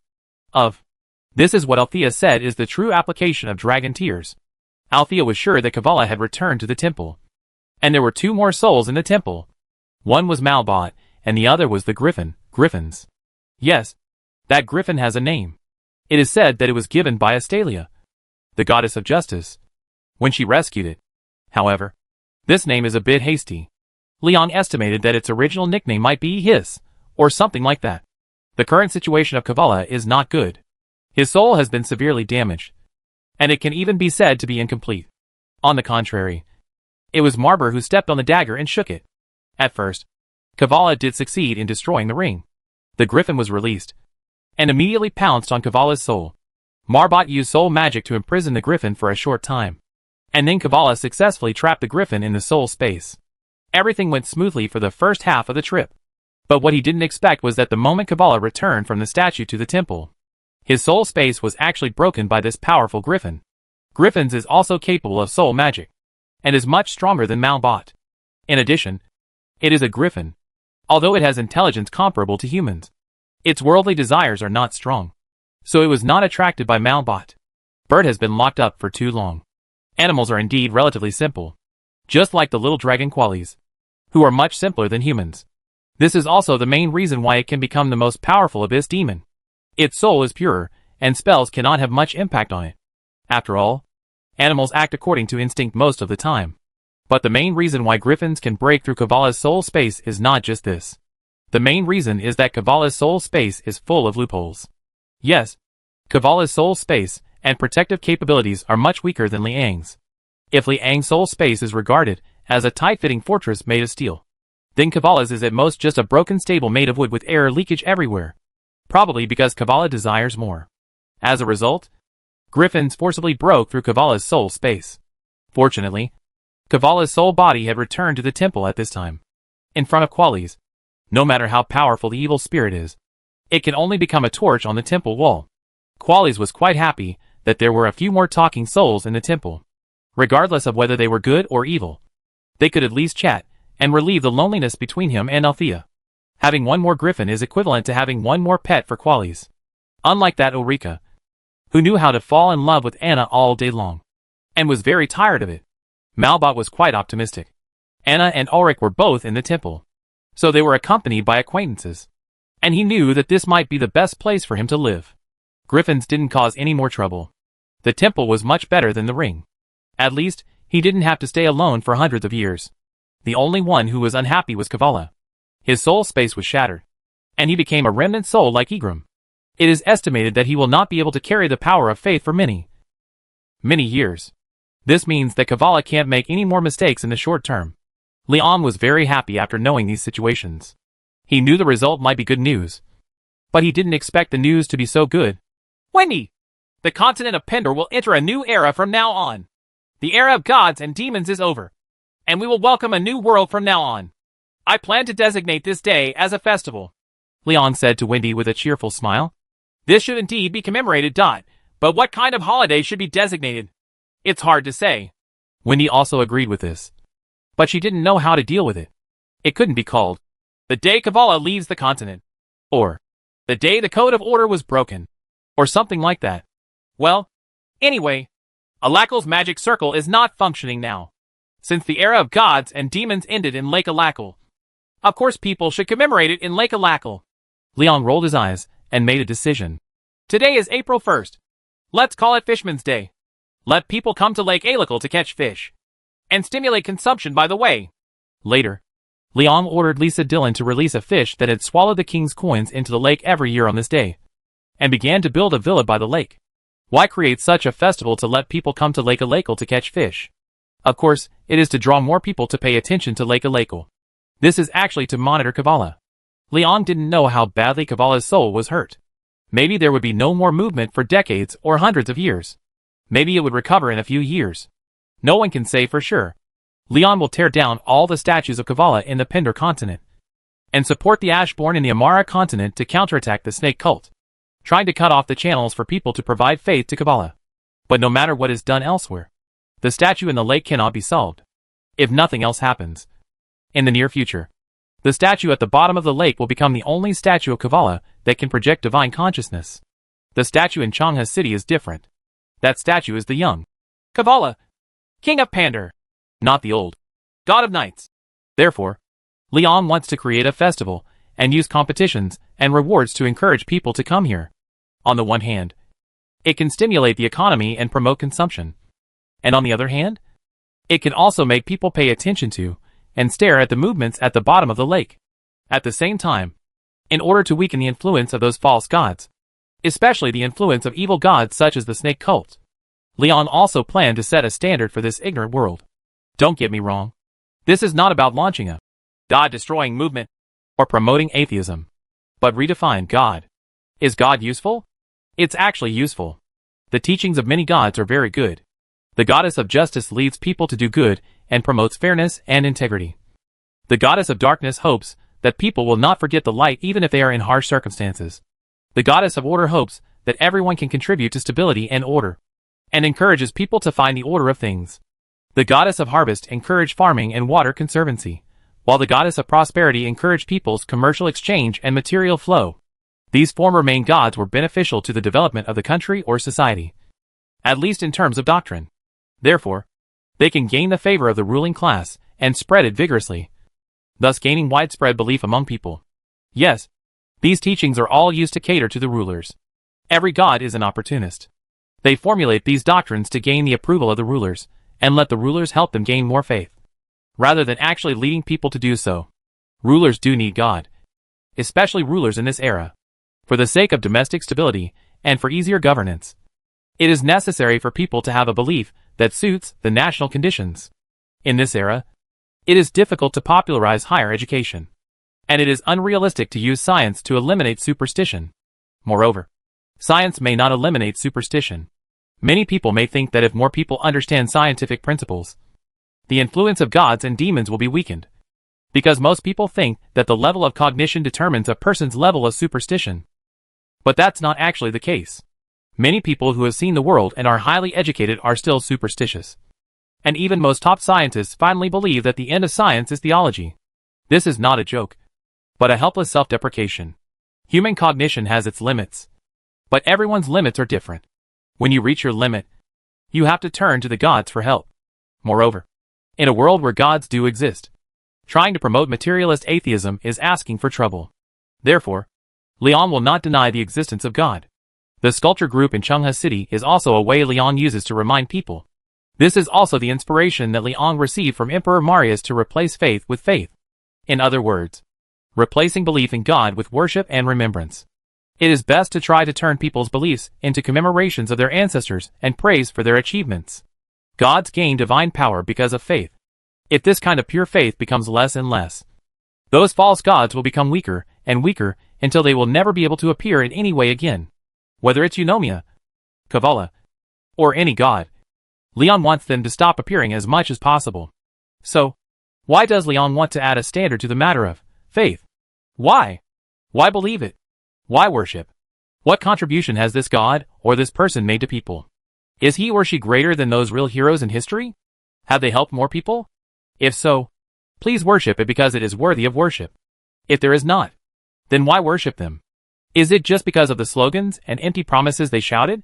Leon plans to spread this, why, to the entire Lion realm and even the entire continent.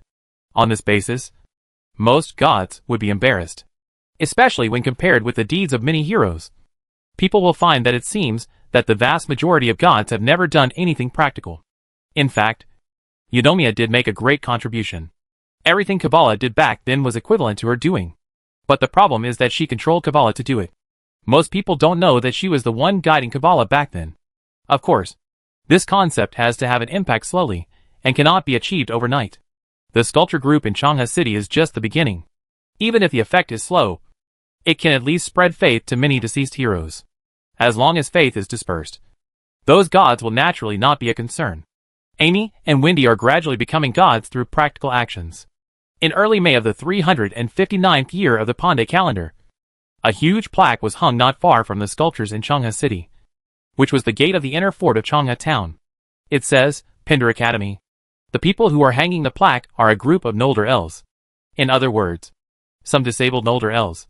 At least half of the Nolder elves currently work in Leon's industry. And most of the others also have their own things to do. Compared with humans, most of the Nolder elves are considered civil and military people, and can basically support themselves. But there are also poor people among the Nolder elves, mostly because of disabilities. These days, disabilities and orphans are basically caused by war. The Nolder tribes usually provide some assistance to these people. That is, supply some food. But most Nolder warriors are relatively arrogant. Even if they lose their ability to survive, they will still refuse such charity assistance. The arrogance of the elves is deep in their bones. When Rasadalin was exiled, he would rather go hungry than steal and rob. He didn't become an assassin until he saw the bounty contract in Sinjar. Otherwise, with his skills, there really is no bottom line. It is impossible to starve or freeze. Leon wanted to solve the poverty problem in the country. So he asked Wendy to organize these elves to carry out literacy campaigns in human society. This is also something that brings wealth to people. So he asked Wendy to do it. Leon only cares about things that offend people, such as sitting people who are disobedient in class to sweep the streets. Most of the Noldor elves are hundreds of years old, and they are all literate. Although they have physical disabilities, they have no problem being teachers of basic cultural classes. Most human beings still respect intellectuals quite a bit. In fact, no one wants to be illiterate, but the vast majority of people do not have the opportunity to receive education. It is not cost-effective to always carry out literacy campaigns. So Leon built a school in the inner fort of Changha City. The inner fort of Changha Town is also the only place in the entire Changha City that has not been demolished and rebuilt and can be used directly. But at present, Leon does not have the ability to popularize compulsory education. He currently only intends to let the real, own people learn more culture. What is one's own? Amy and Wendy's, believers, are their own people. Oh! Alina and Alice's, believers, also count.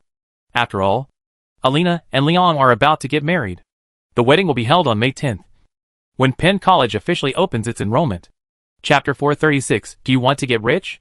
Nearly 10,000 people from the 3 newly reorganized legions of the Bacchus Empire appeared outside Changha City. Most of the troops under Leon, including those from the Principality of Lion and the Principality of Noldor, also gathered here. However, these troops are not here to fight, but to conduct a joint military parade. The wedding of Leon and Alina is about to be held in Changha City. The wedding preparations were very grand, and almost all the famous people from the whole continent were invited to the ceremony. Even King Vides of Field's Way, Queen Ursula, and Gregory IV of the Crow Kingdom came here in person. Civil wars are going on in their countries, and Vides's troops are still attacking. In Xiaoyan Bay, Ursula's troops are still besieging Xiaolu City. But they had to come, because this time, besides the wedding, there was another important thing. Leon will become emperor on this day. Why do these two people want to bring the armies of the two countries together for a joint military parade? When they get married? Isn't it just to scare people together? There is war in both Field's Way and Raven. If it were just a wedding, there would be no need for Vides, Ursula, and others to come in person. But if Leon becomes emperor and they don't come, they may be beaten in a few days.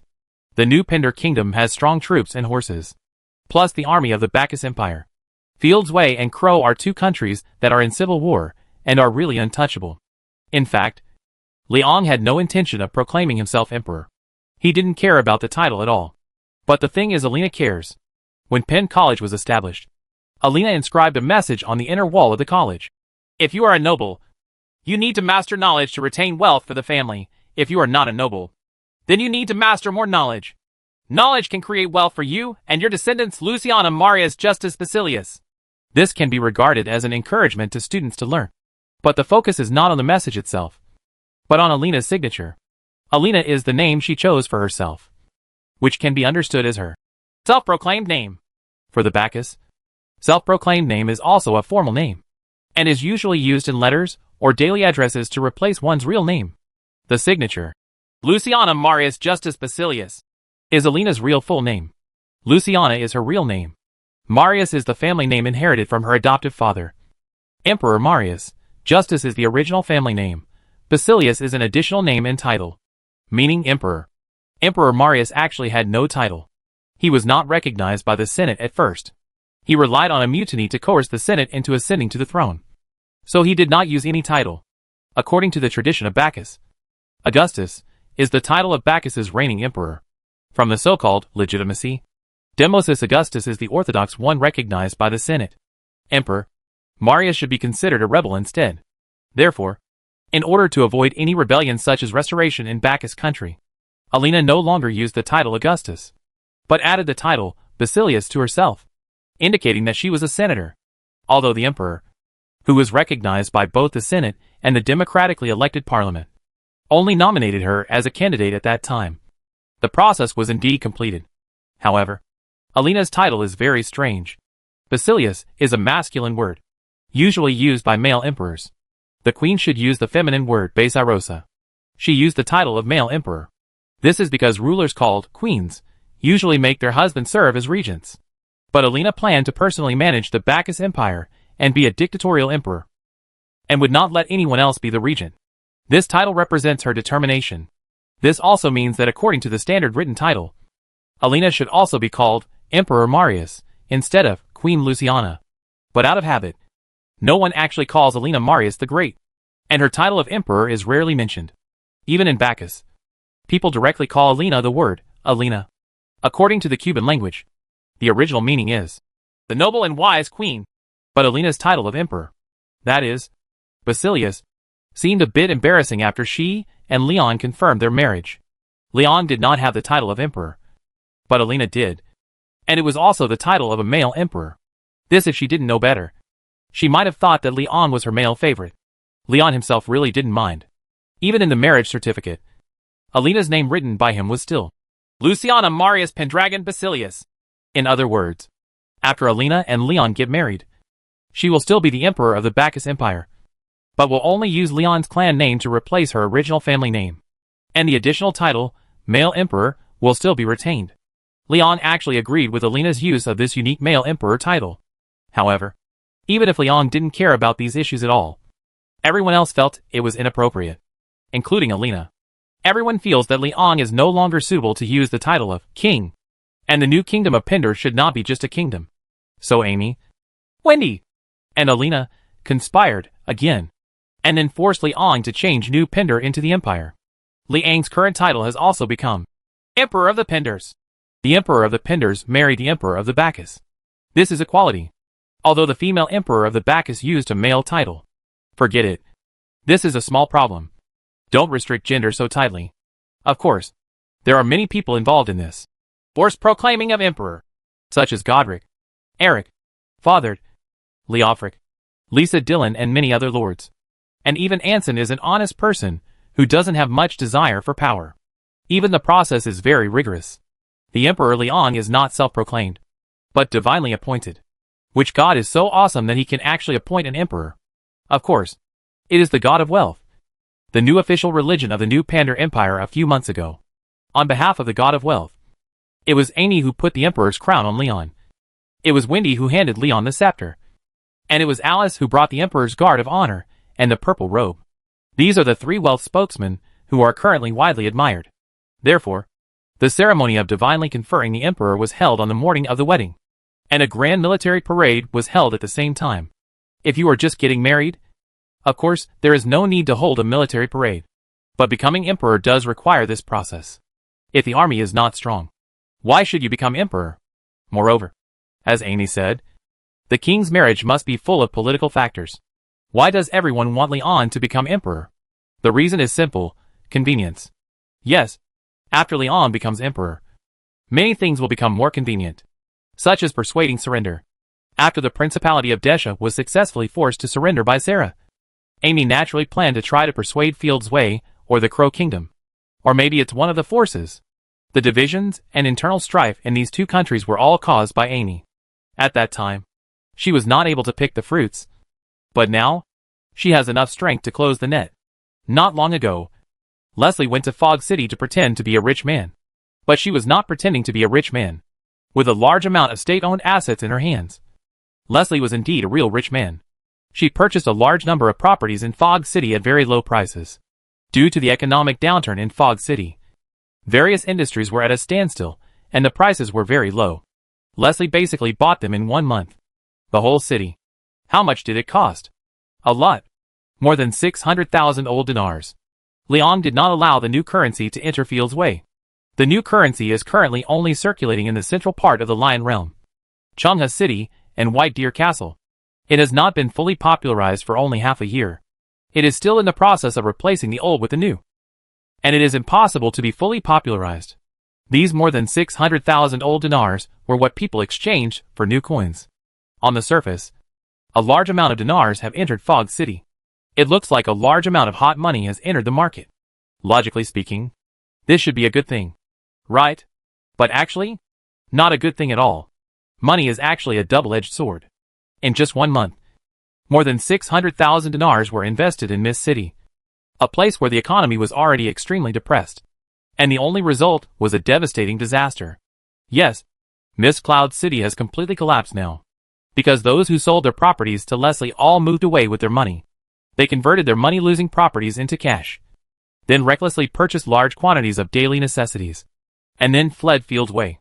This is human nature. Which businessman would want to stay in a place with a depressed economy and frequent tax increases? Most people fled inland to the Lion Realm, because the sea was unsafe. The pirate lords, who were on the verge of bankruptcy, were looking for fat sheep everywhere. Even King Vidi's own fleet started doing old business at sea. These people's large-scale purchases of daily necessities, and their escape after purchasing directly led to the complete end of the already miserable business in Foglong City. Inflation. The price of food in Wulong City was already ridiculously high.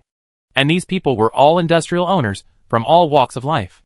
After they got the cash, they bought the remaining food at high prices from various channels in order to move there. But what happens after they buy it? There is no daily necessities for sale in the city. There are a lot of dinars. But the dinars are useless. According to Leslie's return, the flour in Foglong City has risen to 10 dinars per pound. Fish and meat start at 50 dinars per pound. And wheat bran can be sold for 1 dinar per pound. Even a pound of bark can be sold for 5 dirhams. This price is 700 times the price of food in Chungha City. And it is still priceless. There is also a shortage of food in other places in Field Way. There has been a war in Cliff Bay, and the Crow Kingdom is also at war. In addition, there are a large number of pirates patrolling the sea. The pirate lords are also short of food. They must find fat sheep. This means that no grain merchants can go to Wulong City to save the market. Because food cannot enter Wulong City at all. As long as there is food, it will be robbed halfway. Of course King Vides wants to save everything. But he missed the winter plowing last year. And now it is difficult to save the situation. He is bankrupt. This kind of moment is of course a good time to persuade people to surrender. Amy has a large amount of food in her hands. Enough to save Fog City. And even enough to save the entire Field's Way. The 2 million acres of land she has reclaimed around Lion City are now in season for wheat and corn harvest. In fact, there are also potatoes. But not many are grown. But there are not many here because relatively speaking, many farmers have planted it, adding up to at least 100,000 acres. Amy's situation is different from what Lord Dean of Imel Village encountered before. If Amy hadn't asked to pay taxes only with wheat and corn, the farmers would actually be happy to grow a variety of potatoes. Because Amy had promoted potatoes during the difficult resistance in Lion City 2 years ago, the farmers already knew the yield of potatoes.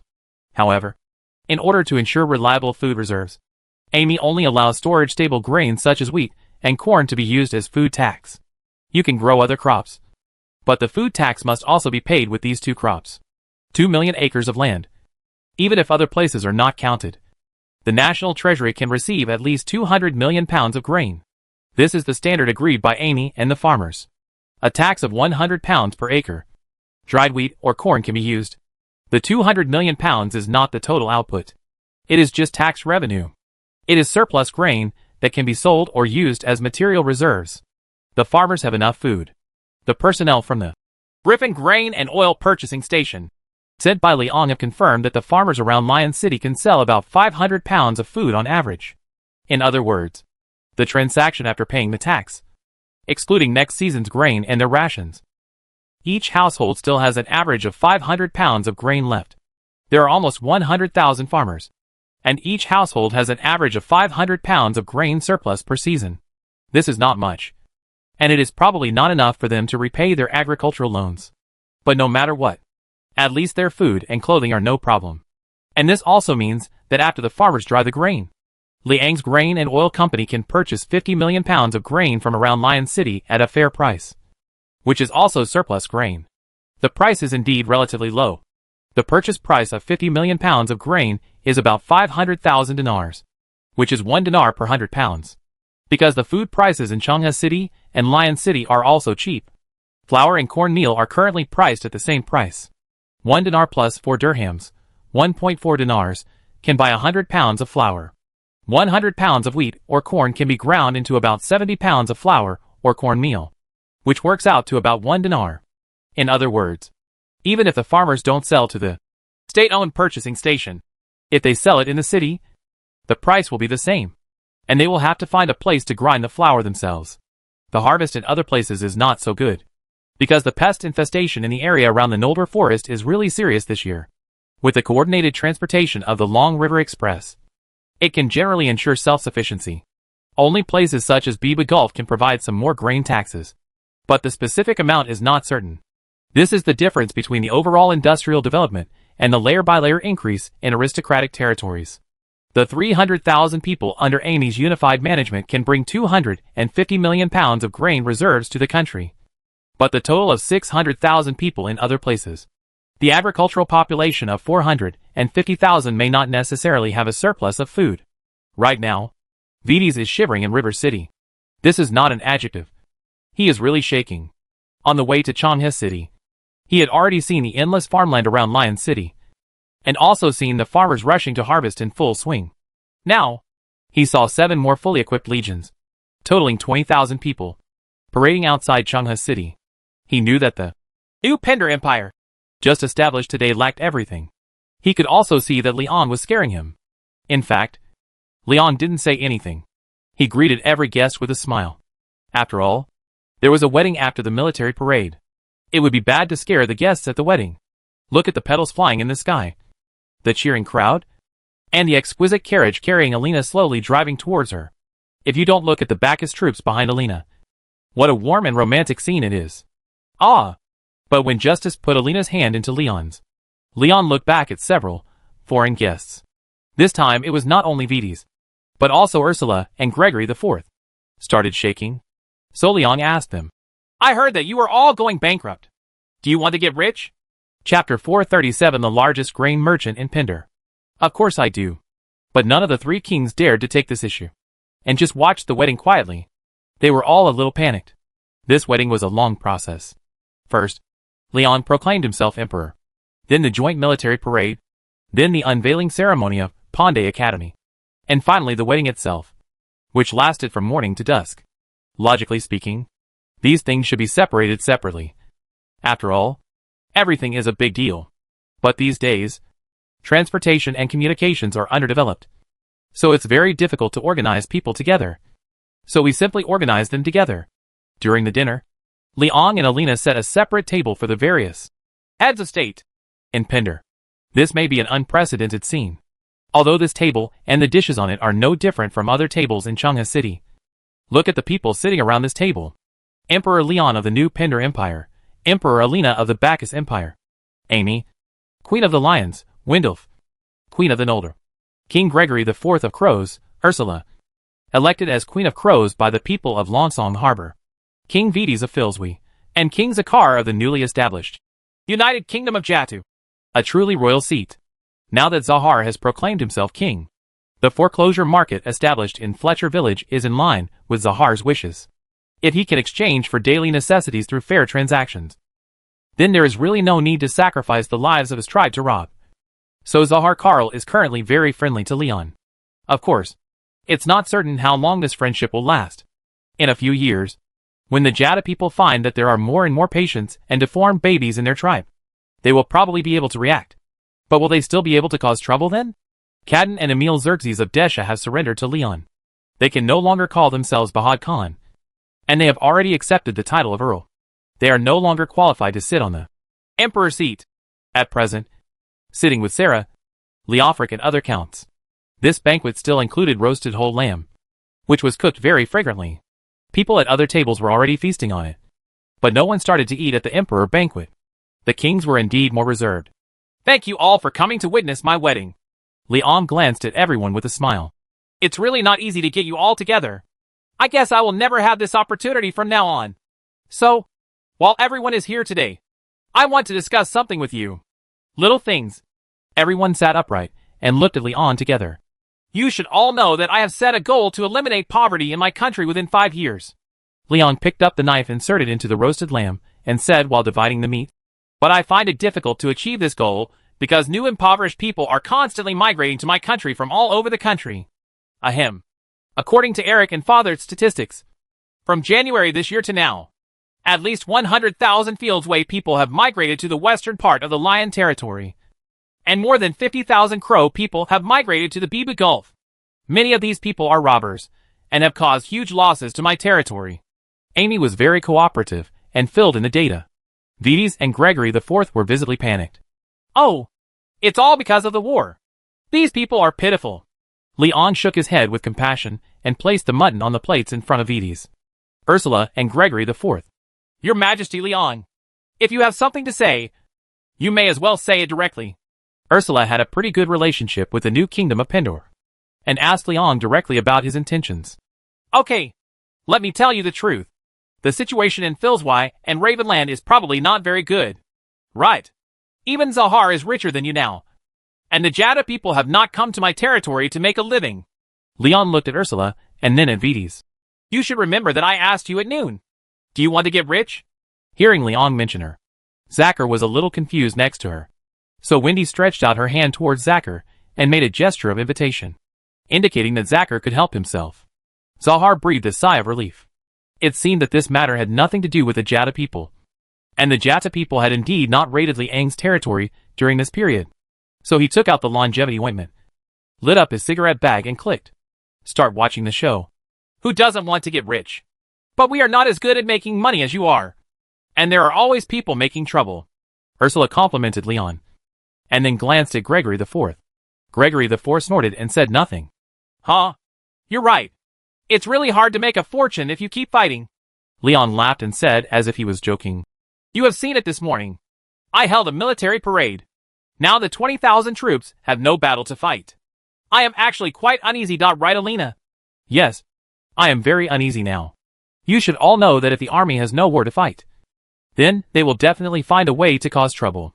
If there is no war, how can they get promoted and make a fortune? Alina took the words with a faint smile. It's true. And everyone at this table knows it's true. This is also the reason why Vides and others were trembling after watching the military parade. So, I plan to help you solve your current difficulties, and also solve the problem of my troops not being able to fight. The new Pendor Empire and the Bacchus Empire will jointly establish a world peacekeeping force to maintain the entire continent and even the peace for the whole world. Leon nodded. This is one of the small things I want to discuss with you. By the way, do you plan to let your troops or domestic knights join this peacekeeping force? Everyone at the table looked at each other. Are you planning to mediate the dispute between us? Ursula was indeed a good talker, describing disputes over the throne and rebellion as disputes. Mediation? Yes. If you are willing to treat me as a judge, I can indeed help you end the war fairly and justly. We are all part of Pendor Continent. If you continue to fight like this, you will harm everyone in Pendor Continent. None of them are good, Leon said while gesturing with the famous knife. Your Majesty, Leon. What do you mean? Gregory IV finally spoke, but he looked obviously panicked.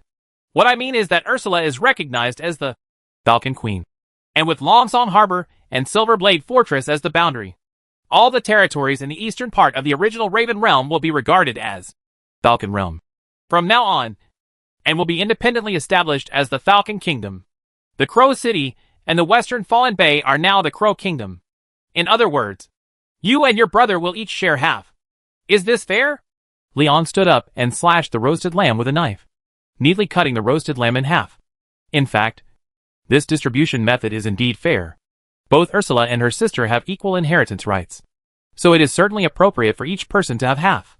Moreover, Leon is talking about two kingdoms, the Falcon Kingdom and the Crow Kingdom.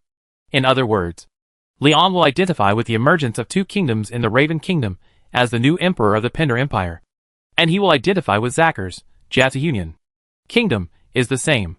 Ursula said nothing. She was thinking. Gregory frowned, also thinking. The two of them definitely need to think about it carefully. And Leon did not urge him.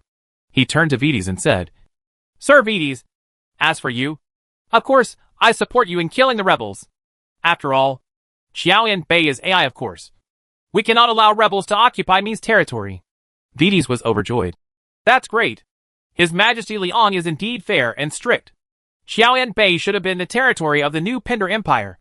Anyway, Xiaoyan Bei is already occupied by Hawken, and Vides doesn't mind exchanging Xiaoyan Bei for Liang's help. Ahem. But? Leon smiled and shook his head. However, I heard that the west coast and the inner sea of Shirhu Lake are full of pirates during this period. I am very worried. After taking back Xiaoyan Bei, there will still be pirates running rampant. I swear that I will use all the fleet to clean up pirates. Your Majesty Leon, you can rest assured. Vides stood up with a happy face. But the problem is, your fleet is a pirate. Vides, do you understand what I mean? Leon shook his head, cut off a leg of lamb, and put it in front of Vides. Of course. It doesn't matter if you can't bear to part with those pirates under your command. Anyway, Alina's and I's troops need to continue to fight more battles. If I don't get rid of the pirates, how can I achieve my poverty alleviation plan? The joy on Vides' face instantly turned to bitterness, and he sat down with his head lowered, also lost in thought. At this time, Ursula raised her head and asked quietly, Your Majesty Leong, I have no objection to the sphere of influence you mentioned, but I want to know, how can we make a fortune after we are mistus? Leong glanced at her and smiled. You are all the kings of a country. As long as there is no war, the thieves are eliminated, and the trade routes are safe and smooth. It is easy to make a fortune by doing business with each other. Just ask Zahar, that's it. Zakar has indeed become rich recently. The market in Fletcher Village belongs to the official exchange market, and both sides collect taxes from their own people. Leong controls the Fletcher market and only collects commercial taxes from Ponde, regardless of the Jata people, and the tax rate is as high as 75%. The main reason is that the profits of things like Fusho ointment are too high. But this is actually a left-hand reversal, which is equivalent to handing over from a private treasury to the national treasury, because the goods involved in the transaction are Liang's own properties, and all belong to Maixiang International. The high tax rate is to reduce the dividends of Maixiang International and try to let more profits flow to the national finance, because Maixiang International currently has many shareholders. Leon currently holds 60% of the shares. Amy has 10%. Wendy has 8%. Alina has 8%. Leofric has 8%. And the remaining 6% is the dividend allotment of the sergeants. However, others only have the right to dividends. And the management rights and voting rights are all in the hands of Leon alone. Don't think that Leon is very rich now. If we really talk about assets, Liang's whole body is full of debts. Even the new Ponde Empire owes a lot of debt. But this is the left hand and the right hand, because the big creditor Ponde Bank is also Liang's own. The industry, and even the money are made by ourselves. But Zakar is different. Every time the Jata people trade a sheep, they must hand over 3 durans or equivalent supplies to Zakar. Speaking of which, this is also a transaction tax. And it is very low. The current price of sheep in Changha City is about 3 dinars per head, which means that the tax rate Zahar charges the Jata people is only 10%. But now the daily trading volume of the market is more than 2,000 sheep. Just relying on this market, Zakar can earn more than 600 dinars every day, which is more than 100,000 dinars in half a year, which is more than most. The annual income of the duchy is high. Moreover, Zahar also made a lot of money from the retail business of Fusho ointments. Most of the Fusho ointments shipped by Liang from Single were traded to Zahar in the form of wholesale. And Zakar sold a lot of Fusho ointments at 5 times the price. The price was sold to other tribes. The Jata people are a tribal alliance, and Zahar's tribe is currently the strongest one. Most of the Jata people belong to other tribes. In order to prevent other tribes from being stronger than themselves, Zakar must of course maintain his status in this way. In addition, now Liang is even willing to let Zakar exchange sheep for corn. Each sheep can be exchanged for 200 pounds of corn flour. This price is very reasonable, and he makes almost no money after excluding the freight. So now Zakar is indeed very wealthy, and the lives of his people are much better than before. His Majesty Liang is indeed very kind in doing business. Zakar puffed out his cigarette with a contented look on his face and nodded. In the past 6 months, the business and Fusho ointment have brought him a lot of property, and also made other Jata tribes have to rely on him. He really feels that doing business with Liang is a matter of mutual benefit. Besides, Fusho ointment is such a good product. It can cure almost all diseases, and you can feel ecstatic after just taking a few puffs. I have no objection to His Majesty Liang's division of spheres of influence. Your Majesty Liang, how are you going to do the business you mentioned? Gregory IV finally raised his head and agreed with Leon's mediation. Vides, Ursula, Gregory, you are all short of food. Right, Leon said with a kind smile. I can sell you a large amount of grain at a low price. As for the price you want to sell it at, that is your own business. Real? That's great. Your Majesty Liang, I was still somewhat fond of you, but now it seems that you are really a kind emperor. All 3 people were overjoyed. Food. For them, as long as they have enough food, their domestic problems can be solved and their status as kings can be guaranteed. I haven't finished speaking yet. You all understand that food is a strategic material. I cannot sell large amounts of food to other countries unless the country is my ally or subordinate kingdom. Moreover, You don't seem to have the money to buy it. Leon spread his hands and explained. Indeed. For the new Pinder Empire. The Raven Kingdom is currently a hostile country. And the Fillsway people still occupy Cliff Bay. They are not friendly neighbors at all. Of course, supplies such as food cannot be sold casually. I am willing to become an alliance with the new Pinder Empire. Ursula responded quickly. Seeing that Vides and Gregory were about to say the same thing, Leon stretched out his hand to stop them. Don't talk nonsense. It's not equal. Understand? Currently, the only one that is qualified to become an ally of the new Pinder Empire is the Bacchus Empire. This is also true. Even if Ursula, Vides and others are unhappy, they all know that whether from the perspective of historical legal principles or current national strength, they are indeed not qualified to be on par with the new Pinder Empire. Are you going to merge us into the Empire? Your Majesty Leon. This is impossible. We would rather fight to the end. Vides shook his head. Don't get me wrong. I didn't mean that. Leon smiled slightly and said, I just want to say that I can't openly sell a large amount of food to you. Otherwise, I will be questioned by the nobles. But if you let some of the troops join the peacekeeping force, I can regard you as a partner. You can barter with food just like I did with Sahar. To be honest, no one in the country will question the decision Leon makes now. But bartering is indeed more feasible. Because Vides is bankrupt. Ursula and Gregory have been fighting for so long. And they really don't have much money. Leon is thinking about them. There are sheep and minerals in Ravenland. Just exchange sheep or minerals of equivalent value for food. As for Field's Way, exchange it for ships and seafood. This is also the best proof that you can drive away pirates. Leon picked up the wine glass and stood up. The peacekeeping force will soon escort the food to Qiaoyan Bay. Qiaoyan Bay is the trading ground. The first batch of transactions is 100 million pounds. Chapter 438 Peacekeeping Force. A forage yard was built at Qiaoyan Bay. All warehouses at the port were requisitioned, and grain piled up into mountains. Leon and Amy also got their wish and became the largest grain merchants in the entire Pinder continent. To be honest, many people don't understand why Leon doesn't directly conquer Field's Way and Croland with force. Judging from the current strength, it is completely possible. Moreover, there are very valid reasons for sending troops to both Field's Way and Croland. But neither Leon nor Alina was willing to conquer by force, because it's not necessary. Even Zacher knows that a trade can be fair. Then, there should be as little war as possible. The achievements and glory obtained by stepping on the bone seem indeed dazzling. But the price paid, and the rewards obtained are really far less than trade. There are many ways to conquer. And war is actually the least cost-effective way. Of course, if you want to use a more cost-effective method, strong military strength is necessary. Only under military suppression and deterrence can many methods be effective.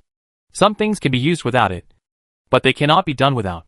The peacekeeping force, formed by Leon, is used for military suppression. This force currently has 7 legions, with Leon himself serving as marshal. Godric leads the 1st Legion. The current Grand Master of the Horncall Rangers, Charles, and the Knight Commander Raphael are the adjutants of the Legion. Ralph no longer wants to fight everywhere.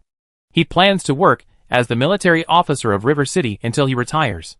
Most of the members of the 1st Legion were originally merchants, farmers or yeoman farmers, including nobles and commoners.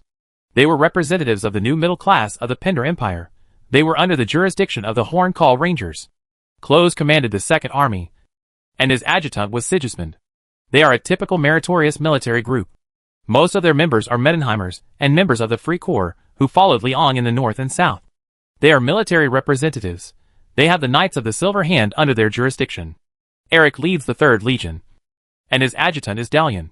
This legion is the civilian representative of the Pinder Empire. Most of its members were originally farmers, tenants or craftsmen. It is under the jurisdiction of the Griffin Knights. The commander of the 4th Legion is Paladin Roland, and its adjutant is Twilight Knight Alistair. The members are all believers of the Goddess of Justice or the Goddess of Darkness. They are representatives of the belief in the old god. Leon did not deliberately prevent any belief. Even though he was establishing a new god of wealth, he still had to tolerate other beliefs. Let multiple beliefs coexist, and avoid a dominant one, so as to ensure that the concept of the god of wealth remains consistent. The knights under the 4th Legion are naturally the Knights of the New Dawn. The 5th Legion is a new legion that Jocelyn has just completed reorganizing. Its adjutants are Dumbledore and Ndongjia. This is a typical foreign mercenary army, which includes the Misty Mountain people brought by Ndonga. members of the Ebony Gauntlet Knights re-established by Dumbledore, as well as previously captured Maritin, and a small group of Jatsa people. They represent the aliens who defected to the Pender Empire. This is a testimony of the new Pender Empire's inclusiveness in terms of race and ethnicity. They have jurisdiction over the Knights of the Ebony Gauntlets. The 6th Legion is composed of the Immortal Legion of the Bacchus Empire. Its commander is Justice. Its adjutant is General Brutus. And it has the Immortal Knights under its command. In order to commemorate Emperor Marius, the Immortals and the Imperial Mortal Guards were defined as knights by Leon, and all the remnants of the original Shadow Legion were merged into it. What they represent is that the current aristocratic power of the Bacchus Empire no longer distinguishes between Pander and Bacchus. The 7th Legion is the 2nd Legion of the original Bacchus Empire. The commander of the Legion is Governor Creon, and the adjutant is Knight Commander Loris. Under its jurisdiction is the Knights of the Shining Cross. Creon has been appointed as the Western Governor by Alina. From Ishikaman, Turda Fortress, all the way to Sava Fortress and Layla Fortress, are all under Creon's jurisdiction. This legion represents the civilian class of the Bacchus Empire. The Noldor troops did not join any legions. They were Leon's direct guards, and were led by Rasadalin. The 3 queens Amy, Wendy, and Alina no longer go out to fight.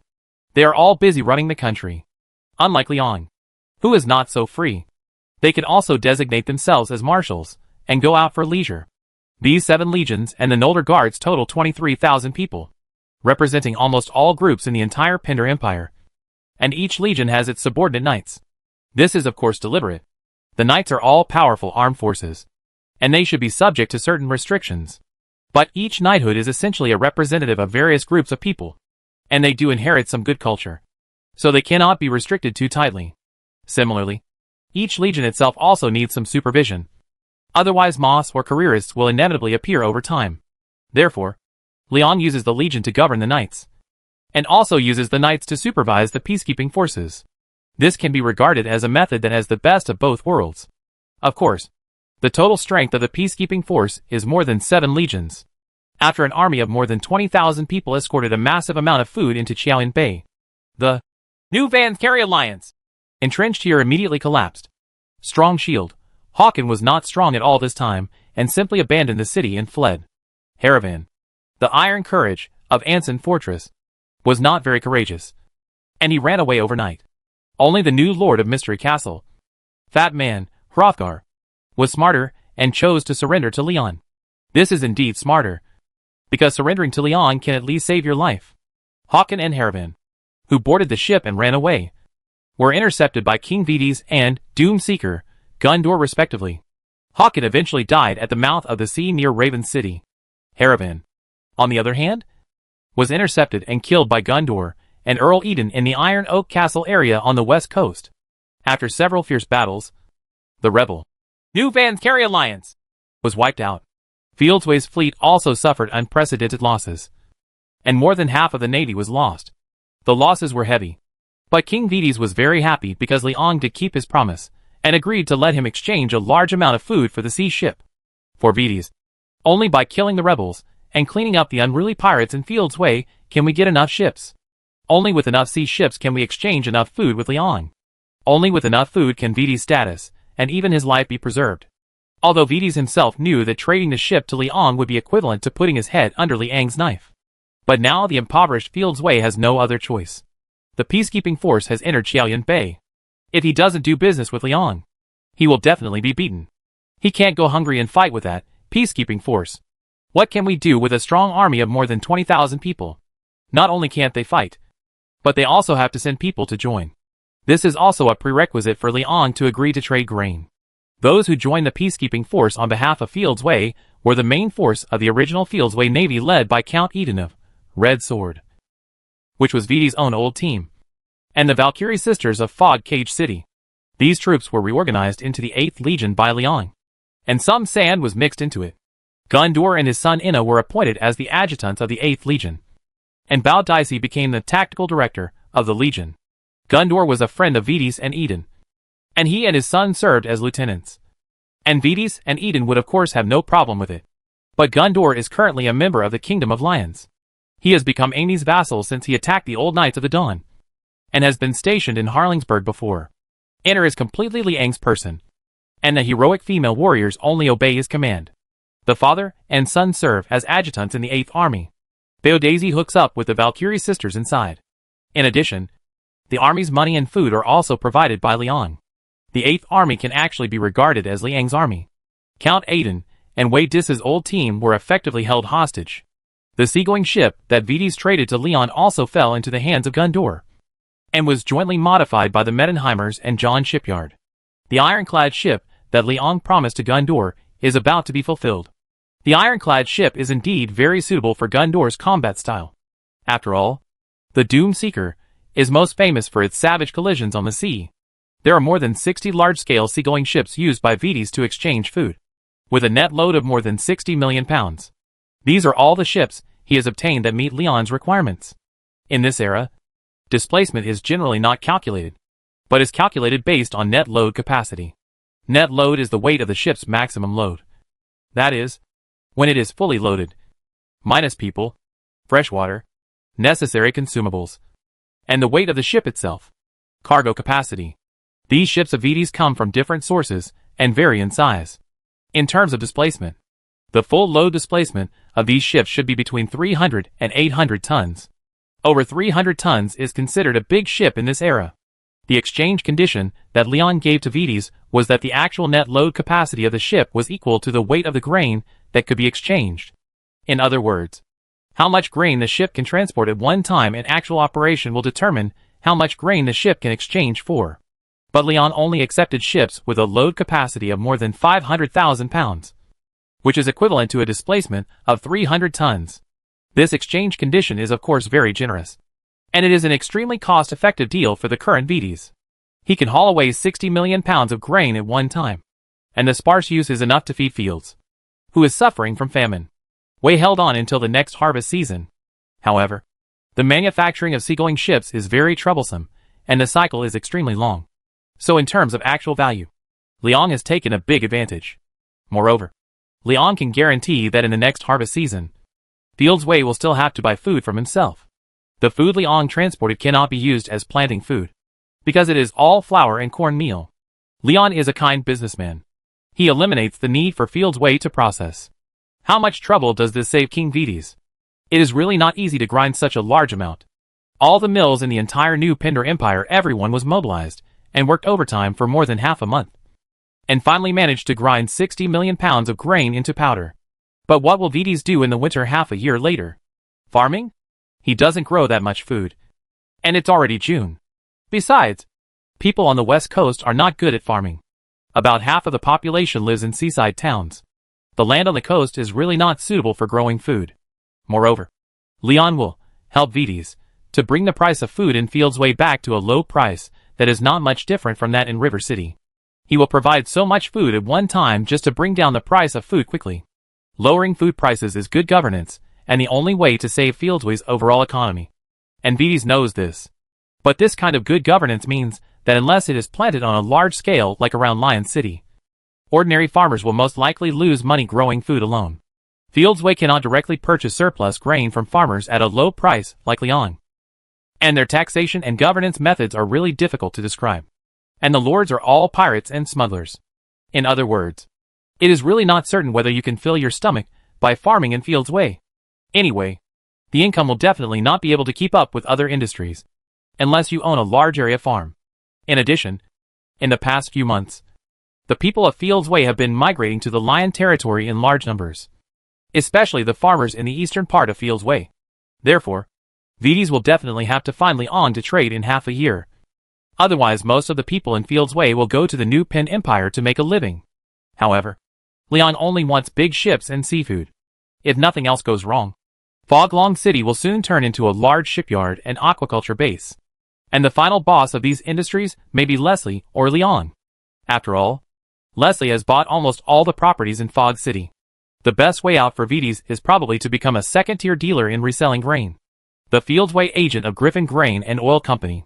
His close friends and his elite family are all in Liang's hands. What can Vides do?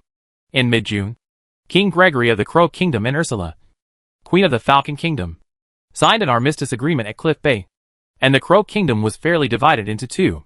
The troops of these two countries were quickly organized into two legions. The 9th Legion is the army of the Raven Kingdom. It is led by Duke Adarian, the Lord of Fallen Bay. Duke Alexis, the Lord of Lonsong Harbor, is the adjutant of the Legion. The Legion is under the jurisdiction of the Dragon Knights. Leon deliberately arranged this. Adarian supported Gregory and Alexis supported Ursula. The 10th Legion is a force of the Falcon Kingdom. The leader is Ren, the leader of the Falcon Knights. The deputy commander is Duke Undermar, the Lord of Dawnforge City. The Falcon Knights under the Legion are still deliberately arranged. Ren is the leader of the Falcon Kingdom. Shiola's diehard. Under Armor is a diehard fan of Gregory. In fact, even the territory of Raven Realm is deliberately divided by Leon. The Dragon Knights are loyal to Gregory. Their station is in Chansong Port. But Chansong Port currently belongs to Ursula's Falcon Kingdom, and Shao Lord Undermar of Har City is loyal to Gregory. But Dawnforge City is also currently part of Ursula's Falcon Kingdom. Of course, Raven City must belong to the Raven Kingdom. But currently Raven City is actually occupied by Ursula's #1 pawn, Ren. Lord Adarian of Fallen Bay belongs to the neutral faction and does not help the two. But his territory is designated as the Raven Kingdom. And his territory is larger than King Gregory's. It seems like Leon divided the Crow Realm into two halves fairly, with each brother and sister having half. But in fact this is not the case at all. After the siblings were divided into two kingdoms according to Liang's distribution method, it was actually difficult for them to command the great lords under them. And they had to argue with their subordinates. It's not easy to get your subordinates to exchange the ownership of the territory. There are too many interests entangled. Who doesn't have some property in their own territory? Ursula and Gregory really didn't know how to deal with this kind of situation where you were in the middle of me, and you were in the middle of it. However, Leon asked them to cease fighting immediately. And they had no choice but to cease fighting. Leon asked them to send troops to join the peacekeeping force. And they had no choice but to send them. Then Leon brought all those involved in the territorial disputes to the peacekeeping force. Even if Gregory and Ursula could think of a way to deal with it, it would be very difficult. It's difficult to operate. Why did Leon do this? Why else? Leon is not a good person. He is a businessman. Shouldn't you charge a handling fee for mediating disputes? Whether it is the Crow Kingdom or the Falcon Kingdom, they are now in the same embarrassing situation. Several lords who have joined the peacekeeping force control a stronger military force than the king. But they are not in the territory themselves. And the territory may be hijacked by the king. This is the first check and balance. At the same time, the commanders of the two legions will be restricted by their adjutants, which forms a second check and balance. In addition, these lords have territorial disputes with each other, which is the third check and balance. In the peacekeeping force, they are destined to run around, and it is difficult to discuss solutions to problems with their king. In addition, troops who are completely loyal to Leon or his wife account for more than 70% of the peacekeeping force. In other words, in the future if the peacekeepers are defeated, they will have no choice but to listen to Leon. So, it's hard to say who has the final say in Raven Realm. After a while, these big lords, who have joined the peacekeeping force should be able to realize that the only person who can protect their interests seems to be neither Gregory nor Ursula. Chapter 439, Not a Pure Good Person. Fog City. Today's Fog City is different from what it was 10 years ago. The streets are still crowded with people. The craftsman's business is still booming. And the cries are still heard. But there are no more craftsmen watering the streets. Instead, there are security police patrolling everywhere. The arena in the center of the city was still bustling with people. But this time it was not holding a competitive meeting, but a public lecture. My name is Andrew Brandon. Dear friends, I am grateful that you have renominated me as a candidate for mayor. But unfortunately, I have decided to retire. Today is my last day as mayor, and I am here to address you all for the last time. A fat man weighing at least 300 pounds was giving a speech to the citizens on the high platform of the Fog City Arena. You have all seen that it is really difficult for me to climb up this high platform now. And it is also very dangerous. I am not sure when this platform will be crushed by me. I can already hear it creaking. So, goodbye. Dear friends. This fat man named Andrew is an old acquaintance of Leon, the boss of the Miss City Arena. For years ago, in March of the 360th year of Pinder's calendar, Andrew was elected as a spokesperson by the merchants and citizens of Miss Cage City and conducted a friendly negotiation with King Vides. The process of the negotiations was unknown, but everyone knew the results of the negotiations. Since then, King Vides left Miss Cage City, and Andrew became the first mayor elected by the people on Pinder. Not long after, King Vides announced that he would regard the new Pindar Empire as his suzerainty. And with the support of Emperor Leon, he led the peacekeeping forces 2nd and 8th legions to his hometown of Vanskerry. In the autumn of Pindar 360, Close, the commander of the 2nd Legion, led his troops back to Mistcage City and announced that Queen Agnes of Vanskerry had unfortunately passed away due to illness. And Vides became the new king of Vanskerry. Vides and Earl Eden did not return to Pindar. They stayed in their hometown. After this, there was a commotion in Fields Way for a while, and some minor riots occurred. Suppressed by peacekeepers, the riots subsided after just a month, and Fields Way was divided into 3 independent city-states: Wilong City, Guangqiu Bay, Thingyou Port. There are 3 groups of people and 3 forces: merchants and pirates, native nobles on the west coast, smugglers and slave traders. Most of the pirates have left Mistcage City with Vides. The merchants represented by Andrew have implemented autonomy in the Mistcage City area and announced that they will no longer retain large-scale private armed forces and fully obey the policies of the new Pindar Empire. It became a direct administered county of the new Pindar Empire. The nobles of Guangqiu Bay declared their independence and illegally established a country with the Knights of the Dawn as the main body. Subsequently, they launched a holy war and regarded the new Pindar Empire and the followers of the God of Wealth as heretics. However, this unwise behavior was quickly suppressed. The Thingyou Port side was wiser. The smugglers and slave traders who controlled this area approached Ramon, hoping to cooperate with Ramon, and use Ramon's influence to make Thingyou Port and Single still retain the status of an independent city-state. The final result was that Fields Way, which was divided into 3 independent city-states, became the 3 counties of the new Pindar Empire. With Liang's strong support and Andrew's efforts, Fog City quickly recovered and became the most prosperous city on the west coast again. Thingyou Port was taken over by Ramon and sold to Leon for 1 dinar. Ramon also started a big business of selling cities, but the price was really ridiculously cheap. On the other side of Guangqiu Bay, Paladin Roland personally led the army to uproot this illegal Knights of the Dawn Kingdom.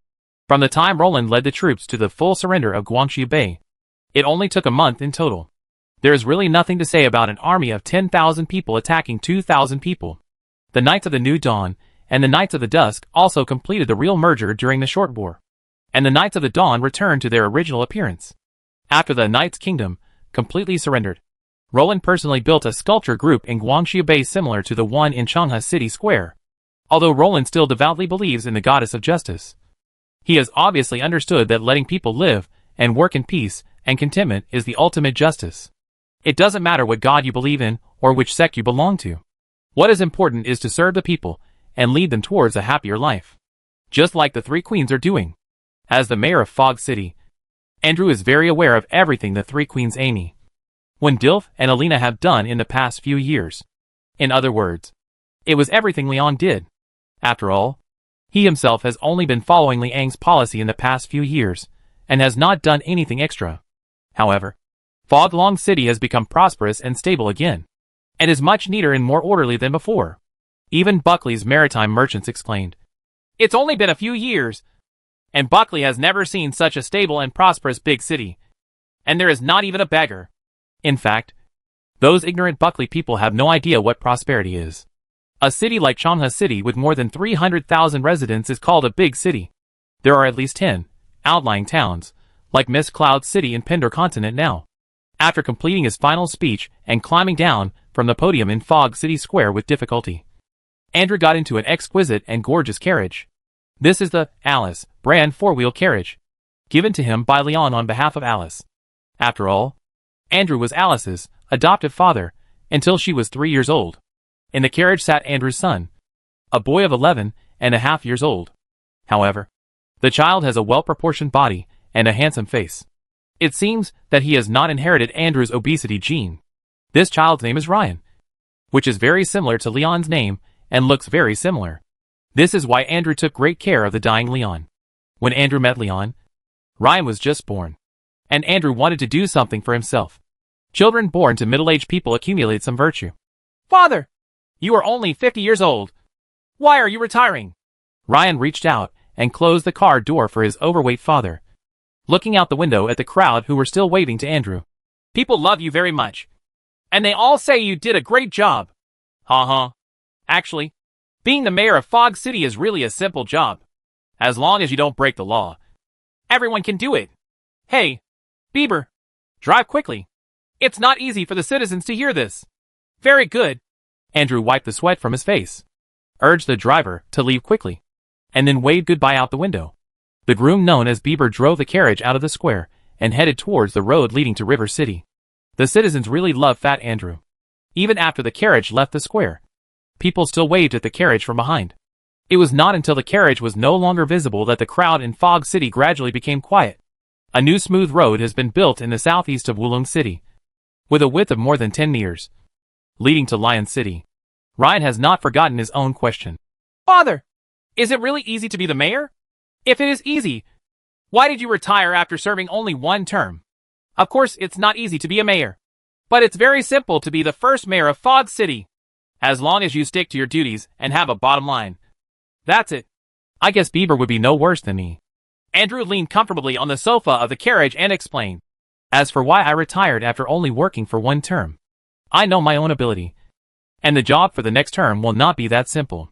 His Majesty Liang set a limit for each city, indicators of economic growth and people's living index growth. Huh? Boss, I'm not meant to be an official. I can only be a mercenary. Or a coachman. Bieber turned back from the front driver's seat and said. The partition window of the car was not closed. It seemed that he heard Andrew's words. I don't quite understand. Why was the first session easy, but the next one will be difficult? Is His Majesty Liang deliberately trying to harm officials and lords from all over the country again? Ryan was still a little confused. He is not trying to harm officials. My child, don't listen to the nonsense of those fools who don't know the truth. This is just because everything I, the mayor, do is in accordance with the instructions of His Majesty Liang. In fact, I did nothing. Miss City was developed into what it is today by His Majesty Liang. But its future development will depend on the ability of the mayor and municipal officials. I don't have the ability to turn stone into gold. So of course, I have to advocate honorably. Andrew explained patiently. Besides, we don't lack anything now. His Majesty Liang has left me a large villa in Chenghe City. Of course, I want to live a leisurely retirement life. By the way, I will accompany you to complete your studies at Pandey College. Studies. But I always hear people say that His Majesty Liang likes to harm officials and nobles. People say that he is just a jealous lucky man. But they all admit that he is a good emperor. They praise him and scold him at the same time. I am very sad. I don't understand. Ryan said with a frown. I scold him because his 3 wives are indeed enviable. And he is indeed not the kind of pure good person. I praise him because he has indeed made people's lives rich over the years.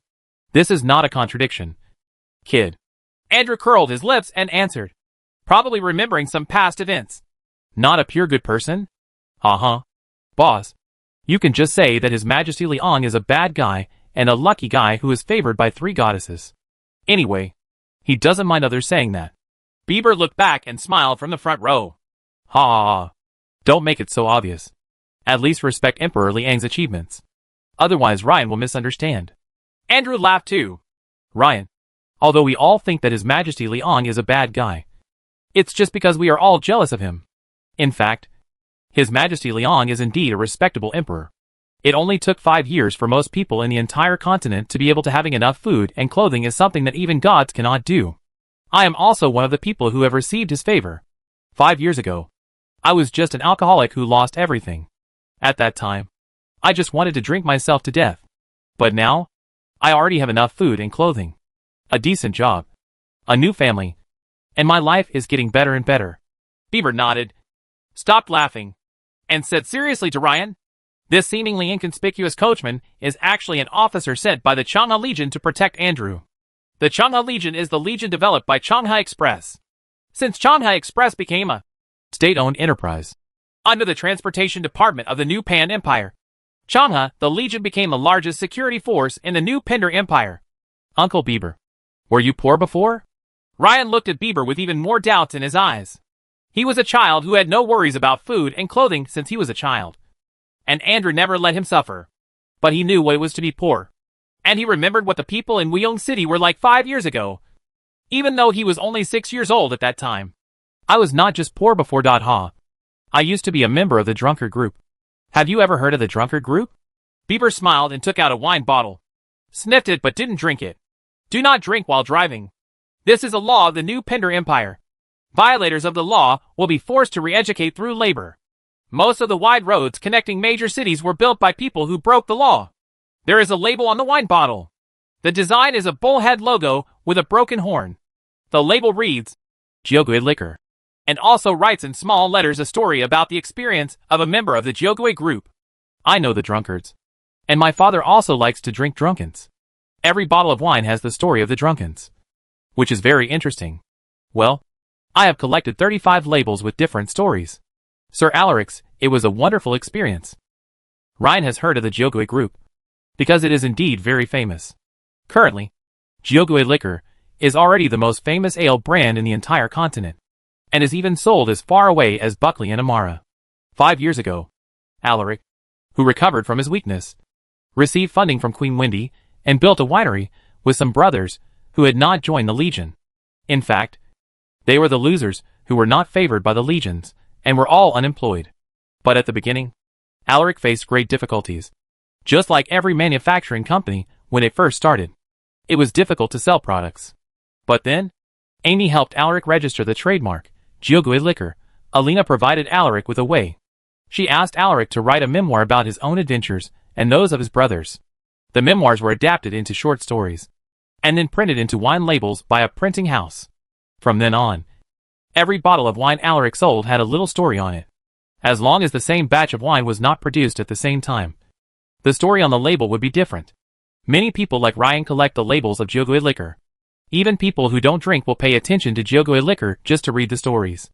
Now, the stories on the bottles have extended from the members of the alcoholic group to other people. For example, the experiences of people like Close or Leslie are also alcoholics. Alaric had begun soliciting stories from alcoholics across the continent last year. Today, Alaric is already a famous tycoon and philanthropist.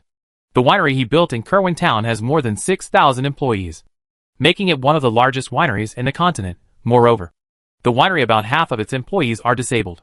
Lian, you see? This is why all men are jealous of His Majesty Liang. The three queens, Amy, Wendy, and Alina, can make anyone rich. Even those drunkards who can do nothing but drink make a fortune under their guidance. And they are so beautiful. They are real goddesses. Bieber shook the bottle at Ryan. Although Ryan is only 11 years old, he seems to understand. So, His Majesty Liang is lucky and got the help of 3 goddesses. So he is today. Andrew laughed and shook his head. Uh-huh. There are more than 3. And Alice is also a real goddess. But, kid, haven't you noticed? Why are all the goddesses the wives or mounts of His Majesty Liang? Why not someone else? But where is His Majesty Liang? Is he lucky? He's handsome? Can he please girls? Or, he's great in some ways? Ryan said with a wicked smile. What bastard did you learn this from? My child. This is because whoever His Majesty Liang wants to become a goddess will become a goddess. Including Ma. As I said, no matter who becomes the Miss Cage, the city mayor, as long as he doesn't break the law in the past few years, can do as well as me. Even if I let a horse become the mayor, it will be no problem. Andrew didn't laugh this time, and neither did Bieber, who was driving in front. Ryan was stunned for a moment, then nodded in understanding. I probably understand. Chapter 440, New Era. I am a lucky person. This luck started from the day I entered Penn Empire Academy. On the first day I entered the academy, I picked up a crumpled manuscript called Memoirs of Officer Pend in the toilet of the academy. Looking back now, it was a really fascinating book. You know, but I was only 11 years old at the time. And many of the contents in the book were indeed a bit too exciting for an 11-year-old child. The word exciting was crossed out and changed to profound, because this book was so wonderfully written. I was caught by the teacher and sent to the office on the first day of class. But I didn't get scolded, and the teacher asked me, do I want knowledge and wealth? Or do I want this book? Of course, I answered that I want knowledge and wealth. So the teacher gave me a whole cart of books, and then took the manuscript away. At that time, I was trembling all over. That cart of books was worth at least several hundred dinars. And even if you had money, you might not be able to buy them. This is certainly a great blessing. That teacher's name was Amy Sonnard. Yes, she is the wife of Emperor Liang, Queen of the Lions, Chairman of the World Business Federation, Chairman of the Pander Federation of Trade Unions, President of the Royal Academy of Sciences, and Vice President of the Imperial College, Her Majesty Amy, known as the Goddess of Luck. Of course, she doesn't like us calling her by other titles, so we all call her Dean. People say that anyone who can meet Dean Amy is lucky. This is indeed true. The book the Dean gave me made my 10 years of studying at the college smooth sailing. And my luck has been with me ever since. I was seriously partial to subjects, and my grades in science were poor. But I could pass every final exam and graduate smoothly because most of the liberal arts questions came from the books given to me by Dean Amy. When I graduated, because I liked history, I planned to interview the historians at the Imperial Academy of Literature and History. It was a decent job and one that suited my interests. But when I got to the interview site, I discovered that the position at the Institute of Literature and History was so popular. It is a national unit at the same level as the Imperial Academy of Sciences. And I often have the opportunity to interview those big shots. It is a department that everyone wants to join. There are thousands of people in it, compete for 3 positions. And I am just a recent graduate. Although I have a diploma from Imperial College, I have no work experience. I am not outstanding among the applicants, and my image is not outstanding. However, the Institute of Literature and History, which only recruited 3 editors and research staff, chose me. And the position of leader of the history editor and research group also fell on me for no reason. Later I found out that it was because of me. After reading the card of miscellaneous books that Dean Amy gave me, the interviewer thought that I was well-read and objective and simple. And today, the good job of meeting His Majesty the Emperor Liang and conducting an interview with His Majesty also fell on me, a newcomer, by some strange coincidence. Originally, Sir Azrael, the Dean of the Institute of Literature and History, should have done this work himself. But he was too old and had weak legs and feet. And the other colleagues were either hungry or had gone on business trips. I was shocked by my luck. Dean Amy is indeed the goddess of luck. And the good luck she brought me lasted too long. Going to meet His Majesty Liang also requires a business trip, because His Majesty Liang does not live in Chenghe City. Although Chenghe City is the capital of the empire, there is no royal palace and no royal family members live here, which is incredible when you think about it. It is now early March. In this season, His Majesty Liang should be at the God of Wealth Castle. Yes, His Majesty Liang lives in different seasons. In the spring at the God of Wealth Castle with blooming flowers. In the summer at the cool and pleasant White Deer Castle. In the autumn at the Golden Lion City. And in the winter at the warm Siyuan City. It's not a secret. Everyone knows it. But this is not because His Majesty Liang insists on going to places with suitable climates in different seasons just to enjoy himself. It is mainly because he has 3 wives. It is actually very convenient to go to the God of Wealth Castle from Chenghe City. The train station in the city is only 1 street away from the Institute of Literature and History. In fact, I don't like this kind of steel monster that always makes loud noises. But I must admit that this new type of transportation has greatly shortened the time required to travel between 2 places. It was also invented by Dean Amy's Royal Academy of Sciences. It is said that His Majesty Liang's total investment in supporting his wife's invention and laying railway tracks has exceeded 30 million dinars. And he also borrowed national debt from the people of the empire for this purpose. Therefore, marrying 3 wives requires sufficient financial ability.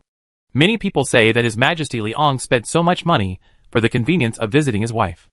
As a historian affiliated with the Imperial Ministry of Culture, I can ride for free with proof of employment. But the free benefits are limited to hard seats. If you want soft sleepers or business boxes, you need to pay for them yourself. This is the practice of the imperial welfare system. National public officials have many benefits. But these benefits are only for the convenience of carrying out their work, not for enjoyment or status differences.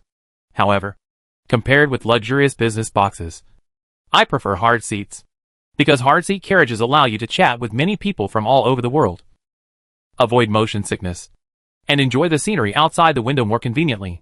This train departs from Fletcher and will stop at Chenghe City, God of Wealth Castle, Lion City, Single and other places on the way. The final stop is Fengyu Port, which almost runs diagonally through the entire continent. This is also the logic of the current train routes across the continent, whether it is horizontal, vertical or diagonal. As long as the train route runs through the continent, it will pass through the Fort of Wealth, which is located in the center of the continent. It is precisely because of this that Fort Wealth has become the commercial center of the entire continent in just 10 years. The train was moving very fast. People on the train were admiring the fields of rapeseed flowers outside the window and talking about another bumper harvest this year. Most people's faces showed peace of mind and joy. I am not in the mood to admire the flower fields. I still have work to do. Hard-seat carriages have desks. This is one of the reasons why public officials can only ride in hard-seat carriages for free, so as not to miss work on the train. This is not my guess, but what Dean Amy said herself. On the train, I compiled some questions that needed to be verified by His Majesty Liang in person. I must record the history of the empire truthfully.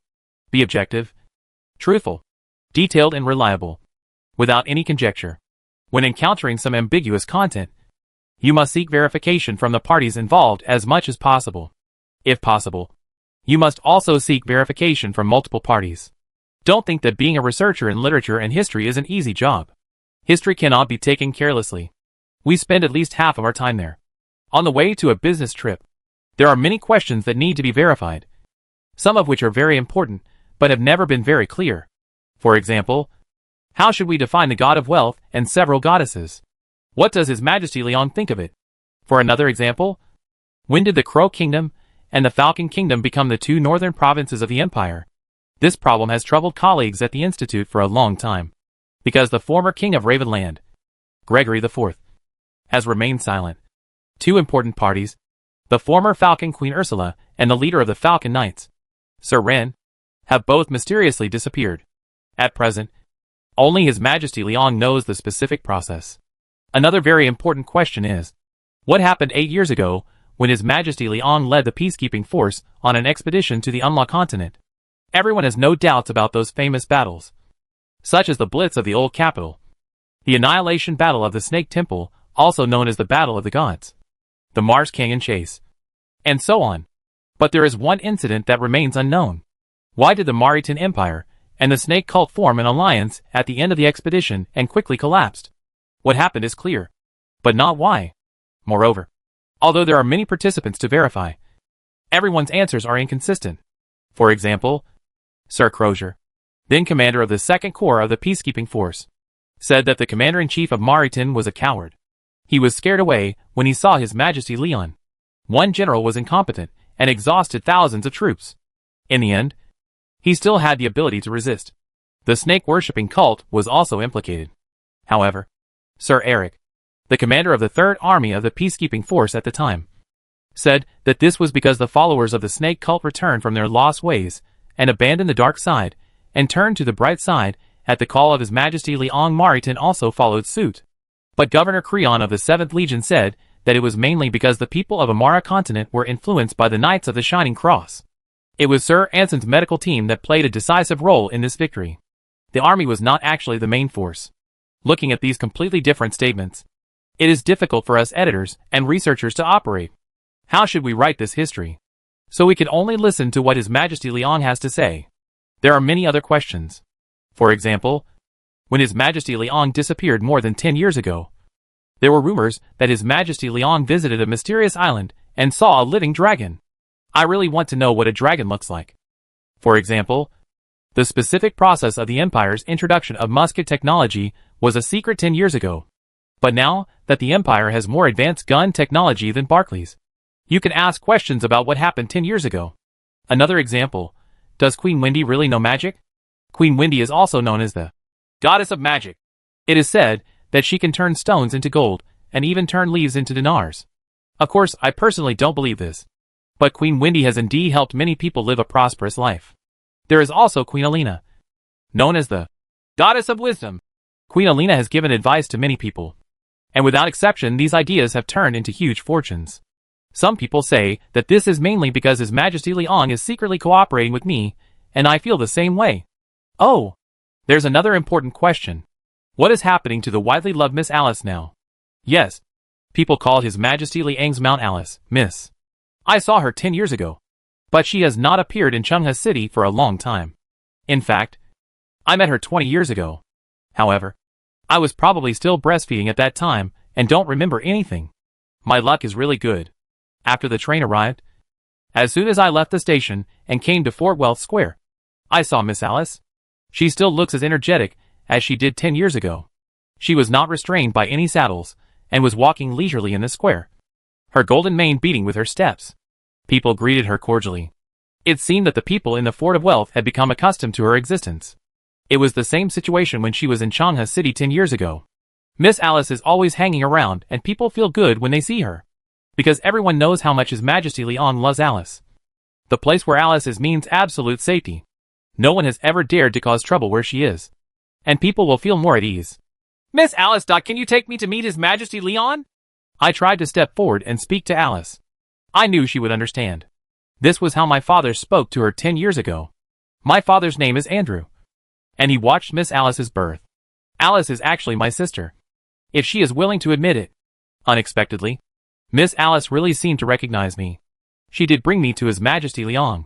His Majesty Leon is a very kind person. And I can't see that time has left any traces on him. It stands to reason that he should be in his 40s this year. But he looks no different from me. A 21-year-old man. Ryan. Huh? I'm glad you didn't grow up like your father. How is Andrew? I was a little nervous and didn't know what to say for a moment. But His Majesty Leon took the initiative to ask about my father. He is still so fat, but in good health. Your Majesty, I came to you to verify something. I am now the editor and research specialist of the Institute of Literature and History. I am very grateful that His Majesty Leon is so approachable. Just like Dean Amy. A big shot like them. The whole world will tremble when he stamps his feet. But he is always kind and pleasant when facing me or other civilians. And can even consider I was so nervous that this was probably the most extraordinary thing about them. However, after I asked about official duties, His Majesty Leon seemed not to let me complete my work too easily. So, you want to conduct an interview with me? Well, of course that's no problem. But? His Majesty Leon showed a gentle but somewhat scary smile. Ryan, as far as I know, when conducting interviews with others, the Institute of Literature and History has to pay the interviewee service fee. There is indeed this rule. Because interviews will inevitably delay the interviewee a lot of time and affect the normal work of others. The Institute also has a special budget for labor expenses. Generally speaking, subsidies will be provided based on the time lost. But if the respondent is the emperor, how to subsidize this? Your Majesty, we pay labor fees based on the respondent's salary. But what is your monthly salary? I asked a seemingly stupid question. In fact, I didn't know whether the emperor had a salary.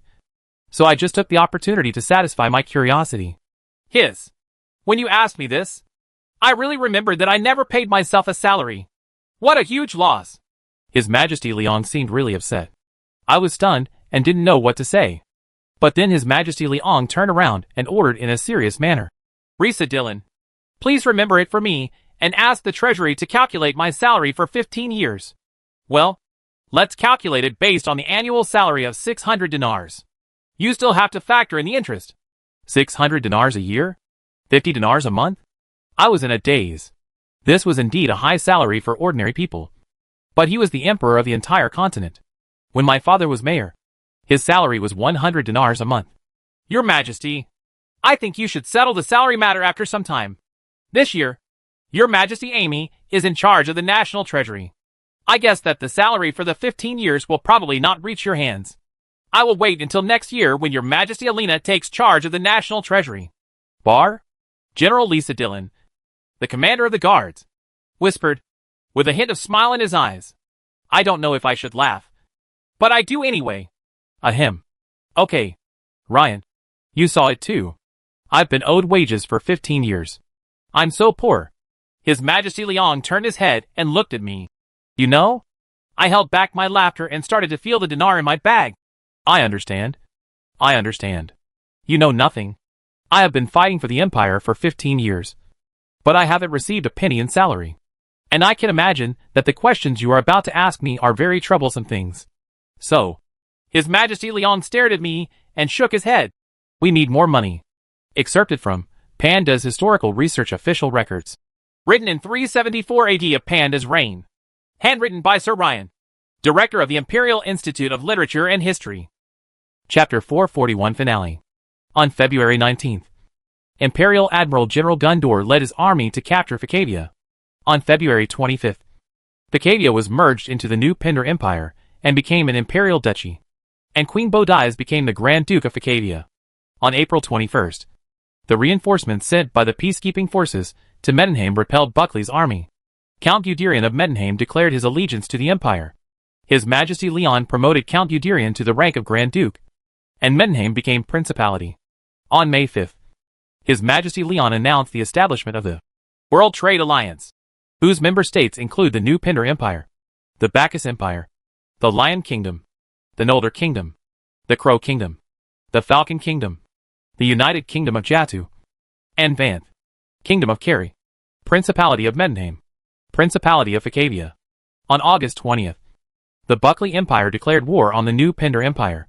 On September 2nd, Queen Alina of the Bacchus Empire, Queen Amy of the Lion Kingdom, and Queen Wendy of the Noldor Kingdom jointly issued a statement regarding the New Pindar Empire as the suzerainty of the continent, and signed a common advance and retreat agreement with the New Pindar Empire. On October 15th, the member states of the World Trade Association passed a resolution to impose a trade ban on the Buckley Empire. Pandeli 362 years. On March 1st, the Buckley Expeditionary Force, consisting of 35 large warships and a total of 6,000 men, landed at Guangzhou Bay. On April 29th, Sir Roland, who was stationed at Guangzhou Bay, announced the end of the war.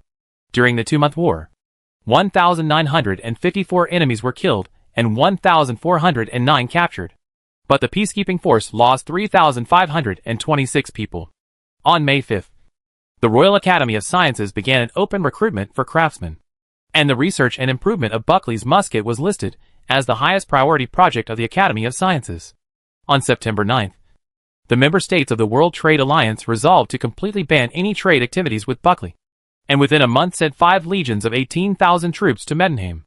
On November 30th, the matchlock gun named Amy 62 was successfully developed in the 363rd year of Pandeli. On February 10th, the Risa Type 1 sleeve bayonet was released. On May 5th, the Amy 63 windproof matchlock was released, and matchlocks and bayonets began to be installed in large numbers in the army. On July 22nd, the Buckley Empire and the New Pindar Empire signed an armistice agreement and agreed to compensate the Principality of Mendenham 12 million dinars as war compensation. On September 24th, the Royal Academy of Sciences developed the first-generation steam engine, Industrial Type 1. On November 15th, the Imperial Treasury issued its first national debt to citizens, raising 10 million dinars, and planned to invest a total of 30 million dinars in railway laying. Pandeli 364 years. On March 18th, the Royal Academy of Sciences released the Amy 64 type gun, but due to low reliability, mass production was not carried out. On June 25th, the first locomotive, Industrial No. 1, was successfully tested in Changha City. On August 2nd, the boiler of Industrial No. 1 accidentally exploded, and His Majesty Leon promulgated the Counter-Espionage Act. On October 4th, the steam-powered ship, Changha, successfully tested the water in Dillon Port. On December 30th, the first railway, Chalai Line, was opened and the Industrial No. 2 train started running. Pandeli 365 years. On February 1st, the Royal Academy of Sciences released the Windy 1 field gun. This is the first weapon in Pindar that can project LS 500 meters away. On May 7th, the Amy 65 model was released and mass production began. Note, the conventional firing rate reaches 85%. On September 10th, His Majesty Leon promulgated the Firearms Control Regulations. Gunpowder and gunpowder weapons will be fully state-owned and private production or hiding will not be allowed.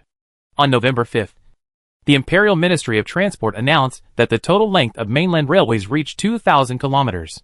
On the same day, His Majesty Leon promulgated the Norms of Measures and Measures, which used units such as kilometers, meters, centimeters, millimeters, as well as kilograms and grams as standard measurement units. The Royal Academy of Sciences made standard weights using mithril, ebony. On December 28th, the Ashbourne Empire formed an alliance with the New Pindar Empire and joined the World Trade Alliance, initiated by the Pindar Empire.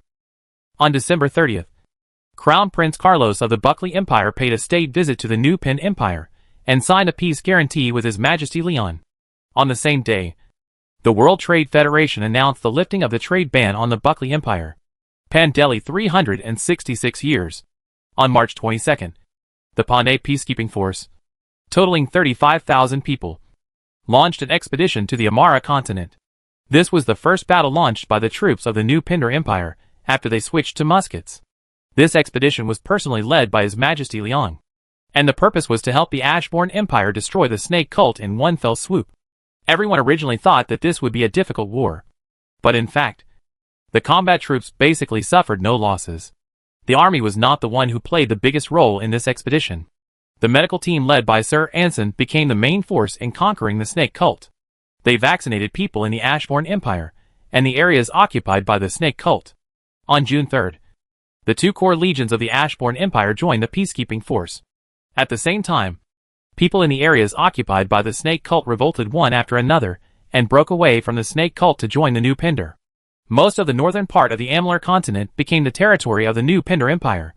On July 5th, the fanatic believers of the snake cult formed an alliance with the Maritim people and fought a less fierce defensive battle at the snake cult temple.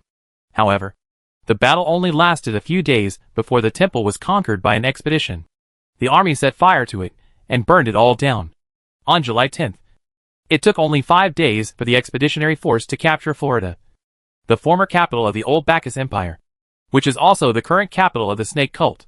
When the snake cult believers discovered that the expeditionary force would not be dyed red at all, when they died of illness, they lost the confidence to fight against the expeditionary force. The remaining snake worshippers fled to Mars Canyon, intending to lure the expedition into the canyon and rely on Meriton's troops to conduct an ambush. However, Caspers, the commander of the Maritime army, was afraid to move forward, causing an ambush to become a pursuit of the expeditionary force. On August 8th, the expeditionary force pursued all the way to the territory of Mariton. Emperor Mariton surrendered to the new kingdom of Pandar, demoted Mariton to a principality, and intercepted and killed all the snake worshippers in the territory. Only then did he obtain the expeditionary force and ashes, the understanding of the descendant empire. However, before the expeditionary force returned to the Pindar continent, the Falcon Kingdom claimed to have been attacked by the Misty Mountain people, and Queen Ursula requested reinforcements from the new Pindar Empire. On September 5th, His Majesty Liang was far away in the Amara continent and had not yet returned to the country. Queen Amy sent the Changha city garrison to support the northern border. However, Sir Ren introduced the garrison into the territory of the Misty Mountain people and used the Misty Mountain people to hold them back. This army came to their aid. Later, Ursula led the cavalry in an attempt to surprise River City. At that time, the situation in Changha City was extremely critical. Fortunately, the Changha Legion, formerly Changha Express, had a reserve team in the city. Queen Wendy also rushed from White Deer Castle to assist, and they were able to barely hold on to Changha City. At a critical moment, Gregory IV of the Raven Kingdom suddenly invaded the Falcon Kingdom, cutting off Ursula's retreat. On October 12th, Ursula and Ren were forced to withdraw their troops and were attacked by the Jatta people on the way, and both disappeared. On November 15th, Gregory IV occupied the entire territory of Raven and began to march towards River City. On December 12th, the Royal Academy of Sciences announced the successful development of the Amy 66 artillery. On the same day, Queen Amy used artillery accurately at the head of Changha City, 600 meters away, causing Gregory to be seriously injured and fell from his horse.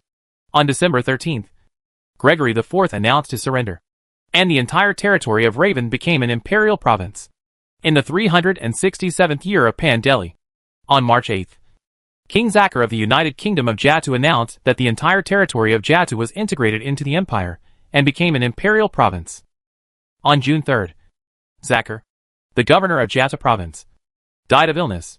The above is excerpted from The Historical Annals of Pendor, written by Sir Lane. Pendor has ushered in a new era of peace. Liang's friends also have new lives. Fat Andrew has been settling in Changha City since he resigned as mayor. And then he built the first lottery center in the empire. Then, he was recruited by Liang to become the general manager of a state-owned institution. This time, he worked until he was 65 years old before retiring. When he retired, he only had 200 pounds left. Close served as a general in the army for 10 years. In the 368th year of Pandel, he chose to retire at the age of 47, and then developed his blacksmith shop into the largest steel industry group in the continent. After all, he has been receiving orders from the imperial government from the beginning, and there is so much business to do. Sarah served as the empire's chief diplomat until her retirement, at which time she held the title of Imperial Duke. She and Sigismund remained in love throughout their lives. But they never married. Anson eventually became the leader of the Knights of the Shining Cross, the Minister of Health of the Empire, and a Duke. At the age of 48, 384 years of the Pandar calendar, he successfully performed an appendectomy with the help of Snakeheart Stone, and was regarded as a miracle doctor. Leslie served as the Imperial Minister of Commerce until her retirement at the age of 50 in the year 379 of Pindar. After her retirement, she opened a grocery store and developed it into a supermarket chain with more than 500 stores on 3 continents in just a few years. Leslie Supermarket. Lisa Dillon has been serving as the commander of the guards, and wrote an important historical record, Diary of the New Pindar Battlefield, in her spare time. Her hobby of writing has led to Lisa Dillon never having time to find a girlfriend.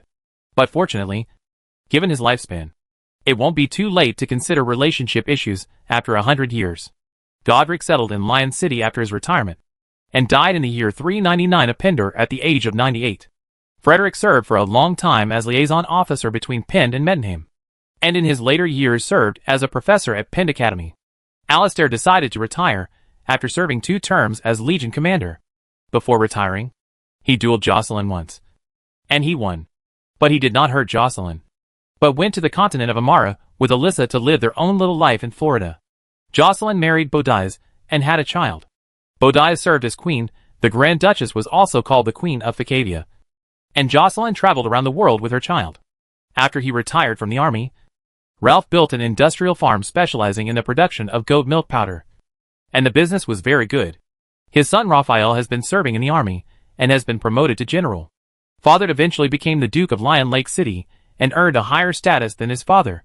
Although his reputation has always been bad, he has never violated any laws and is very popular among the civilians of Biba Gulf.